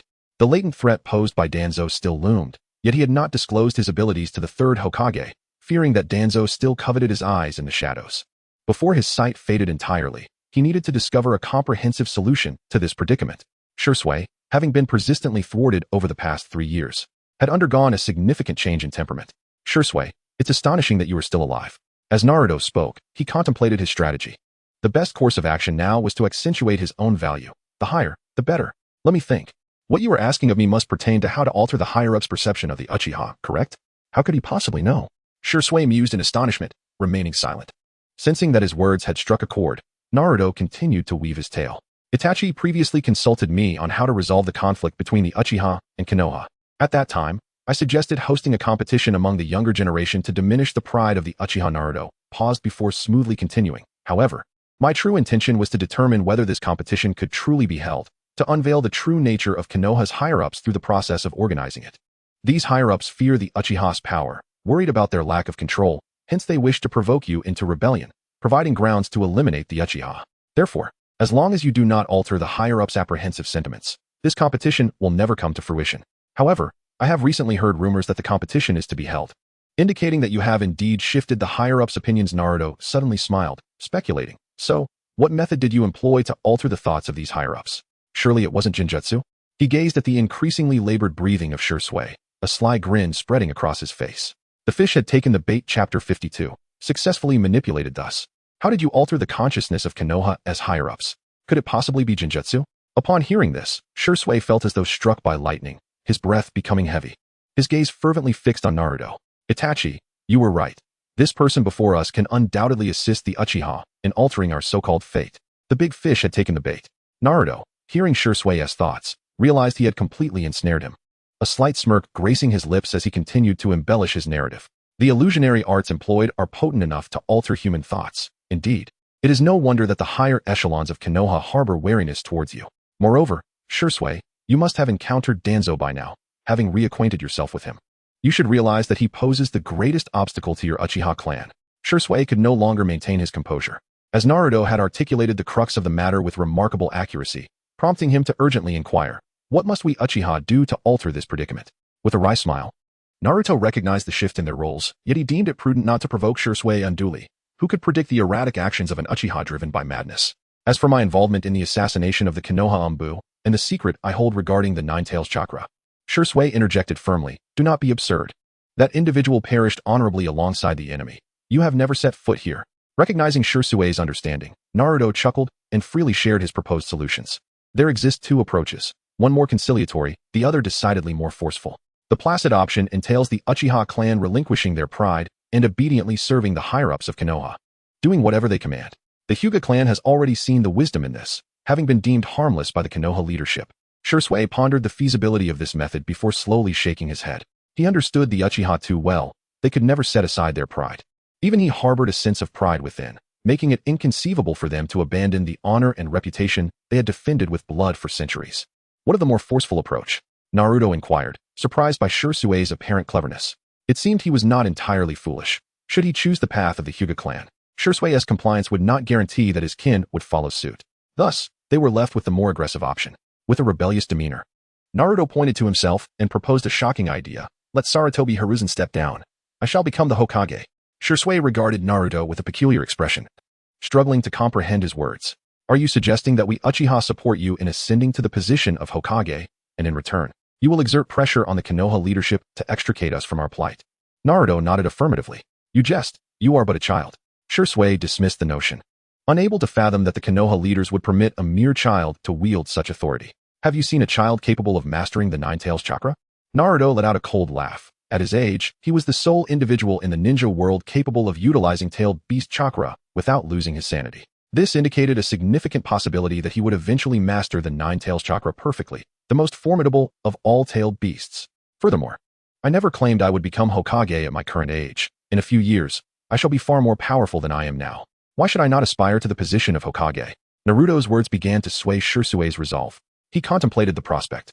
A perfect Jinchuriki combined with a nimble mind made it plausible for Naruto to attain the position of Hokage. This was akin to an investment. Though the odds were favorable, there lingered a degree of risk. However, the time required for such a plan was considerable, and whether the Uchiha could endure until then remained uncertain. Using his system to delve into Shursui's thoughts, Naruto discerned his apprehension and added fuel to the fire. Do not worry about the Uchiha lasting until that moment. If necessary, you could eliminate Sarutobi Hiruzen first. In that case, before the next Hokage assumes office, the Uchiha will assuredly face no harm. Shursui hesitated, torn between emotions. But the third Hokage is kind-hearted. I have received numerous favors from him. Naruto shot him a disdainful glance, exasperated. Are you truly that naive? Does he not know of the actions taken by the Konoha leadership? It is precisely his tacit approval that has led to our current predicament. Noting Shursui's lingering doubt, Naruto's mind raced as he pondered ways to further persuade him. Suddenly, an ingenious idea struck him. Having been part of the Anbu for so long, you must be aware of the Root organization, hidden in the shadows. This organization represents the darker side of Konoha, handling all the matters that the third Hokage cannot address directly. Without further prompting, Shursui immediately recalled the many mysterious deaths and bewildering missions associated with that organization. Do you believe that attaining the position of Hokage is truly simple for the third Hokage? Shursui's eyes flickered with uncertainty as he grappled with his inner turmoil. Sensing that the flames of doubt were not yet sufficiently stoked, Naruto continued to fan the flames. You must have encountered Danzo. It is strange how he managed to break free from your Genjutsu and survive a fatal attack, only to return once more. Whispering like a devil in Shursui's ear, Naruto lured him deeper into despair. Do you not find it reminiscent of the Uchiha's secret technique, Izanagi? Shursui was struck as if by a hammer, his entire being trembling as his pupils dilated in horror. His right eye is the Sharingan. Not just the right eye. His entire arm is adorned with eyes. Naruto quipped lightly, inciting Shursui's fury once more. Pray tell, from whence does he acquire such Sharingan? Damn Danzo. Shursui's body shook violently with rage, his three-tomo Sharingan involuntarily transforming into its Mangekyo form, blood streaming from his eye sockets as he appeared as a fearsome specter. Recognizing that he had successfully hooked his quarry, Naruto fell silent, allowing Shursui to come to his own realizations. After a long moment, Shursui regained his composure and, filled with fury, declared, very well. I shall go and eliminate the third Hokage. In that instant, it felt as though Naruto had been possessed by a mischievous spirit, invoking laughter reminiscent of a trickster. Indeed, I can go and kill the third Hokage, supporting you in your ascent to Hokage. But how can I trust that once you attain this power, you will genuinely assist the Uchiha? Shursui scrutinized Naruto intently, as though seeking a flaw in his resolve. However, he was destined to find none. Naruto's gaze remained sharp, seemingly capable of piercing through all facades. If you do not trust me, then I cannot help you. The only path before you is to place your faith in me. Otherwise, the Uchiha face certain doom. With a dismissive wave, Naruto continued, after all, I am but a solitary figure, the barefoot fear not the shod. Seeing Shursui still in turmoil, Naruto sighed inwardly. Despite Shursui's transformation, he remained indecisive. Much like the character in the original narrative. If you still harbor doubts, you could cultivate an individual as powerful as I. Do you truly believe that the power of the Sharingan is insufficient to subdue a Jinchuriki? This statement finally illuminated Shirsue's mind. Indeed. Why not select a suitable candidate and train them to surpass even a Jinchuriki? Is it conceivable that the Sharingan cannot surpass a tailed beast? With his newly awakened Mangekyo Sharingan, Shisui understood the immense potential of the Sharingan. The legendary Susanoo could indeed rival a tailed beast. Taking a deep breath, Shisui posed one final question. The final question, relying solely on my own strength, it would be exceedingly difficult to eliminate the third Hokage. Should I be exposed? It would likely implicate the Uchiha clan. Before Shisui could complete his thought, Naruto interjected with a solution, interrupting him. Shisui, may I borrow your forehead protector? Shisui was taken aback, uncertain of its purpose, yet complied and handed it over to Naruto. Catching the protector deftly, Naruto produced a kunai and drew a horizontal line across its center, severing the Leaf Village's emblem in twain. Hey, what are you doing? Shisui glared at Naruto, bewildered. If he were to carve a slash across the protector, it would signify his defection from the leaf, marking him as a rogue ninja devoid of identity. Calm down. Your actions are already akin to those of a rogue ninja. Are you afraid of becoming one? Naruto tossed the protector back to Shisui and continued. Are you familiar with Orochimaru? Shisui nodded, aware that Orochimaru was one of the legendary Sannin, a figure of great renown who had lost the Hokage election to the Yellow Flash and subsequently defected from the Leaf to conduct unapproved experiments. What of him? It has been many years since he was last heard from. Become a rogue ninja and seek out Orochimaru. I trust he will be interested in eliminating Sarutobi-sensei. Naruto asserted confidently. Oh, and be cautious when you meet him.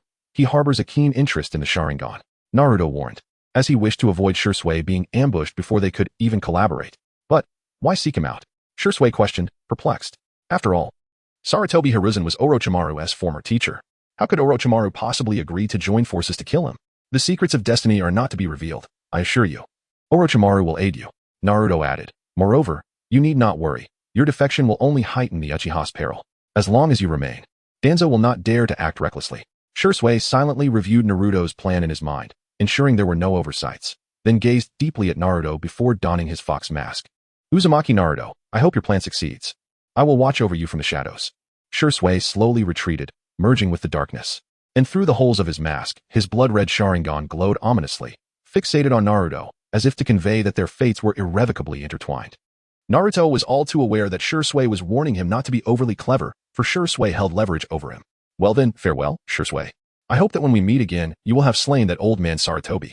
As Shisui's figure completely vanished into the darkness, Naruto could no longer hear his thoughts, surmising he had departed. After all, Shisui was not one to harbor ulterior motives.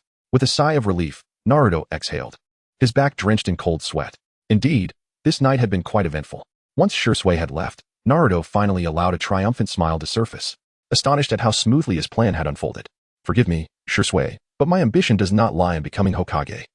I have no desire to be a part of the Leaf. Just as Naruto had contemplated, he merely intended to use Shisui's influence to eliminate Sarutobi Hiruzen. Of course, the ideal outcome would be for Naruto to deliver the final blow and claim the system's bounty. As for the fate of the Uchiha and the innocent lives lost in the impending war, that was of no concern to him, and he would not mind witnessing such scenes. He was eager to see how those who feasted upon the weak would react when faced with death. Having long harbored thoughts of defecting from the Leaf, Naruto was entirely unconcerned about the leverage Shisui possessed. By the time Shisui discovered his true intentions, Naruto would have amassed sufficient strength. Well, after a long night, it's time to return home. Exhausted, Naruto rubbed his temples, the night's surprises having startled him considerably. Gathering his spoils and locating the previous boar carcass, he extracted kunai to process it before slinging it over his shoulder and swiftly navigating through the dense forest. I'm back. Upon returning home, Naruto instinctively uttered those words, switching on the lights, which illuminated the still, empty room. He paused momentarily, though accustomed to it. He still felt a twinge of loneliness. He first cut the processed boar into portions and placed it in the refrigerator, ensuring his meals for the coming days. Next, he prepared hot water for a bath. While waiting, Naruto finally had the opportunity to check what rewards awaited him for the night's endeavors. System, claim bounty. Ding. Please review the deceased information. Deceased, Kinta Nikkai position. Umbu, Kumogikure hunting difficulty. See reward. 5 nin attribute. 1 piece of chakra metal deceased. Kozmune position. Umbu. Kumogikure hunting difficulty. See reward. 5 nin attribute. 1 piece of chakra metal deceased. Inaka Michiro position. Elite Umbu. Kanahagakure hunting difficulty. B reward. 10 nin attribute. Awakening of transformation type, none ability ding. Please confirm host. Chapter 54. Such a you will not be acknowledged unaware of the consequences. Naruto was astonished by the displayed information regarding the deceased. He had not anticipated that the ninja he ambushed would possess a hunting difficulty rated as B. Indeed, they were ninjas from Kumogakure, utilizing lightning attribute chakra and operating in pairs. Thankfully, his ambush was successful. Otherwise, the outcome could have been quite different. He felt a moment of trepidation, but was relieved by his success. Naruto chose to accept the rewards, and soon a warm current surged through his meridians, enveloping his entire being in comfort. However, after a brief period, the warmth intensified, causing Naruto's face to flush, steam-like wisps rising from his head, and beads of sweat cascading down his cheeks. Eventually, a dark, muddy substance began to seep from his skin, rendering him rather unkempt. These were impurities from within Naruto's body. As copious amounts of none were infused into him, his body felt as though it had undergone a transformative process, with his meridians widening significantly, facilitating better chakra circulation and enhancing his physical prowess manifold. This state persisted for a while before gradually diminishing. The steam dissipated. Though his complexion remained slightly flushed, Naruto exhaled a breath of turbid air, feeling a lightness in his movements, and as he sensed the none within him, he realized the quality and quantity had vastly improved. Indeed, killing and looting brings great rewards, Naruto mused, contemplating how many years of training it would have taken him to reach such a level on his own. As the infusion of none completed, Naruto noticed two palm-sized pieces of metal in his hands. Could this be chakra metal? He lifted the dark metal, examining it closely. Chakra metal was exceedingly rare in the Naruto universe. For instance, Asuma Sarutobi's weapon was forged with chakra metal, allowing it to transmit chakra more effectively and enhance its wind attribute properties. Additionally, the second Hokage, Tobirama Senju's personal weapon, the Raijin sword, was extravagantly crafted entirely from chakra metal, enabling it to facilitate chakra transmission with perfect efficiency and maximize its potency. It is evident that the Senju clan was extraordinarily wealthy in those days. Regrettably, chakra metal is significantly more fragile than ordinary metals. The greater the user's chakra, the stronger the chakra metal weapon becomes. It remains uncertain how long it will take to accumulate enough chakra metal to forge a weapon of one's own. When it comes to the type of weapon to forge, Naruto's mind first conjures the image of the ancient Chinese Tang Dao. Its lethal capacity combined with the aesthetic allure of its blade is a testament to the craftsmanship passed down through generations. Having withstood the test of time and the crucible of war, truly remarkable. System, do you possess a storage space? Naruto inquires of the system. After a considerable pause, a mechanical voice resonated in his mind. Ding. The storage space is classified as an advanced feature, requiring the host to eliminate an S-rank difficulty target for its activation. Naruto felt a surge of frustration. Other systems grant useful storage space at the beginning, yet for him, such a hellish condition was imposed. Could it be that his system was flawed?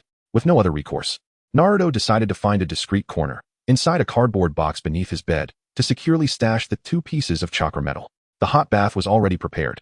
Just as Naruto passed by, feeling sticky from the day's exertions, he shed his clothing and sank into the steaming wooden tub, involuntarily exclaiming in delight. Regardless of the sorrowful events or the burdens of worry and fatigue he endured each day, a hot bath invariably lifted his spirits, as if all his troubles evaporated with the steam. It was, after all, one of Naruto's few cherished pastimes, largely due to his mother's insistence. As he closed his eyes, basking in this moment of tranquility, Naruto contemplated how to maximize the utilization of his transformation jutsu. The transformation technique allows the user to convert their chakra into familiar substances, such as fire, water, or even spider silk. Recalling the recently acquired lightning release, exploding thunder technique, he surmised that selecting a lightning attribute would be more suitable for his transformation jutsu. How could he familiarize himself with the essence of lightning? After a moment of contemplation, an idea formed in his mind, albeit a perilous one. However, with the Kyuubi's assistance, the risks seemed manageable. The Kyuubi. Naruto's eyes flew open, nearly forgetting the knight's greatest benefactor. Had the Kyuubi not lent him its chakra, he might have been captured long ago. It appeared that his previous words had some merit. Gaining the Kyuubi's approval would bolster his defenses. Henceforth, Naruto resolved to cultivate a favorable rapport with the Kyuubi, striving to become the perfect Jinchuriki. He focused his mind, entering the ceiling space and calling out the Kyuubi's name. Within the ceiling space, he greeted, "Hey, Kyuubi, thank you for your chakra tonight." Yet the Kyuubi, without raising its eyelids, coldly interrupted, "Rest assured, this is the last time. After this, your life or death is of no concern to me." Naruto, mistaking the Kyuubi's aloof demeanor for pride, jested, "Are you telling a cold joke, Kyuubi? I am the reincarnation of the Sage of Six Paths. Anyone could be the fabled child of destiny, except for you." The Kyuubi's crimson slit pupils, tinged with blood, bore into Naruto's reflection as it drew closer to the cage. "Do you know, little brat, that I yearn to devour you and escape this wretched prison?" Staring into those blood-red eyes, Naruto found himself momentarily frozen, at a loss.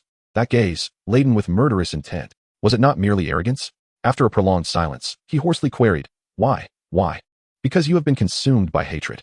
The Kyuubi's voice resonated with fury. Chakra reflects one's true spirit. Your chakra now reeks of the foul stench of hatred, indistinguishable from mine. Do you believe you still have a chance to become the child of destiny foretold by the Sage of Six Paths? The Kyuubi's mouth, lined with sharp teeth, seemed poised to consume Naruto whole. Though I know not where you heard of the sage's prophecy. Perhaps you once had the potential to be the prophesied child. Yet now, you are unworthy of such a title. You do not regard us Bijou as friends. I am merely a tool for your vengeance. The Kyuubi growled, each word dripping with disdain. I shall never acknowledge you. Chapter 55. Aversion. I shall never acknowledge you. The Kyuubi roared with palpable hatred, fully aware that humanity is a detestable and foolish species, incapable of change. Oh, I see. Naruto's earlier enthusiasm waned, replaced by an icy glare. Not even you will help me? Help you? Dream on, little brat. The Kyuubi scoffed, its powerful claws clanging against the cage, emitting a cacophony of sound. What makes you think I would assist you? Given the chance, I would tear you to shreds. Naruto smirked disdainfully, retorting, and you? A caged beast? What did you say, little brat? The Kyuubi's fury ignited, its sharp claws lunging for Naruto, only to be thwarted by the impenetrable cage, resulting in a thunderous clash that sent sparks flying. Do not forget, your parents perished at my hands. One claw extended, recalling how Minato and Kushina had fallen victim to its might. Remember how those two formidable humans died protecting you? Had it not been for you, they would still be alive. The Kyuubi's voice was chilling, each word piercing Naruto's heart like a dagger. Yet Naruto remained composed, fixing his gaze upon the Kyuubi, unaffected by the rage it anticipated. Do you truly believe your words can provoke me, Kyuubi? They are indeed quite jarring. The Kyuubi retracted its claws, realizing it could inflict no harm upon Naruto. All efforts were in vain. The atmosphere grew tense, both man and beast teetering on the brink of violence, each yearning to dismantle the other. Kyuubi, one day I will ensure you vanish from this world forever. The Kyuubi chuckled darkly. Not tonight. If it were not for me, would you still be alive to converse with me? Naruto ceased to speak further. It was futile. Gradually, his consciousness withdrew from the ceiling space. Even without being the prophesied child, and without the power of a Bija, I will still upheave this world. As he exited the ceiling space, Naruto raised his head, gazing at the misty, water-drenched ceiling, filled with irritation. How could he dismiss the Kyuubi's words? Even though he had never met Minato and Kushina, nor exchanged words with them, their memory lingered in his mind. After much contemplation, Naruto's gaze settled upon his palm, murmuring, if I were to consume the Kyuubi, I could obtain unparalleled power. Alas, his current physical condition was insufficient to bear the immense chakra he would acquire from the Kyuubi. However, with diligent training in physical arts, he believed he could one day reach that level. Indeed, the most significant revelation of the night was the understanding of his innate abilities, particularly the power of absorption. With this ability, he could specialize in physical techniques, enhancing his chakra and mental energy by consuming the life force of others. Having mentally mapped out his future path, Naruto rose from the wooden barrel, dried himself with a towel, donned his pajamas, and prepared for sleep. Exhausted from the day's endeavors, Naruto quickly succumbed to slumber. When he awoke the next morning, it was already 9 o'clock. Unhurried, he dressed and took the dried wild boar jerky he had prepared the night before, setting off for the Ninja Academy. Being late had become a routine for Naruto, and he welcomed the opportunity to find a reason for some outdoor training. In a year, the Ninja Academy would host a competition for the younger generation of ninjas, and the championship prize held great significance for Naruto, who lacked any ninjutsu and needed a technique for self-defense. Moreover, mastering the shadow clone technique would double his training efficiency, as the clones would relay their training experiences back to him. With an abundance of chakra, this was akin to divine assistance. Before long, he arrived at the Ninja Academy. As usual, he entered the classroom punctually, only to find Iruka seething at his habitual tardiness, shouting Naruto and Appo's name in frustration. However, before Iruka could finish his reprimand, Naruto interjected with an apology. I'm sorry, Iruka-sensei, I accidentally overslept again, and I sincerely apologize. Therefore, Naruto earnestly continued, I have decided to punish myself by running 150 laps around the playground. Iruka's anger dissipated upon hearing Naruto's self-imposed punishment. It was difficult for him to be overly harsh under the circumstances. Naruto possesses quite a high level of awareness. It seems he is indeed worth teaching. Iruka mused internally. Hearing Iruka's thoughts, Naruto suppressed a chuckle and promptly dashed to the playground to commence his training. Upon witnessing Naruto's dedication, Sasuke could no longer remain seated. He was filled with an anxious energy, his mind racing with thoughts of the widening gap between himself and Naruto. Suddenly, he sprang to his feet and strode toward the door. Iruka-sensei, I want to go too.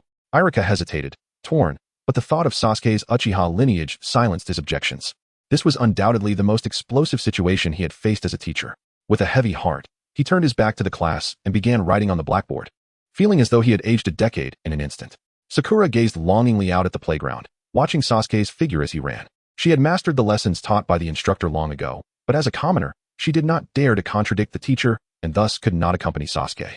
Why does he choose to associate with someone so far behind like that? She pondered in confusion. Ever since the class had witnessed Naruto's shuriken technique, he had earned the moniker of the tail end. Despite Sasuke's excellence, he chose to befriend someone deemed inferior. How kind-hearted he was.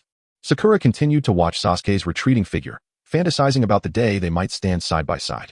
Yet, the persistent image of that tail end loomed in her mind, inciting jealousy. How could he possibly be worthy of Sasuke's company? Unbeknownst to her, jealousy brewed within Sakura, solidifying her resolve to win Sasuke's affections. Women can be relentless in their pursuit of those they cherish, disregarding everything in their path. While those who pursue them are often seen merely as tools for their own benefit. When a boy confesses his feelings, he may find himself mocked as a fool. Thus, dear boys, should you encounter a girl who harbors affection for you, treat her well, much like Naruto does with Hinata. Chapter 56, A Descent into Darkness?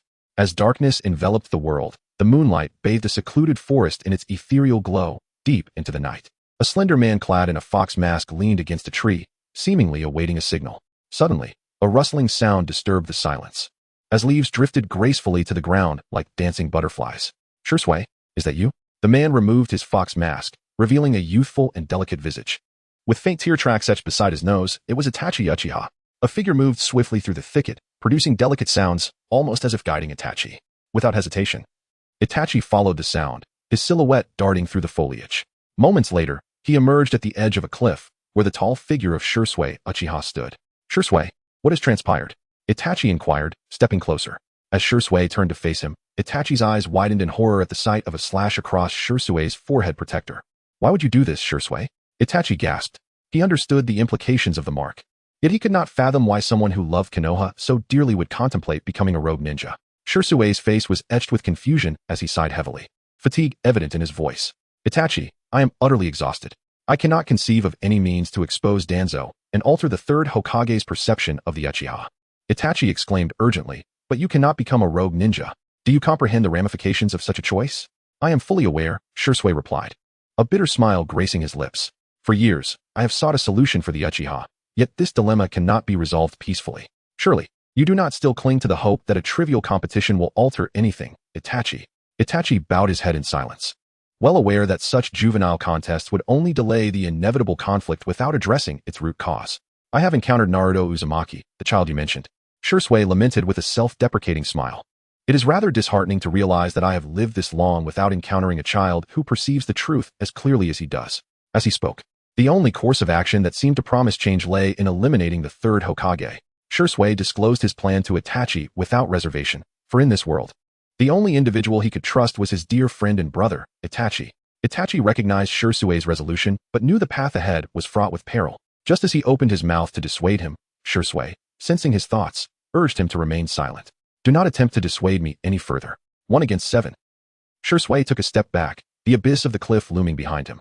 I worry for Naruto. His talents may even surpass ours. Once he ascends to the position of Hokage, he may not uphold his promises. Therefore, I implore you to identify someone of exceptional talent within our clan and train them to stand against him. My apologies for leaving all these burdens upon your shoulders after my departure. Sasuke cast one last reluctant glance at Itachi, his face adorned with the same gentle smile as always, before leaning back and plunging into the unfathomable depths of the cliff. Sasuke, Itachi called out, rushing forward. Gazing sorrowfully at Sasuke, who seemed to be swallowed by an abyss, a profound sadness welled up within him, accompanied by a relentless, tearing pain. He lowered his head, remaining in that state for quite some time. When he finally lifted his gaze again, 2 streams of blood tears had already flowed down his face. And 3 tomo began to whirl around his ink-black pupils, their speed increasing until they merged into a kaleidoscopic Sharingan. In the Hokage's office, the late hour cast a serene hush over the village, with most lights extinguished, save for the brightly lit office. Piles of documents cluttered the desk as Hiruzen Sarutobi stretched lazily, pushing aside the completed paperwork. He retrieved his pipe and lit it, soon enveloping the room in a haze of smoke. The prolonged night felt monotonous, and Hiruzen pondered if there was more to do than merely process documents. Thus, he took out a crystal ball and activated the telescope technique, eager to discern the happenings within the village. Let us check on Naruto first. He should be sleeping by now, right? Hiruzen formed hand seals, and shortly, Naruto's figure materialized within the crystal ball. There, Naruto was fast asleep, leaning against the wall. Clutching a pillow tightly, Hiruzen felt a pang of sympathy. Each time he witnessed this scene, it struck his heart painfully. Perhaps I should find a way to compensate him. With a swipe of his hand over the crystal ball, the image shifted to a scene shrouded in mist, revealing a steaming hot spring. Oh, how delightful it is to soak in a hot spring. A sultry voice echoed, instantly distracting Hiruzen from his thoughts of Naruto. His face flushed as he zoomed in on the scene. What if there were troublemakers in the hot spring? As Hokage, it was his duty to protect every villager. As the image drew closer, a beautiful young woman was seen immersed in the springs, her snowy neck exposed, her bosom floating enticingly on the surface of the water, captivating him utterly. Hiruzen's throat felt parched, and he swallowed hard, eyes fixated on the alluring sight within the crystal ball, his blood racing, his body involuntarily swaying. Hokage-sama, it's bad. With a loud crash, the office door swung open violently, and a flustered AMBU ninja rushed in. Hiruzen was startled, nearly shattering the precious crystal he held. In a panic, he dispelled the telescope technique, hastily concealing the crystal ball behind him. He cleared his throat awkwardly and stammered, "Is there something wrong?" The ninja, pressed by urgency, didn't he notice Hiruzen's flustered actions, and exclaimed, "Hokage-sama, Uchiha Shursui, has committed suicide by jumping off a cliff." What? Hiruzen stared at the ninja in shock, instinctively sensing something amiss. How could this be? Wasn't I supposed to have you monitor Itachi? I was indeed observing Itachi, but I did not expect Shursui to meet with him tonight. They spoke, and afterward, Shursui leaped to his death. I did not dare approach too closely for fear of being discovered, which is why I could not overhear their conversation. The ANBU relayed the events as they occurred, and Hiruzen felt an increasing sense of unease.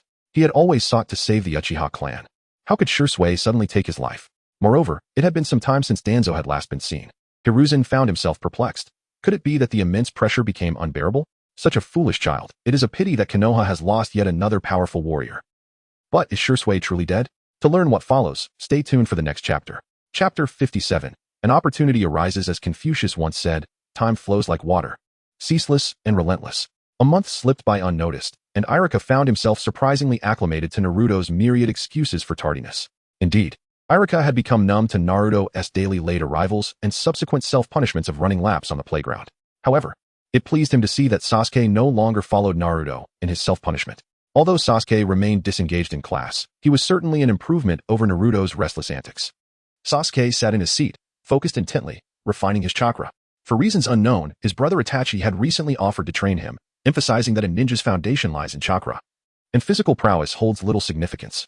Thus, he diligently practiced chakra refinement in the classroom. Suddenly, a thunderous crash shattered the heavy sky, followed by a deep rumble of thunder that seemed to shake the very world. On the playground, Naruto halted his running, gazing up at the grim sky, occasionally catching glimpses of brilliant blue lightning flashing across the horizon, accompanied by the earth-shaking roar of thunder. Another clap of thunder resounded, and soon, torrential rain began to pour. Naruto allowed the rain to drench him, quickly transforming him into a soaked chicken. An opportunity had arrived. Naruto stealthily left the playground and exited the gates of the Ninja Academy, relishing the weather.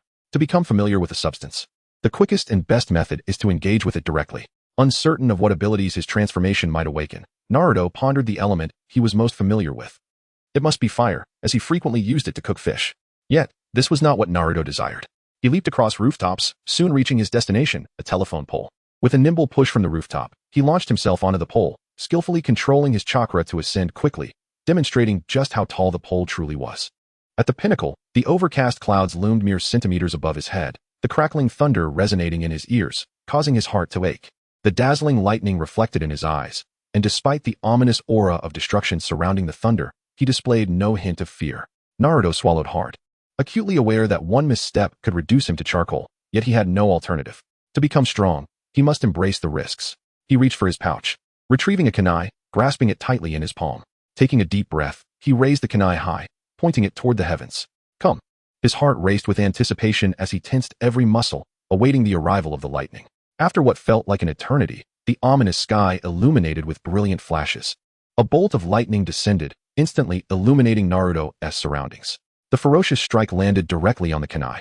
Metal conducts electricity, and the terrifying current surged through the kunai into Naruto's body, causing his hair to stand on end, resembling a hedgehog, as he was enveloped by the lightning. Swiftly turning to ash, Naruto felt utterly disconnected from his body. If he could at least feel pain, it would be one thing, but if he felt nothing at all, the situation was dire. If this continued, he would surely meet his end. In the ceiling space, Naruto stood before a cage. The Ninetales lazily sprawled on the ground. What's wrong, little brat? You're not thinking of asking for my help now, are you? The Ninetales teased, displaying a lack of concern. You brought this upon yourself. You can't blame others. Never before had he encountered a human brave enough to summon lightning. How foolish. Yet Naruto was unfazed. extending his hand toward the nine tails within the cage. Kurama, it's fine if you don't grant me your power. I can take it for myself. Immediately thereafter, Naruto concentrated all the energy within him into the palm of his hand. Ever since he had received the bounty reward, his energy had multiplied, and the gravitational force emanating from his palm was several times greater than before. Confronted with this sudden threat, the nine tails instinctively sensed danger. Its fur bristled, and its pupils constricted sharply. It could distinctly feel that force siphoning the energy from its own body. You little brat, what are you doing? The nine tails roared, retreating continuously. Yet, the suction persisted, relentlessly draining its energy. Where could it possibly hide within Naruto's form? Damn it, with no escape. The nine tails could only swipe a paw toward Naruto outside the cage, but due to the ceiling, no matter what attack it unleashed, it was utterly ineffective against Naruto. I've told you, I can handle it myself. Naruto stated coldly, intensifying the gravitational pull from his palm. Outside, Naruto, charred and barely alive, suddenly erupted with blood-red bubbles, as rich red chakra gradually enveloped his entire being, swiftly mending his wounds and restoring vitality. Strands of electric energy, reminiscent of serpents, flickered intermittently, isolating the colossal raindrops. Once his injuries were fully healed and the electric strands vanished, Naruto ceased absorbing the nine tails' power, retracting his chakra, and continued to hold his kunai aloft, awaiting the next strike of lightning. Before long, the next surge of lightning struck, reducing Naruto once again to char. Yet he continued to draw upon the nine-tail strength, recovering and repeating the process until his body had acclimated to the intensity of the lightning. Damn that little brat. The nine tails snarled from within the cage, baring its teeth in frustration, realizing it could do nothing to hinder Naruto, who was freely siphoning its power, though the energy was but a mere fraction of its own. The thought of being utilized by that imp infuriated it further. It had never anticipated that this little brat would possess such a peculiar ability. As Naruto absorbed more of the nine tails' energy, he grew increasingly astonished. The energy within the nine tails was akin to an endless ocean, and no matter how much he absorbed, it seemed inexhaustible. He then joyfully discovered that after each lightning strike, his physical prowess was continuously enhancing. It was reminiscent of the fantastical novels he had read in his previous life, where lightning tempered the body. However, as the frequency of the strikes increased, the effects began to diminish. Upon experiencing yet another lightning strike without a noticeable enhancement, Naruto decided to cease invoking the lightning. Surrounded by crackling electricity, Naruto slowly opened his eyes. After gently moving his numbed wrists and ankles, he brought his palms together, channeling a vast amount of energy into them. Under his control, a new transformation emerged. The tumultuous thunder roared forth from Naruto's palms, emitting a sharp sound akin to a chorus of 1,000 birds. Thunder Attribute Transformation Technique. Successful Cultivation. Chapter 58. The Nine Tails Power Banks Easy. The current danced in Naruto's palm, expanding and contracting with an effortless grace. Perhaps due to the numerous times Naruto had been struck by lightning, the energy he generated through his thoughts bore a striking resemblance to the true might of thunder. Yet, to wield such power would undoubtedly require a significant expenditure of mental energy. Suddenly, Naruto extended his palm, gathering a vast amount of energy, causing the current within to shimmer more brilliantly, its sharp, piercing sound resonating with an even greater intensity. Long, slender strands of electricity stretched outward like a spider's web, enveloping the sky within a 10-mile radius. The spectacle was monumental, and it was astonishing to realize that such a formidable display was conjured by a mere boy. The potent energy from the current ignited sparks from the wires wrapped around the utility poles, plunging the entire village into darkness. After merely 30 seconds, Naruto found himself breathless and pale, having expended a substantial amount of energy. The once brilliant current began to wane until it vanished completely. This had been his maximum output of lightning manipulation. With a face as pale as parchment, Naruto looked down upon the darkened leaf village and the panicking crowd below, and he couldn't help but burst into laughter. This was merely a little interest collected.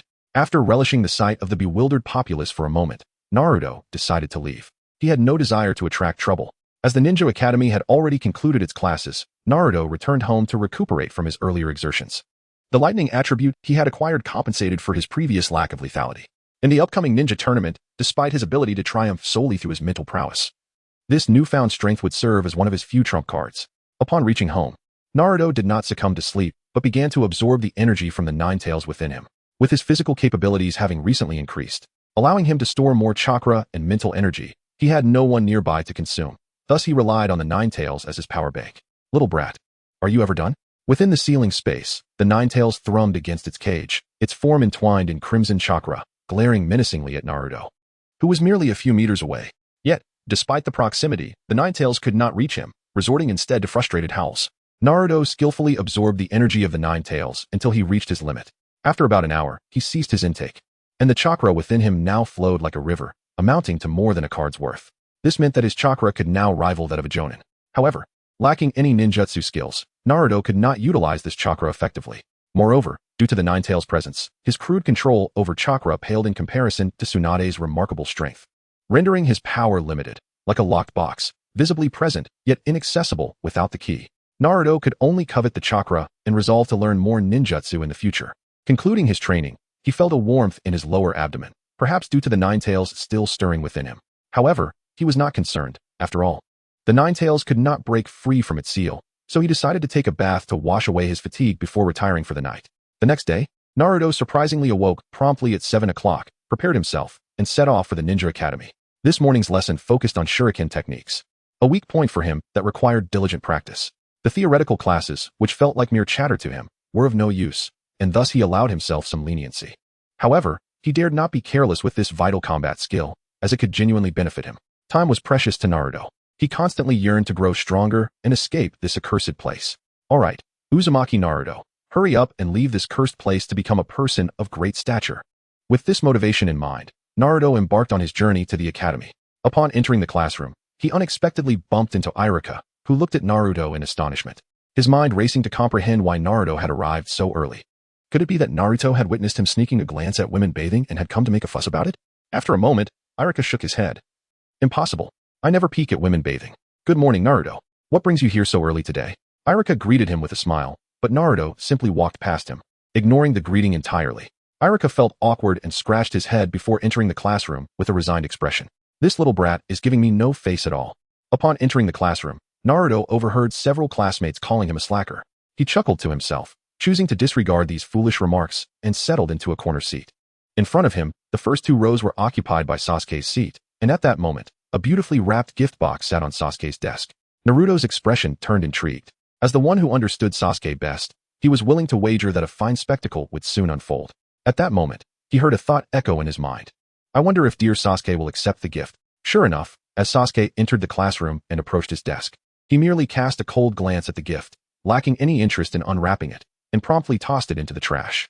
Although Sasuke had not yet experienced the tragedy of his clan's massacre, he remained aloof and indifferent, single-mindedly focused on becoming stronger, uninterested in girls. Moreover, he is not lacking in excellent admirers. He has long become accustomed to such trivial spectacles. Indeed, has he failed? Naruto chuckled as he observed Sakura's crestfallen expression, finding an inexplicable delight in this melodramatic conclusion. Is it not the same in reality? As Sasuke discarded the gift into the trash bin, Naruto deliberately exclaimed, "Ah, whose meticulously prepared gift is this? How could it be thrown into the rubbish?" Feigning ignorance, he intentionally attracted the attention of the crowd, and as anticipated, the scent of gossip wafted through the air, drawing all eyes to the discarded gift, erupting into a cacophony of noise. Various voices of mockery and schadenfreude filled the atmosphere. Stealing a glance at Sakura, whose face was flushed with embarrassment, wishing for a hole to hide in, Naruto savored the moment. After a brief interlude, the clamor subsided as class commenced. On the playground, puddles dotted the ground, the air was humid, and the sky was overcast. Everyone collected a set of training ninja tools from Iruka and began to practice. Just as Naruto was engrossed in his training, he suddenly heard Iruka's booming voice. "Hey, everyone! The third Hokage is here." "Really? That's wonderful. Mom, did you see? I met the third Hokage. The third Hokage is so approachable." Upon hearing of his arrival, the students erupted in excitement, scrambling to catch a glimpse of the third Hokage. Only Naruto remained indifferent, continuing to practice his shuriken technique. It was obvious to anyone that Sarutobi Hiruzen was there merely to propagate the so-called will of fire, instilling loyalty towards the village from a young age. Naruto was not swayed by such tactics. Soon, the crowd gathered as the third Hokage stood on the steps, surveying the eager, flushed faces of the children below, nodding in satisfaction. These are the future bearers of the will of fire. One must admit, Sarutobi Hiruzen's ability to win hearts was commendable. He did not look down on the children despite his position. Instead, he kindly inquired about their recent studies before launching into a lecture. "Do you all know what the will of fire is?" The children below shook their heads in unison.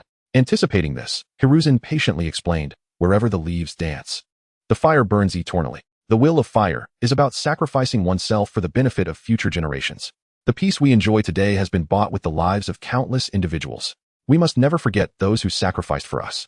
And when our village faces danger again, I hope you will learn from your predecessors, willing to give your precious lives to protect our village. For the sake of the next generation, to protect our village. Let us fight valiantly together." Hiruzen's impassioned speech stirred the crowd, igniting a fervor among the excitable children who flushed with enthusiasm. Even Irika, who stood nearby, gazed at the third Hokage with admiration, having heard such speeches countless times throughout his life, yet feeling invigorated each time. He thought he would be ready to sacrifice his life for the village at any moment. Perhaps this was why he remained unmarried. The third Hokage's profound respect for martyrs filled him with pride for his parents. Naruto cast a sidelong glance at the raucous crowd, inwardly scoffing at Sarutobi Hiruzen's masterful manipulation. After the speech, the third Hokage noticed Naruto practicing shuriken techniques alone and furrowed his brow. The child was still young, at a formative age where values are established. Otherwise, his loyalty to the village might be compromised in the future. Thus, Hiruzen approached Naruto, seeking to gauge his current attitude towards Konoha. If Naruto were loyal to the village, perhaps a reward could be offered. However, if he harbored resentment towards the village, measures would need to be taken to control him.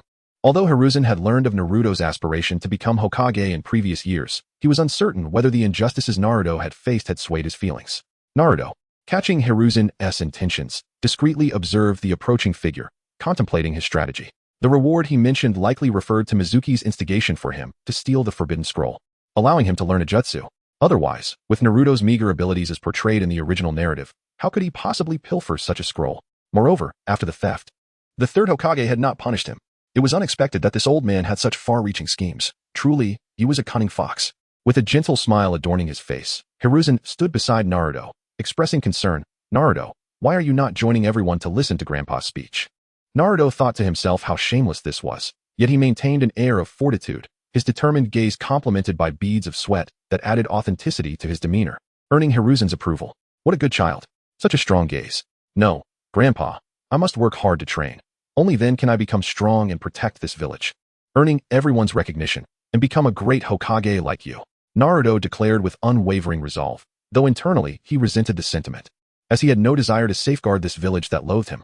However, to gain Hiruzen's trust, he was compelled to utter these disingenuous words. Chapter 60. I am accidental. Look, what is the will of fire? This is the will of fire. After listening to Naruto's words, Sarutobi Hiruzen felt a wave of relief wash over him. Thankfully, Naruto did not harbor animosity towards Konoha. Otherwise, if he were treated that way, how could he justify it to the Minato and Kushina? Excellent. This child is indeed teachable. It seems he simply dislikes socializing. He does not appear to be as pitiful as Irika's intelligence suggested. It is evident that personal interaction is necessary to truly understand this little fellow. Upon hearing these two thoughts, Naruto realized that Sarutobi Hiruzen had begun to believe in him. However, he pondered who would provide Sarutobi Hiruzen with information like Irika did, which could still pose a problem. Therefore, he decided to intensify his efforts to solidify Sarutobi Hiruzen's trust in him. Thus, Naruto recited a famous saying once spoken by Itachi.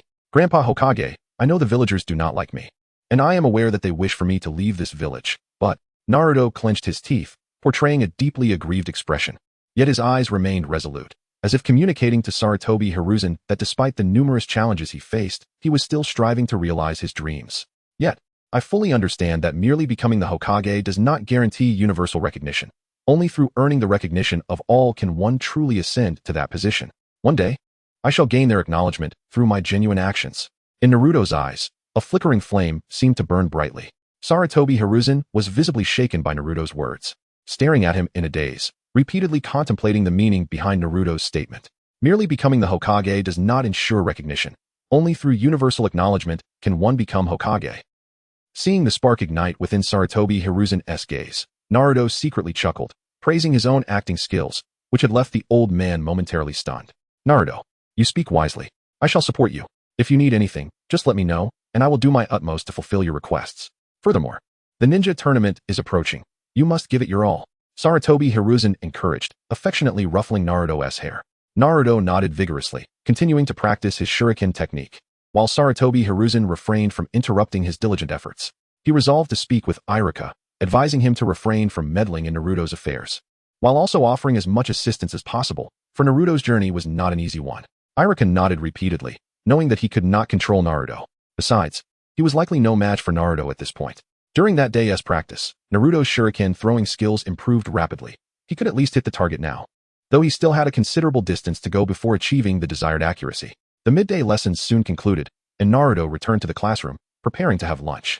At that moment, Sasuke approached Naruto, slamming his hand on the table and growling, Uzumaki Naruto, I challenge you to a rematch.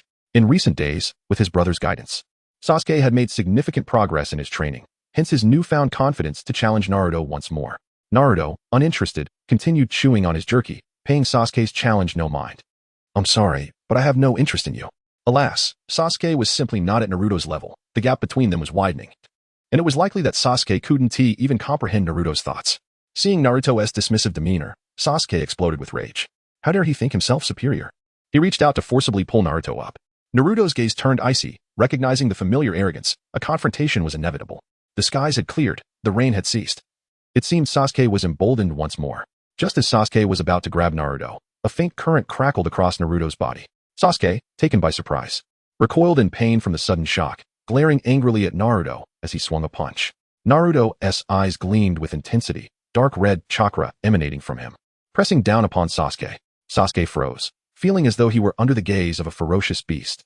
The dark red chakra around Naruto coalesced into a faint yet menacing fox head. Gulp. Sasuke sensed a subtle metallic tang, and a wave of overwhelming killing intent drenched him in cold sweat, rendering him unable to move. Come on, move. Sasuke screamed internally, yet his fist remained suspended in midair, unable to advance an inch. Naruto licked his lips, swiftly appearing before Sasuke, the killing intent swelling within him, his demeanor reminiscent of that fateful night, utterly terrifying. With one hand, he grasped Sasuke's neck, easily bringing him to the ground. Faced with such overwhelming force, Sasuke was powerless to resist. His neck felt as though it were trapped in a vice, struggling for breath as he teetered on the edge of unconsciousness, yet Naruto showed no signs of releasing him. As if truly intent on ending Sasuke's life. Suddenly, a sharp caw of a raven pierced through the air from outside the window, snapping Naruto back to reality. He looked down to see Sasuke's face turning a deep shade of purple, nearly lifeless. Hurriedly, Naruto released his grip, bewildered as to why he had suddenly harbored such violent intent towards Sasuke, and why his own heart felt increasingly agitated. Sasuke lay on the ground, gasping for air, while Naruto peered out the window to find a glossy black raven watching him intently. Naruto furrowed his brows, examining closely and realizing that the bird's eyes bore a faint pattern reminiscent of the Sharingan. Is this an illusion? And that pattern? Itachi, have you awakened the Mangekyou Sharingan? Naruto was taken aback, not expecting Shisui to be alive. Itachi had indeed awakened the Mangekyou Sharingan. It seemed that this raven had been sent by Itachi as a warning. How close he had come to taking Sasuke's life. A chill ran down Naruto's spine. He certainly could not contend with Uchiha Itachi. What was happening to him? Why was he so easily consumed by murderous thoughts? Was it due to the chakra of the Nine Tails? Naruto speculated, considering the immense hatred that resided within the Nine Tails chakra. Having absorbed a significant amount, it was inevitable that his mind would be influenced. It appeared he needed to reduce the frequency of absorbing the Nine Tails chakra. Otherwise, he would surely become a madman. This incident served as a timely reminder for Naruto, a necessary lesson learned, for he understood that perfection was an illusion. Sasuke finally regained his breath, staring at Naruto with terror in his eyes, trembling as he spoke. Did you just try to kill me? Naruto, feeling somewhat embarrassed, replied. I said I was accidental. Do you believe me? Chapter 61, Gravity Training Dam. He actually wants to kill me. Sasuke's eyes were filled with fear. He was still a child, unacquainted with the horrors of the night his clan was annihilated. Having never witnessed such a scene, and compounded by Naruto's overwhelming defeat of him. The blow shattered his pride into fragments. He muttered a curse under his breath, careful not to let Naruto hear, and hastily fled the scene. Wait. Naruto called out, wanting to explain that his actions had been unintentional, but Sasuke darted away, leaving no room for explanation. Oh no, I hope Itachi doesn't misunderstand. If he becomes wary of me, that could lead to trouble. Itachi is one of the most intelligent figures among the Hokage, and even his posthumous plans could influence the outcome of battles. Offending him could spell future complications. Naruto glanced out the window, noticing that the crow had disappeared from sight. Weary, he rubbed his temples, feeling a restlessness within him. It seemed the influence of the Nine Tails chakra was indeed significant. Naruto resolved to refrain from utilizing the Nine Tails chakra whenever possible, fearing he might transform into a bloodthirsty madman. The afternoon classes consisted of theoretical lessons, and naturally, Naruto had no intention of attending, so he returned to his physical training. Iruka, having received orders from the third Hokage, was more than willing to overlook Naruto's absence.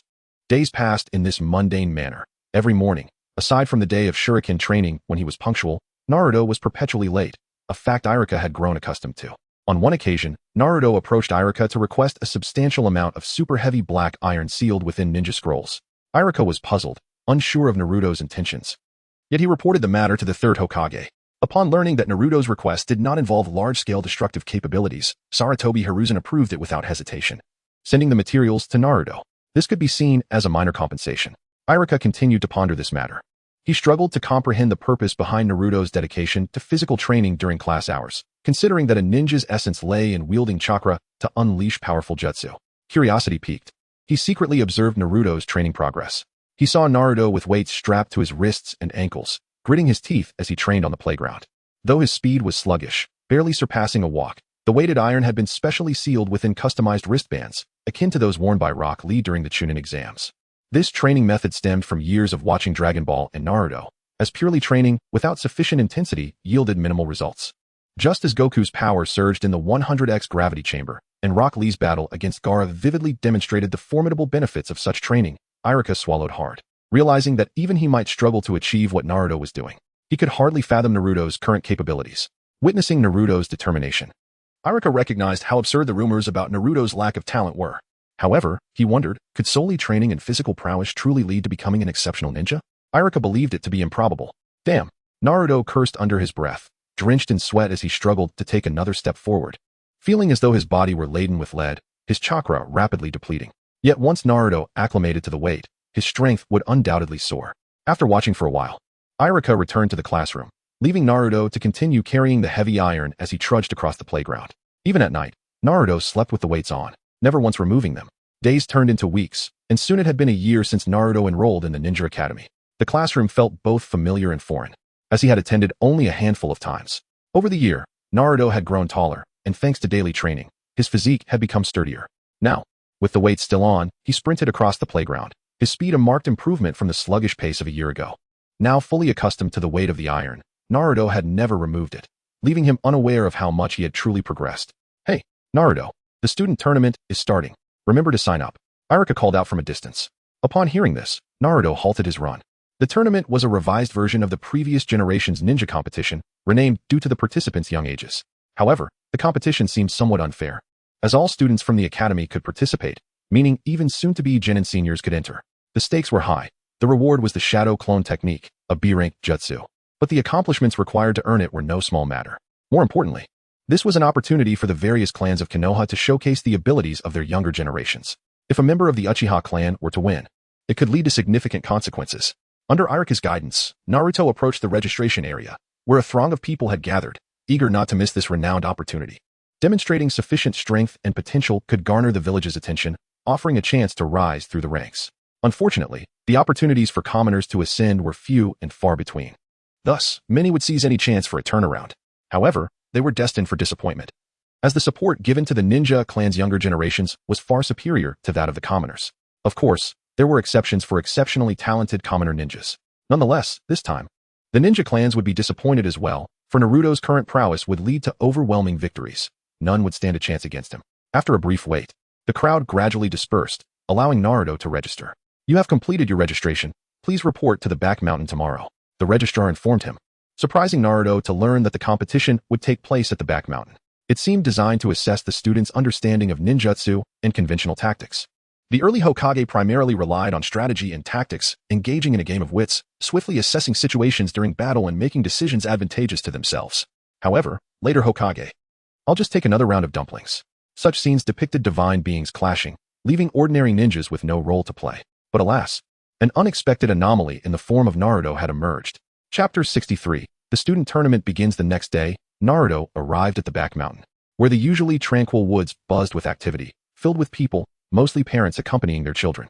A white caution tape stretched across the path leading deeper into the woods, indicating that the tournament site lay within. Familiar with the back mountain from frequent hunting trips, Naruto felt he had a geographical advantage. However, he wouldn't need it. The cacophony around him drowned out his thoughts, the voices of anxious parents incessantly ringing in his ears. While others were busy advising their children to stay safe, Naruto found a quiet corner to sit and rest, feeling out of place. Approximately an hour later, a pale man with sunken eyes appeared silently at the white caution line. He donned a green vest, adorned with a forehead protector, and carried a long sword on his back, emitting a series of faint coughs that painted him as a specter of tuberculosis. It was the illustrious Moonlight Breeze. Naruto gazed upon this familiar yet nostalgic figure, who possessed the rare bloodline limit of the body flicker technique and was a master swordsman, though his frail health led him to an untimely demise early in the narrative. Typically, he served as an examiner during the Chunin exams, yet here he was, unexpectedly summoned to officiate this small competition. Coughing once more, Moonlight Breeze's raspy voice pierced the air, silencing the crowd instantly. Now, I shall announce the rules of the competition. He spoke softly, curiously, despite his gentle tone. Every participant could hear him clearly. There were 500 contestants in total. The competition would unfold within the woods behind me. All participants must enter the arena, where a special type of kunai will be distributed. Should anyone lose this kunai, they shall forfeit their eligibility to compete.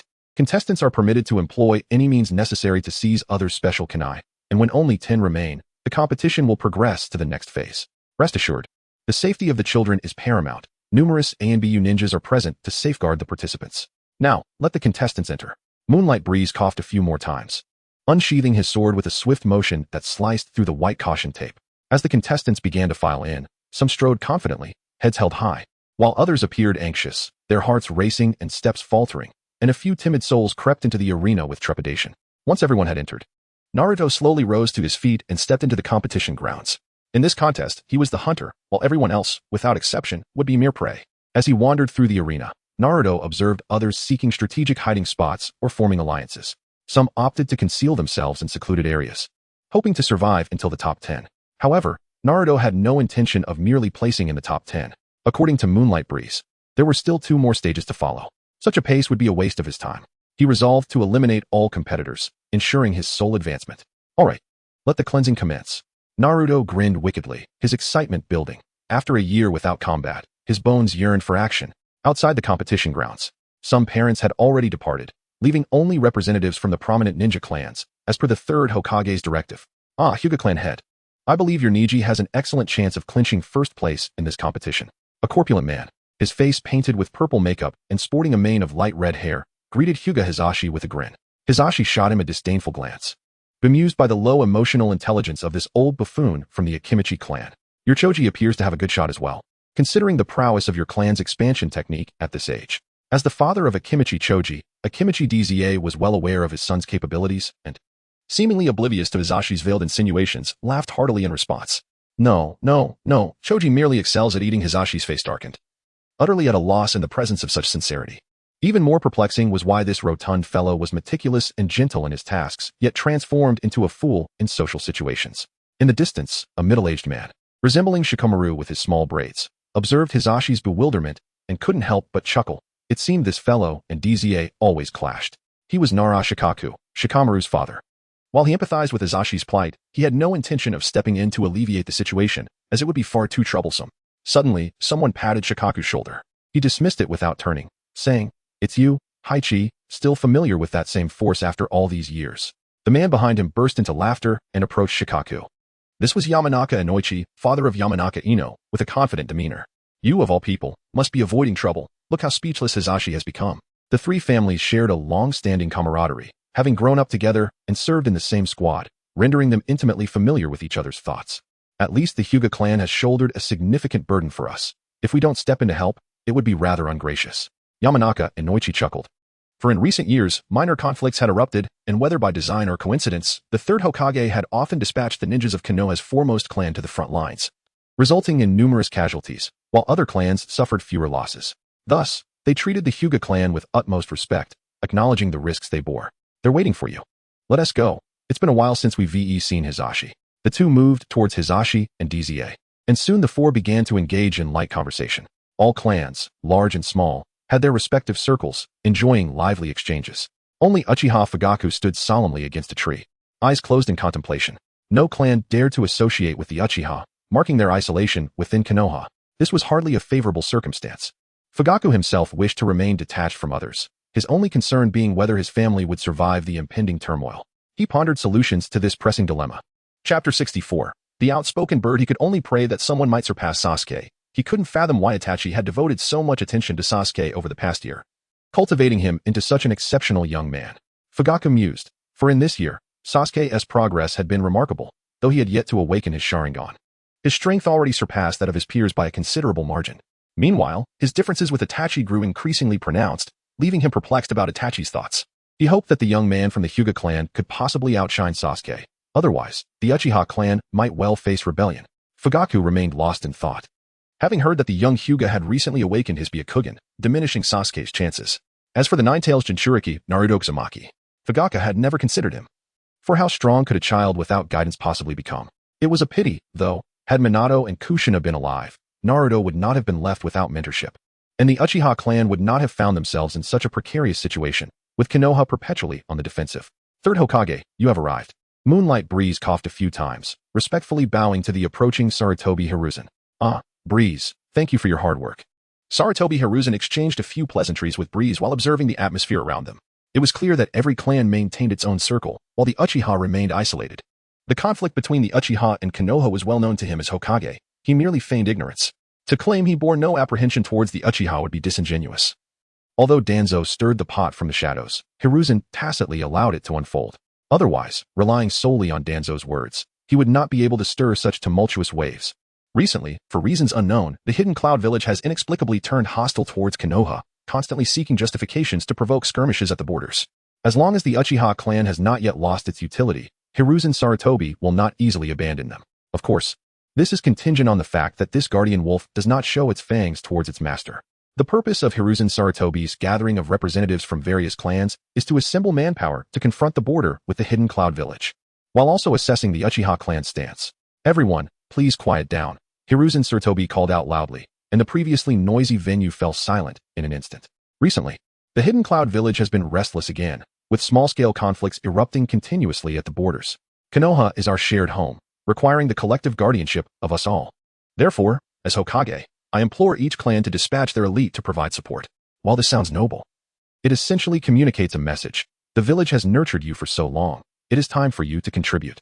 Naturally, all the clans are reluctant.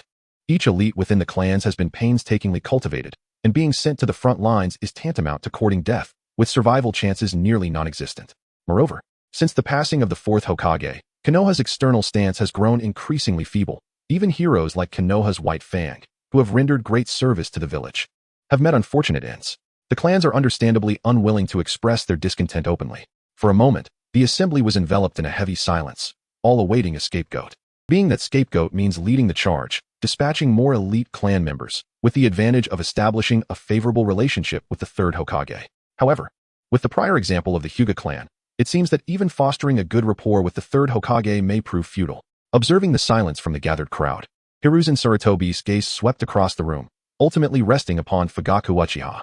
Fugaku maintained a stern expression, internally sighing in resignation, having had numerous dealings with the third Hokage. He understood his implications. It was merely a request for him to represent the Uchiha clan in this endeavor to demonstrate loyalty, given the Uchiha's current standing in the village. He had no grounds to refuse. Otherwise, the consequences would extend beyond just the elite of the clans. We, the Uchiha, are willing, Fugaku proclaimed, and the other clans, seasoned in political affairs, understood the third Hokage's intent with clarity. Hiruzen Sarutobi nodded in satisfaction and continued, and those clans can contribute as well. With Fugaku's initiation, other clans began to voice their agreement. Meanwhile, a small child pondered, should I deal with that little brat? However, he decided to remain hidden within the top 10, fearing discovery. Thankfully, he had attentively listened to the teacher's lessons on concealment techniques. With patience, he would surely advance. After wandering through the woods for a while, Naruto finally caught the first whisper of someone's thoughts. Regrettably, he found nothing but trees and bushes around, making it exceedingly difficult to spot the hidden figure, illustrating just how well they were concealed. However, if that figure were to encounter him, then alas, they were doomed to meet their fate. Naruto concentrated his energy, unleashing his thoughts outward. His power had significantly increased compared to before. As his immense energy spread, it generated a strong gust, rustling the leaves. The terrifying force of his energy bore down upon the surroundings, intertwined with a palpable aura of menace, which these naive children could scarcely withstand. Accompanied by the swift expansion of his energy, a piercing scream erupted from behind Naruto. He turned to see a youth, appearing considerably older than him, leap from the bushes, eyes wide with terror as he glanced at Naruto before fleeing without a backward glance. Help! The demon fox is killing people. The boy cried as he ran for his life, utterly terrified by the overwhelming energy. Naruto raised an eyebrow, pushing off the ground with force, propelling himself like a cannonball, swiftly catching up to the fleeing boy. The terrified child, overwhelmed by the murderous aura emanating from Naruto, was about to scream for help when Naruto, without granting him a moment's reprieve, delivered a powerful chop to the boy's neck, effortlessly knocking him unconscious. Indeed, naive children are incredibly easy to handle. Naruto extracted a special kunai from the unconscious boy, channeling his energy and chakra into it, shattering the kunai into pieces. Onward, onward, Naruto said, turning away, as there were still many awaiting their elimination. Moments later, several Umbu ninjas emerged from the woods, carrying the unconscious child. Leave this child to me. You continue to monitor Naruto Uzumaki. Keep a close watch. There's something unusual about that child. one of the Umbu ninjas remarked, his heart racing as he observed Naruto's retreating figure. The aura he had released just moments ago had instilled fear even in the seasoned warrior, let alone a simple child. What a remarkable little brat. It seems the competition for the championship is wide open. Another remarked, carrying the unconscious child. At such a young age, he can be so ruthless against his fellow villagers. I doubt he will remain loyal to the village in the future. If Naruto had exerted a little more force, this child would have faced far worse than mere unconsciousness. Shoo. Speak cautiously. He is a Jinchuriki, and his value to the village far surpasses ours. Moreover, being ruthless isn't necessarily a bad trait. At least he won't show mercy to enemies. In this world, it's not the executioners we fear, but the self-proclaimed saints who pity everyone. All right, you hurry and take this child away. I'll observe whether this fellow engages in any outrageous actions. Shortly after Naruto had wandered through the woods, he had already eliminated over a dozen individuals. With the ability to sense thoughts, coupled with his expansive energy, Naruto acted like a human radar, leaving no enemy with a place to hide. Yet soon, he encountered someone he least desired to meet. Just as he had dispatched another opponent, who appeared to be a member of a lesser clan with some martial skills, he suddenly spotted a timid figure hiding behind a tree trunk. Naruto's imposing presence was indeed frightening, more so than an angry father. Upon sensing this thought, Naruto immediately recognized who it was. He had no intention of confronting this person who made him uncomfortable and swiftly prepared to leave the area. Leaving already? No, Hinata. At least muster the courage to try once. Hinata, hiding behind the tree, took a deep breath, her face flushed, and no longer concealed her presence. Softly calling out Naruto's name. Naruto. Wait. Naruto paused, contemplating Hinata's rare display of bravery. If he ignored her, it would surely crush her confidence. If she continued to be timid, how would she navigate the world of shinobi? Moreover, she had a younger sister. What if she, like Niji, were to grow up trapped by the caged bird curse? Without his intervention, Hinata's fate would drastically alter. He hoped for a favorable outcome for Hinata, and even more so, wished for her to gain confidence. He slightly turned his body, attempting to soften his tone. Is there something on your mind, Hinata? Hinata still appeared shy and withdrawn. Yet she seemed much improved compared to before. I have a special kunai for you, Naruto. With this, you will have 2 chances. She opened her palm to reveal her unique kunai. Foolish girl. A warmth surged within Naruto as he heard Hinata's heartfelt sentiments, and his heart ached profoundly. Naruto, please accept it. I have wronged you far too many times. It appeared that Hinata still harbored regrets about that matter. After a moment of silence, Naruto resolved to accept the kunai. He did not wish for Hinata to bear any more guilt. In truth, he had never held any resentment towards her regarding that incident. Considering Hinata and Appo's nature, if Naruto were to refuse, she would likely carry that guilt for a lifetime. The weight of guilt is indeed burdensome. After much contemplation, Naruto decided to accept Hinata's special kunai. All right, I will take it. He accepted the kunai from Hinata, lifting it slightly to indicate his acceptance of her apology. Hinata finally smiled, softly expressing her gratitude. Thank you, Naruto. Naruto was momentarily taken aback, and it took him a long while to regain his composure. After bidding farewell to Hinata, Naruto circled the perimeter a few times, dispatching several individuals, but he felt this method was far too slow. He resolved to gather everyone together for more efficient handling. Estimating the boundaries of the competition arena, he believed his chakra could encompass the entire area. Thus, he unleashed his chakra, rapidly spreading it to cover the edges of the competition ground while gradually moving towards the center. His intention was to herd all participants to the middle. In this gathering of Ninja Academy students, none could withstand Naruto's chakra. Although this would reveal a fraction of his true strength, it mattered little, for his actual power surpassed the surface display. Just as Naruto's chakra burst forth, a nearby tree trembled under the intense pressure as an Umbu member monitoring him felt an overwhelming sense of danger emanating from Naruto. This kid. The Umbu's expression was one of sheer astonishment. He knew Naruto was strong, but he never anticipated such a level of power. He hastened to report to the third Hokage. Outside the competition venue, Sarutobi Hiruzen furrowed his brow, acutely sensing a terrifying aura emerging from the depths of the forest. This aura, is it not chakra? The representatives of various clans present exchanged worried glances, as their children were all competing inside. Third Hokage, is there truly no danger at the competition venue? Uchiha Fugaku inquired with a stern expression. Sarutobi Hiruzen glanced at him and replied, rest assured, many Umbu are present, nothing untoward will occur. Just then, an Umbu member emerged from the trees.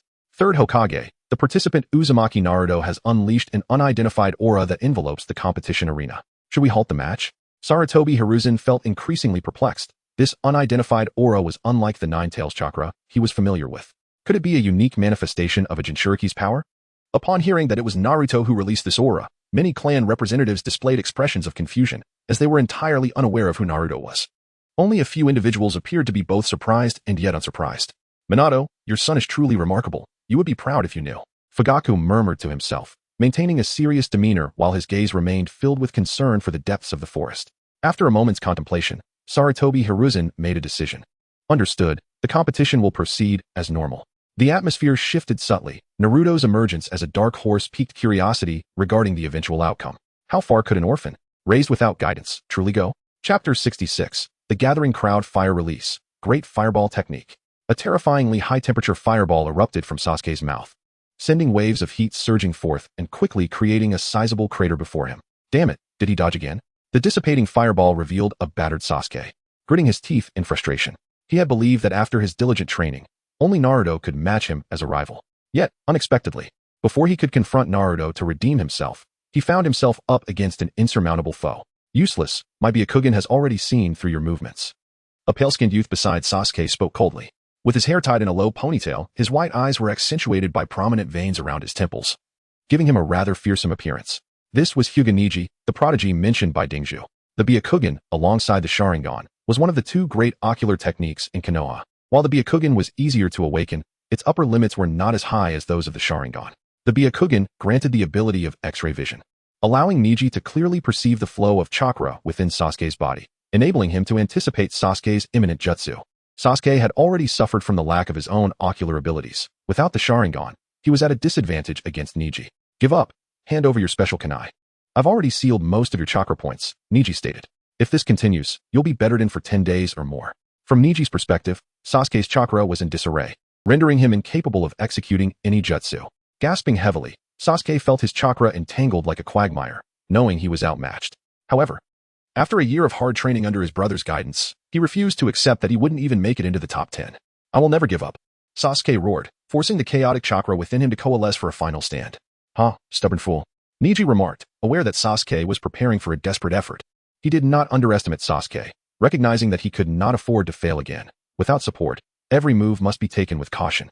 Sasuke struggled to gather a mass of chakra, then propelled himself off the ground, charging forward. Neji adopted a gentle fist stance, his Byakugan locked onto Sasuke, searching for any openings. The distance between them rapidly closed as Sasuke launched a straight punch. Neji responded with remarkable speed, evading at an acute angle, easily sidestepping the attack. Sasuke snorted in frustration, bending low to execute a sweeping kick aimed at Neji's lower body.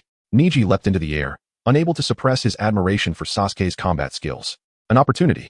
Sasuke's eyes lit up as he braced himself, channeling energy to perform his signature aerial kick. Yet, Neji would not allow Sasuke to succeed so easily. Being equally adept in martial arts, he was no reckless brawler like Naruto. Mid-air, Neji twisted his waist, driving his leg down toward Sasuke, who was rising from below. Sasuke was taken aback by the speed of Neji's response, but at this point, he had no choice but to press on.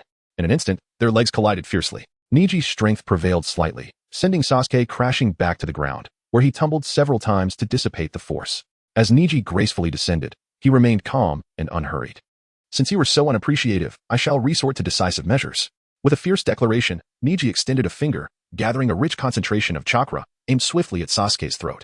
Just as his finger was about to pierce Sasuke's throat, Neji suddenly froze, a chilling sensation racing from his feet to the crown of his head. He turned, his gaze shifting to the source of an overwhelming presence behind him. This is impossible. Neji stared in horror, his Byakugan revealing a formidable aura spreading towards him. The sheer magnitude of this power left him feeling inadequate. He realized he was no match for this being. Cursed, there was no choice. To avoid an early elimination, he opted to retreat, disregarding Sasuke, and fled. Sasuke, bewildered by Neji's sudden flight, turned back only to sense the same ominous presence moments later. How can this be? He thought, his expression blank.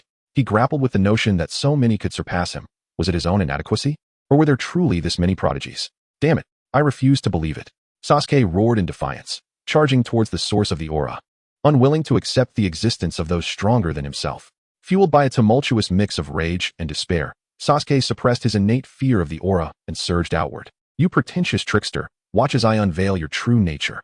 Sasuke's eyes, bloodshot with fury, suddenly caught a shadow flitting beside him. Before he could react, a swift strike from a black wing knocked him down effortlessly. Ah, this stubborn fool, sighed the shadow, revealing itself to be Naruto, wandering through the woods. While others hid, he felt compelled to investigate the situation. Naruto extracted a specially crafted kunai from the unconscious Sasuke, crushing it into powder with a squeeze. Well, it seems the gathering is nearly complete.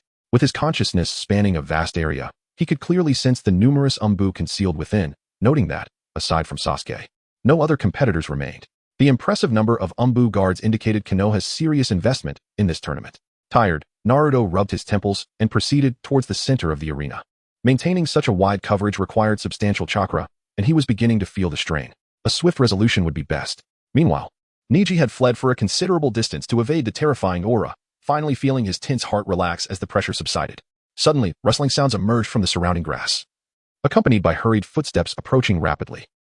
Without hesitation, Neji activated his Byakugan, spotting about a dozen figures rushing towards him, evidently drawn by the same menacing presence.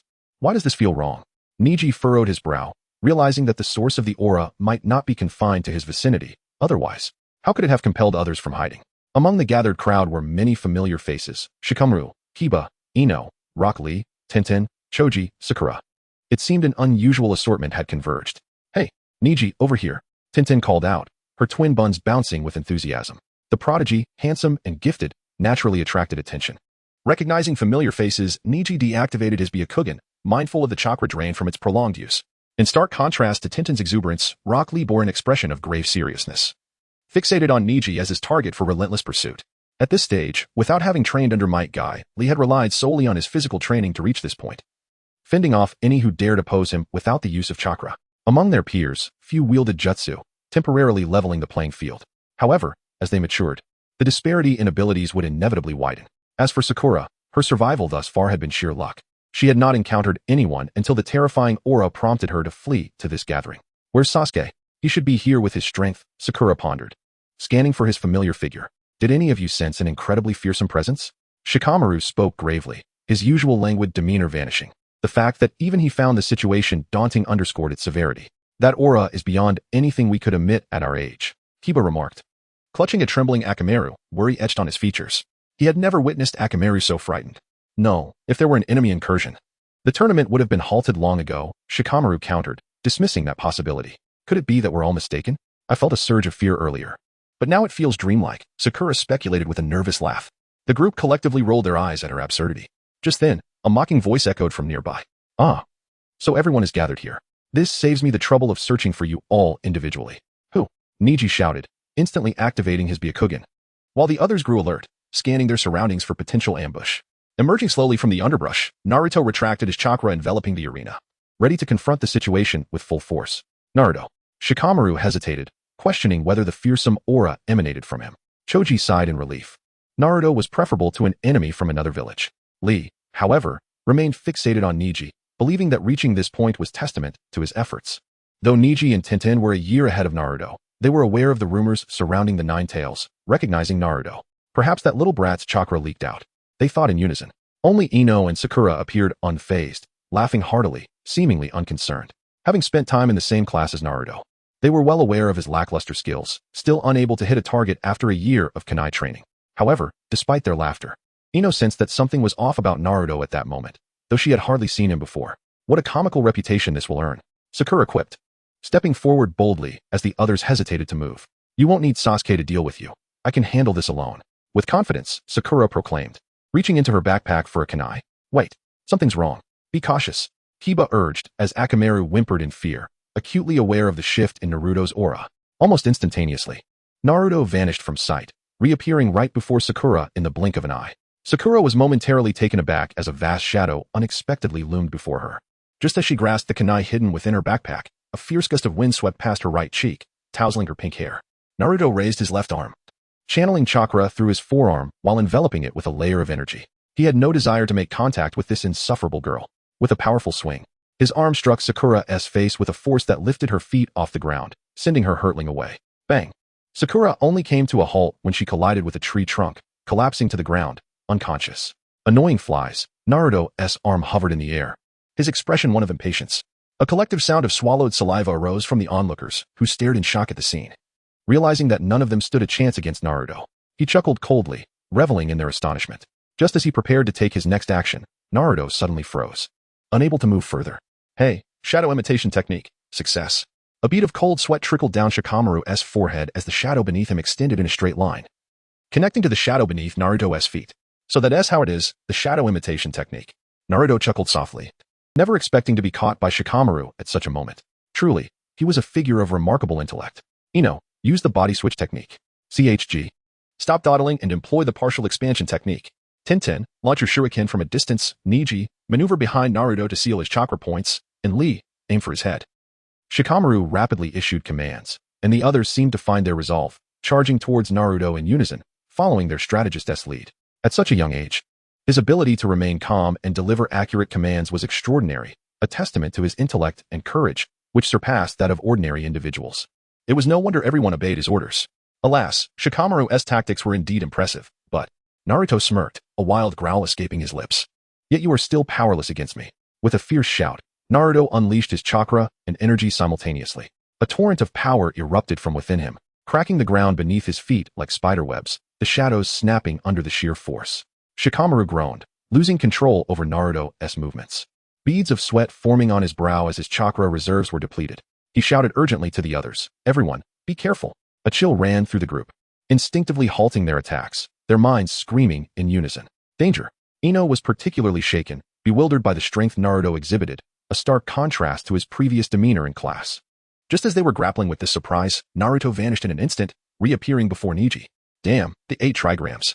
Niji refused to concede, activating his Byakugan to track Naruto's movements, adopting a stance in defiance. But Naruto would grant him no such opportunity. With a single punch to Niji's abdomen, he knocked him out cold, employing just enough finesse to avoid serious internal injury, causing him to spit blood. After subduing Niji, Naruto wasted no time, propelling himself with his right foot, creating a crater as he surged towards the nearest target, Lee. Lee was thrown into a panic, unable to perceive Naruto's form, let alone retaliate. Without a trace of suspense, he was swiftly knocked unconscious, clutching his abdomen in pain as he fell to the ground. Bastard! 10-10, suppressing her fear, furiously drew a kunai, aiming for Naruto's head. However, Naruto merely glanced at her, extending 2 fingers to effortlessly catch the incoming kunai between them. With a slight squeeze, it shattered into pieces. Everyone run! Shikamaru shouted, having fully grasped the insurmountable gap between them and Naruto. Naruto flashed a grin at Shikamaru, exclaiming, "You're quite bothersome." In the next moment, he raised his palm, gathering a massive amount of energy into a solid sphere, targeting the retreating Shikamaru. Damn it! Shikamaru cursed under his breath, feeling an oppressive force lock onto him, as if escape was impossible. What is this? A ninjutsu? No, he didn't even form hand seals. Shikamaru's mind raced, but against overwhelming power, even the most impeccable strategy was futile. Shikamaru, get out of here. Just then, CHG stepped forward. Utilizing the partial expansion technique, his right palm swelling to an enormous size, akin to a giant's hand, aimed at Naruto. The mountain-like palm struck Naruto with tremendous force. Yet suddenly, CHG cried out in pain as his colossal hand was rebuffed, revealing Naruto unscathed, the energy sphere in his palm, charged and ready. With the protection of his energy, such an attack was utterly ineffective, instead resulting in recoil that harmed CHG. The nature of this battle was beyond doubt. It was one of sheer dominance. Boom. The energy sphere shot forth, accurately striking Shikamaru, followed by an explosive sound that enveloped the area in smoke. The purpose of the attack was to unleash the maximum energy within and project it outward. Though not overwhelmingly powerful, it was more than sufficient to incapacitate a group of young warriors. As the smoke cleared, it revealed a sizable crater, with a battered Shikamaru lying unconscious within it. Shikamaru, seeing his friend in such a state, ignited a furious fire within CHG, his eyes bloodshot. He gritted his teeth against the pain in his palms and once again activated the partial expansion technique, though he had yet to master this technique. Recklessly using it could cause him harm. However, the ever-loyal CHG was determined to avenge Shikamaru, willing to risk injury to take down Naruto. The meat tank. Suddenly, CHG's abdomen swelled, resembling a balloon. A pained expression etched across his chubby face as he rolled towards Naruto. Naruto chuckled derisively, calmly extending a hand. Naive. As the rolling mass approached, Naruto pressed his palm against the meat tank, halting its dizzying momentum with a single hand. The stark visual contrast between Naruto's diminutive frame and the massive bulk before him was striking, an unimaginable display of power emanating from his slender form. The unconscious CHG reverted to his original state, collapsing to the ground as the others stood frozen, overwhelmed by the rapid turn of events. A sense of helplessness rising within them. We cannot win. Ino's body went limp, collapsing to her knees, murmuring in a daze. Tintin clutched a few shuriken, gazing at the ground in despair, lacking even the courage to meet Naruto's gaze. Only Kiba, filled with defiance, stared at Naruto, challenging him. I refused to back down. Having endured countless grueling training sessions under his mother, he had never considered surrendering. Even in the face of such a formidable foe, he chose to fight on. Why place the trembling Akamaru on the ground? The Ninkin was not only a comrade of their family, but also a cherished member. He would rather sustain injuries himself than allow Akamaru to suffer even the slightest harm. Such admirable resolve. However, his stubbornness is not a commendable trait, Naruto scoffed. Before the furious Why could react, Naruto moved like a wraith, appearing behind him in an instant. Why scanned his surroundings, desperately trying to locate Naruto's figure. But he found nothing. Just as he was at a loss, a chilling voice echoed in his ear, freezing him in place. What? You refuse to accept it? Why attempted to turn and retaliate, but felt a sharp pain in his neck before losing consciousness, collapsing to the ground. Several others attempted to flee, but Naruto swiftly incapacitated them, collecting their special kunai and reducing them to mere dust. The scene was left with Ino, who was engulfed in despair, staring blankly at the ground, as if paralyzed by Naruto's overwhelming presence. Undoubtedly, had this been a battlefield, none would have escaped Naruto's deadly grip.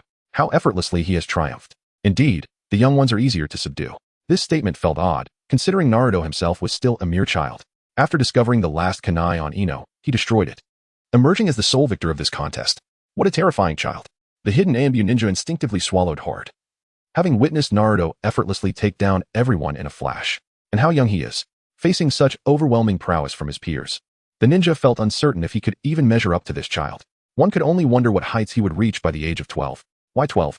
In his memory, the prodigious Itachi Uchiha had joined the ANBU at that age, already ranking among the upper echelon. Before he could further contemplate, he noticed Naruto's gaze piercing towards him, accompanied by the words, "Still hiding up there?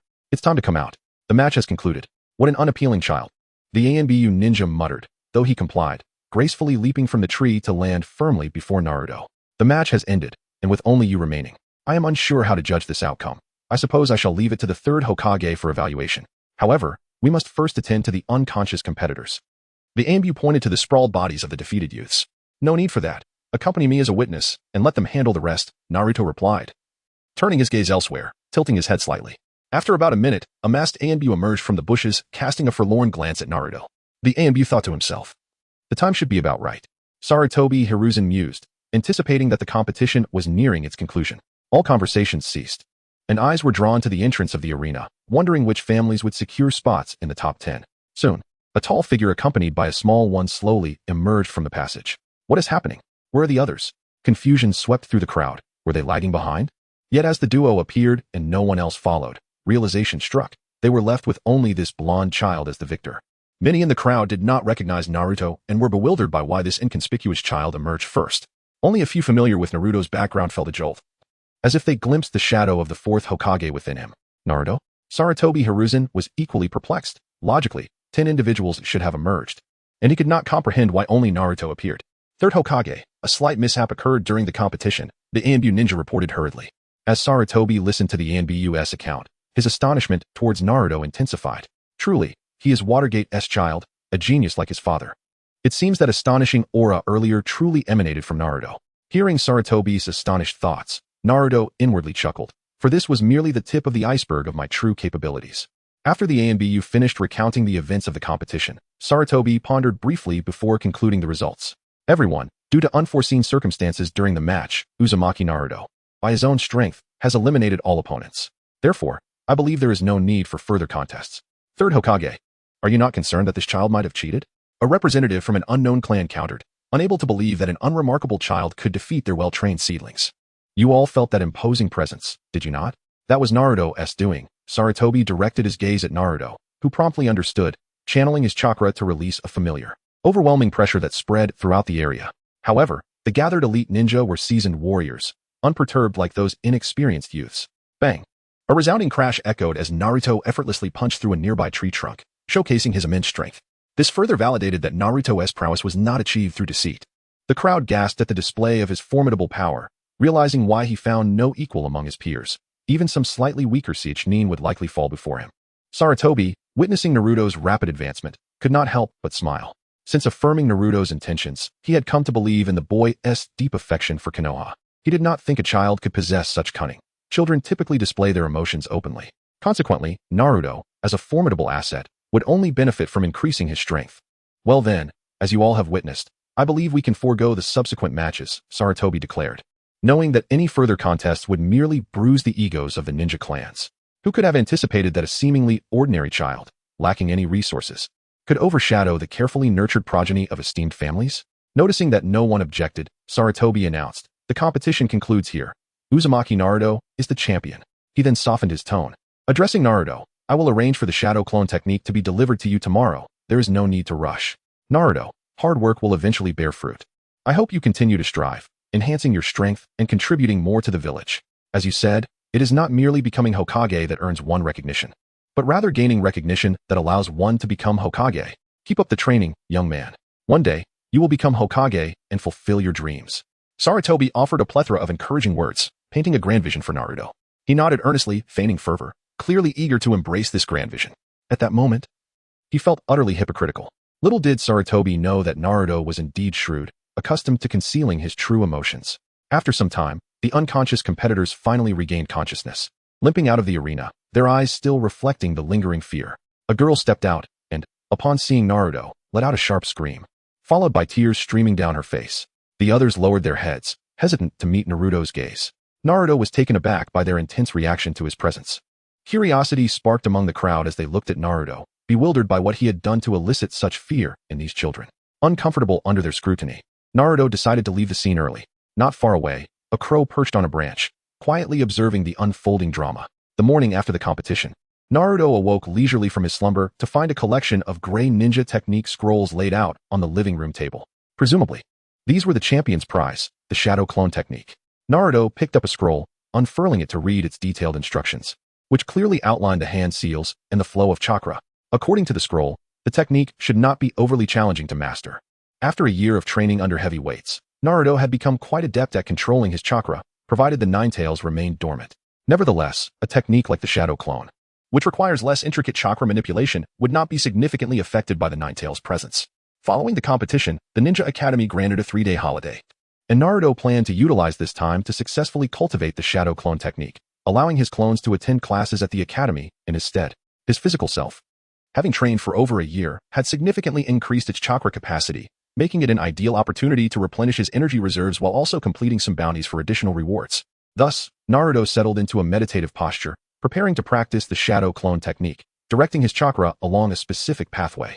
After 2 hours of diligent practice, he became familiar with the technique's operational trajectory, enabling him to smoothly channel his chakra at the moment of sealing, thereby successfully executing the jutsu.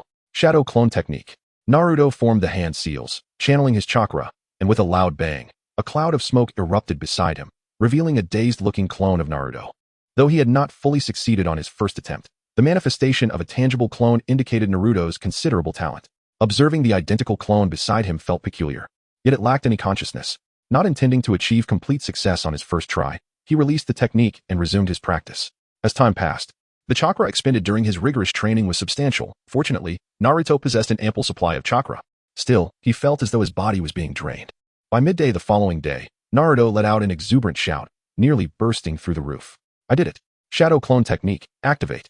With a resounding bang, the smoke gradually dissipated, revealing a clone identical to Naruto, its eyes sparkling with excitement, echoing his jubilant shout.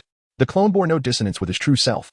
Moreover, Naruto discovered he could transfer his chakra to the clone, prolonging its existence while also ensuring it was protected from sharp blades and weapons, significantly enhancing the technique's utility. Realizing the positive outcome of channeling his chakra into the jutsu, Naruto contemplated the possibility of applying his chakra to other techniques for unforeseen results. However, the limited array of jutsu at his disposal presented a hurdle, as he lacked any offensive techniques for experimentation. Thus, he decided to shelve this idea for the time being. Subsequently, Naruto engaged in physical training alongside his clone. Remarkably, their efficiency was heightened. Upon completion of their session, Naruto felt a surge of strength invade his body as the clone dissipated, enhancing his physical prowess ever so slightly. Given that he had become accustomed to the weights he trained under, each increment of progress was invaluable.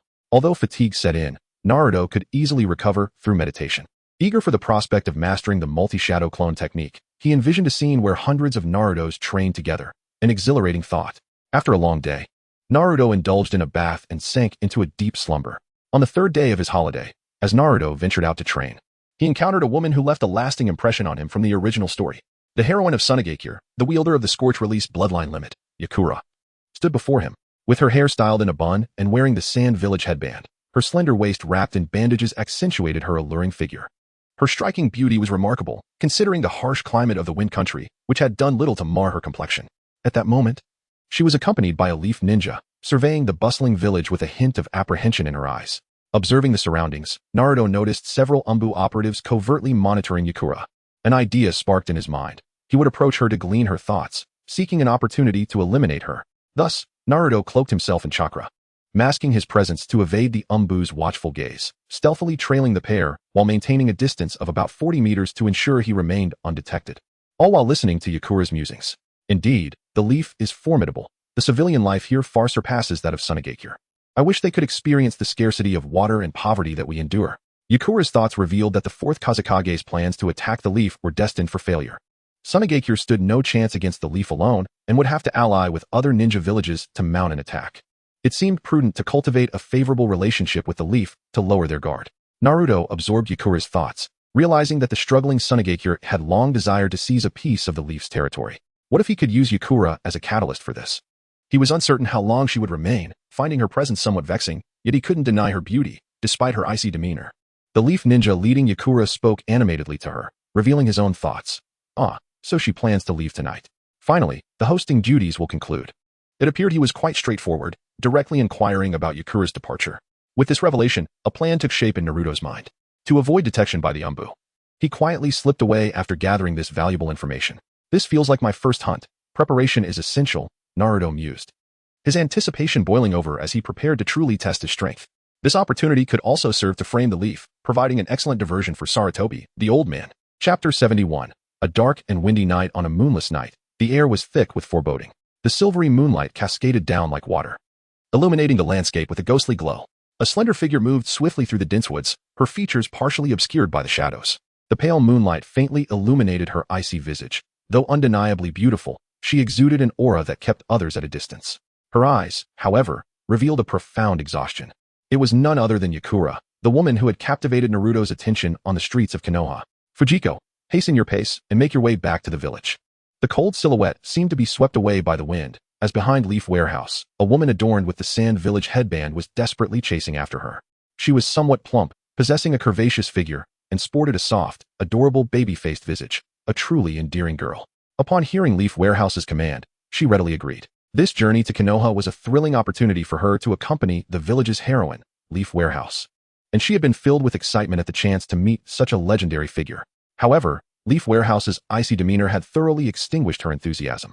Nevertheless, she could empathize with Leaf Warehouse. After all, the village assigned her a multitude of tasks daily, and such relentless toil would surely numb anyone's spirit over time. They needed to return to the village promptly to report to the fourth Kazekage. Engaging in warfare at this moment would be utterly futile against Konoha. As these thoughts weighed on her, Leaf Warehouse accelerated her pace. Suddenly, a kunai whizzed through the air, and Leaf Warehouse's expression shifted. The strike had come unexpectedly. She tilted her head just in time for the kunai to graze her cheek, leaving a slender cut. Be careful, we have an enemy, Leaf Warehouse shouted, halting her movement. Her attention fixated on locating the assailant, disregarding the crimson blood trickling down her face. Leaf Warehouse senpai. Fujiko finally caught up, positioning herself back-to-back with Leaf Warehouse to thwart any potential ambush. What happened? They're lying in wait for us, but it's likely just one person. If there were multiple assailants, they wouldn't have only thrown a single kunai. Leaf Warehouse assessed coolly, her brow furrowing, her body tense and ready for combat. Suddenly, a burst of light erupted to her right, followed by a spherical energy ball hurtling towards them. Unfazed, Leaf Warehouse swiftly formed hand signs, conjuring several fireballs around her. With a flick of her finger, she directed the fireballs towards the energy sphere.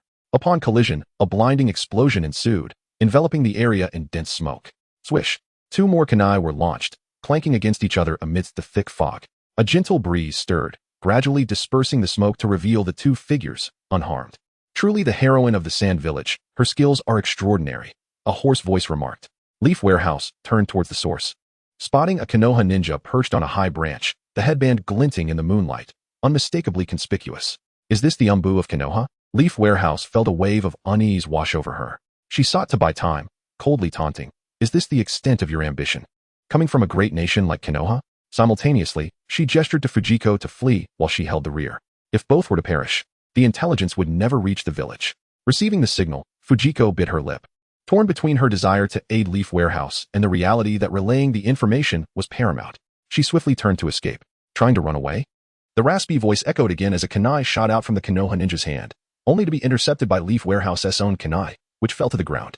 Your opponent is me. Leaf Warehouse fixed her gaze on the Konoha ninja, intent on stalling as long as possible. As the ninja observed Fujiko vanish from sight, Leaf Warehouse sensed something amiss. If this were truly Konoha, how could they allow Fujiko to escape? With no one else remaining, It was finally time to test her abilities. The voice suddenly softened. "You're just a child." Leaf Warehouse's anxiety intensified. Could this be a trick from another village?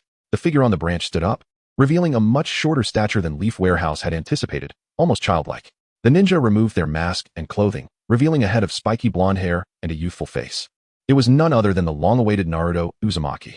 A mere child, the situation bewildered Leaf Warehouse. She could hardly believe that someone of such tender age could pose a threat to her. "Who are you? Why are you obstructing my path?" "Me? I'm the Nine-Tails Jinchuriki, Naruto Uzumaki, the Fox of Konoha." Naruto unabashedly declared his identity, showing no hesitation in revealing the truth to someone he deemed on the brink of death. "As for why I'm stopping you, of course, it's to eliminate you. Do you realize the consequences of your actions?" Leaf Warehouse replied coldly, never expecting to be threatened by a child. "I certainly do. It would spark a war between our villages. Then why proceed with this? War brings death to many. You are also from Konoha. Don't you wish to prevent countless villagers from perishing in battle?" Leaf Warehouse's gaze remained fixed on Naruto, sensing an unsettling aura emanating from him. "Of course. I would love to see Konoha perish." Naruto grinned wickedly. The fate of those who died in Konoha was of no concern to him. He had intentionally let Fujiko escape. For how else could the war ignite? A chill ran down Leaf Warehouse's spine. This child was frighteningly malevolent. She could hardly fathom the depths of depravity he might reach. Unanchored by any faith in his village. "Do you think you can hold me? Ha ha ha, guess what? I possess the power of the Nine Tails. What gives me the audacity to stand before you?" Naruto laughed heartily, then suddenly unleashed his strength, snapping the thick branch beneath him as he launched himself toward Leaf Warehouse like a cannonball. Stunned by Naruto's sudden display of power, Leaf Warehouse hastily formed hand seals, unleashing her unique ninjutsu to swiftly eliminate him. Scorch release, overheating kill. Leaf Warehouse's hands formed seals, conjuring several fireballs the size of heads around her. The air around them grew oppressive and hot, distorting from the intense temperature. The essence of Scorch release lies in the fusion of wind and fire chakra, capable of instantly evaporating moisture within the opponent's body, delivering formidable power. Yet, Naruto was enveloped in a protective psychic barrier, rendering him impervious to the terrifying heat. Does this could not fear being scorched? Leaf Warehouse's expression turned grave. There was only one explanation for this. His chakra was enveloping his body as a shield against the heat. Quite impressive. No wonder he dares to block my path. "Go!" Leaf Warehouse shouted, sending two fireballs trailing long flames like red meteors toward Naruto. Naruto deftly adjusted his position, easily evading the fireballs. However, his combat experience was tragically lacking, and the fireballs, under Leaf Warehouse's control, reversed direction and struck at Naruto's back. By the time Naruto realized, it was too late. The fireballs detonated behind him, unleashing a scorching wave that singed the surrounding foliage to a crisp yellow. Naruto was propelled forward by the blast, feeling a heat on his back, but sustaining minimal harm, save for the considerable drain on his psychic energy. With a resounding thud, Naruto crashed against the tree trunk, slowly sliding down and shaking loose a multitude of leaves. Observing that Naruto had remarkably escaped injury from his own fireball, Yitsong was secretly astonished, surmising that he must have summoned a vast amount of chakra in a moment of crisis to shield his back, thus avoiding harm. At such a tender age, Yitsong found it hard to believe that Naruto had truly mastered the chakra of the Nine Tails. After all, even Shikaku from Sunagakure had not achieved complete control over their powers in all these years, let alone the mightier Nine Tails. "Once your chakra is depleted, I shall see what you use to defend yourself." With a flick of her hand, all remaining fireballs surged forth. Regaining his composure, Naruto chose not to evade, gathering immense psychic energy in his palms to grasp the incoming fireballs, and then, with a decisive motion, crush them into mere sparks. "What?" Yitsong's eyes widened in disbelief. He had never encountered anyone capable of shattering his blazing technique with their bare hands. Such intense heat. Even with chakra enveloping his hands, how could one withstand it? It was well known that his fiery technique could evaporate bodily moisture without direct contact. As more fireballs followed in rapid succession, Naruto, unable to crush each one individually, resorted to swinging his fists, obliterating a fireball with a single punch before charging directly at Yitsong. However, Naruto's martial prowess still fell short. Yitsong bent low to evade, feeling the fierce wind of his punch whip past her. Astonished by Naruto's strength, she swiftly produced a kunai from her right hand. With a firm grip, she lunged towards Naruto's abdomen. With a crack, Yitsong's eyes contracted sharply as the kunai shattered in her grasp. This was even more outrageous than extinguishing fireballs with his hands. Years of combat experience kicked in, and she instinctively delivered a kick the moment the kunai broke. Naruto was sent flying once more, crashing into the tree trunk with a resounding thud. Yitsong, clutching the remnants of her broken kunai, regarded Naruto with trepidation. She had never faced such a situation and was at a loss for how to proceed. Naruto, nursing a slight pain in his abdomen, slowly rose to his feet. Although his psychic power had mitigated much of the damage, it could not entirely negate it. Nevertheless, to one with his extraordinary physique. This minor injury felt akin to losing a single hair. "You still have some skill, Yi-song," he remarked, brushing the dust from his attire, appearing vibrant and full of life, which only increased Yi-song's wariness. "Indeed, testing my training results with you was a most astute decision. Enough of your bravado." Yi-song scoffed, watching as Naruto slowly rolled up his sleeves, an ominous premonition creeping over her. "Whether you speak grandly or not, you shall soon find out." Naruto unveiled his wrists and ankles, removing the weighted iron bands, which momentarily caused him to sink slightly. Just unfastening those just as Yi-song intended to mock him. She suddenly trembled, her eyes wide with disbelief at the sight before her. Naruto dropped the heavy iron, allowing it to plummet to the ground with a resounding crash, sending 2 columns of dust soaring into the sky, the earth shaking as deep craters formed.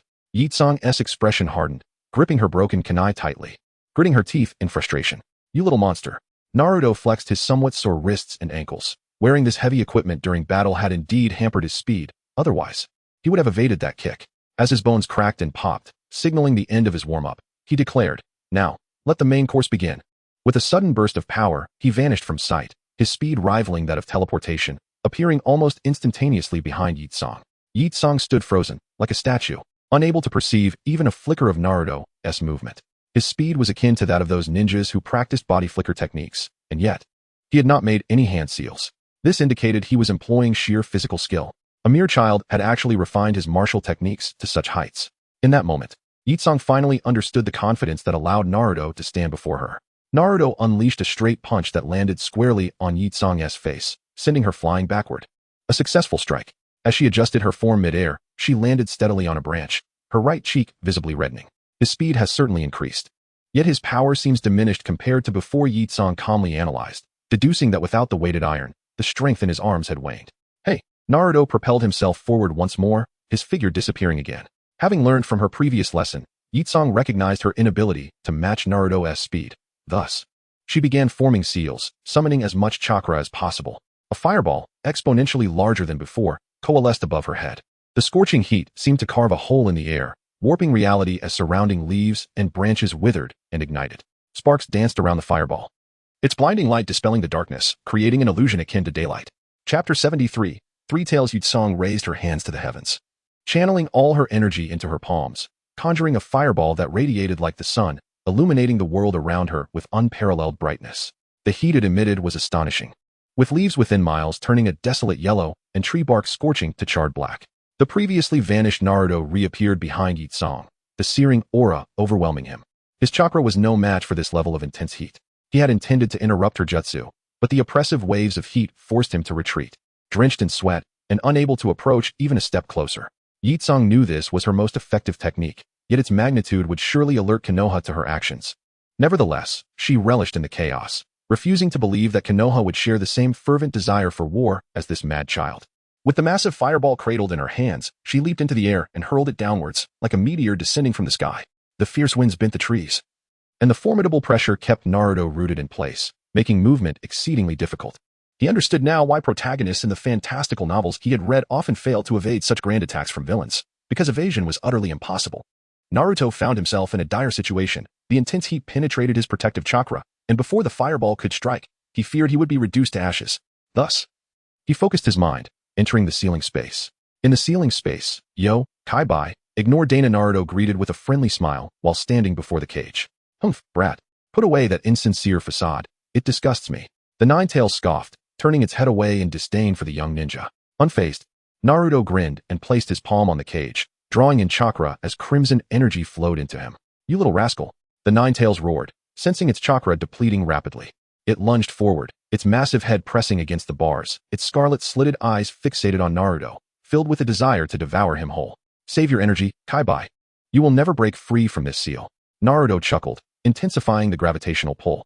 As chakra flowed out of him, it was simultaneously replenished in copious amounts, creating a remarkable balance. The furious Nine-Tails glared at Naruto, its chakra darkening with its growing hatred.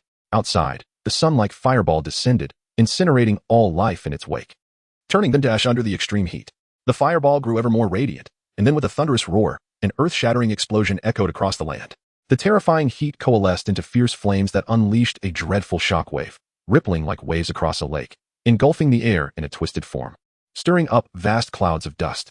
Moments later, the fireball erupted with its final residual force before dissipating completely, leaving behind a massive crater devoid of life. Only scorched earth remaining. Yitsong plummeted from the sky, the wind howling past her ears, muffling her heavy breaths. With the last of her chakra, she formed several small fireballs beneath her feet, deftly landing on the ground. She gazed into the crater, searching for Naruto's figure. Suddenly, her eyes narrowed. Spotting a cocoon of deep crimson chakra not far from the center of the crater, vibrant chakra swirling visibly on its surface. The cocoon cracked open, revealing 3 blood-red tails. And Naruto's somewhat disheveled form emerged. His face bore a significant burn, exposing flesh beneath, but a multitude of crimson chakra bubbles were mending the wound at an astonishing rate. His clothing was singed and tattered, but it was inconsequential as Naruto grinned, his blood-red eyes glinting with a predatory light. Yitsong shuddered. His gaze was that of a beast, fiercely aggressive, exuding a pressure far surpassing that of the one tail. 3 tails. She had heard of the tailed beast cloak. The greater the number of tails, the more power one could wield. It seemed this brat had not lost his sanity to this power, perhaps, just as he claimed. He had mastered the strength of the 9 tails. Unfortunately, this intelligence could not be relayed back to the village. With the power of the 9 tails Jinchuriki, even if 2 major ninja villages attacked Konoha, they would pose no threat. Just the presence of Shikaku was already daunting, let alone the 9 tails. Yitsong sighed, realizing her life might end here, regretting she would not witness the power of the 9 tails at full strength. Now it's my turn, Naruto roared. Striding toward Yitsong unhurriedly, he was no longer anxious about the outcome of this battle. Despite knowing her inevitable defeat, Yitsong sensed Naruto's arrogance and sought to buy herself some time, hoping to delay until Konoha ninjas arrived, perhaps finding a sliver of hope. With trembling hands, she formed seals, conjuring a flickering fireball that she sent hurtling toward Naruto. Still not giving up? Naruto did not evade, allowing the small fireball to collide with him. The fireball sank into the tailed beast cloak, creating no disturbance whatsoever. Ah, perfect. I'll use you to test my newly learned jutsu, Naruto grinned wickedly. Suddenly recalling he had mastered lightning release during a year of training. Channeling his chakra, he mimicked the techniques of the Cloud Village ninja, producing a kunai from his waist pouch before transforming his chakra into lightning. Perhaps influenced by the 9 tails chakra, the lightning manifested not in silver, but in a horrifying blood-red hue. A surge of crimson lightning coursed into the kunai, causing fissures to form on its surface under the strain of such immense energy. Naruto ceased the influx, flipping the kunai in his hand and launching it with great speed. The kunai, entwined with blood-red lightning, loomed larger in Yitsong's vision, though not a sensory ninja. The terrifying energy radiating from it made her heart race. However, such a simple attack was easily evadable. Did he truly believe he would grant her a chance at survival? Chapter 74. Bounty reward. Surely, you wouldn't wish for me to let you off so easily? As Naruto discerned the unspoken thoughts of Yekong, a maniacal grin spread across his face. The moment the kunai, entwined with scarlet lightning, grazed Yekong's cheek, he formed several hand seals. Lightning release. Exploding thunder technique. The surface of the kunai fissured, expanding into wide cracks from which blinding rays of light emanated. Yekong's expression shifted. This terrifying energy was no less formidable than the colossal fireball he had just conjured. The sheer force was now compressed within the diminutive kunai, and the overwhelming aura of destruction left Yekong in despair, convinced of his impending demise. Boom! The kunai erupted in a cataclysmic explosion, akin to thunder roaring through the heavens, ringing painfully in the ears. Jagged bolts of lightning, as thick as serpents, radiated an iridescent glow, resembling a monstrous beast with a gaping maw that swallowed Yekong whole. There was no deafening roar, but rather a terrifying silence, broken only by the crackling of electric currents that sounded as if a multitude of birds were screeching, unbearably shrill. Once the electrical storm subsided, a charred corpse lay exposed, its right arm reduced to a stub, the body riddled with cracks, shattered and broken. Ding! Congratulations, host. You have completed the bounty. The system and Appo's notification echoed in his mind as Naruto retracted the tailed beast cloak, marking the end of this confrontation. Without time to inspect the rewards bestowed by the system, Naruto hastily departed the scene. The commotion from the battle had been substantial, and given the proximity to Konoha, it would not be long before their ninjas arrived to investigate. However, having allowed one of the IWA ninjas to escape, Konoha could not evade culpability. Naruto wore an anticipatory expression. He was quite eager for the outbreak of war. The question remained whether the current 4th Kazekage possessed the audacity to act. Presumably due to the considerable chakra absorbed from the 9 tails, Naruto remained in an exhilarated state. Soaring into the air, he landed on a charred branch, searching for the weighted black iron he had discarded.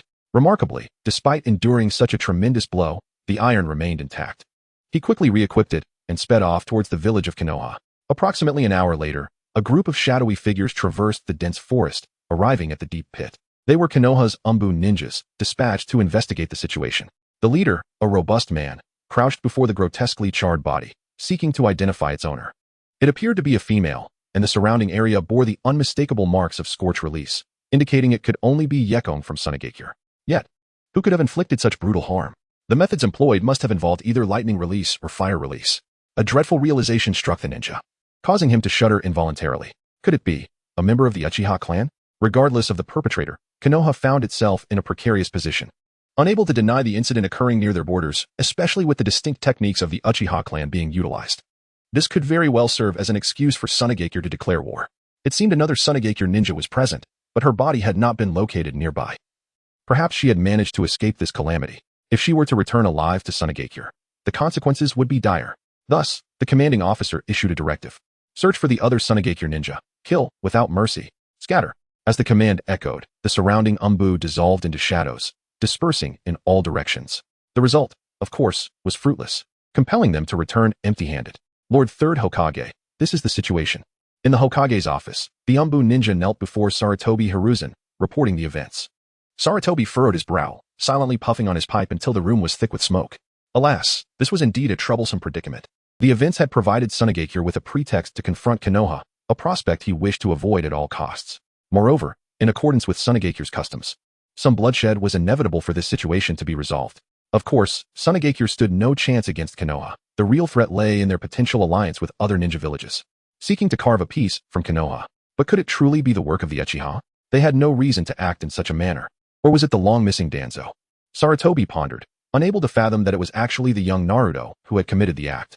Meanwhile, back at home, Naruto changed out of his tattered garments, soaked in a hot bath, then eagerly climbed into bed, calling upon the system to claim his bounty reward. Deceased, Yekong position, Jonin of Sunagakure, bearing the title of hero. Hunting difficulty, a reward, 50 to mind attribute, awakening of enhanced psychic abilities, and a repair and enhancement supplement. Naruto opted to receive the reward, feeling a refreshing current surge through his mind, invigorating his previously dull thoughts. Among the rewards was a ceramic vial, no larger than a palm, which emitted a faint sound when shaken, suggesting it contained a liquid. Given its name, it was clear it was meant to enhance the body while also mending internal injuries, precisely what Naruto required. Since this was his first time using such an item, he inquired about the proper application from the system. How should I use this? Ding. Please drop it into clean water and soak your entire body for half an hour. However, having already bathed once today, Naruto was eager to test the effects of the repair and enhancement supplement, planning to indulge in another soak. He prepared a bucket of warm water, uncapped the ceramic vial, and a fragrant aroma wafted into the air, filling the entire room.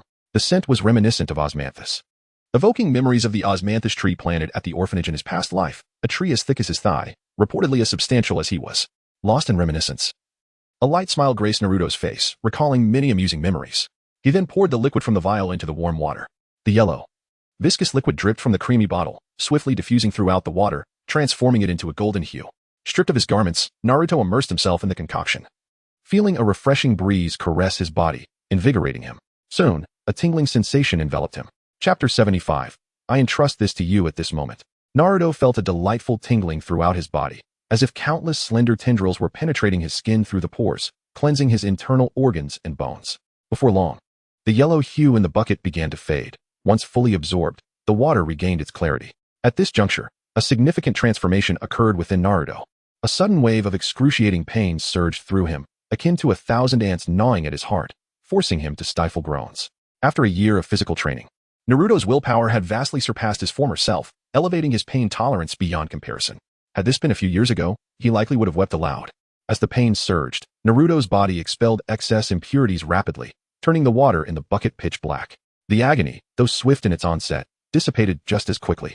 Within the span of a TS brewing time, it receded like a tide. Naruto exhaled deeply, rising to stretch his somewhat stiff body. Feeling a wave of relief wash over him, he sensed a marked improvement compared to before, and he appeared significantly more spirited, as if he had grown taller. The effects of the potion were indeed remarkable. He marveled at the potion's efficacy and threw a few punches with vigor, but soon drowsiness overtook him, and after yawning, he succumbed to sleep. The following morning, Naruto awoke early.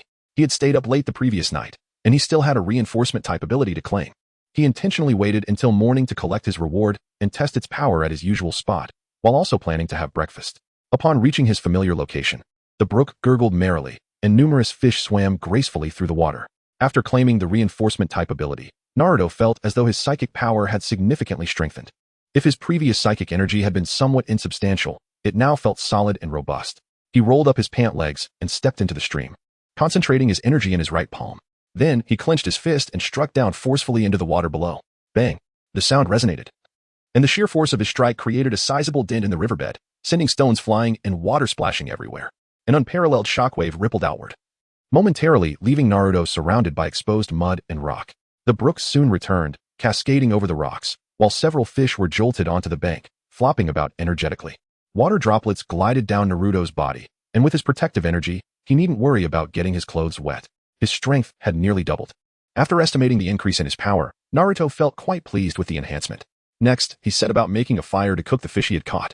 Once he finished his meal, it was nearly time for his classes at the Ninja Academy. Before leaving, Naruto created a shadow clone to train in the vicinity, aiming to expedite his progress. He arrived at the classroom without haste, and to his surprise, the clock read exactly 9 o'clock. Upon entering, he found Irika still droning on about tedious theoretical lessons, while some students listened attentively, while others daydreamed. "Ah, Naruto's here," Irika exclaimed, his face breaking into a warm smile, instead of the usual stern expression. His gaze softened as he looked at Naruto. Naruto was taken aback, noticing that upon his arrival, the entire class began to murmur amongst themselves, gazing at him with a newfound respect rather than the usual derision. Particularly the participants from the competition, including Shikamaru, visibly shifted their demeanor, avoiding eye contact with Naruto, while Ino trembled with trepidation. Except for Sasuke, who had not witnessed Naruto's strength. He cast a jealous glare at Naruto and huffed, turning his head away. "Who spread the rumor that Naruto was at the bottom of the class? Now he's the champion. Indeed, even the senior students can't defeat him, and I heard the third Hokage personally praised him. Perhaps he used some underhanded tactics to secure that victory. I refuse to believe that this underperformer possesses such strength." Hearing their whispers, Naruto realized that the news of his championship had spread. Amidst the envious gazes of his peers, he remained unfazed and addressed Irika as usual. "I'm off to the playground for some punishment running. Thanks to you, I've gained some face." Irika nodded approvingly, his radiant smile making Naruto feel somewhat uncomfortable, although he was pleased that it would make future endeavors easier for him. Donning weighted iron gear, Naruto ran laps on the playground, while in the classroom, Mizuki glared at him with a venomous intensity akin to a serpent. "Why are you so exceptional?" Despite being an orphan, jealousy burned fiercely in Mizuki's eyes, growing more intense. "Just wait. One day, I will ensure that you, this fox spirit, vanishes from this world forever." A cold smile crept onto Mizuki's lips as a sinister plan began to take shape in his mind, though it would take years to execute. Unbeknownst to Naruto, Mizuki was already plotting against him, yet he was also preparing to steal sealing techniques. During the competition, he showcased only his physical prowess, abstaining from any ninjutsu, not even employing the simplest substitution technique. He intended to feign ignorance regarding ninjutsu, planning to fail the final exam, thereby allowing him to access the sealing scroll in accordance with the original storyline. However, even if he refrained from such actions, it was likely that Sarutobi Hiruzen would find other methods to compel him to unlock the sealing scroll. In the Hokage's office, Sarutobi reflected on the diligent efforts of the young ninja. "This kid truly is hardworking. It's no wonder he surpasses the scions of various clans." He observed Naruto through a telescope, feeling a sense of admiration. At that moment, a man knelt silently before him, not uttering a word. Sarutobi regarded him with exasperation, realizing that no matter how he tried to persuade him, he remained motionless. Indeed, the Uchiha clan's temperament is notoriously stubborn. He mused internally before attempting to reason with him once more. "Fugaku, I believe in you. The Uchiha clan is not responsible for Yakumo's death. You needn't worry." Fugaku lifted his gaze, his expression as inscrutable as ever. "Third Hokage, I know you believe in me, but the village does not trust us. Please, Hokage, tell me how the Uchiha can earn that trust." After speaking, he bowed his proud head deeply, a stark contrast to his usual haughty demeanor. Please Chapter 76. Cooperation in the Sand Village, 4th Kazekage. This is how it transpired. We did not provoke Konoha, yet they sent assassins after me and my senior Yakumo. If Yakumo hadn't shielded my escape, I would not be here. In the Kazekage's office, Fujin's eyes glistened with moisture as he hoarsely accused Konoha of their transgressions. Kazekage Raza furrowed his brow, drumming his fingers on the desk in a rhythmic pattern. He had never anticipated that Konoha, typically passive, would resort to such actions. Yakumo was likely in grave danger, and with the village losing a key combatant, he pondered how to proceed. Should he feign ignorance and forget this matter? No. That would only portray weakness before Konoha, and perpetual weakness would invite further bullying and absolute diplomatic faux pas. Only through assertive measures could the enemy be made to understand that they were not an easy target, thus securing a place at the negotiating table. After some contemplation, Raza inhaled deeply, deciding to declare war on Konoha. At the very least, this would prevent them from underestimating the Sand Village. Even though the village currently lacked resources, barely scraping by, this battle was one they must win. I understand, Fujin. You've worked hard. Rest well and prepare for the impending conflict. Raza instructed, and Fujin nodded. Exiting the room. Ah, what a headache it is. I initially intended to send Yi Tsang to the hidden mist village for a respite. Yet now I find myself not only declaring war on Konoha, but also needing to guard against the mist village. Truly, calamity does not come alone. Raza murmured, this troublesome predicament causing him great distress. Suddenly, a chilling, mechanical laughter echoed from the corner, sending shivers down his spine. What troubles the esteemed fourth Kazekage so? A white python, as thick as a small arm, slithered into the room, its forked tongue flicking in and out. Raza regarded the serpent with an air of indifference. As if such occurrences were commonplace. The white python halted, abruptly revealing a pair of fangs, followed by a swift expansion of its abdomen from which emerged a man with long black hair and an effeminate demeanor. Orochimaru, you continue to repulse me as always. Raza remarked disdainfully, pinching his nose against the foul odor permeating the air, the floor slick with viscous slime, a dreadful sight indeed. Ah, but I have come with good intentions to assist the fourth Kazekage. I did not expect such a lack of welcome. Orochimaru extended his long tongue to lick his face, a glint of mockery flashing in his serpentine eyes. I believe I must seek a new partner. Raza lowered his hand from his nose, maintaining his composure. Who else would dare harbor you? A rogue ninja from Konoha? Besides, Raza offered a slight smile. There is also the Akatsuki organization pursuing you, although I remain in the dark regarding their true intentions. At the mention of the Akatsuki, a flicker of apprehension crossed Orochimaru's eyes. No one understood better than he the formidable strength of the organization's leader, a man who is almost godlike. However, Orochimaru expertly concealed his emotions, for should Raza, this old man, learn of the Akatsuki's true power, he might lose his sanctuary. Ha ha ha, the fourth Kazekage is my perfect partner. I would not easily change my selection, Orochimaru chuckled, continuing, I have a keen interest in that old man, the third Hokage. How about this? If you attack Konoha now, I could lend you a hand. Raza's eyelids twitched. He was acutely aware of the cost of enlisting Orochimaru's assistance. Though Sunagakure had improved somewhat under the technological advancements Orochimaru had brought, the tools alone had demanded considerable compensation, leaving the village financially strapped. Let us discuss this later. The time is not yet ripe. However, a battle between Sunagakure and Konoha is inevitable. Raza declared solemnly, his eyes narrowing as a hint of murderous intent leaked forth. Orochimaru chose not to expose Raza's predicament. He certainly knew that the impoverished Sunagakure lacked the resources to wage war. Only through the accumulation of time and supplies could they hope to gather enough capital for conflict. Well then, Shikako has been rather restless lately. I must go keep an eye on him. Raza rose, retrieving a blue Kazekage hat from a nearby rack and placing it atop his head. Remember, do not wander about the village carelessly. If you are discovered in Sunagakure, do not blame me. Raza warned Orochimaru before exiting through the door. Not long after Raza's departure, a raven suddenly flew in through the window. Its blood-red eyes spun with 3 tomo, evidently ensnared by the genjutsu of the Sharingan. Orochimaru gazed at the raven, momentarily frozen like a statue. After a brief pause, he turned away, and the 3 tomo in the raven's eyes vanished. The power of the Sharingan is indeed formidable and convenient. I desire such abilities for myself. Orochimaru's eyes glinted with greed, as this intelligence had been relayed by his partner, who first ensnared the raven in the genjutsu, using it as a vessel to convey the information to Orochimaru. This intelligence was of utmost secrecy. Only the sender and receiver would ever know. Orochimaru coveted this bloodline limit. But he was even more intrigued by the Rinnegan of the Akatsuki leader, as it pertained to the veracity of the Sage of Six Paths legend. Of course, he was not merely after this power. He sought to analyze its mysteries through scientific means, to understand why such peculiar abilities arose and evolved into something even more potent due to unique stimuli. Much like his partner, the more he pondered, the more he became exhilarated, a fervent smile spreading across his face. Such matters always ignited his excitement, akin to the cells of Hashirama. He wondered what fireworks might result should Hashirama's cells and the Sharingan intertwine. His anticipation grew. Encountering this partner was indeed fortuitous, for he felt he was on the cusp of uncovering the truth of this world, as well as the origin of chakra. Chapter 77.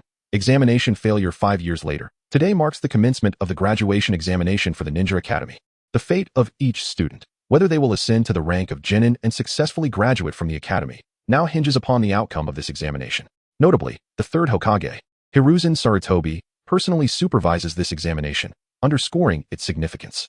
Next, Haruno Sakura. Irika read from the list, tightening his grip on the paper. As a teacher, he naturally felt nervous for his students. Yes, Sakura replied, stepping forward from the line. The 12-year-old girl had blossomed into her prime, looking considerably more attractive than in her childhood, her hair adorned with a bow, ranking among the more notable beauties in her class. All right, let us begin, Hiruzen announced after taking a puff from his pipe.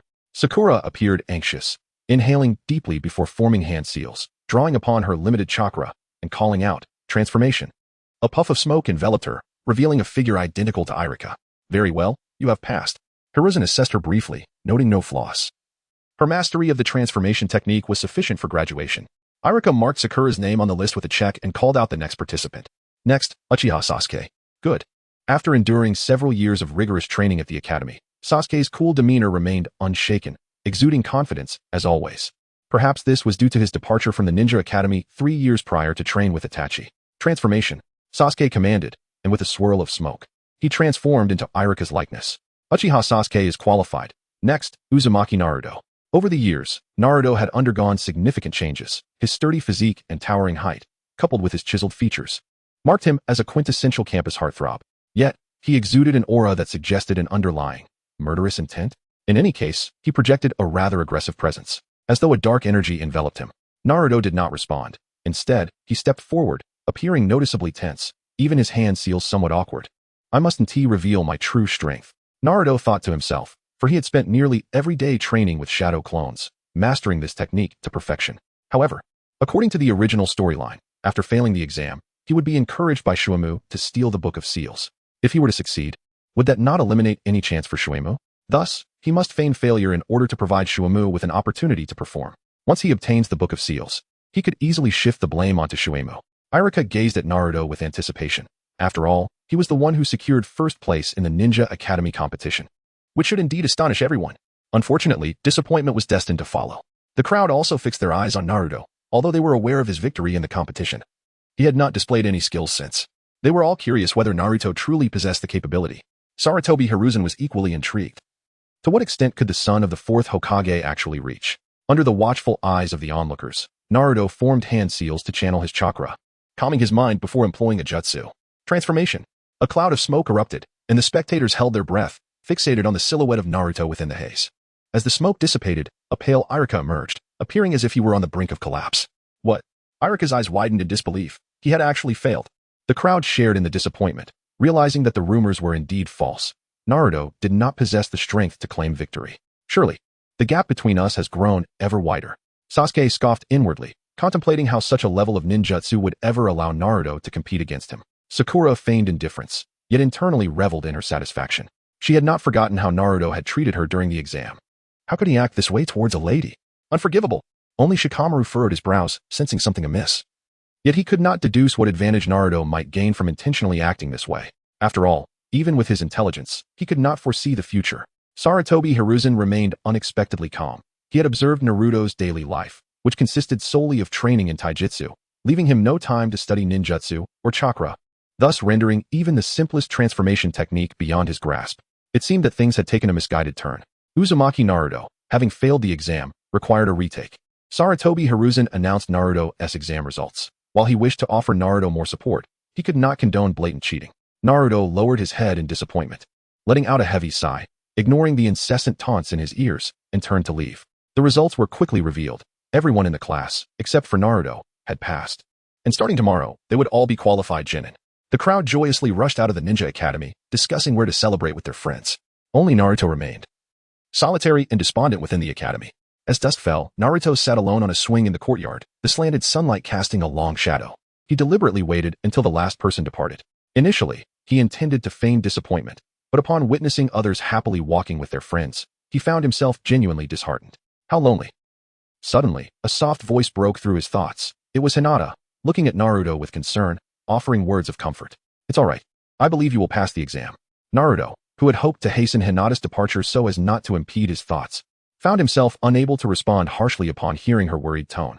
Thank you for your concern. I just need some time alone, he replied, his head bowed, the waning sunlight accentuating his solitude.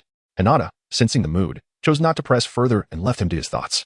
After a considerable wait, still no sign of Shuimu appeared, causing Naruto to grow anxious. Surely he wouldn't abandon him? It seemed this boy truly hadn't passed the exam.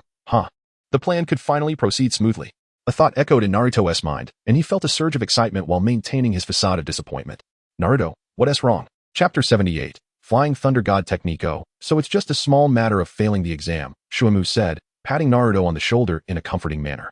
Naruto, failure is a common occurrence. No one can guarantee constant success. After listening to Naruto explain the reasons for his despondency, Shuimu expressed deep sympathy. But if I fail the exam, I want to be able to become a ninja. It's my fault for focusing too much on taijutsu these years, leaving me unable to even perform a transformation technique. What am I to do about the exam? Naruto lamented, seemingly treating Shuemu as a confidant. Shuemu feigned a serious demeanor, pondering for a moment as if making a significant decision. Then, with a deep sigh, he said, well, it's not without its solutions.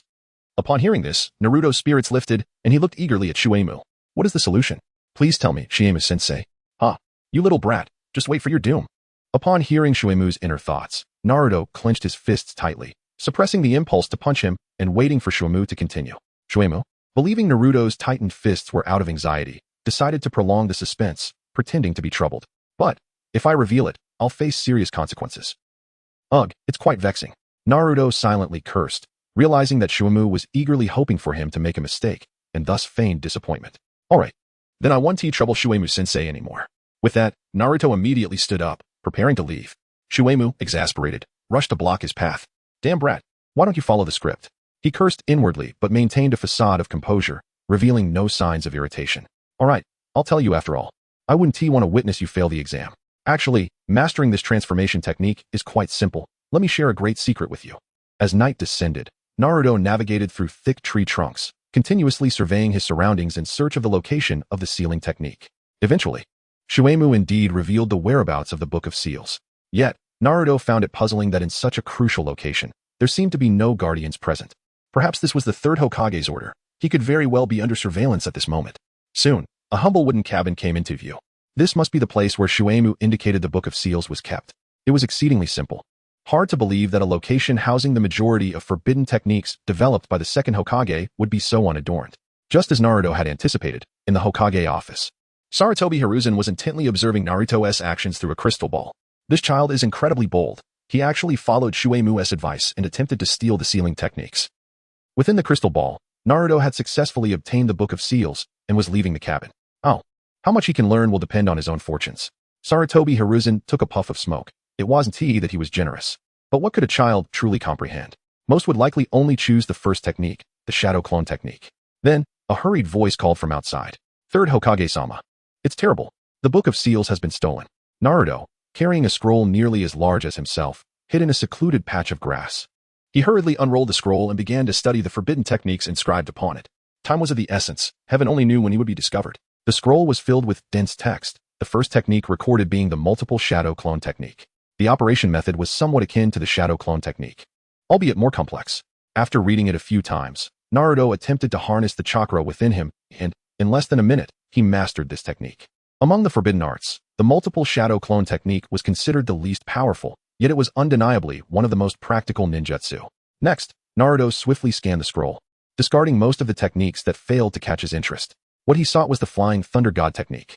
His father, the fourth Hokage, Minato Namikaze, had risen to fame through this very technique, earning the moniker of the Yellow Flash.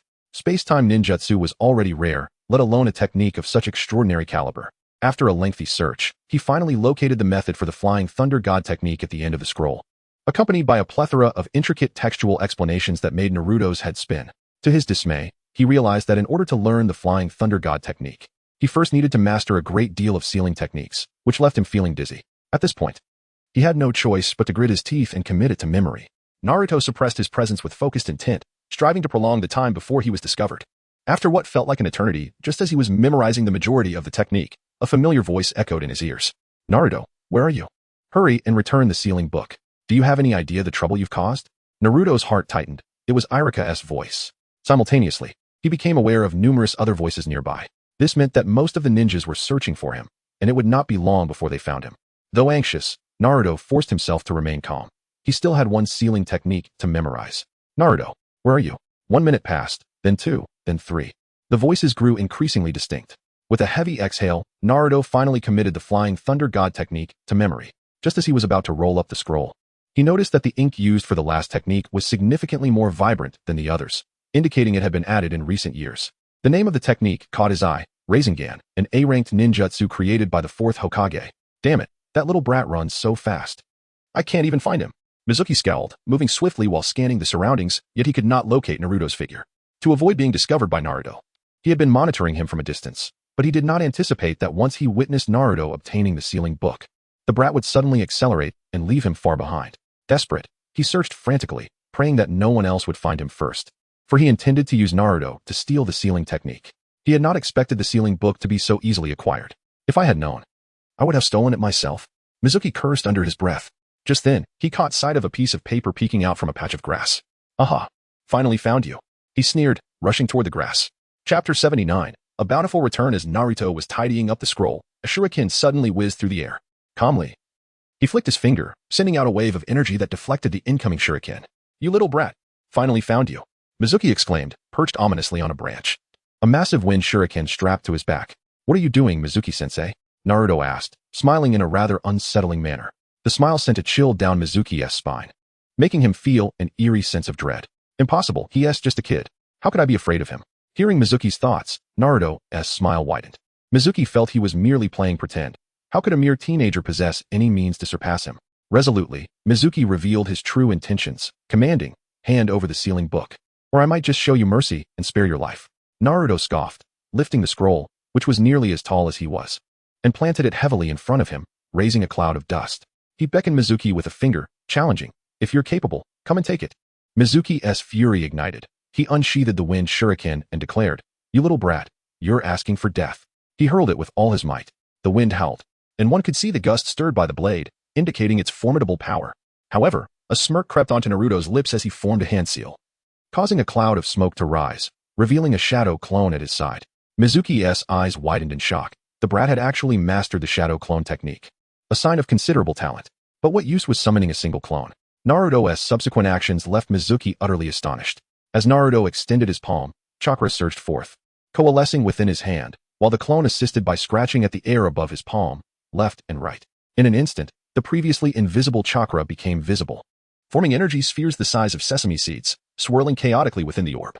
This is all I need to deal with you. Naruto sneered as the energy sphere grew larger, now resembling a glass orb. A powerful gust rushed toward him, and with a fierce shout, Naruto thrust his palm forward, colliding the energy sphere with the rapidly spinning shuriken. Rasengan. A tremendous explosion ensued. The shuriken only lasted a second before being obliterated into countless sharp fragments that scattered in all directions. A shard grazed Mizuki's face, leaving a slender cut that oozed crimson blood. In stark contrast, Naruto stood surrounded by a swarm of fragments, as though a transparent barrier was shielding him. This kid is truly uncanny. I refuse to believe it, Mizuki thought, jealousy flaring within him as he struggled to comprehend how Naruto had become so powerful in such a short span of time, especially considering he had once been incapable of even using transformation techniques. I must obtain it. I must have it. Mizuki roared in frustration, his eyes ablaze, resembling a wild beast as he lunged towards Naruto. Naruto shook his head, thinking, is this all you've got? He flicked his finger again, releasing a powerful wave of energy that struck Mizuki squarely in the forehead. Mizuki's eyes rolled back, and he fell from the air, unconscious. Naruto refrained from delivering a fatal blow. After all, he was currently playing the role of a loyal Leaf Village ninja. Naruto. At that moment, Iruka finally arrived, startled by the chaotic scene before him. Numerous tree trunks were pierced with the remnants of shattered shuriken, leading him to imagine a fierce battle had taken place. He had been nearby and had heard Mizuki's voice, allowing him to piece together the unfolding events. Naruto, return the sealing book. Stop this nonsense, Iruka admonished. Naruto, not wishing to cause further trouble, obediently handed over the sealing techniques to Iruka, for he had already obtained what he desired. Moreover, there lies an unexpected delight. Ah, Mizuki, why must you torment yourself so? Iruka sighed, having never imagined that his dear friend harbored such ulterior motives over the years. He resolved to disclose the truth to the third Hokage, hoping for leniency in his judgment of Mizuki. In the Hokage's office, the third Hokage, Hiruzen Sarutobi, silently puffed on his pipe, his gaze fixed intently upon the crystal ball, seemingly lost in thought. Throughout the ordeal, the Book of Seals remained firmly within his sight, with no indication of any loss. Yet, he was taken aback when he observed Naruto returning the Book of Seals, astonished that such a young child could withstand the weight of a tome containing numerous potent forbidden jutsu. What astonished him further was the ninjutsu Naruto had learned from it. Has he chosen the Rasengan? Could this all be a twist of fate? Minato, your son has embraced the jutsu you created, perhaps providing some solace to your spirit in the afterlife. Hiruzen was also astonished by Naruto's rapid mastery of the Rasengan, for it demanded an exceptional degree of chakra control. While Naruto had taken some shortcuts, the fact that he had achieved such proficiency in a short span of time marked him as a prodigy. Hiruzen felt a sense of relief that Naruto still held a sense of belonging to the village, as evidenced by his decision not to harm Mizuki. Otherwise, should such a gifted individual, a host of the Nine Tails, turn rogue, he would be at a loss for what to do. He set the crystal ball aside and solemnly extracted a sheet of paper from the towering pile of documents, furrowing his brow. What are the intentions of Sasuke here? In the days following the incident, Iruka allowed Naruto to return home, recognizing Mizuki's nefarious intent. Despite still harboring some resentment towards Naruto, he refrained from further slandering him for his own selfish interests. I will report tonight's events to the third Hokage. And Naruto, you have passed your exam. Iruka remarked, shouldering the unconscious Mizuki, his words laden with significance. However, aspiring to become Hokage requires more than mere strength. Do you understand? Internally, Naruto scoffed at the notion. But outwardly, he feigned deep contemplation, as if struck by a revelation. Once Iruka departed, he rolled his eyes dramatically and strode away. Chapter 80. The formation of Team 7. In the days that followed the theft of the sealing technique, Naruto experienced a peaceful interlude.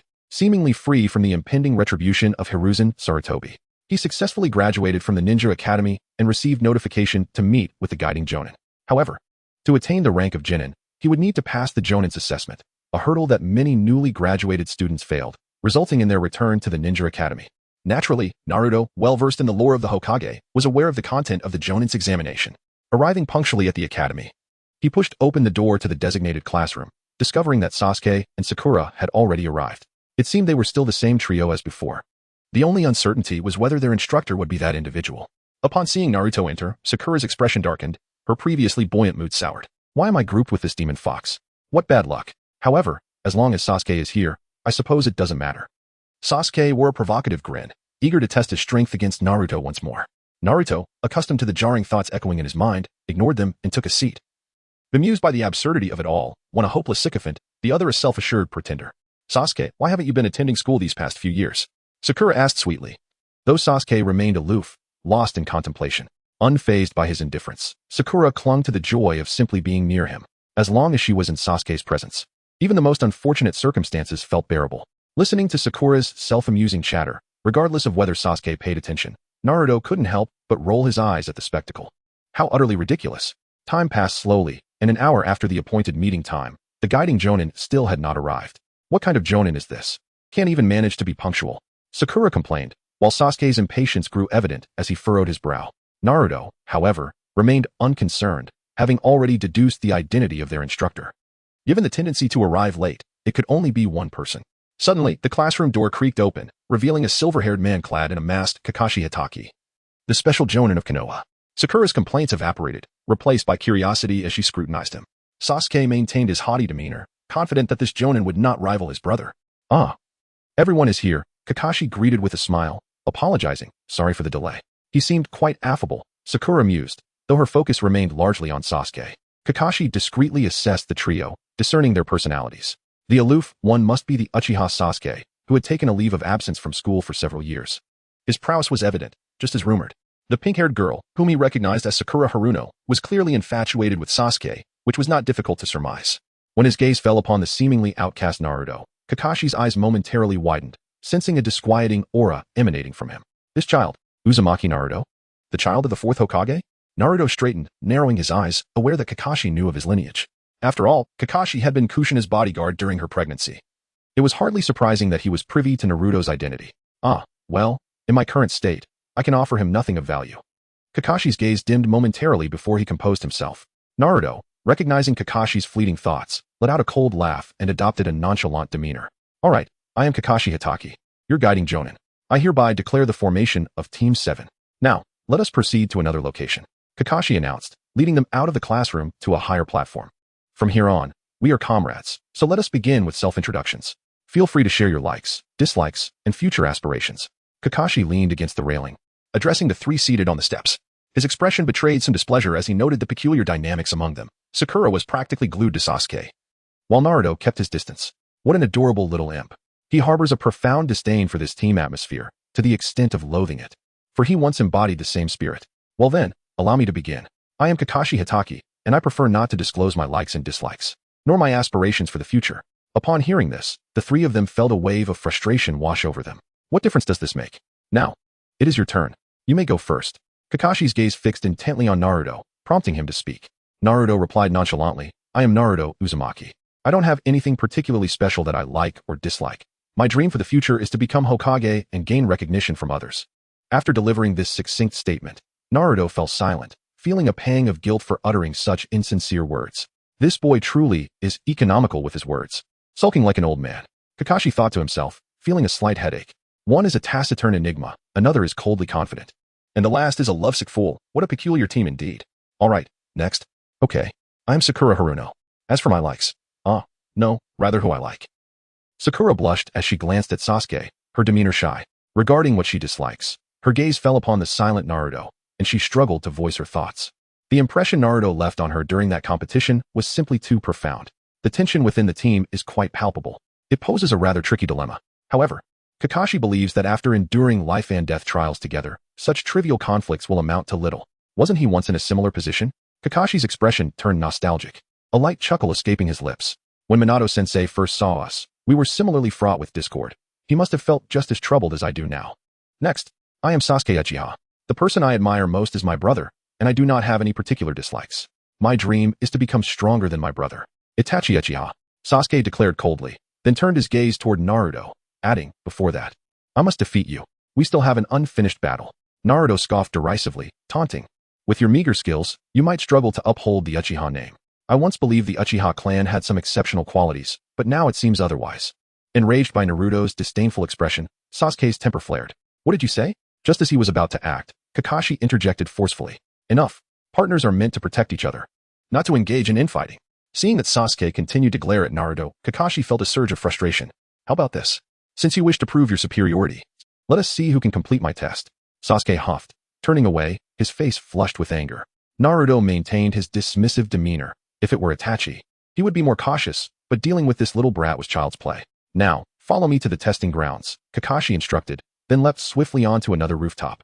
Moving with remarkable speed toward the northeast, Sasuke hurriedly pursued, occasionally glancing back at Naruto with a provocative grin. Unfazed, Naruto rose to his feet, dismissing Sasuke's juvenile antics, and soon matched his pace, astonishingly overtaking Sasuke in mere moments. Hey, wait for me. Sakura called out anxiously, but her speed was painfully slow, rendering her unable to keep up with Naruto and Sasuke's swift movements. Kid, you're still too inexperienced, Naruto remarked lightly, then pushed off the ground, effortlessly surpassing Sasuke. A smirk playing on his lips as he brushed past him, infuriating Sasuke further. No matter how fast Sasuke tried to go, he could not catch up to Naruto, gritting his teeth in frustration as he watched Naruto's figure recede into the distance. Damn it, Sasuke muttered under his breath, channeling chakra into his body, summoning every ounce of strength to pursue, finally gaining a bit of speed, but it was still futile. Kakashi appeared to have no intention of waiting for the three. He traversed the rooftops with a swiftness that left only fleeting shadows in his wake. The students displayed a complete lack of respect for their teacher, and Kakashi intended to give them a taste of reality to temper their arrogance. However, he soon became astonished to find Naruto trailing closely behind him, appearing completely at ease. Kakashi summoned more chakra, quickening his pace, yet Naruto relentlessly pursued, his breathing steady and unruffled. Kakashi felt a weight settle in his heart. It seemed Naruto possessed remarkable stamina, yet he himself was only exerting about 70% of his strength. At his age, achieving such capability, could it be attributed to the Ninetales? Kakashi pondered. Yet he could not formulate any conclusions and continued onward. Moments later, Kakashi arrived at a spacious clearing, having exited the confines of the Hidden Leaf Village. After a brief pause, Naruto landed smoothly on the grass, a breath behind Kakashi. Observing that Naruto remained composed and not even breaking a sweat, Kakashi's curiosity about Naruto's true strength deepened. He suppressed his inquisitiveness. Soon enough, the truth would be revealed. After what felt like an eternity, Sasuke finally arrived, panting heavily, drenched in sweat, revealing a clear disparity in strength between him and Naruto. Yet, he remained undeterred, holding back his trump card, believing that sheer speed meant little. Roughly 10 minutes later, Sakura arrived last, utterly exhausted, collapsing onto the grass, devoid of the strength to even lift her hands. I will now begin your assessment. Kakashi retrieved a pair of silver bells from his pocket, shaking them to produce a tinkling sound. The task is simple. You three may employ any means necessary to seize the bells from me. Those who obtain a bell will pass the assessment. Sasuke narrowed his eyes. With only 2 bells, it meant that only 2 of them could succeed. Naruto was eager to test the fruits of his arduous training over the years. Sakura exclaimed in surprise, but, teacher, you are an elite jonin. We can't possibly defeat you. No worries, I want to utilize my full strength. Treat me as your enemy, Kakashi replied, fastening the bells to his waist and gesturing for the trio to approach. Seize the bells by any means you like. Humph. Sasuke scoffed, stepping forward first. He closed his eyes, then suddenly opened them, revealing his once black and white pupils transformed into a vivid crimson, a dark tomo swirling within. The Sharingan. Kakashi observed with mild astonishment. To awaken the Sharingan at such a young age was truly remarkable. Nonetheless, it was merely a minor feat, after all. Kakashi was perhaps the most knowledgeable about the Sharingan outside the Uchiha clan. Well, it seems he has awakened it, Naruto thought curiously, wondering if his own abilities could counteract Genjutsu. Sasuke, you can do it. Sakura's face flushed crimson as she beheld Sasuke, unfaltering in the face of formidable adversaries, exuding an undeniable charm. In the blink of an eye, upon activating his Sharingan, Sasuke surged forward, closing the distance to Kakashi's side with remarkable swiftness, delivering a kick aimed at Kakashi's midsection. However, Kakashi, no ordinary elite Genin, effortlessly seized Sasuke's calf with one hand, his body barely swaying, remaining firmly grounded. Sasuke, though not entirely surprised, had Kakashi been unable to withstand this strike, it would have been rather astonishing, twisted his waist, suspending himself in midair, and aimed a kick at Kakashi's head. His movements remained as visually captivating as ever, imbued with a high degree of practicality. Kakashi might have intercepted the kick with his other hand, but he chose instead to observe Sasuke's subsequent actions, gauging everyone's abilities, opting to block rather than grasp, raising his forearm to firmly deflect the blow. Suspended in the air, Sasuke swiftly formed hand seals, his chakra surging within him like a rushing river, before unleashing a massive fireball from his mouth. Fire release, great fireball technique. The searing heat enveloped the air, the flames casting a crimson glow upon Kakashi's visage as the colossal fireball hurtled toward his head. With a close-range explosion, the damage was catastrophic. Sasuke sensed the grip on his calf loosen, realizing that this strike had indeed troubled Kakashi. At this distance, barring unforeseen circumstances, Kakashi would be unable to evade. A smirk of pride crept upon Sasuke's lips. This technique had been honed through 2.5 years of arduous training. The fireball erupted, scattering embers in all directions, while a charred wooden post plummeted to the ground. Yet, the elation that had momentarily surged within him dissipated, replaced by a sense of despair upon discovering that his ninjutsu had been countered by the body replacement technique. However, this technique required a target to serve as a substitute. How many times could Kakashi employ it? Sasuke scanned his surroundings, seeking Kakashi's whereabouts. Suddenly, a shadow loomed over him. "Sasuke, behind you," Sakura exclaimed anxiously, fearing for Sasuke's safety. Sasuke's pupils constricted as he turned to see Kakashi casually leaning against him, one hand in his pocket while he perused a novel titled Ika Ika Paradise, exhibiting an air of nonchalance that belied the situation. Initially taken aback, Sasuke retaliated with a punch, but Kakashi, without even turning his head, deftly extracted his hand from his pocket and caught the blow with ease. "Being overly confident is not a virtue, Sasuke," Kakashi remarked, flipping through the pages of his book with an air of indifference. Enraged, Sasuke unleashed a flurry of punches, each met with Kakashi's steady defense. The relentless barrage soon exhausted Sasuke, leaving him breathless. Yet, under the rain of attacks, Kakashi gradually set aside his novel, adopting a more serious demeanor. Taking a deep breath, Sasuke recalibrated his strategy, retrieving shuriken from his pack and launching them with precision. Kakashi evaded, but when he turned back to face Sasuke, the latter had vanished. A sudden gust brushed past Sasuke, who reappeared at Kakashi's side, delivering another whip-like kick. Kakashi deftly sidestepped, but Sasuke seized the opportunity to reach for the bell at Kakashi's waist. Kakashi, realizing the danger, retreated rapidly to prevent Sasuke from claiming the prize. Impressive for a young genius of the Uchiha clan, Kakashi mused internally, recognizing that he would need to employ serious skill to contend with this young prodigy. Sasuke, clicking his tongue in frustration, noted that his newly awakened Sharingan still lacked the clarity to fully perceive Kakashi's movements, though he could faintly trace their trajectory. Without granting Kakashi a moment's respite, Sasuke formed hand seals with blurring speed, proclaiming, "Fire release, Phoenix fire technique." His chest visibly expanded as several fireballs erupted forth. Kakashi, unperturbed, swiftly formed his own seals. Water release, water wall. A thin sheet of water materialized before him, dousing the incoming fireballs with a hissing sound, creating a veil of mist that obscured his figure. Sasuke remained vigilant, aware that Kakashi would not squander this advantageous moment. As anticipated, a fleeting shadow caught Sasuke's eye. Before he could react, a sharp pain struck his abdomen, propelling him backward until he collided with a tree trunk, halting his flight. Kakashi retracted his leg, having exercised restraint, ensuring that Sasuke experienced discomfort but no serious injury. Clutching his abdomen, Sasuke's Sharingan gradually faded, cold sweat trickling down his forehead, leaving him devoid of strength. "Sasuke!" Sakura cried out, rushing toward the injured boy, her face etched with concern. "I suggest you both team up. Perhaps there lies a glimmer of hope," Kakashi advised, aiming to instill the values of unity and cooperation in his students, rather than allowing them to grow accustomed to solitary battles. "If you each attempt this alone, I fear your chances may be bleak." "Not necessarily," Naruto interjected, rolling up his sleeves and removing the weighted iron from his limbs, placing it on the ground. This fool, Naruto, was showing off again, failing to recognize that even Sasuke, with all his prowess, had been bested by Kakashi-sensei. Why was he now courting danger?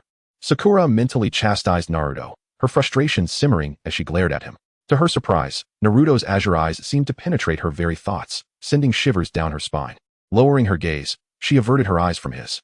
"Oh, have you yet to learn your lesson?" Kakashi observed Naruto discarding his restraints, a grave expression crossing his face as the ground trembled slightly. This might be pushing it a bit too far. Naruto cracked his knuckles, the sound echoing ominously. "Just because you can't do it doesn't mean I can't," he replied coolly, confident that his skills would be sufficient to seize the bell. After all, this was not a life or death struggle. He merely needed to acquire an object, something well within Naruto's capabilities. Naruto formed a cross seal and shouted, "Multiple shadow clone technique." A cacophony of popping sounds erupted as clouds of smoke billowed upward, hundreds, if not thousands, of Naruto's clones converging upon Kakashi. This. Sasuke gaped in astonishment at the astonishing spectacle before him, his fists clenching involuntarily, a fierce fire of envy igniting within his chest. Why could he never surpass him? Sakura stood frozen, as if carved from stone, struck by the realization that Naruto seemed even stronger than Sasuke. Kakashi found himself encircled by an overwhelming number of Narutos, astonished by the sheer volume of chakra, likely 2 chakra levels. "Let me show you my true strength, white-haired one." The chorus of Narutos declared in unison, surging toward Kakashi in a frenzied assault. With a resounding impact, Kakashi intercepted a clone's punch, his pupils dilating in shock as the blow reverberated through his arms, leaving them numb. The shadow clones, while not able to replicate his full strength, were already formidable enough. It was unfathomable to consider just how powerful Naruto himself must be. As the relentless punches came from behind Kakashi, he reluctantly drew his kunai and swiftly dispatched 2 or 3 shadow clones. However, against the countless forms of Naruto, this was but a drop in the ocean. "What will you do next, Kakashi-sensei?" Chapter 83. The assessment concludes. Kakashi's expression darkened. Facing this troublesome young brat, he realized that without revealing some genuine prowess, he might indeed be defeated. He had hoped to instill fear, but instead, he found himself on the receiving end, dodging a few more strikes. Kakashi quickly formed a series of hand seals, and in an instant, his surroundings blazed with lightning. Lightning release, lightning prison technique. Immediately, several thick bolts of lightning, twisting like serpents, surged forth, swiftly eliminating Naruto's shadow clones amidst a cacophony of explosive sounds. The grass below turned charred black as the lightning gradually dissipated, revealing Kakashi's somewhat disheveled figure. "Kakashi-sensei, I advise you to take this seriously. I am not like the fluttering ones over there." With a knowing smile, Naruto gestured toward Sasuke, who leaned against a tree, clutching his abdomen. Sasuke's eyes burned with indignation, yet he could not refute Naruto's assertion, for it was indeed true. "I was left far behind. What have my years of training amounted to?" His fists clenched tightly, nails digging into his palms, blood trickling forth as bitterness spread within him. "Oh, let us see if you possess such capability," Kakashi retorted, his demeanor noticeably more serious. Naruto chuckled lightly, then propelled himself forward, his foot striking the ground with such force that it left a crater behind. Kakashi's pupils constricted as he watched Naruto launch toward him like a cannonball, his surprise palpable. Naruto's fist bore down upon Kakashi, a force augmented by an abundance of chakra, a blow not to be taken lightly. Kakashi, swift as lightning, extended his palm to grasp the oncoming punch, yet the impact forced him to stagger back, his hand numbed by the sheer power. But that's not all. Naruto huffed, executing a whip kick that sliced through the air toward Kakashi's face. Kakashi ducked just in time, feeling the rush of wind above him, and seized the moment to form more seals. Ninjas must hone more than just their physical skills, Naruto. Suddenly, a mass of water droplets coalesced behind Kakashi, forming into a dragon that roared and surged toward Naruto. Water release, water dragon bullet technique. Naruto silently praised Kakashi, recognizing the elite J-Nin's vast combat experience and rapid hand seal execution. "However, I do not require your lectures, Kakashi-sensei," Naruto called out, gathering chakra into his palm to create a visibly spherical chakra ball. After days of practice, he could now perform the Rasengan without relying on shadow clones, though his inexperience rendered it smaller than usual. Nevertheless, its power remained formidable. "What is this?" Kakashi gasped, astonishment filling his eyes. "It's Minato-sensei's Rasengan," Naruto shouted, launching the attack directly at the oncoming water dragon. With a resounding crash, the water dragon shattered like paper, droplets scattering in all directions. The unyielding Rasengan continued to grow in Kakashi's vision, and he dared not meet it head-on, narrowly evading the strike. As Naruto landed, the remnant force caused the Rasengan to crash into the ground. Boom! Dust swirled, and debris flew, resembling a dragon ascending into the heavens. Kakashi emerged from the smoke, breathless and shaken, pondering how Naruto had acquired his teacher's jutsu. His thoughts wandered to the recent theft of the sealing scrolls, and he suddenly realized, oh, he must have learned the Rasengan from the stolen scrolls. As the dust began to clear, the sound of jingling bells rang out. Kakashi looked down to find the bell from his waist had vanished. "Kakashi-sensei, I believe I have passed the assessment. Two figures of Naruto emerged from the haze, one shaking a silver bell triumphantly, while the other stood in a large crater evidently caused by the earlier attack. Seizing the moment amidst the chaos, Naruto had activated the shadow clone technique to stealthily swipe the bell from Kakashi's waist. TCH. Sasuke glared in disbelief at Naruto's audacity, his frustration boiling over as he sprinted away, haunted by his brother's expectations. Sasuke, Sakura called out, but he paid her no mind. She considered chasing after him, but hesitated, glancing at Kakashi-sensei before stopping. All right, you've won, Naruto, Kakashi conceded with a wave of his hand, acknowledging Naruto's unexpected strength. It appeared he could impart no wisdom in this assessment. He mused that Sasuke had fled due to the overwhelming pressure from Naruto. Kakashi's head throbbed at the thought of uniting such a team. The infatuated girl fixated on Sasuke was yet another troublesome element. Thank you, Kakashi-sensei. Naruto laughed heartily. He did not bask in his victory, knowing he had not exerted his full strength, while Kakashi had yet to reveal his true prowess. He had no desire to share the same fate as Deidara. Moreover, Kakashi's lightning cutter had not been unleashed. Overall, Naruto recognized that he was still not Kakashi's equal. Yet, should a real battle ensue, he believed he could escape Kakashi's grasp. Naruto reassessed his own capabilities, estimating himself to be on par with a standard elite Jonin, akin to a Suma, albeit slightly weaker than Kakashi. However, he felt sufficiently capable of self-defense. The path to further enhancement posed a challenge, as improving physical capabilities required relentless training. And time was no longer on his side. He sensed the diminishing returns of the heavy iron's assistance. It seems I must undertake the bounty tasks issued by the system. Naruto sighed, recalling the potential of that vial of elixir. If he could obtain more, his physical prowess might soon reach a level capable of confronting the Ninetales. Well, let us conclude for today. Tomorrow, I will take you all on some simple C-rank missions, Kakashi said wearily. Being a teacher is truly challenging. Why do I feel even more despondent than before? Chapter 84, Conclusion. The next day, Kakashi set the assembly time at the entrance of Ichiraku Ramen. Sasuke and Sakura arrived early, but once again, there was no sign of Kakashi. Not even Naruto was in sight. Really, why is Kakashi-sensei always late?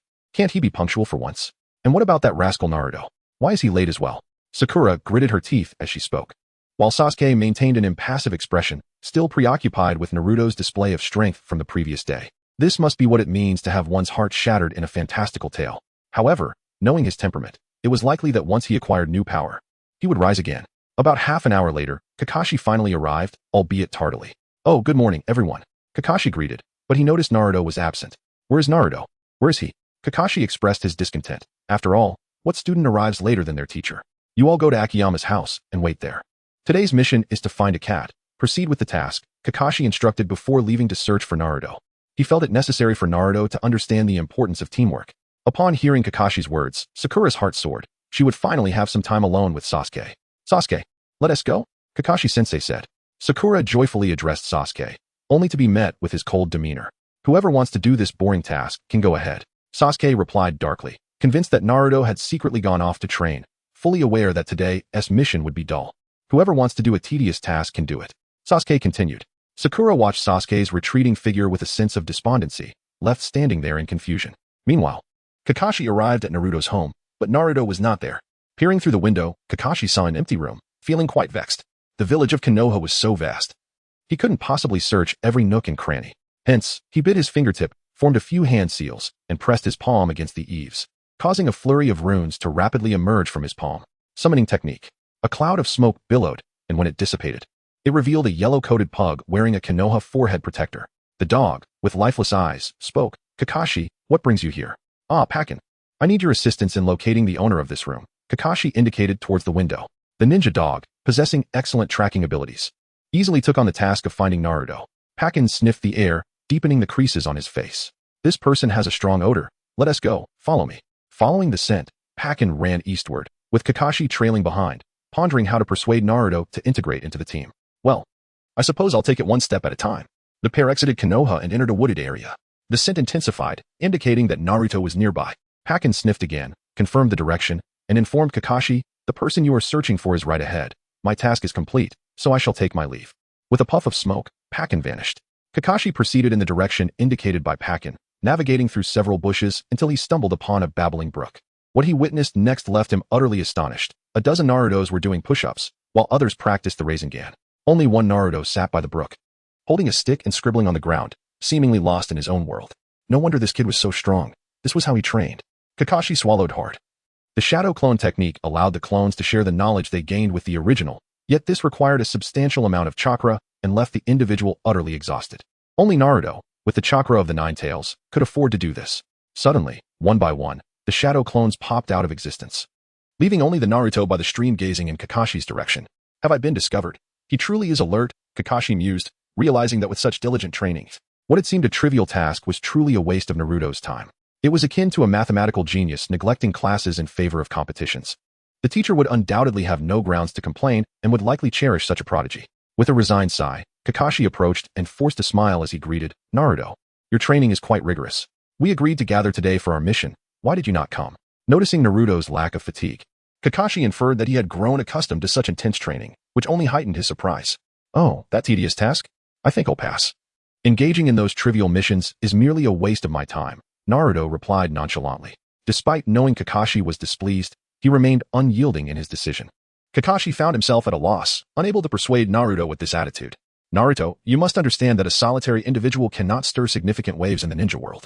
No matter how strong you are, when faced with an army, how will you ensure your own safety? Kakashi earnestly advised, but Naruto remained obstinate. With no other options, Kakashi decided to seek the counsel of the third Hokage.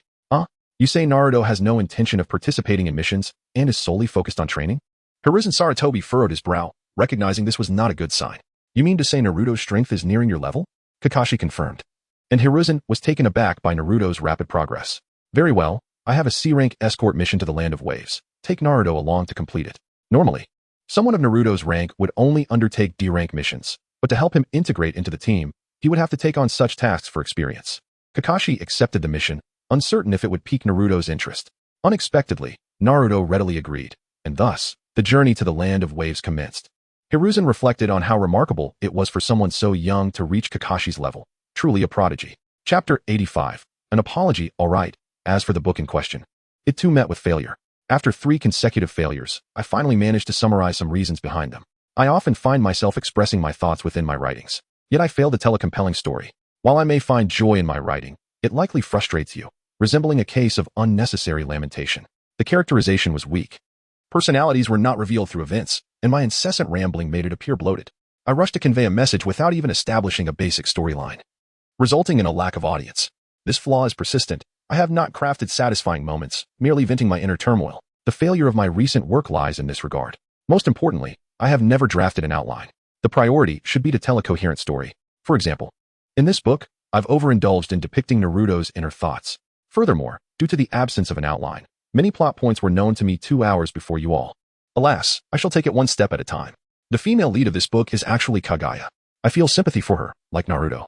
She is an orphan of the Uzumaki clan, and I believe they would be well suited for one another. Although I hold a fondness for Hinata, this narrative is predominantly focused on Xiangling. After all, there are countless portrayals of Hinata. Furthermore, in this tale, Naruto is no longer the cheerful and optimistic character who incessantly dreams of becoming Hokage. Instead, he transforms into a vengeful figure, consumed by a desire to exact revenge upon the world. I believe Hinata would not find herself enamored with such a Naruto. Each character, in my heart, possesses depth and substance. Subsequently, Naruto will find solace with Xiangling as the flames of vengeance diminish amidst their tranquil existence. However, the situation takes a turn when Obito exploits Naruto's vulnerability, orchestrating an assault on Konoha by the 4 great ninja villages. Naruto enters the battlefield, yet it is Xiangling alone who comes to his rescue. She sacrifices her life to save Naruto, reigniting his thirst for vengeance as he joins forces with Obito to wage war against the shinobi world. Draped in the Akatsuki's crimson robes, Naruto, alongside Obito, forcefully infiltrates the summit of the 5 great ninja villages. They bow before the masses as the sky darkens ominously above them, a blood-red moon suspended in the heavens. The infinite Tsukuyomi is unleashed. This marks the conclusion of the narrative, as the entire world succumbs to the cycle of infinite illusion. In truth, I perceive no inherent flaw in the infinite Tsukuyomi. What is so objectionable about a world of illusions? Is it the falsehood? Yet how can one ascertain that this reality is indeed genuine? Is the world we inhabit truly real, or is it merely another illusion? In this realm, pain may be fabricated, happiness may be illusory, and perhaps even your existence is a mere construct. In the face of boundless uncertainty, the distinction between reality and illusion becomes blurred. What is true? What is false? Such determinations are governed by one's innermost convictions. However, we are heirs to materialism, and such idealistic musings are often dismissed. Yet, in our quest to substantiate the existence of this world, do we not engage in sophistry? No, I find myself unable to discern, truly unable to distinguish. Thus, in a certain sense, idealism and materialism may intertwine. Truth is not singular. Perhaps this constitutes the essence of existence itself?